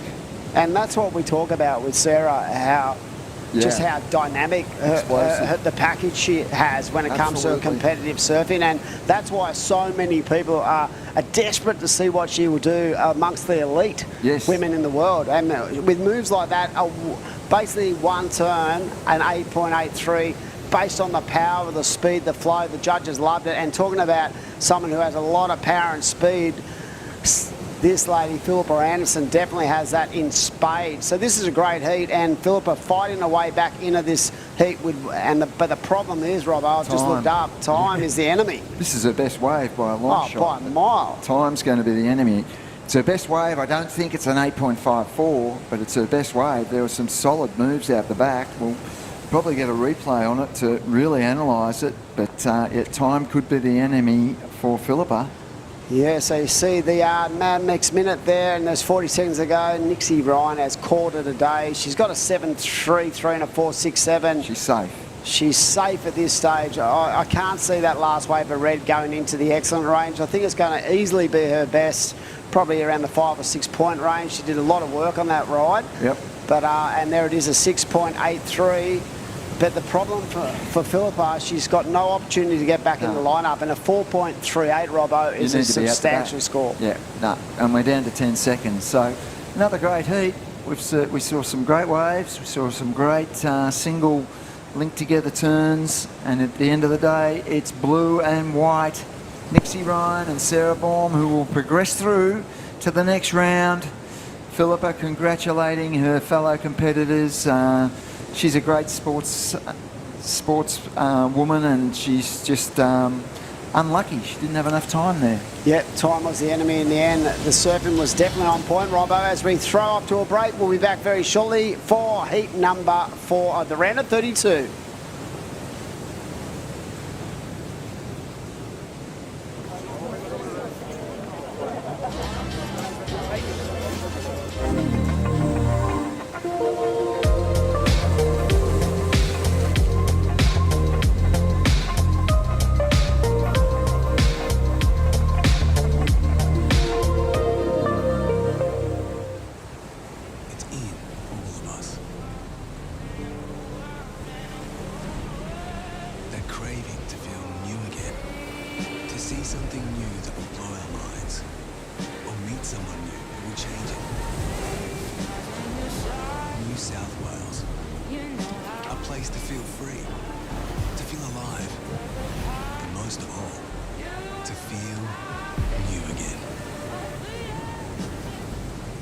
Lay back and just forget the pressure.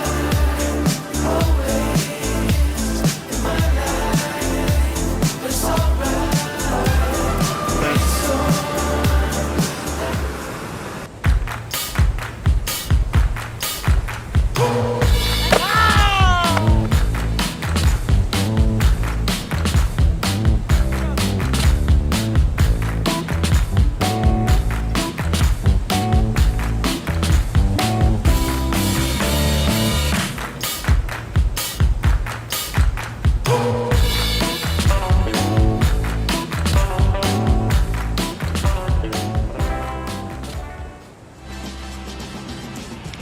Welcome back to Boomerang for the Camplify Great Lakes Pro QS 3000. This is our first stop of the VISSLA New South Wales Pro Surf Series for 2023.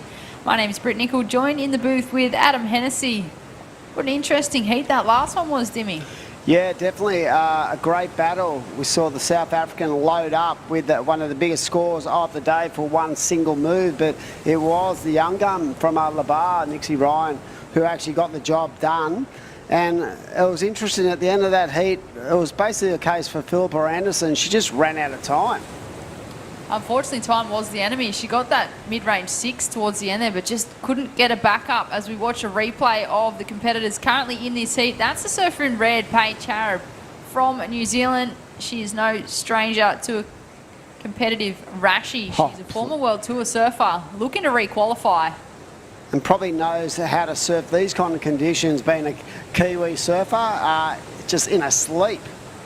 But right now it is, who have we got? We've got Paige Harrop in the red, Tully Stokes in the green, and the DeSantos in the blue, and Savi Vetti in the white. And here we go. So these surfers in this heat, I feel like I've sort of watched that last heat. It was a little bit slow. There were some really good scores, but it became a problem towards the back end for the surfers because they only had one really good score in their two-wave lineup for this one. The Destination New South Wales wave replays. This is Charlie Stokes on her backhand in the green. Not a bad way to open up this heat for Charlie. She looks for the end section there to complete.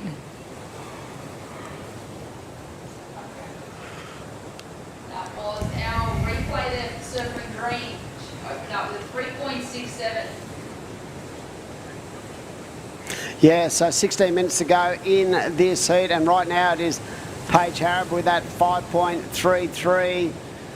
We've got a throwaway for the surfer in blue. Jolly Stokes has a 3.67, but the former World Tour surfer, and just so strong in her commitment to the sport. She's out there in the lead at this stage, and great to see Paige still wanting it and desperate. She reminds me sort of someone like the Nathan Hedges, where they sort of, like a fine wine, they get better with age, and she's definitely got so much to offer, and it'd be great to see her advance back into the elite ranks where she spent quite a number of years. You're right, Timmy. I just feel like Paige Harrop, she has been around for a long time. She's been in that. Yeah, so looking at the surfer up and riding right now, and that is White. This young lady's already had a strong performance during the course of today, and she's going to kick out, so that's going to be her first ride. 15 minutes left in this heat, so heat number 4, the round of 32. Massive shout out to all our, partnerships in this event, of course. Camplify, the naming rights, VISSLA, the naming rights of the Pro Surf Series, the Barrington Coast Council, Destination New South Wales, and Mad Mex, who have been fueling us up for days on end. So it's great to have such an exclusive crew of sponsors keeping us, in the game when it comes to putting these events on. And of course, never forget the World Surf League. This is why our sport is going from, bigger and better things, because of the work that's been done through the World Surf League and the advancements in the sport. So great to have so many events in the region of Australia.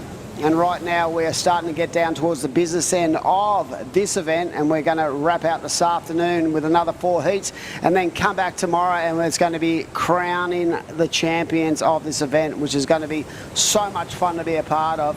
And that's when we sort of start to get into those big points, the big points on offer, and also not only the points, but the amount of cash you can take home. A win at a 3,000, I think it's $8,000, so it's a big chunk of money.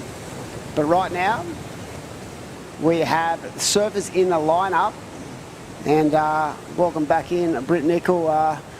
Yeah, it's going to be a great way to play out the afternoon. I feel like the waves with this lower tide is going to produce plenty of opportunities. We did see in that last heat 3 scores nearly in the excellent range, so it's going to be fun.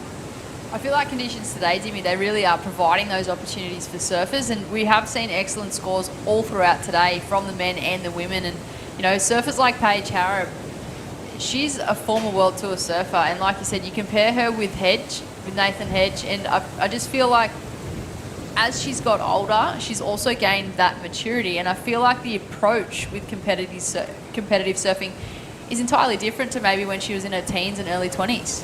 Probably the complete opposite in body language than Hedgie, but in the scope of her professionalism, the way she goes about her career, and the fact that she's so driven and still so much wants it. That's the impressive part. She, age is only a barrier. You only got to look at Kelly. Kelly's 51. Are you kidding me? Like, seriously, he's still one of the top surfers on the planet, and no one, there's not a person on that tour who doesn't fear Kelly Slater. And at his age, he is the GOAT. But yeah, it goes to show someone like Paige still has that drive. As long as you're willing to do the time and really commit to your the processes, age is only a number. As we see the surfer in white, lovely first turn, leans into the rail, and really tough to see her fall off that. But we've got Nixie Ryan down there, the surfer from up the far north coast. You must be stoked with that performance, Nixie. Talk us through that heat. Yeah, it was super fun. Stoked to have waves for a comp for once. And yeah, it was just a fun heat, stoked to get through and make it to the next round. Now talk us through in that heat. I felt like it was a little bit slow during the middle stages. Were you aware of where you were positioned in the heat and what you needed to do to sort of make yourself a little bit more safer in your advancement? At the start I was sitting super far out, and I didn't really know where I was, but when I came in a bit I caught one and then did the run around, and I didn't realise how hard the paddle was and how unfit I was. But yeah, super stoked to get back out and get another one and back my 7 up. Nixie, it's Britt. I know that you're the defending champion of this event from last year. It was a QS 1000. This year it's a QS 3000. What would it mean to you to take the win this year with those 3,000 points? Oh, to take the win would be amazing, but I'm just going heat by heat and just having fun and getting scores in my heats, just focusing on surfing well. But yeah, it would be I'd be so happy to back up the win from last year. You getting much information from your coaches when it comes to the banks out here, and how are you finding the power out there? My coach just said just get a quick start and catch as many waves as you can, because there's not really that many good waves out there, but if you catch one you'll see how it ends up, and yeah, just keep moving and not sitting still. Form, young lady, and we're looking forward to seeing you tomorrow. I feel like, the fact that you had such a strong performance here last year is going to give you a lot of confidence moving forward. Good luck on the finals day. Thanks so much, guys. Bye. Wow, she is such a talent. She is. She had a good run on this New South Wales Pro Surf Series last year, and well, if she can do the same thing this year, she'd be looking good for the Challenger Series. 100%, and she comes from such a great club up there on the far north coast, from La Barre, and with the likes of Mikey Madonna. And if you think about who has come through the ranks of that little town itself, the likes of Adam Mellin, James Woods, there's Stewie, yeah, I saw him the other day up there in the pub. But yeah, Stewie Kennedy, those three names itself. And at one stage, they had Owen actually surfing for their club. So there's such a strong base up there. I know Tony O'Brien and all the crew up there do a great job. But yeah, she's definitely one of our junior stars moving forward. And the fact that she already has success here, I think that will actually keep her in good stead as she looks towards that final day of competition. For sure. You talk about having a run into that leg, but I feel like Paige Harab, I've just been looking up the numbers here, Dimmy, and Paige Harab's actually #1 on this regional QS right now. Wow. Just the silent assassin. She can continue. So do we know what results she's had so far? Because we've had quite a number of events overseas as well in Asia. So it'd be interesting to see, as we see Paige up and riding. This has got a nice wall, tapered, clean wall. She just jams under the lip on the backhand, carves around, looking to line the inside section up. So she already has a 5.33. So this is definitely going to be her second score, and it's going to put her into an advancement position at this stage. And look at it line up on the inside. Lovely turn and nice compression to finish off. You can see her staying nice and low to make sure she kept that stability level in the torque of her body. So we'll see what the judges think, but that was a lovely second ride for the Surfer in Red, just really leaning into the rail. What do you think about that, Britt? Oh, it was a beautiful wave there, Dimmy. I think, Paige is really going to go out to the lead in this one. And she's just, she's showing that experience as a competitor as well, and just waiting patiently for the good ones when they come through. You don't need quantity. It comes down to quality when conditions get like this. And in the dying stages of this event, I feel like, as you move closer to those finals, you're really just going to have to pick those good ones. You don't want the ones in between. And there it is. Paige Harab locks in a 6.17, so she has taken first place. Got a backup of a 5.33. I like the fact you said that about quality over quantity, because in that last heat, you weren't in the box, but the South African, Sarah Baum, went absolutely ham on one turn and basically got a score, right up there in the excellent range, high 8. So it just goes to show that the judges are really willing to adjust that scale if they see something so exceptional that they just have to throw it a score. I feel like with turns like that from Sarah, you don't leave the judges any option but to throw a good score. Remember she was saying the other day she actually gets no points out of this region. She's just doing it because what it does, it fires her up and gives her that intense competition she's looking for. So when she goes on to the Challenger Series event, she gets the opportunity to really have that confidence level, because she knows she's matched it with some of the best in the world. When we spoke with her in one of her post-heat interviews, Sarah Baum, she did mention events like this, she's using as experience and finding that momentum leading into the rest of the leg for herself. But she said, I'm using this to iron out the kinks. I'll go home and journal and reflect on what I've done, and I'm just here to iron out the kinks. And we kind of looked at each other and were like, I don't think there's that many kinks to iron out right now. She does not need to turn the iron on. Let me tell you, she has been so ultra impressive, and the fact that she was able to you know, basically pull that move off in such a critical point of that heat where she didn't really have a lot was also an indication of just how much confidence she has. And yeah, the fact that she's got a journal, I love that for a young surfer. I always think that you can always take a positive out of anything in this sport. If you can take a positive from a negative, and moving forward, you can always learn. So the fact that even, you know, she's pretty experienced these days, the fact that she's still willing to learn and desperate to get better is just a clear indication of how skillful she is and how much she's applied to her career. I think over time it's similar to what we were talking about with Paige Harraby, who is in this heat right now. I just think over time, as they've stuck with the sport and competed so many times, I think, you know, their approach does change. And, you know, maybe Sarah hasn't always journaled, but over time she's kind of locked into the mindset and that mental strategy and really just that personal reflection and competitive reflection as well. And it's allowed her to kind of, I guess, pinpoint and reflect on those differences that she could maybe take into other events. Yeah, definitely. Right now, with 4.5 minutes to go, it is Paige Harraby with the lead with a 6.17 and a 5.33. In second, Charlie Stokes with a 4.17 and a 3.67. And it is Zavi Verdi needing a 4.02 and De Santos needs a 6.07. Living on the northern beaches these days, I see quite a bit of and De Santos. And when it's big, she gets her groove on, let me tell you. She's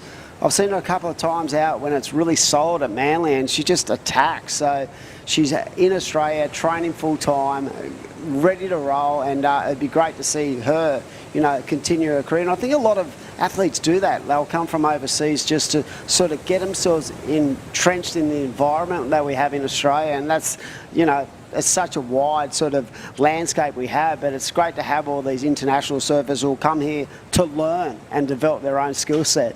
Well, one of those surfers is in this heat, as well as obviously Annie Dos Santos, but Safi, yeah. She's made the move across the ditch. Originally across from the New ditch, Zealand, bro? living on the Gold Coast now. Yeah.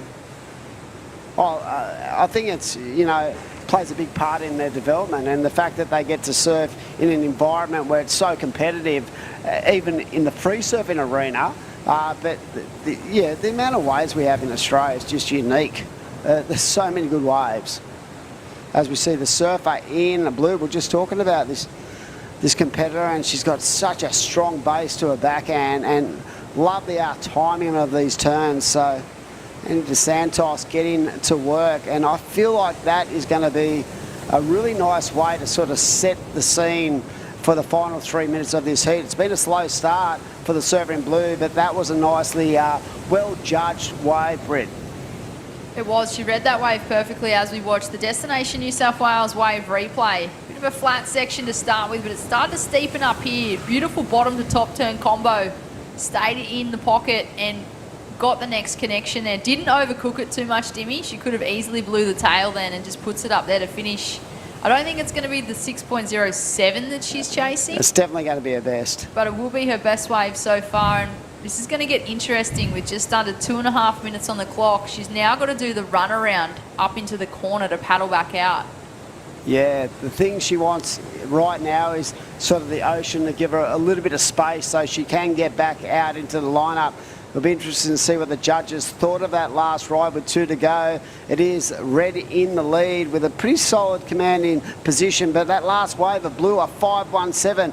Britt, she only needs a 2.67, so that leaves the surfer, Charlie Stokes, in a very tricky situation, but she has priority, and as I say that just goes straight up the screen. So neutral priority to everyone. We'll see if she got a wave in that little sequence, but yeah, that's put herself back in the game. But very much like Philippa in that last set, I just feel that the time is going to be the issue as we see the surfer in green on a good-looking wave.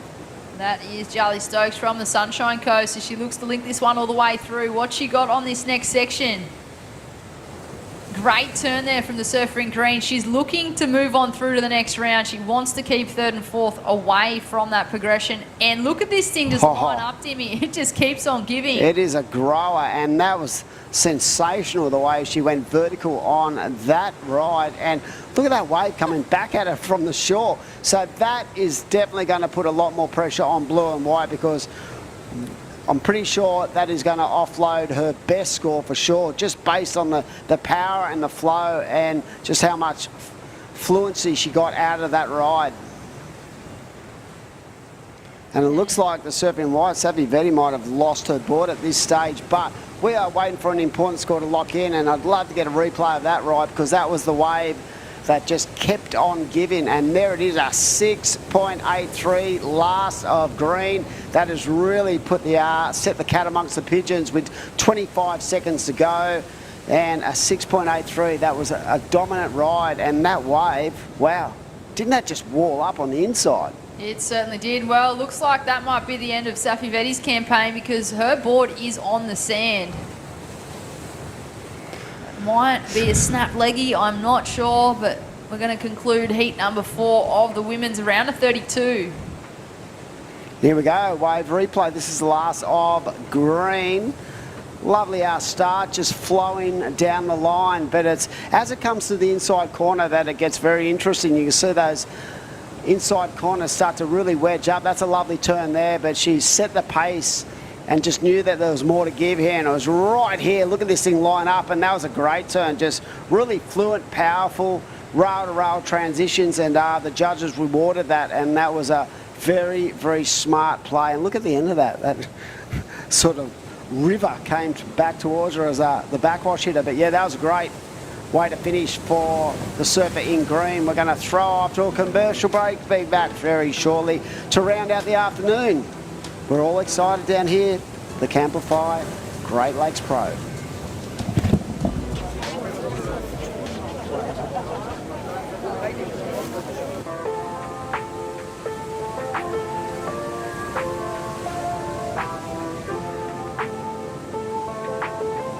It's a beautiful day. Huge thanks to Surfing New South Wales for getting out there, not only communicating with people about why it's important to not use single-use plastic, but how easy it can be to transition and stop it and swap it.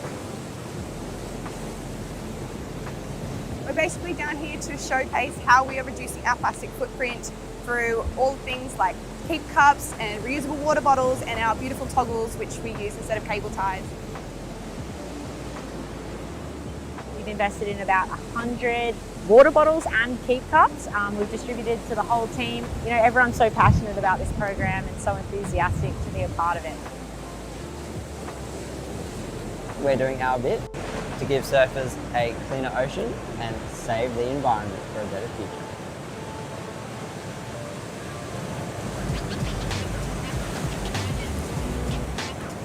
Welcome back to Boomerang for the Camplify Great Lakes Pro QS 3000. This is our first stop of the VISSLA New South Wales Pro Surf Series for 2023. We're now into the women's round of 32, heat number 5. My name is Britt Nicol, joined in the booth with Steve Robertson. What a matchup this one is, Robbo. It is. They're all great heats. I was interested in the last heat. Paige Harrop, she's a veteran of the sport, and she's still powering along. It's fantastic. And we've got Paige online. Paige, Steve Robertson here, and I'm with Britt Nicol, and we was just commenting. We're super impressed with your performance in that last heat. Tell me, how was it out there? Oh, it was pretty much just felt like victory at sea. It was just so much paddling, and I pretty much just caught whatever came to me. You are a veteran of the sport, and you've been a wonderful ambassador for a long time, and you're competing at this level. What's your goals? Do you have aspirations to really try and get back onto the CT? Yeah, for sure. That's always one of the main goals. I don't think I'd be doing it otherwise. It's pretty hard money-wise these days. So yeah, that's the main goal for the next couple of years, and also the Olympics. I'd love to go to the next one of those. Yeah, I was going to ask you about the Olympics because I would imagine you're really well positioned to qualify for New Zealand, and with it being a chopu, that would excite you. That's the sort of way that you can really excel in. Yeah, excite me and scare me. It's a pretty gnarly wave. I've only surfed there once before, and even at 4 foot, it's scary. So, but yeah, it would be awesome to qualify and go there and hopefully get tubed. Okay, well, we were impressed with the performance there, Paige, and you're into the final day tomorrow. We wish you the best of luck, and we look forward to talking to you again tomorrow after your next round. Cool. Thanks, guys. Ew.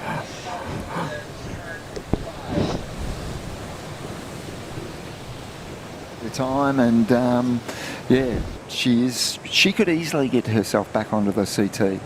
For sure, and you know, like Paige she's 32 now, and she just mentioned in that interview that she, for the next couple of years, her plan is to be back on that world tour, and that's just a prime example that age is no barrier. And we look at guys like Nathan Hedge. Yep. You know, he's in his early 40s now, and I just feel like this whole series over here for the Australasian Oceanic leg, I just feel like athletes are given that opportunity to do these events without spending as much money before then going over for the Challenger.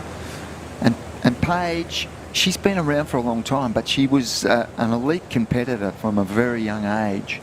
So, yeah, I'm confident that she's every chance of getting herself back onto the championship tour. And, yeah, she's been a great surfer and a great ambassador for New Zealand on the world stage. And best of luck to her in the coming events. At the moment, she's actually sitting first on the ranking. So, you know, like, it just goes to show that she's definitely still a force to be reckoned with when it comes to competitive surfing, and she wants back on. And I think, you know, if Paige can get back on the world tour, it speaks volumes in what, I guess, surfers are capable of in this sport. Yep, no, for sure. And there's a reasonable score that's been dropped, and it's the surfer in white, Rosie Smart, I believe. She surfed a great heat earlier in the day, and she's off to a reasonable start with a 4.33. I think we've got a replay of that. Huge first turn through a heap of spray. And just got a quick second one in there. That was Rosie Smart in the white. She's from that Sawtell region. So she opened up with a 4.33 at the moment. In the lead. Angela Ball in second place. Just a couple of small scores. Zali Kelly in third with a small score also, but Rosie Smart, she would have only just hopped off that first wave there, Robbo. I know, she keeps busy. We were super impressed with her morning performance. She seems to enjoy the wild ocean sort of environment. She's out there and reveling in the conditions. I think this is a really, really good approach of Rosie here. So she's locked in a 4.33 to start with. She just took off on this wave here as we watch the wave replay. Beautiful one turn there. She'll get a score for that. Instead of jumping off and paddling out there, which she could have done, she's actually made her way in and back into the corner. Normally I'd agree with you, but I'm questioning it. And I'll tell you why, because I had a look at the corner before, and are we on low tide now? Low tide, I think it's around 4:30, so we'd be close. We're about an hour off. Okay, well, just looking at that corner, there's a lot of closeouts going through. I'm not sure the rip's running as strong as it was. And we saw earlier, I think it was Kobe Enright used the run around and tried to get out there and got washed right up to the north. So it'll be interesting to see just how that is running. But there's more closeouts coming through there now. We'll see her battle her way out. And but she's opened up strong regardless. She's got a 4.4 and a 4.33. And in these conditions, that's a reasonably solid start to the heat, because we're already 8 minutes in almost, 12 and a half minutes remaining. So Rosie Smart, let's see how long it takes her to get out the back.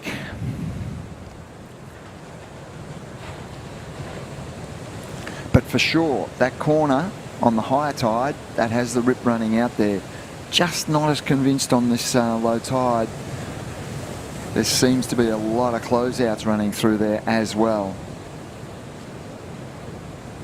Back to the action in the water. Surfer in red belts that section. That's Zali Kelly. That was a strong turn. Shame the wave didn't line up on the inside, but yeah, it was a great start to the wave. She's locked in a 1.13. I feel like she's going to want that as a throwaway by the end of this heat with 11.5 minutes on the clock. There it is, a 6.67 for one single turn. And judges have been rewarding that commitment for the single turn there, Robbo. We've watched it a few times today. Yeah, well, I want to watch it again. Sarah Baum. Yep. Whack. And now Zali Kelly. Yeah. Yep. The judges let you know what they like.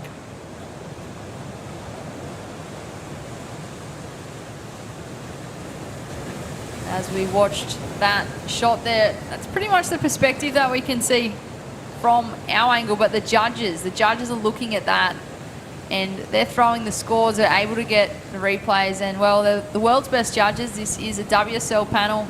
We do have Ben Dunn as the head judge. He's a former World Tour surfer, so what better head judge could you have there, Robbo? Yeah, well, we've got some great head judges, Ben being one of them, and Ty Conahan, he's done a magnificent job in the Australia and Asia region as a head judge, and yeah, they work well as a team, all these judges, and they know exactly how to communicate to the surfers what to do and how to get the scores. And a lot of the judges actually free surf on the bank and they can get a gauge. I know one of the judges, Kai Engel, he seems to surf the bank a fair bit when he goes to contests and he gets his little free surf in, but I feel like that's also, it's good as a judge. They can get a feel for the lineup and a feel for what the competitors are experiencing. Yep. They take it serious, that's for sure. And yeah, Ben Dunn was a great competitive surfer for a number of years on the domestic Australian leagues, at the amateur level, professional level, and he made it right through to the championship tour and acquitted himself extremely well. Then he got cut down by a few major injuries, I believe, which sort of played havoc with the latter part of his career, but it's great to see him back judging at this level and having, you know, great input back to the Australian surfers. Speaking of the Dunns, I know Martin Dunn's done a fair bit of work with Rosie Smart, who's currently in this heat. That doesn't surprise me. Rosie, she's from that Sawtell region.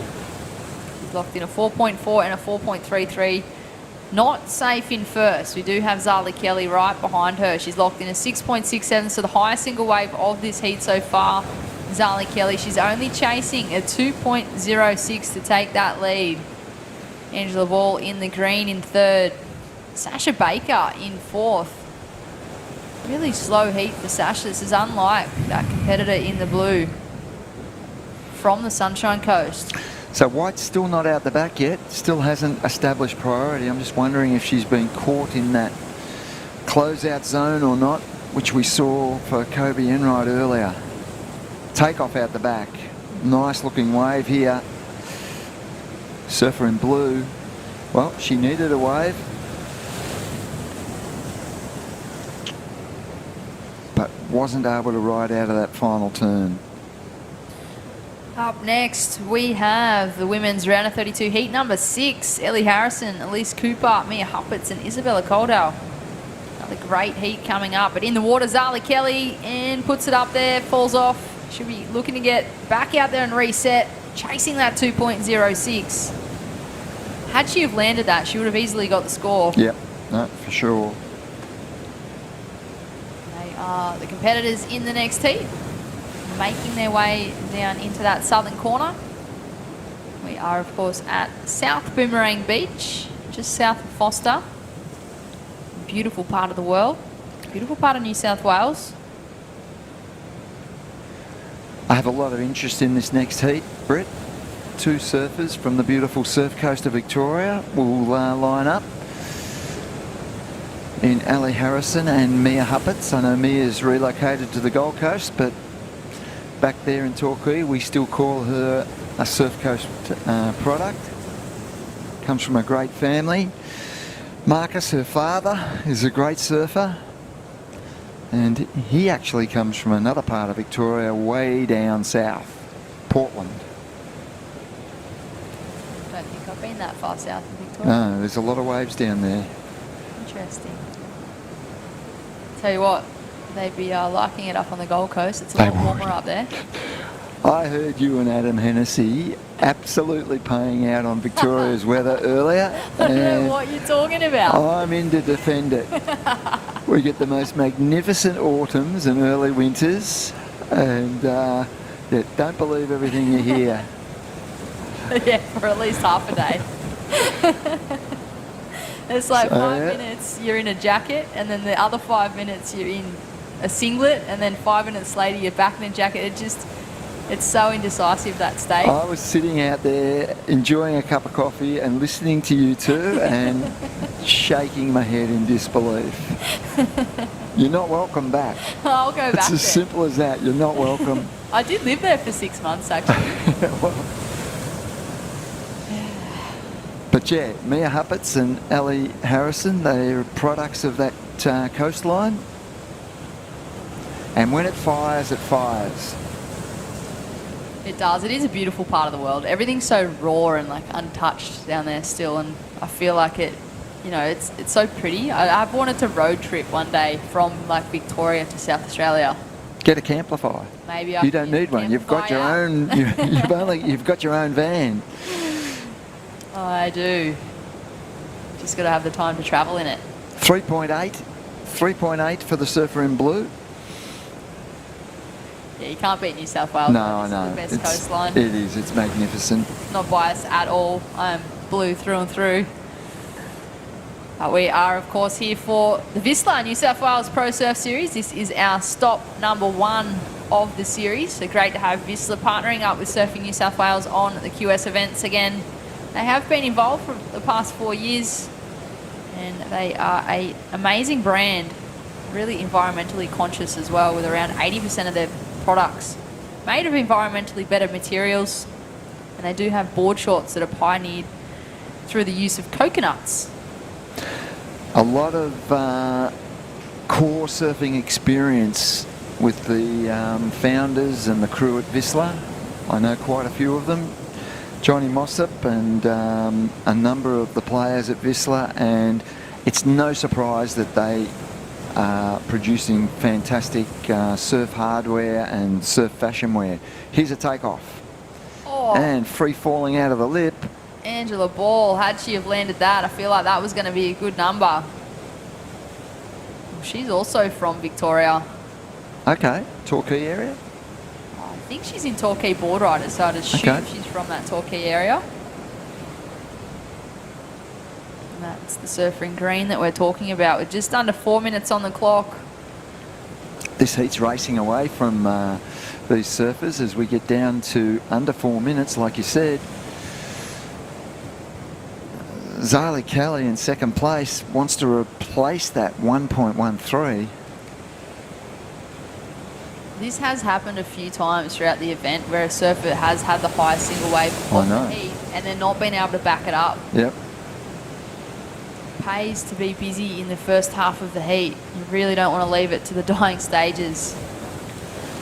Rosie Smart in the lead, in the white. She's also holding first priority, so she's sitting in a good position. Zali Kelly in the red in second, only chasing a 2.06 for first. Well, Sasha Baker in third. She's only locked in one wave. She waited patiently with priority for, I want to say, half the heat to lock in that 3.8. Well, she's locked in a 0.2. Angela Ball chasing a 6.51. We are almost at the low tide. I feel like throughout the day, Robbo, like the swell's definitely hung in there, but I feel at certain stages throughout the day it seems to have pulsed. There have been moments for sure. And we look at it now and it is wild and woolly out there. There's a lot of water moving. The takeoff is particularly hard, and once it comes to the inside, the faces seem to clean up and line up better, but sitting out on the takeoff zone, there's a lot of movement. And we may have a surfer down the beach there taking off. Feel like that might have been Rosie Smart in the white, Yeah. current heat leader. She's looking to replace a 4.33 from her scoreline. Sasha Baker, well, this is going to be interesting here. She's looking for a 4.01. Is the wave going to provide the goods? She's definitely got the surfing capability. And it's linking up on the inside as well, and there were some reasonable moves out the back. It's going to be interesting. We'll wait for that score to come in. As we watch the Destination New South Wales wave replay. Huge turn there from Rosie Smart. And strong first turn there for our surfer in blue, chasing just a moderate score to try and get to second. If this had have stood up a little better, I would have been really confident. But on review, I'm not that confident that she'll get the score, but we'll see. 4.01 is what she needs. Rosie Smart, pretty sure she will improve her situation. She has with a 5.5 and a 4.4 now. Zali Kelly is the one surfer at risk. She wants to get rid of that 1.13 with under a minute. And Sasha Baker's scores come in. It was just short of 3.33. She needs a 4.01, and that was the surfer in red up and riding, Zali Kelly, looking to replace our 1.13 from her scoreline to increase our requirement for Sasha Baker and Angela Ball with just over 30 seconds on the clock. And pretty sure Zali, yep, she has improved her scoreline with a 2.23. So sensible move to get rid of the 1.13, even if it is a 2.23, it does make it that much harder for third and fourth. And with 20 seconds, it's that much harder again. The Mad Mex final minute, we're well and truly into that with 10 seconds remaining. We'll roll into this next heat as we count them out in 5 seconds. That's just a shore break wave that's not going to count. Not being a top two anyway. And unofficially, White winning the heat, red second, and we'll have a break now and we'll come back for another amazing heat very, very shortly from beautiful Boomerang Beach. Back shortly.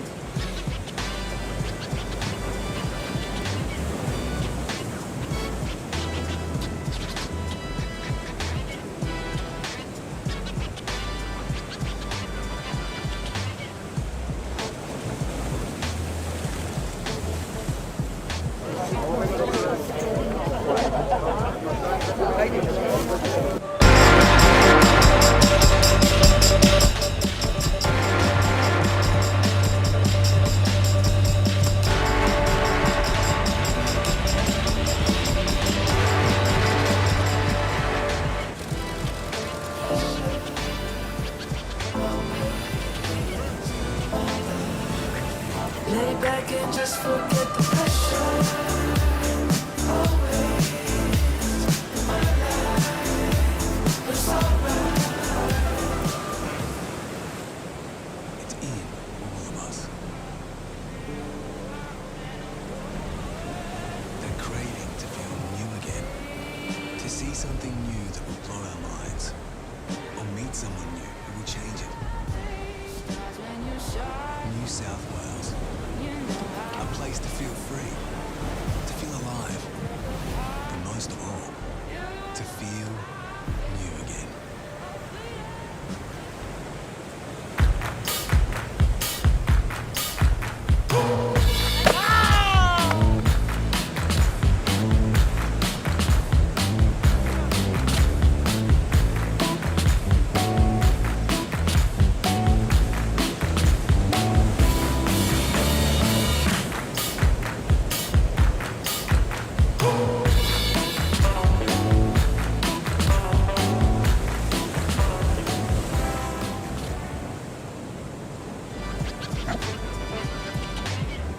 Well, welcome back to Boomerang for the Camplify Great Lakes Pro QS 3000. This is our first stop of the VISSLA New South Wales Pro Surf Series for 2023. My name is Britt Nicol, joined in the booth again by Steve Robertson, and this is the heat you've been waiting for, Robbo. It is. Some of my colleagues from Victoria are in this heat. In Ali Harrison and Mia Huppatz. Mia Huppatz now on the Gold Coast, and Mia's younger sister actually posted a win the other day at Burleigh Heads, and I think she's an Australian junior champion as well, or Tyler? Yes. She's a great young surfer too. Yeah, Surfing family, that one. it is. Do you know what sparked the change for them moving up the Gold Coast? They probably got sick of Victoria's weather. Hey, you were just telling us how good it was down there. Live action in the water. That is Isabella in the green. She is from the Sunshine Coast, so she looks to link this one all the way through. Bright pink board. She certainly stands out. Couple of calves into the pocket. This is a great opener for the surfer in green. Probably watched a few heats beforehand, realising how hard it has been for surfers to get 2 scores on the board. So look at that. There's 18 minutes and 45 seconds. Not even 2 minutes have gone by and she's looking to do the runaround already. Yep, great choice of waves and plenty of work done on that particular wave. There's a lot of white water on the face, so it's difficult to navigate, but she's done it well and gets some good turns here on the inside as well and finishes off really well. So surfer in green, Isabella Caldo. Interested to see what that score comes in at. We do have the previous heat winner, Rosie Smart, down there ready for an interview. Rosie, you've got great momentum moving into the next round. How are you feeling for finals day tomorrow? I'm pretty keen. That was such a tricky heat. I didn't really get like any good ones. It was kind of just one-turners, but yeah, I hope there's good surf tomorrow and I hope I make it through. Rosie, I've been particularly impressed with your energy out in the water in both your heats today. It just appears to me like you enjoy surfing solid waves, and onshore winds don't seem to bother you too much. These sort of conditions, do you really enjoy it out there? Yeah, it's like, it is tricky, but like when you get one, it's good that the wave has a bit of power. So when you do a good turn, it feels good. Now, Rosie, I know you're still quite young. You're still in the juniors. And you're sitting pretty far back on this QS Regional Series rankings. What are your intentions this year for 2023? I kind of just want to get heaps of experience and make it through as many heats as I can so I can just keep getting more heat practice. Yeah, I'd really like to do well in a couple of the QSs, but yeah, I'm just like trying to improve my surfing. We've been really impressed with your performances today, Rosie. You're through to the finals day tomorrow. We wish you the best of luck. Take confidence from today, take it into tomorrow, give it your all, and we hope we're talking to you again tomorrow when you win your next heat. Thanks, guys. She is just so passionate about surfing. You can just tell as soon as she starts to talk about it, her eyes light up. She's got the big smile, and it's great to see a surfer like Rosie. You know, like she competes a lot. Wow. But you can just tell she's still got that joy for competitive surfing. As we watch the Destination New South Wales wave replay of Ellie Harrison. This is one of your Victorian competitors. Yes. Beautiful town of Barwon Heads, I believe, and she's already very experienced surfer on the World Surf League circuits. She dominated a lot of pro junior events over the past few years, and she's transitioning into the open ranks without a problem, and very promising surfer. That is Ellie Harrison. She's doing the run around and has a good score, 6.17 for that last wave. That's the best wave of the heat. And Isabella Caldo scored well on that first wave, a 5.17. So both the surfers in red and green have opened with decent scores, 6.17 and 5.17 respectively. Elise Cooper has a 3.7. She'll want to get better than that. And Mia Huppert's just the 1 point ride. She scored an excellent wave in her earlier heat.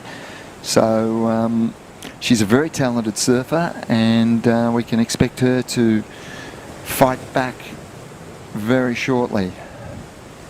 Not sure what happened on the 1 point wave ride, but no one's got priority, so they're all out of position at the moment.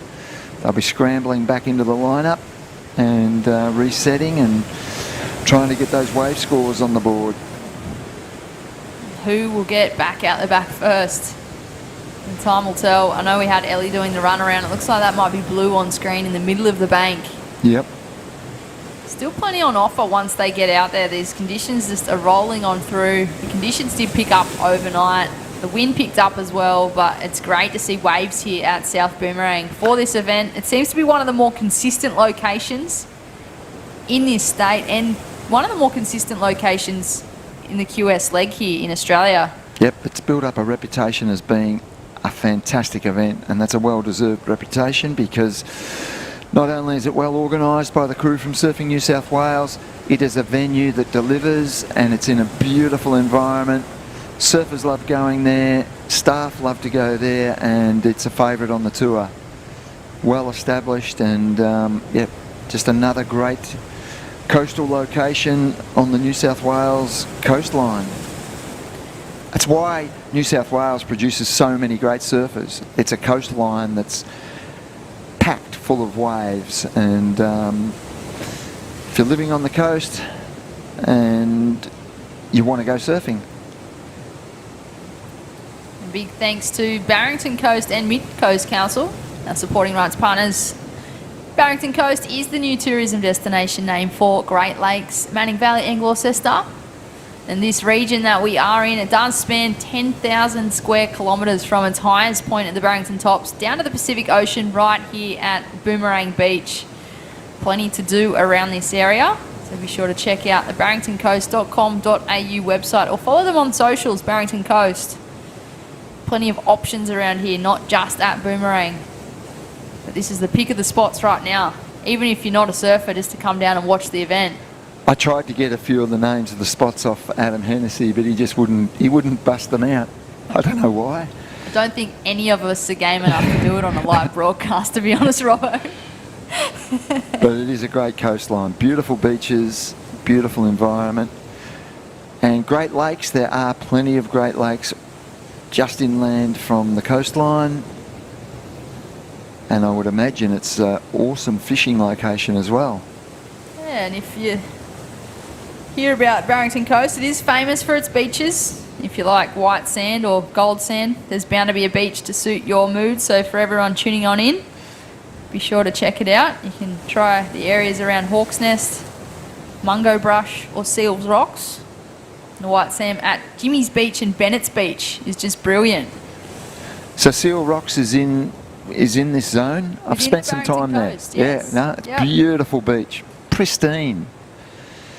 Absolutely pristine. I've stayed in the campground there many years ago and enjoyed it. We used to do a walk through some backtracks to a very open beach break. Is it Yagan? I can't remember the name, but yeah, we used to walk on some tracks out the back to a back beach from Seal Rocks and get great waves there as well. Crystal clear water most of the time, and it's, yeah, amazing location, amazing coastline. Even right now with the amount of water moving and the wind, like you look at the screen that we're watching and you step outside and you have a look, it's crystal clear right now. Yeah, exactly. It's so blue. The sun is shining, the sun's just come out, so that's a positive. It's not raining anymore at the moment anyway. We did have a massive front move through yesterday afternoon. Yep, we don't want that anymore. Called the event early, so we've made a longer day today. But yeah, we don't want those fronts, we just want the waves. In the water at the moment, the person with 2 waves is Ellie Harrison in the red. She's locked in a 6.17 and a 3.5. White, that is Mia Huppert's on screen. She's locked in a 1. She's chasing a 4.18 to move into second. There's still just over 10 minutes, so we're halfway through this heat, Robbo. Yep, I'm hopeful we get a replay of the surfer in white if we've got the start of that wave, because the final move looked decent. If there's anything out the back, I think we've missed it because she ducked off down the beach a bit. The judges will have seen it all, that's for sure. And Mia Huppert's, it's a decent wave. She needed it. We've hit the halfway mark. She needed to get busy, and she has with a 4.83. 4.83 in the scoreline, and she'll do that run around, get herself out the back. Plenty of time, but I think a good move to get that score on the board. It's the 3rd highest scoring ride of the heat, but it's in that ballpark range. There's a 6.17 for our surfer in red, a 5.17 for green, and now 4.83 for the surfer in white. So good call by Mia, and we've got Ali and Mia in first and second place at the moment. It is looking good for you right now, Robbo, for that Victorian, you know. Yeah. You've been wanting to talk about it the entire day, but and here we are. I haven't got a favourite in it. I'm just no bias? interested. None at all. Just a genuine interest in this heat. Yes. But I'll tell you what, Mia Huppert says she would have been doing that run around just then. She could hear the situation with the PA, and I tell you what would have made her run quicker up the beach. The fact that the surfer in third place is only chasing at 0.66. Yep.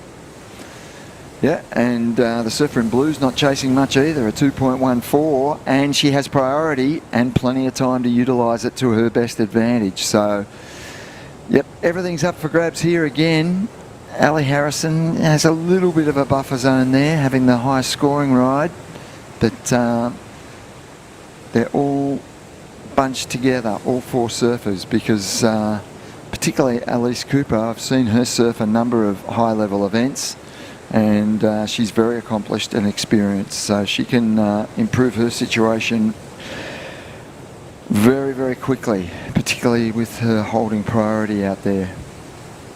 Yeah, she is a smart competitor from the Northern Beaches. She knows exactly what she's doing. I feel like she's just going to be waiting for the right wave. Looks like Ellie Harrison might be waving her hands around, trying to get an update from the beach announcer. So it has been tricky for competitors to hear today. We've watched a few of those post-heat interviews, and most competitors saying, I didn't really know where I stood in the heat, but I had an idea. Yep, it would be hard to hear out there, particularly if you've got surfer's ear. Well, yeah, and if you're someone that wears earplugs, it'd make it even harder. Yeah. There is just under 7.5 minutes remaining in this heat. Heat number 6 of the women's round of 32. Our third last heat of the day. There's 8 heats in this round. We're moving into finals day tomorrow. We have the round of 16 into the quarters, semis and finals. They do move into 2-person heats tomorrow. It's still a 50-50 progression, but it means that only one surfer will move through. Pretty fair game out there, though. It will. Here we go, surfer in blue. So Alice Cooper just getting caught behind that one. Unfortunately for Alice, she had priority and just a 0.5. So that's not what she wanted on that priority move. But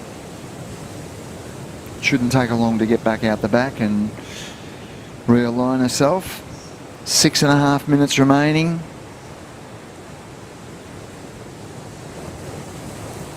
Elise Cooper, she's chasing a 2.14 to move into second. She did wait so patiently for that wave. She held priority majority of the heat and then just unfortunately took off, and the 0.5 is not the score she's chasing. Isabella Caldo, she caught that wave very early in this heat, and it's a good score, but she doesn't have anything to back it up at this stage. So anything she gets is going to improve her situation, and she only needs a 0.66 to go to second. But Mia Huppert, she has to get rid of that one with just under 6 minutes remaining. And like you said, she did the run around. She'll know the situation, and she knows, yep, that one's got to be gone. Well, Isabella in the green, she must have at least paddled for something else, because true. she's in second priority. And Ellie Harrison, well, she's done the run around and she's got first priority. Yep. So whether or not Surfer in green caught another wave, or maybe she just made a minor mistake there, by committing to that paddle and losing the priority. She's only chasing a 0.66, and as you mentioned, Robbo, I think it was the first wave of the heat. It was very early in the heat, and hasn't got a wave to back it up yet. So it's been almost 15 minutes since she took off. Yep. She's waiting patiently. Still plenty of opportunity in the lineup. A lot of water moving. It has been tricky for competitors to just find their position. A few of them have been coming in and just kind of saying, I felt like I was a bit lost at sea, or it was a bit of victory at sea. Yep, and that classic phrase, victory at sea, has applied to a lot of today's surfing, because wind, rips, swells coming from a few different directions.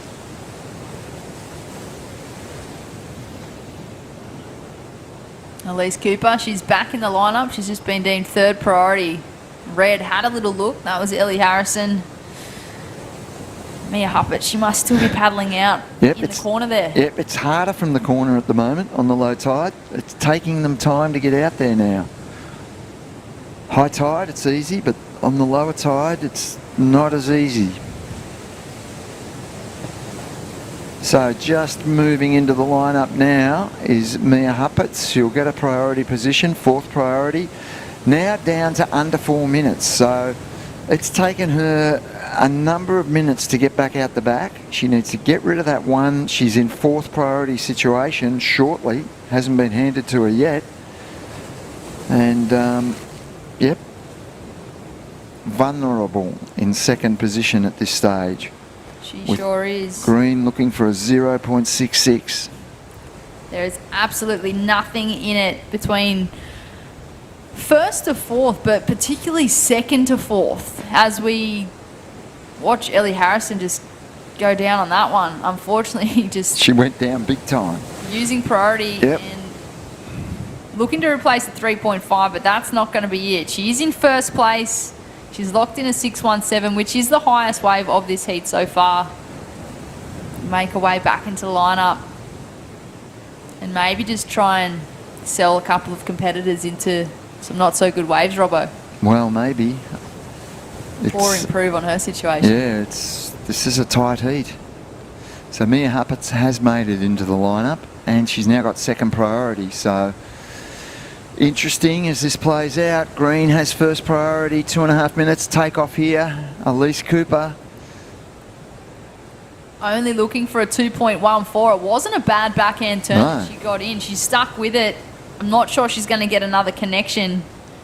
She looks at her watch. She's got time. Take off out the back. This is critical, and this is a really important ride for Isabella Caldo in the green. She's linking it through. She wants to get everything out of it.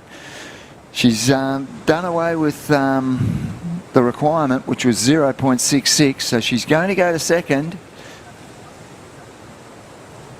And it looks as though wow, that's a wrap on that heat. I feel like the Surfing Green might have just got the requirement. She was looking for less than 1 point. And Elise Cooper was waiting for a score as well.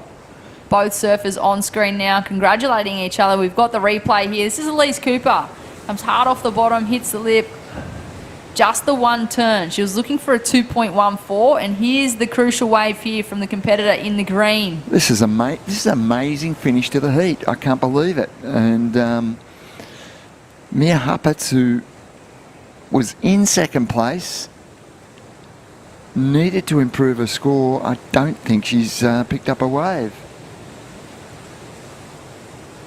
Well, Surfing Green, she was only chasing a 0.66. She looks pretty happy. Yep. She walks up the beach. We move into the women's round of 32, heat number 7. We will cut to a short commercial break and bring you all the live action in a moment.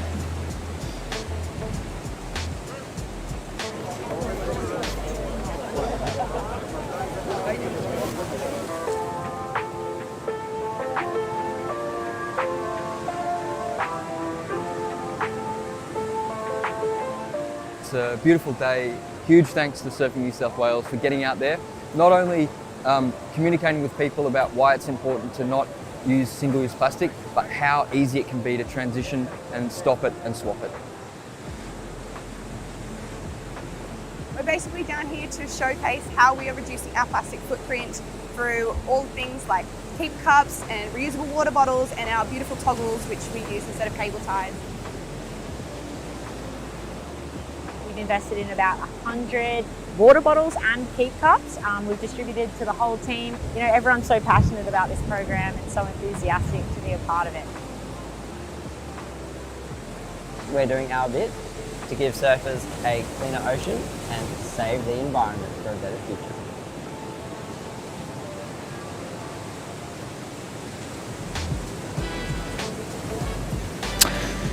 Welcome back to Boomerang Beach. We're here for the VISSLA New South Wales Pro Surf Series 2022. This is the Camplify Great Lakes Pro And we are into the final few heats of the day. This is the round of 32 of the women. And this is heat number 7. 2 more heats remaining. That last heat, Adam Hennessy, my fellow commentator, was extremely close. I know Ali Harrison has taken out the heat. Second, I'm just waiting on confirmation for, but it was really, really tight in the finish. And early start to this heat for a few surfers. Talk us through this one, please, Adam. Yeah, Surfing Blue up and riding on the backhand, just finding her groove nice and early, and nice connection with the lip. So this is going to be another amazing heat. We saw White come unstuck. So, yeah, Charlie Hurst out with a 3.5, Ellie Lampkin with a 1. Holly Williams out there in the red, and Maddie Poole in the green. So I think going off what we saw last heat, Robbo, I think it's really important for these athletes to keep nice and busy, because I felt like at the end of that heat there was a lot of kind of frantic action going on in the water because no one had a backup. That's right. And it was the backup score, and it didn't need to be much, that decided the outcome at the end of the day. I'm still waiting on confirmation from it. I don't want to announce the result I've got in front of me until I see confirmation on those final scores. But someone's going to get lucky into the round of 16. So it's a really important result when you think about the overall picture of how many points are up for grabs. And it is. Heats today are 20 minutes long. So tomorrow, Robbo, we're going to be into the final day of competition for this event, the Camplify Great Lakes Pro QS 3000 event. First event on the New South Wales Pro Surf Series, the VISSLA New South Wales Pro Surf Series, and yeah, a lot riding on this result. So I think we have the official results from that last heat coming through very shortly, but with 16 on the clock, yeah, I feel like it's going to be really important for surfers to establish a solid foundation, because you do not want to be left in the lurch towards the back end. Here we go, Holly Williams. Good looking wave. Look at this thing line up on the bank. Nice carving re-entry, just negotiating that bit of froth and bubble and getting to work on the inside now. So this is a good wave. Yeah, this is Look a at great this, wave. It's just lining up beautifully. along the bank. Yep. She'll be looking for a big finish. What she got? Hammers that turn and finishes nicely. I liked it a lot, Adam. Yeah, that is a great way to start, and I love the amount of patience she displayed on that inside corner. She didn't go early. The timing was near perfect. And out the back, it looks like Ellie Lampkin getting to work as well. I think we have Ellie Harrison on the beach. You must be delighted, Ellie. Talk us through conditions out there. Was it a little bit tough? It felt like it was a little bit slow.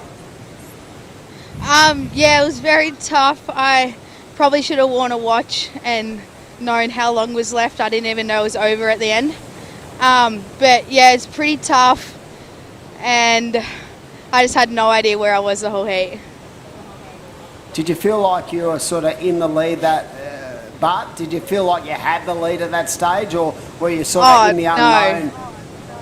Yeah, no, I had no idea. I said to Mia, like, what is happening? And then she was like, you're in the lead. I was like, I don't know how that would happen, but like, yeah.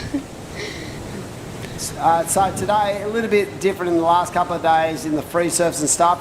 How are you going to enjoy these conditions moving forward? Because you're going to basically get the same kind of waves tomorrow, but the difference is there's going to be very little wind, I hear, so it's going to be a good final day. Yeah. Sorry. Yeah, I'm kind of used to surfing these type of conditions at home, so I felt comfortable out there, sorry,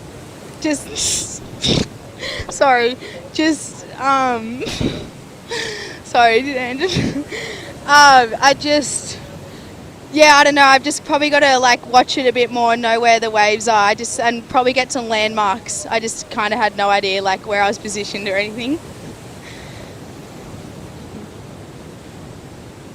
That's the most important part. So in 2023, what is your goal? Let's talk us through your series of events and what you're looking for to get out of these events in the Australasian region. Yeah, well, the goal is to qualify for the Challenger. So hopefully I'll do that, and if not, I'll go on a few surf trips, make a few clips, go watch. Sorry.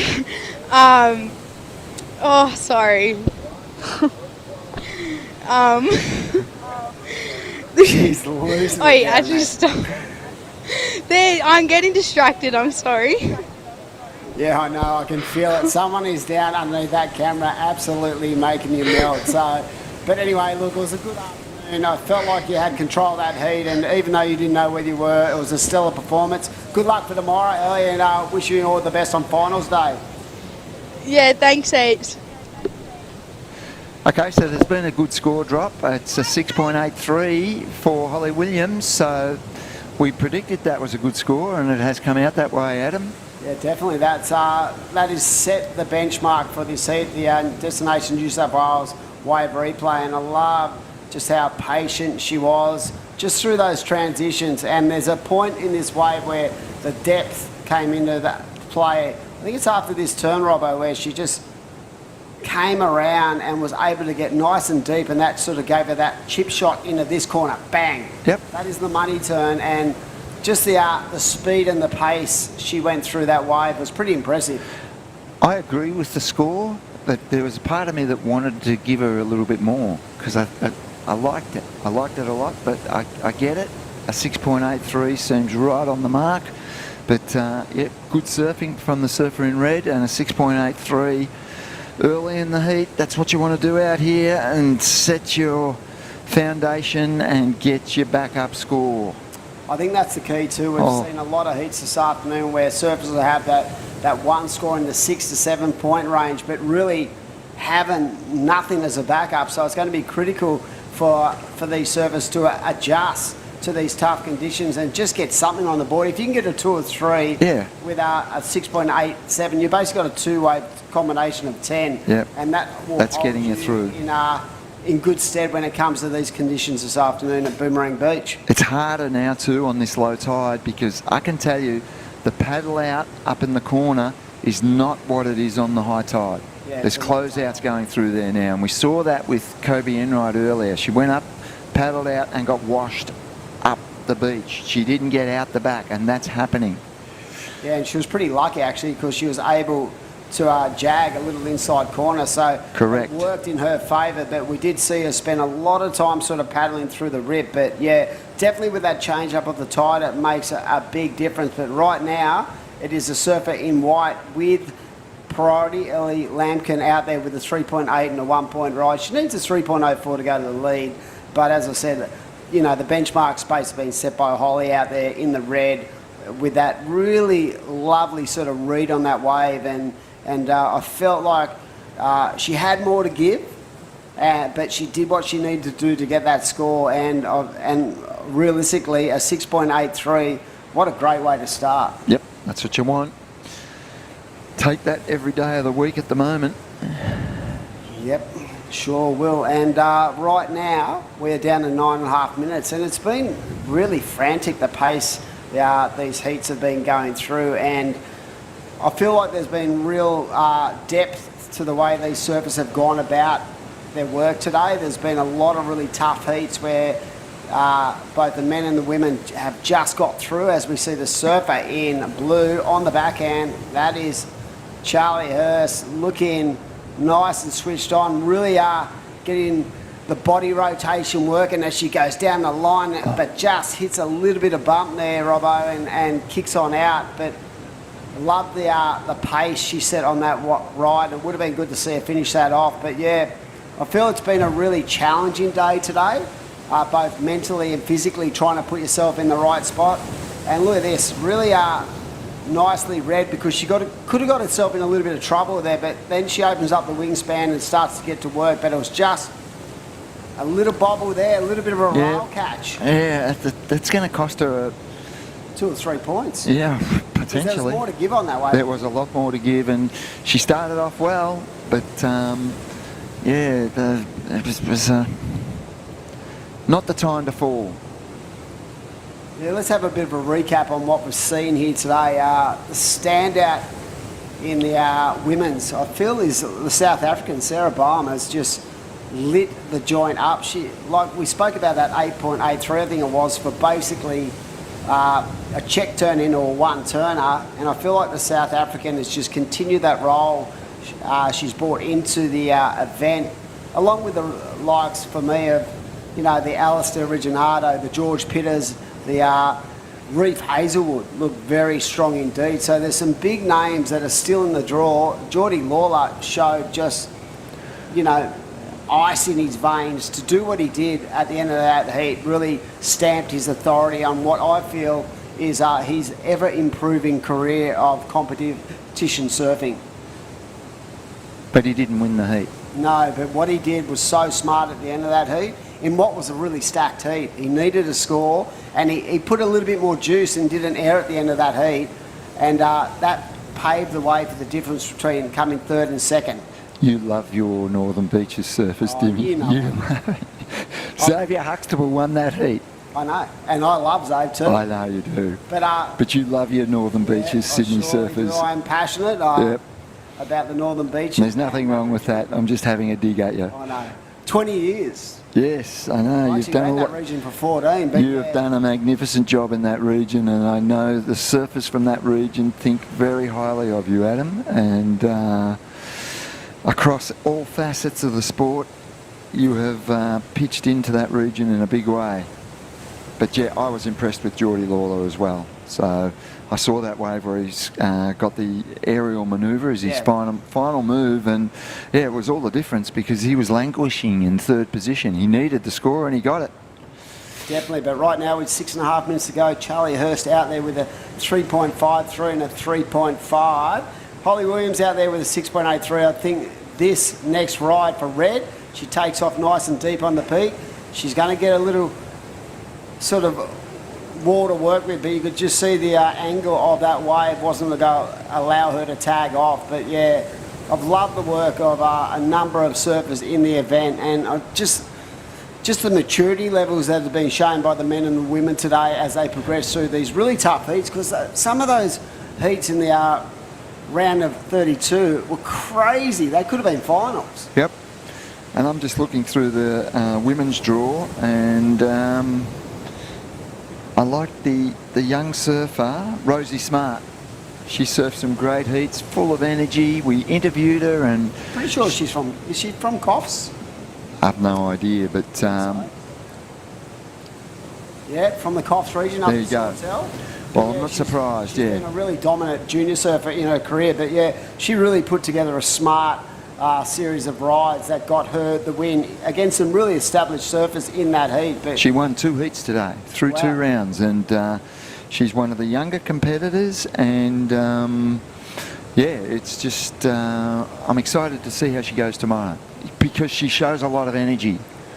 She seemed to revel in these conditions. Yeah, she's definitely got some surf smarts to her when it comes to the competitive arena, and right now the surfer in red did get away. It was just a 1.5, Robbo. So we've spoken a little bit about the importance of sort of trying to consolidate your positioning in the lineup and especially on the scoreboard as well. So the fact that she leaves herself a little bit in a tricky situation with that 1.5, I'm sure she's going to be back out there to try to offload that score, because if she can get another 5 or 6, it just takes the pressure off it.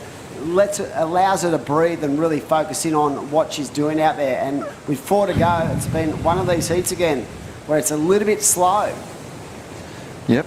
I feel like everyone's getting waves at the start of heats, and then there's a massive sort of lull of no sort of, waves being ridden.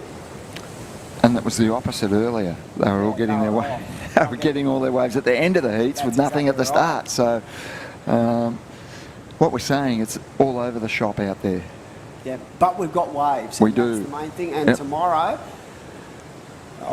it's nearly dinner time. And look, that come up on the screen. The Mad Mex 2-for-1 burrito. Scan that code. Get yourself up to the Mad Mex store and grab yourself one of the most tastiest treats. But yeah, I feel like tomorrow is going to be a really exciting day. It's going to be full packed of world-class surfing. And if we do have these kind of conditions on tap with less wind, wow, we're going to be in for a treat as we see the surf in white. Nice turn, wow. from that angle, that looked exceptional. Yep. Just the read on that first manoeuvre was just all class from Ellie Lampkin out there. So has a 3.8 and a 1 point ride. I feel that even for that one turn, that is going to definitely go into a two-wave combination and maybe even put her in the second. In I fact, agree with you. I agree. might even put her in the first. Look at just the lovely That's the second turn. That's the second turn. There was a turn before that, and from the wide angle, it was pretty fierce. So there it is. 5.5 for that ride, and she's in the lead. White in the lead, red second, blue third, green in fourth, red needing a 2.47 to go to first. Charlie Hurst in the blue doesn't need a lot to go to second. There it is. Oh, what about Whack. the line she took into that? Yeah, That was I liked it. really You well liked judged. it, the judges liked it.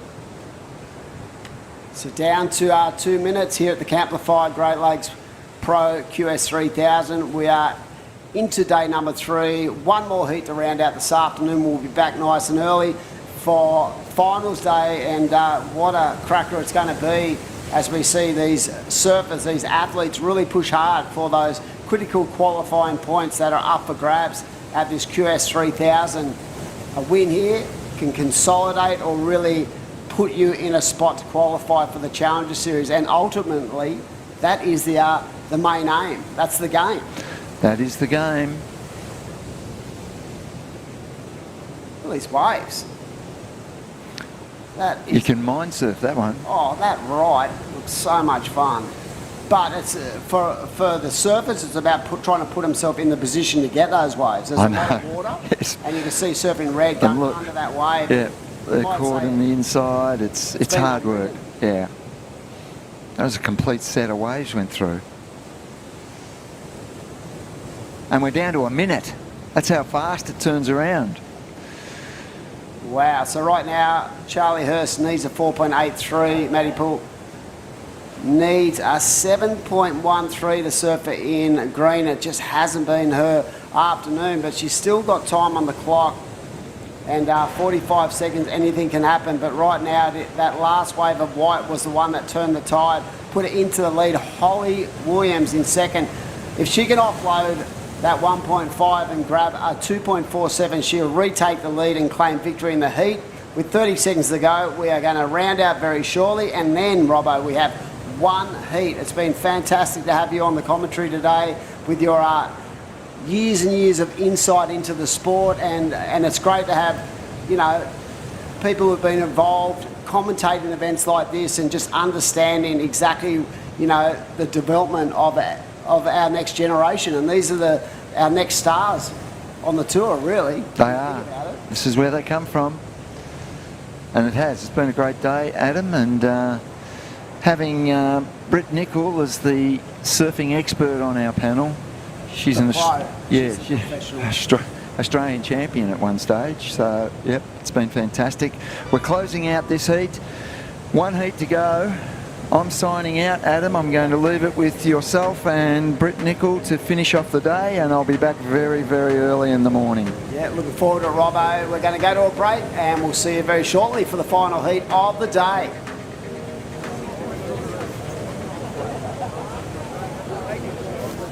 Lay back and just forget the pressure.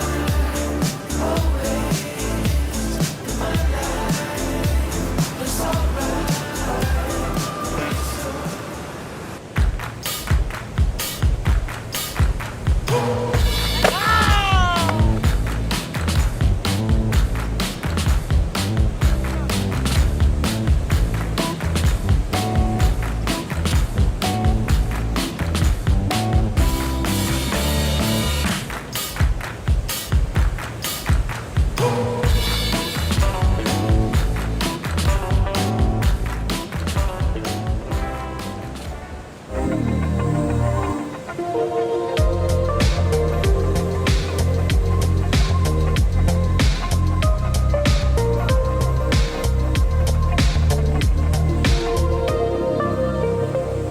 This is the motivation.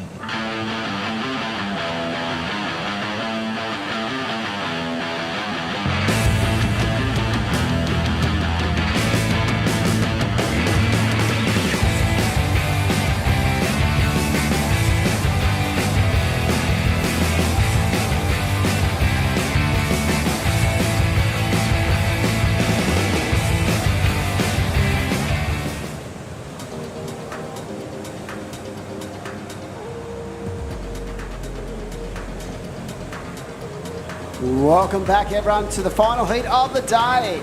Day number 3 of action at the Camplify Great Lakes Pro QS 3000 in the box right now with Britt Nicol, and we're excited because this is such a strong finish to what's been an exceptional day of competition surfing. We have a stellar lineup for you to wrap up the day. Very excited, Britt, and who we got? Who we got the feast on to finish off what's been a big one? What a way to finish for the women's round of 32. This is our final heat of today, heat number 8 of the round. Dimity Stoyle in the red, Freya Prum in the blue, True Starling in the white, and Raya Campbell in the green. Remember yesterday you called me Dimity? I did call you. See, it's just, you know, me getting prepared for today. Yeah. Well, today I called you Hedgie, so it's been a long day. I've been called a lot of things. But yeah. Take it as a compliment, I guess, Dimity. 100%. Both of them rip way better than I'll ever rip. And Dimity's been in absolutely pristine form, I reckon, in the last year or so. For me, she's right on the cusp of getting back to where she's been before.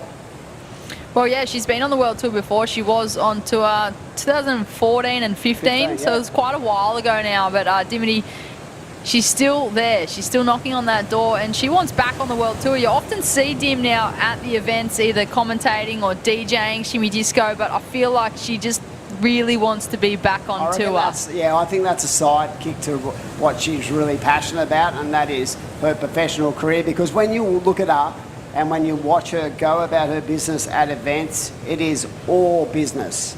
She'll smile, but she is in the moment, and you know, I mean, she hangs around Steph Gilmore and all the girls, so the women, you know, they would feed off each other. She knows she's good enough to be in that elite ranks, and I feel like it's only a matter of time and just a few things that have to go her way in the Challenger, and she'll get right back up there.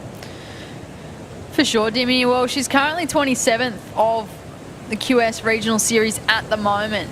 However, we still have this entire New South Wales Pro Surf Series leg. There's this QS 3000, there's a couple of 1000s, there's another QS 3000, and then there's a QS 5000 to finish. So I feel like, although Dimity's sitting a little further back on that rankings, there's more than enough opportunity for her to get a couple of results and then qualify for that Challenger Series. It'd be very rare for her to go through a series of events without finaling. I'll just say that such has been her consistency in her performance over the course of the last couple of years. But in this heat alone, it is a big one.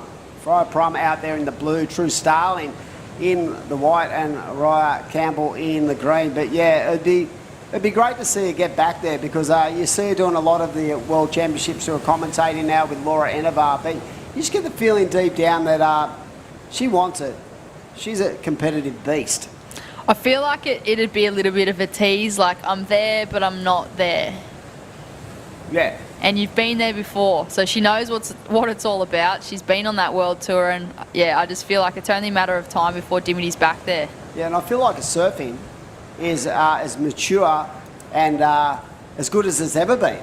I reckon it's as good as it was when she was on tour earlier in her career. So she's definitely got all the moves. She's got the power base, and it would be great from an Australian point of view to see her get back there. But there's a lot of work to be done. She's got to fight through this series alone just to have the opportunity to have a go.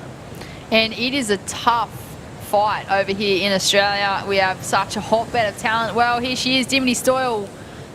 That's not going to be the way she wants to open up her campaign here at Boomerang, but she's found her feet in the wax. She'll make her way back out. I just thought about it. She's been in Hawaii for a couple of months, so she's probably been surfing very powerful waves on that North Shore, and yeah, she would have had to sort of turn the switch and to focus in on what she's got to do, because there is quite a number of events for Dimity to get herself back into that transfer position when it comes to the Challenger. And that way they're at 0.50, so 14 minutes remaining, only one wave ridden. And I spoke about it in the last heat, about the importance of trying to establish your position in that rotation when it comes to getting a good score early, because there's been so many heats, Britt, where I feel towards the back end, the pressure's really been on, and a lot of surfers have had to just sort of climb into anything just to get something to get through. We saw True Starling early in the day.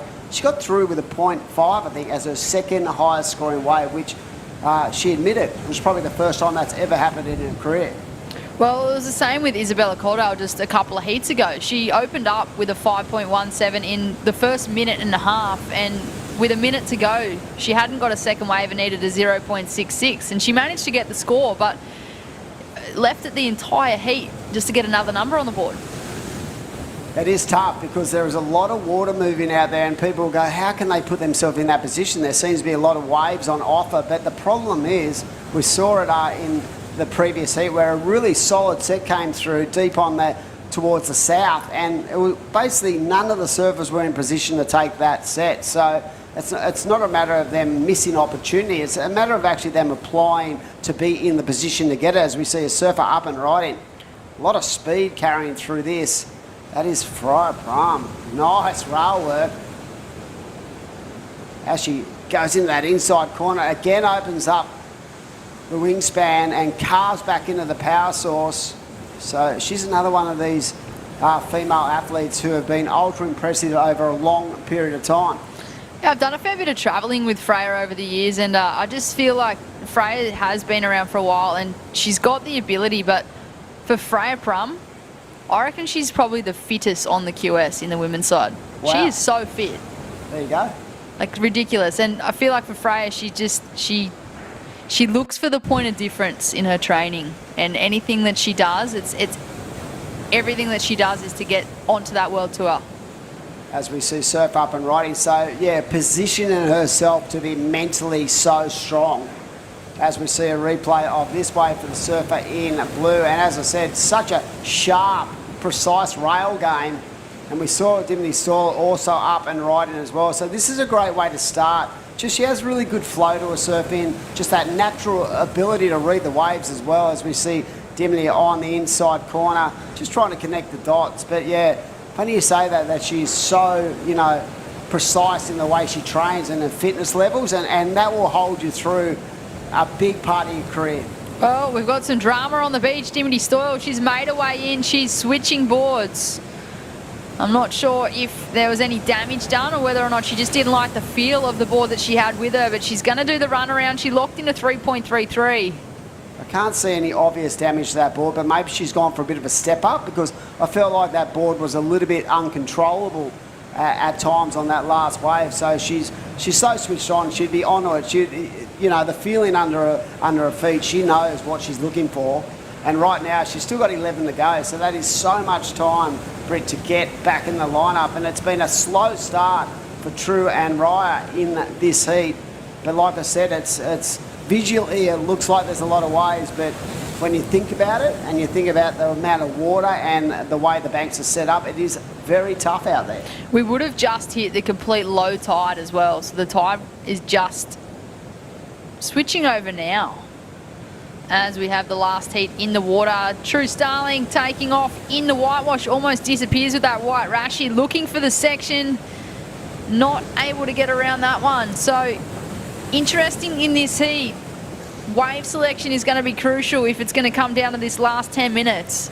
Yeah, very deep on the peak, but we saw the surfer in blue grab a 5-point ride, so that was just a bit unlucky for the surfer in white, True Starling.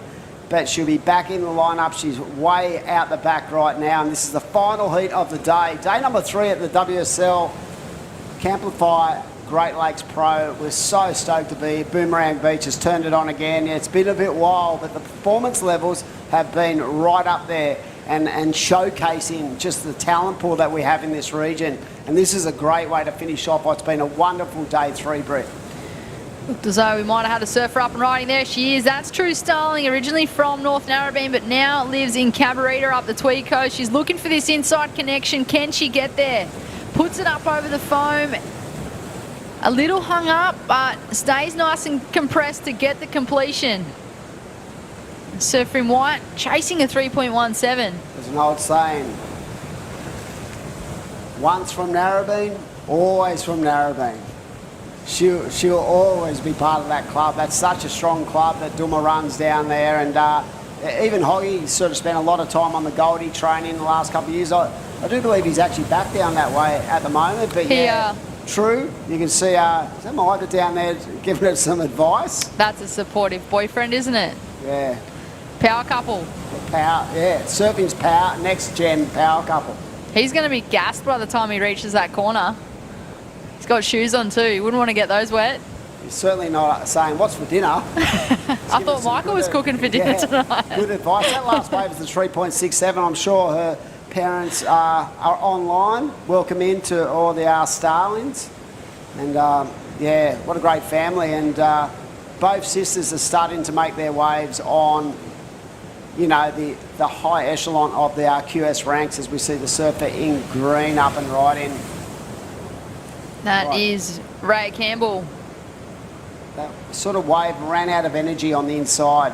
So right now with 8 to go, we're in this situation again. We've found ourselves in a number of times today where it's so tight between first, second, third and fourth.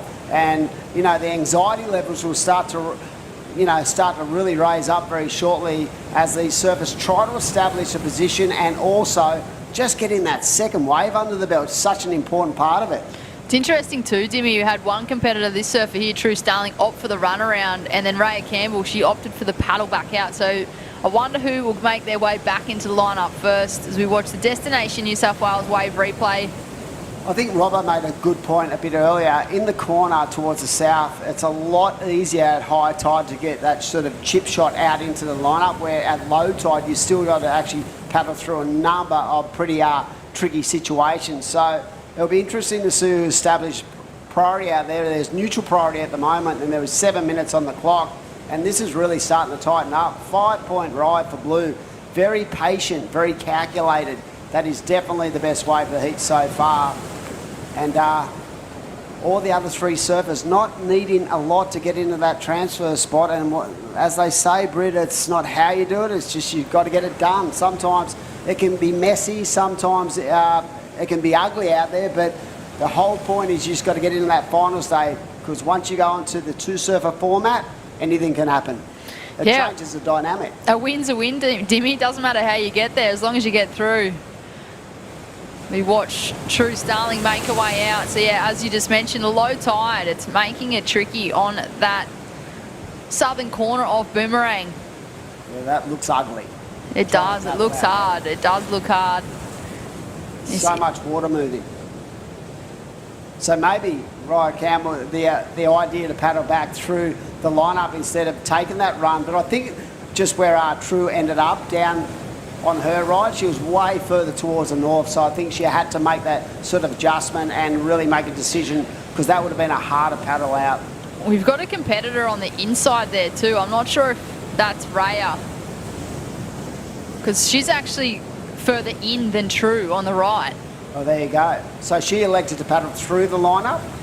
Correct. But it's taking the time to get out towards that corner.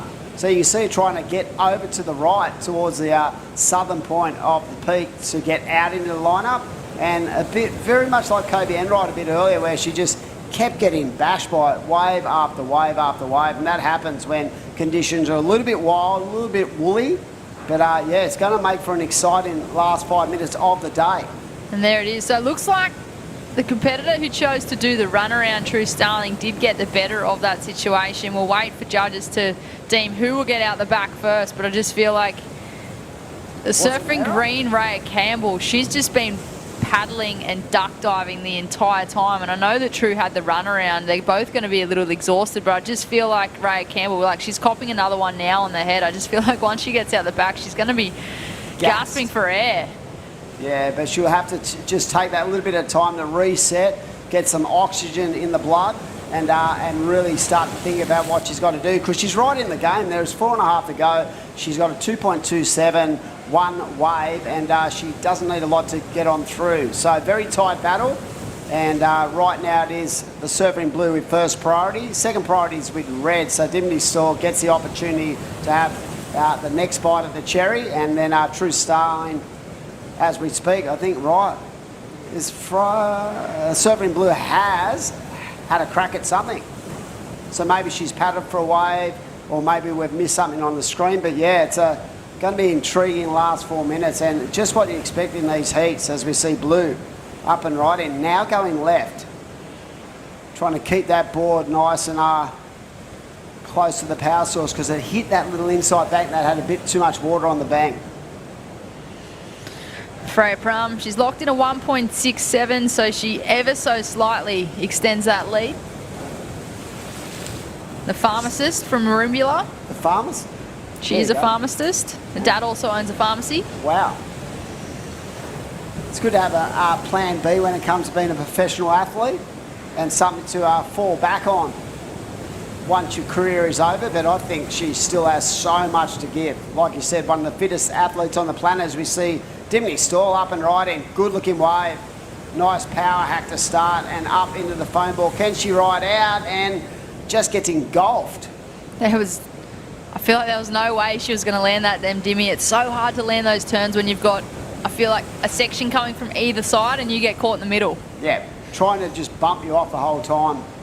But I like that one turn, and there it is, a 3.33, I do believe, for that last rider. Did put the surfer in red in the lead with 3 to go, so that was enough to turn the tide in her favour. So right now, Blue goes down to second, and she only needs a 2.2. So this is a very intense battle as we see this first turn, lovely rail car. Wow, displacing a lot of water, and like you said, 2 sections into one, and there was only ever going to be one winner in that circumstance, and it definitely wasn't going to be the surfer. She is winning this heat at the moment. That's Dimity Stall in the red, the former World Tour competitor, looking for a spot back on that main stage with just over 2 minutes on the clock. Freya Prum in the blue in second place. Well, she's got the highest single wave score of this heat. She locked in a 5 early. She's now chasing a 2.2 to take that lead back from Dimity. True Starling in third in the white. She's only chasing a 3.01, and Raya Campbell a 4.41. And at the moment, it is the surfers in third and fourth, holding first and second priority respectively. Certainly is. With 1.5 minutes to go, this is the final heat of the afternoon at the Camplify Great Lakes Pro QS 3000 event. The first event of the VISSLA New South Wales Pro Surf Series. We're going to be back bright and early. We'll be on the tools, ready to go at 7 a.m. and looking forward to finals day. And I was just thinking, trying to sort of pick through who I feel is going to be really strong. There's that many surfers who can win this thing. It's just too hard, especially after a day like today. It's been a long one, but how enjoyable has it been? Let's go another couple of hours. I'm ready to recharge for tomorrow as we watch the live action. We're into the Mad Max minute. Surfer up and riding. That's True Starling. She gets 1 turn in. That was a great turn. She's looking for a 3.01 to advance. That would have been interesting if she got a 2 for 1 then. But I liked how, you know, how radical that turn was. So we'll see what the judges think. She only needs a 3.01 on. Tipping that might be the score. Let's have a look at this destinations replay. Nice, really good clean turn into the pocket, so that's going to be really interesting. There it is, a 4.87. True Starling goes to first, pushes red down to second, and the surfer with the highest wave, single wave score in the heat, is in third. Surfer in blue needs a 2.20, and unfortunately for blue and green, is there going to be an opportunity as we count towards the back end of just an exciting final heat of the afternoon? Wow, is that all she wrote, Britt Nicol? True Starling picks it up and throws it out. Just slam dunks this heat towards the back end. She'll be delighted with her performance if she actually knows what's going on. She sort of, yeah, look, she's looks pretty happy, but she always looks happy. She certainly knows what's going on, that massive smile on her face. I feel like she might have supporters on the beach just giving her the heads up that she's won the heat. Well, what a day. Day number 3 of this event, QS 3000. It's been a pleasure to be on the mic with you, Britt, and to see some of the best surfers on the planet go about their business in really tricky conditions, but we've seen some major highlights and some big scores. So tomorrow, we're going to be rolling in the finals day, and we're going to throw on some highlights. Enjoy your afternoon, folks, and come back tomorrow morning and join us for finals day at Boomerang Beach.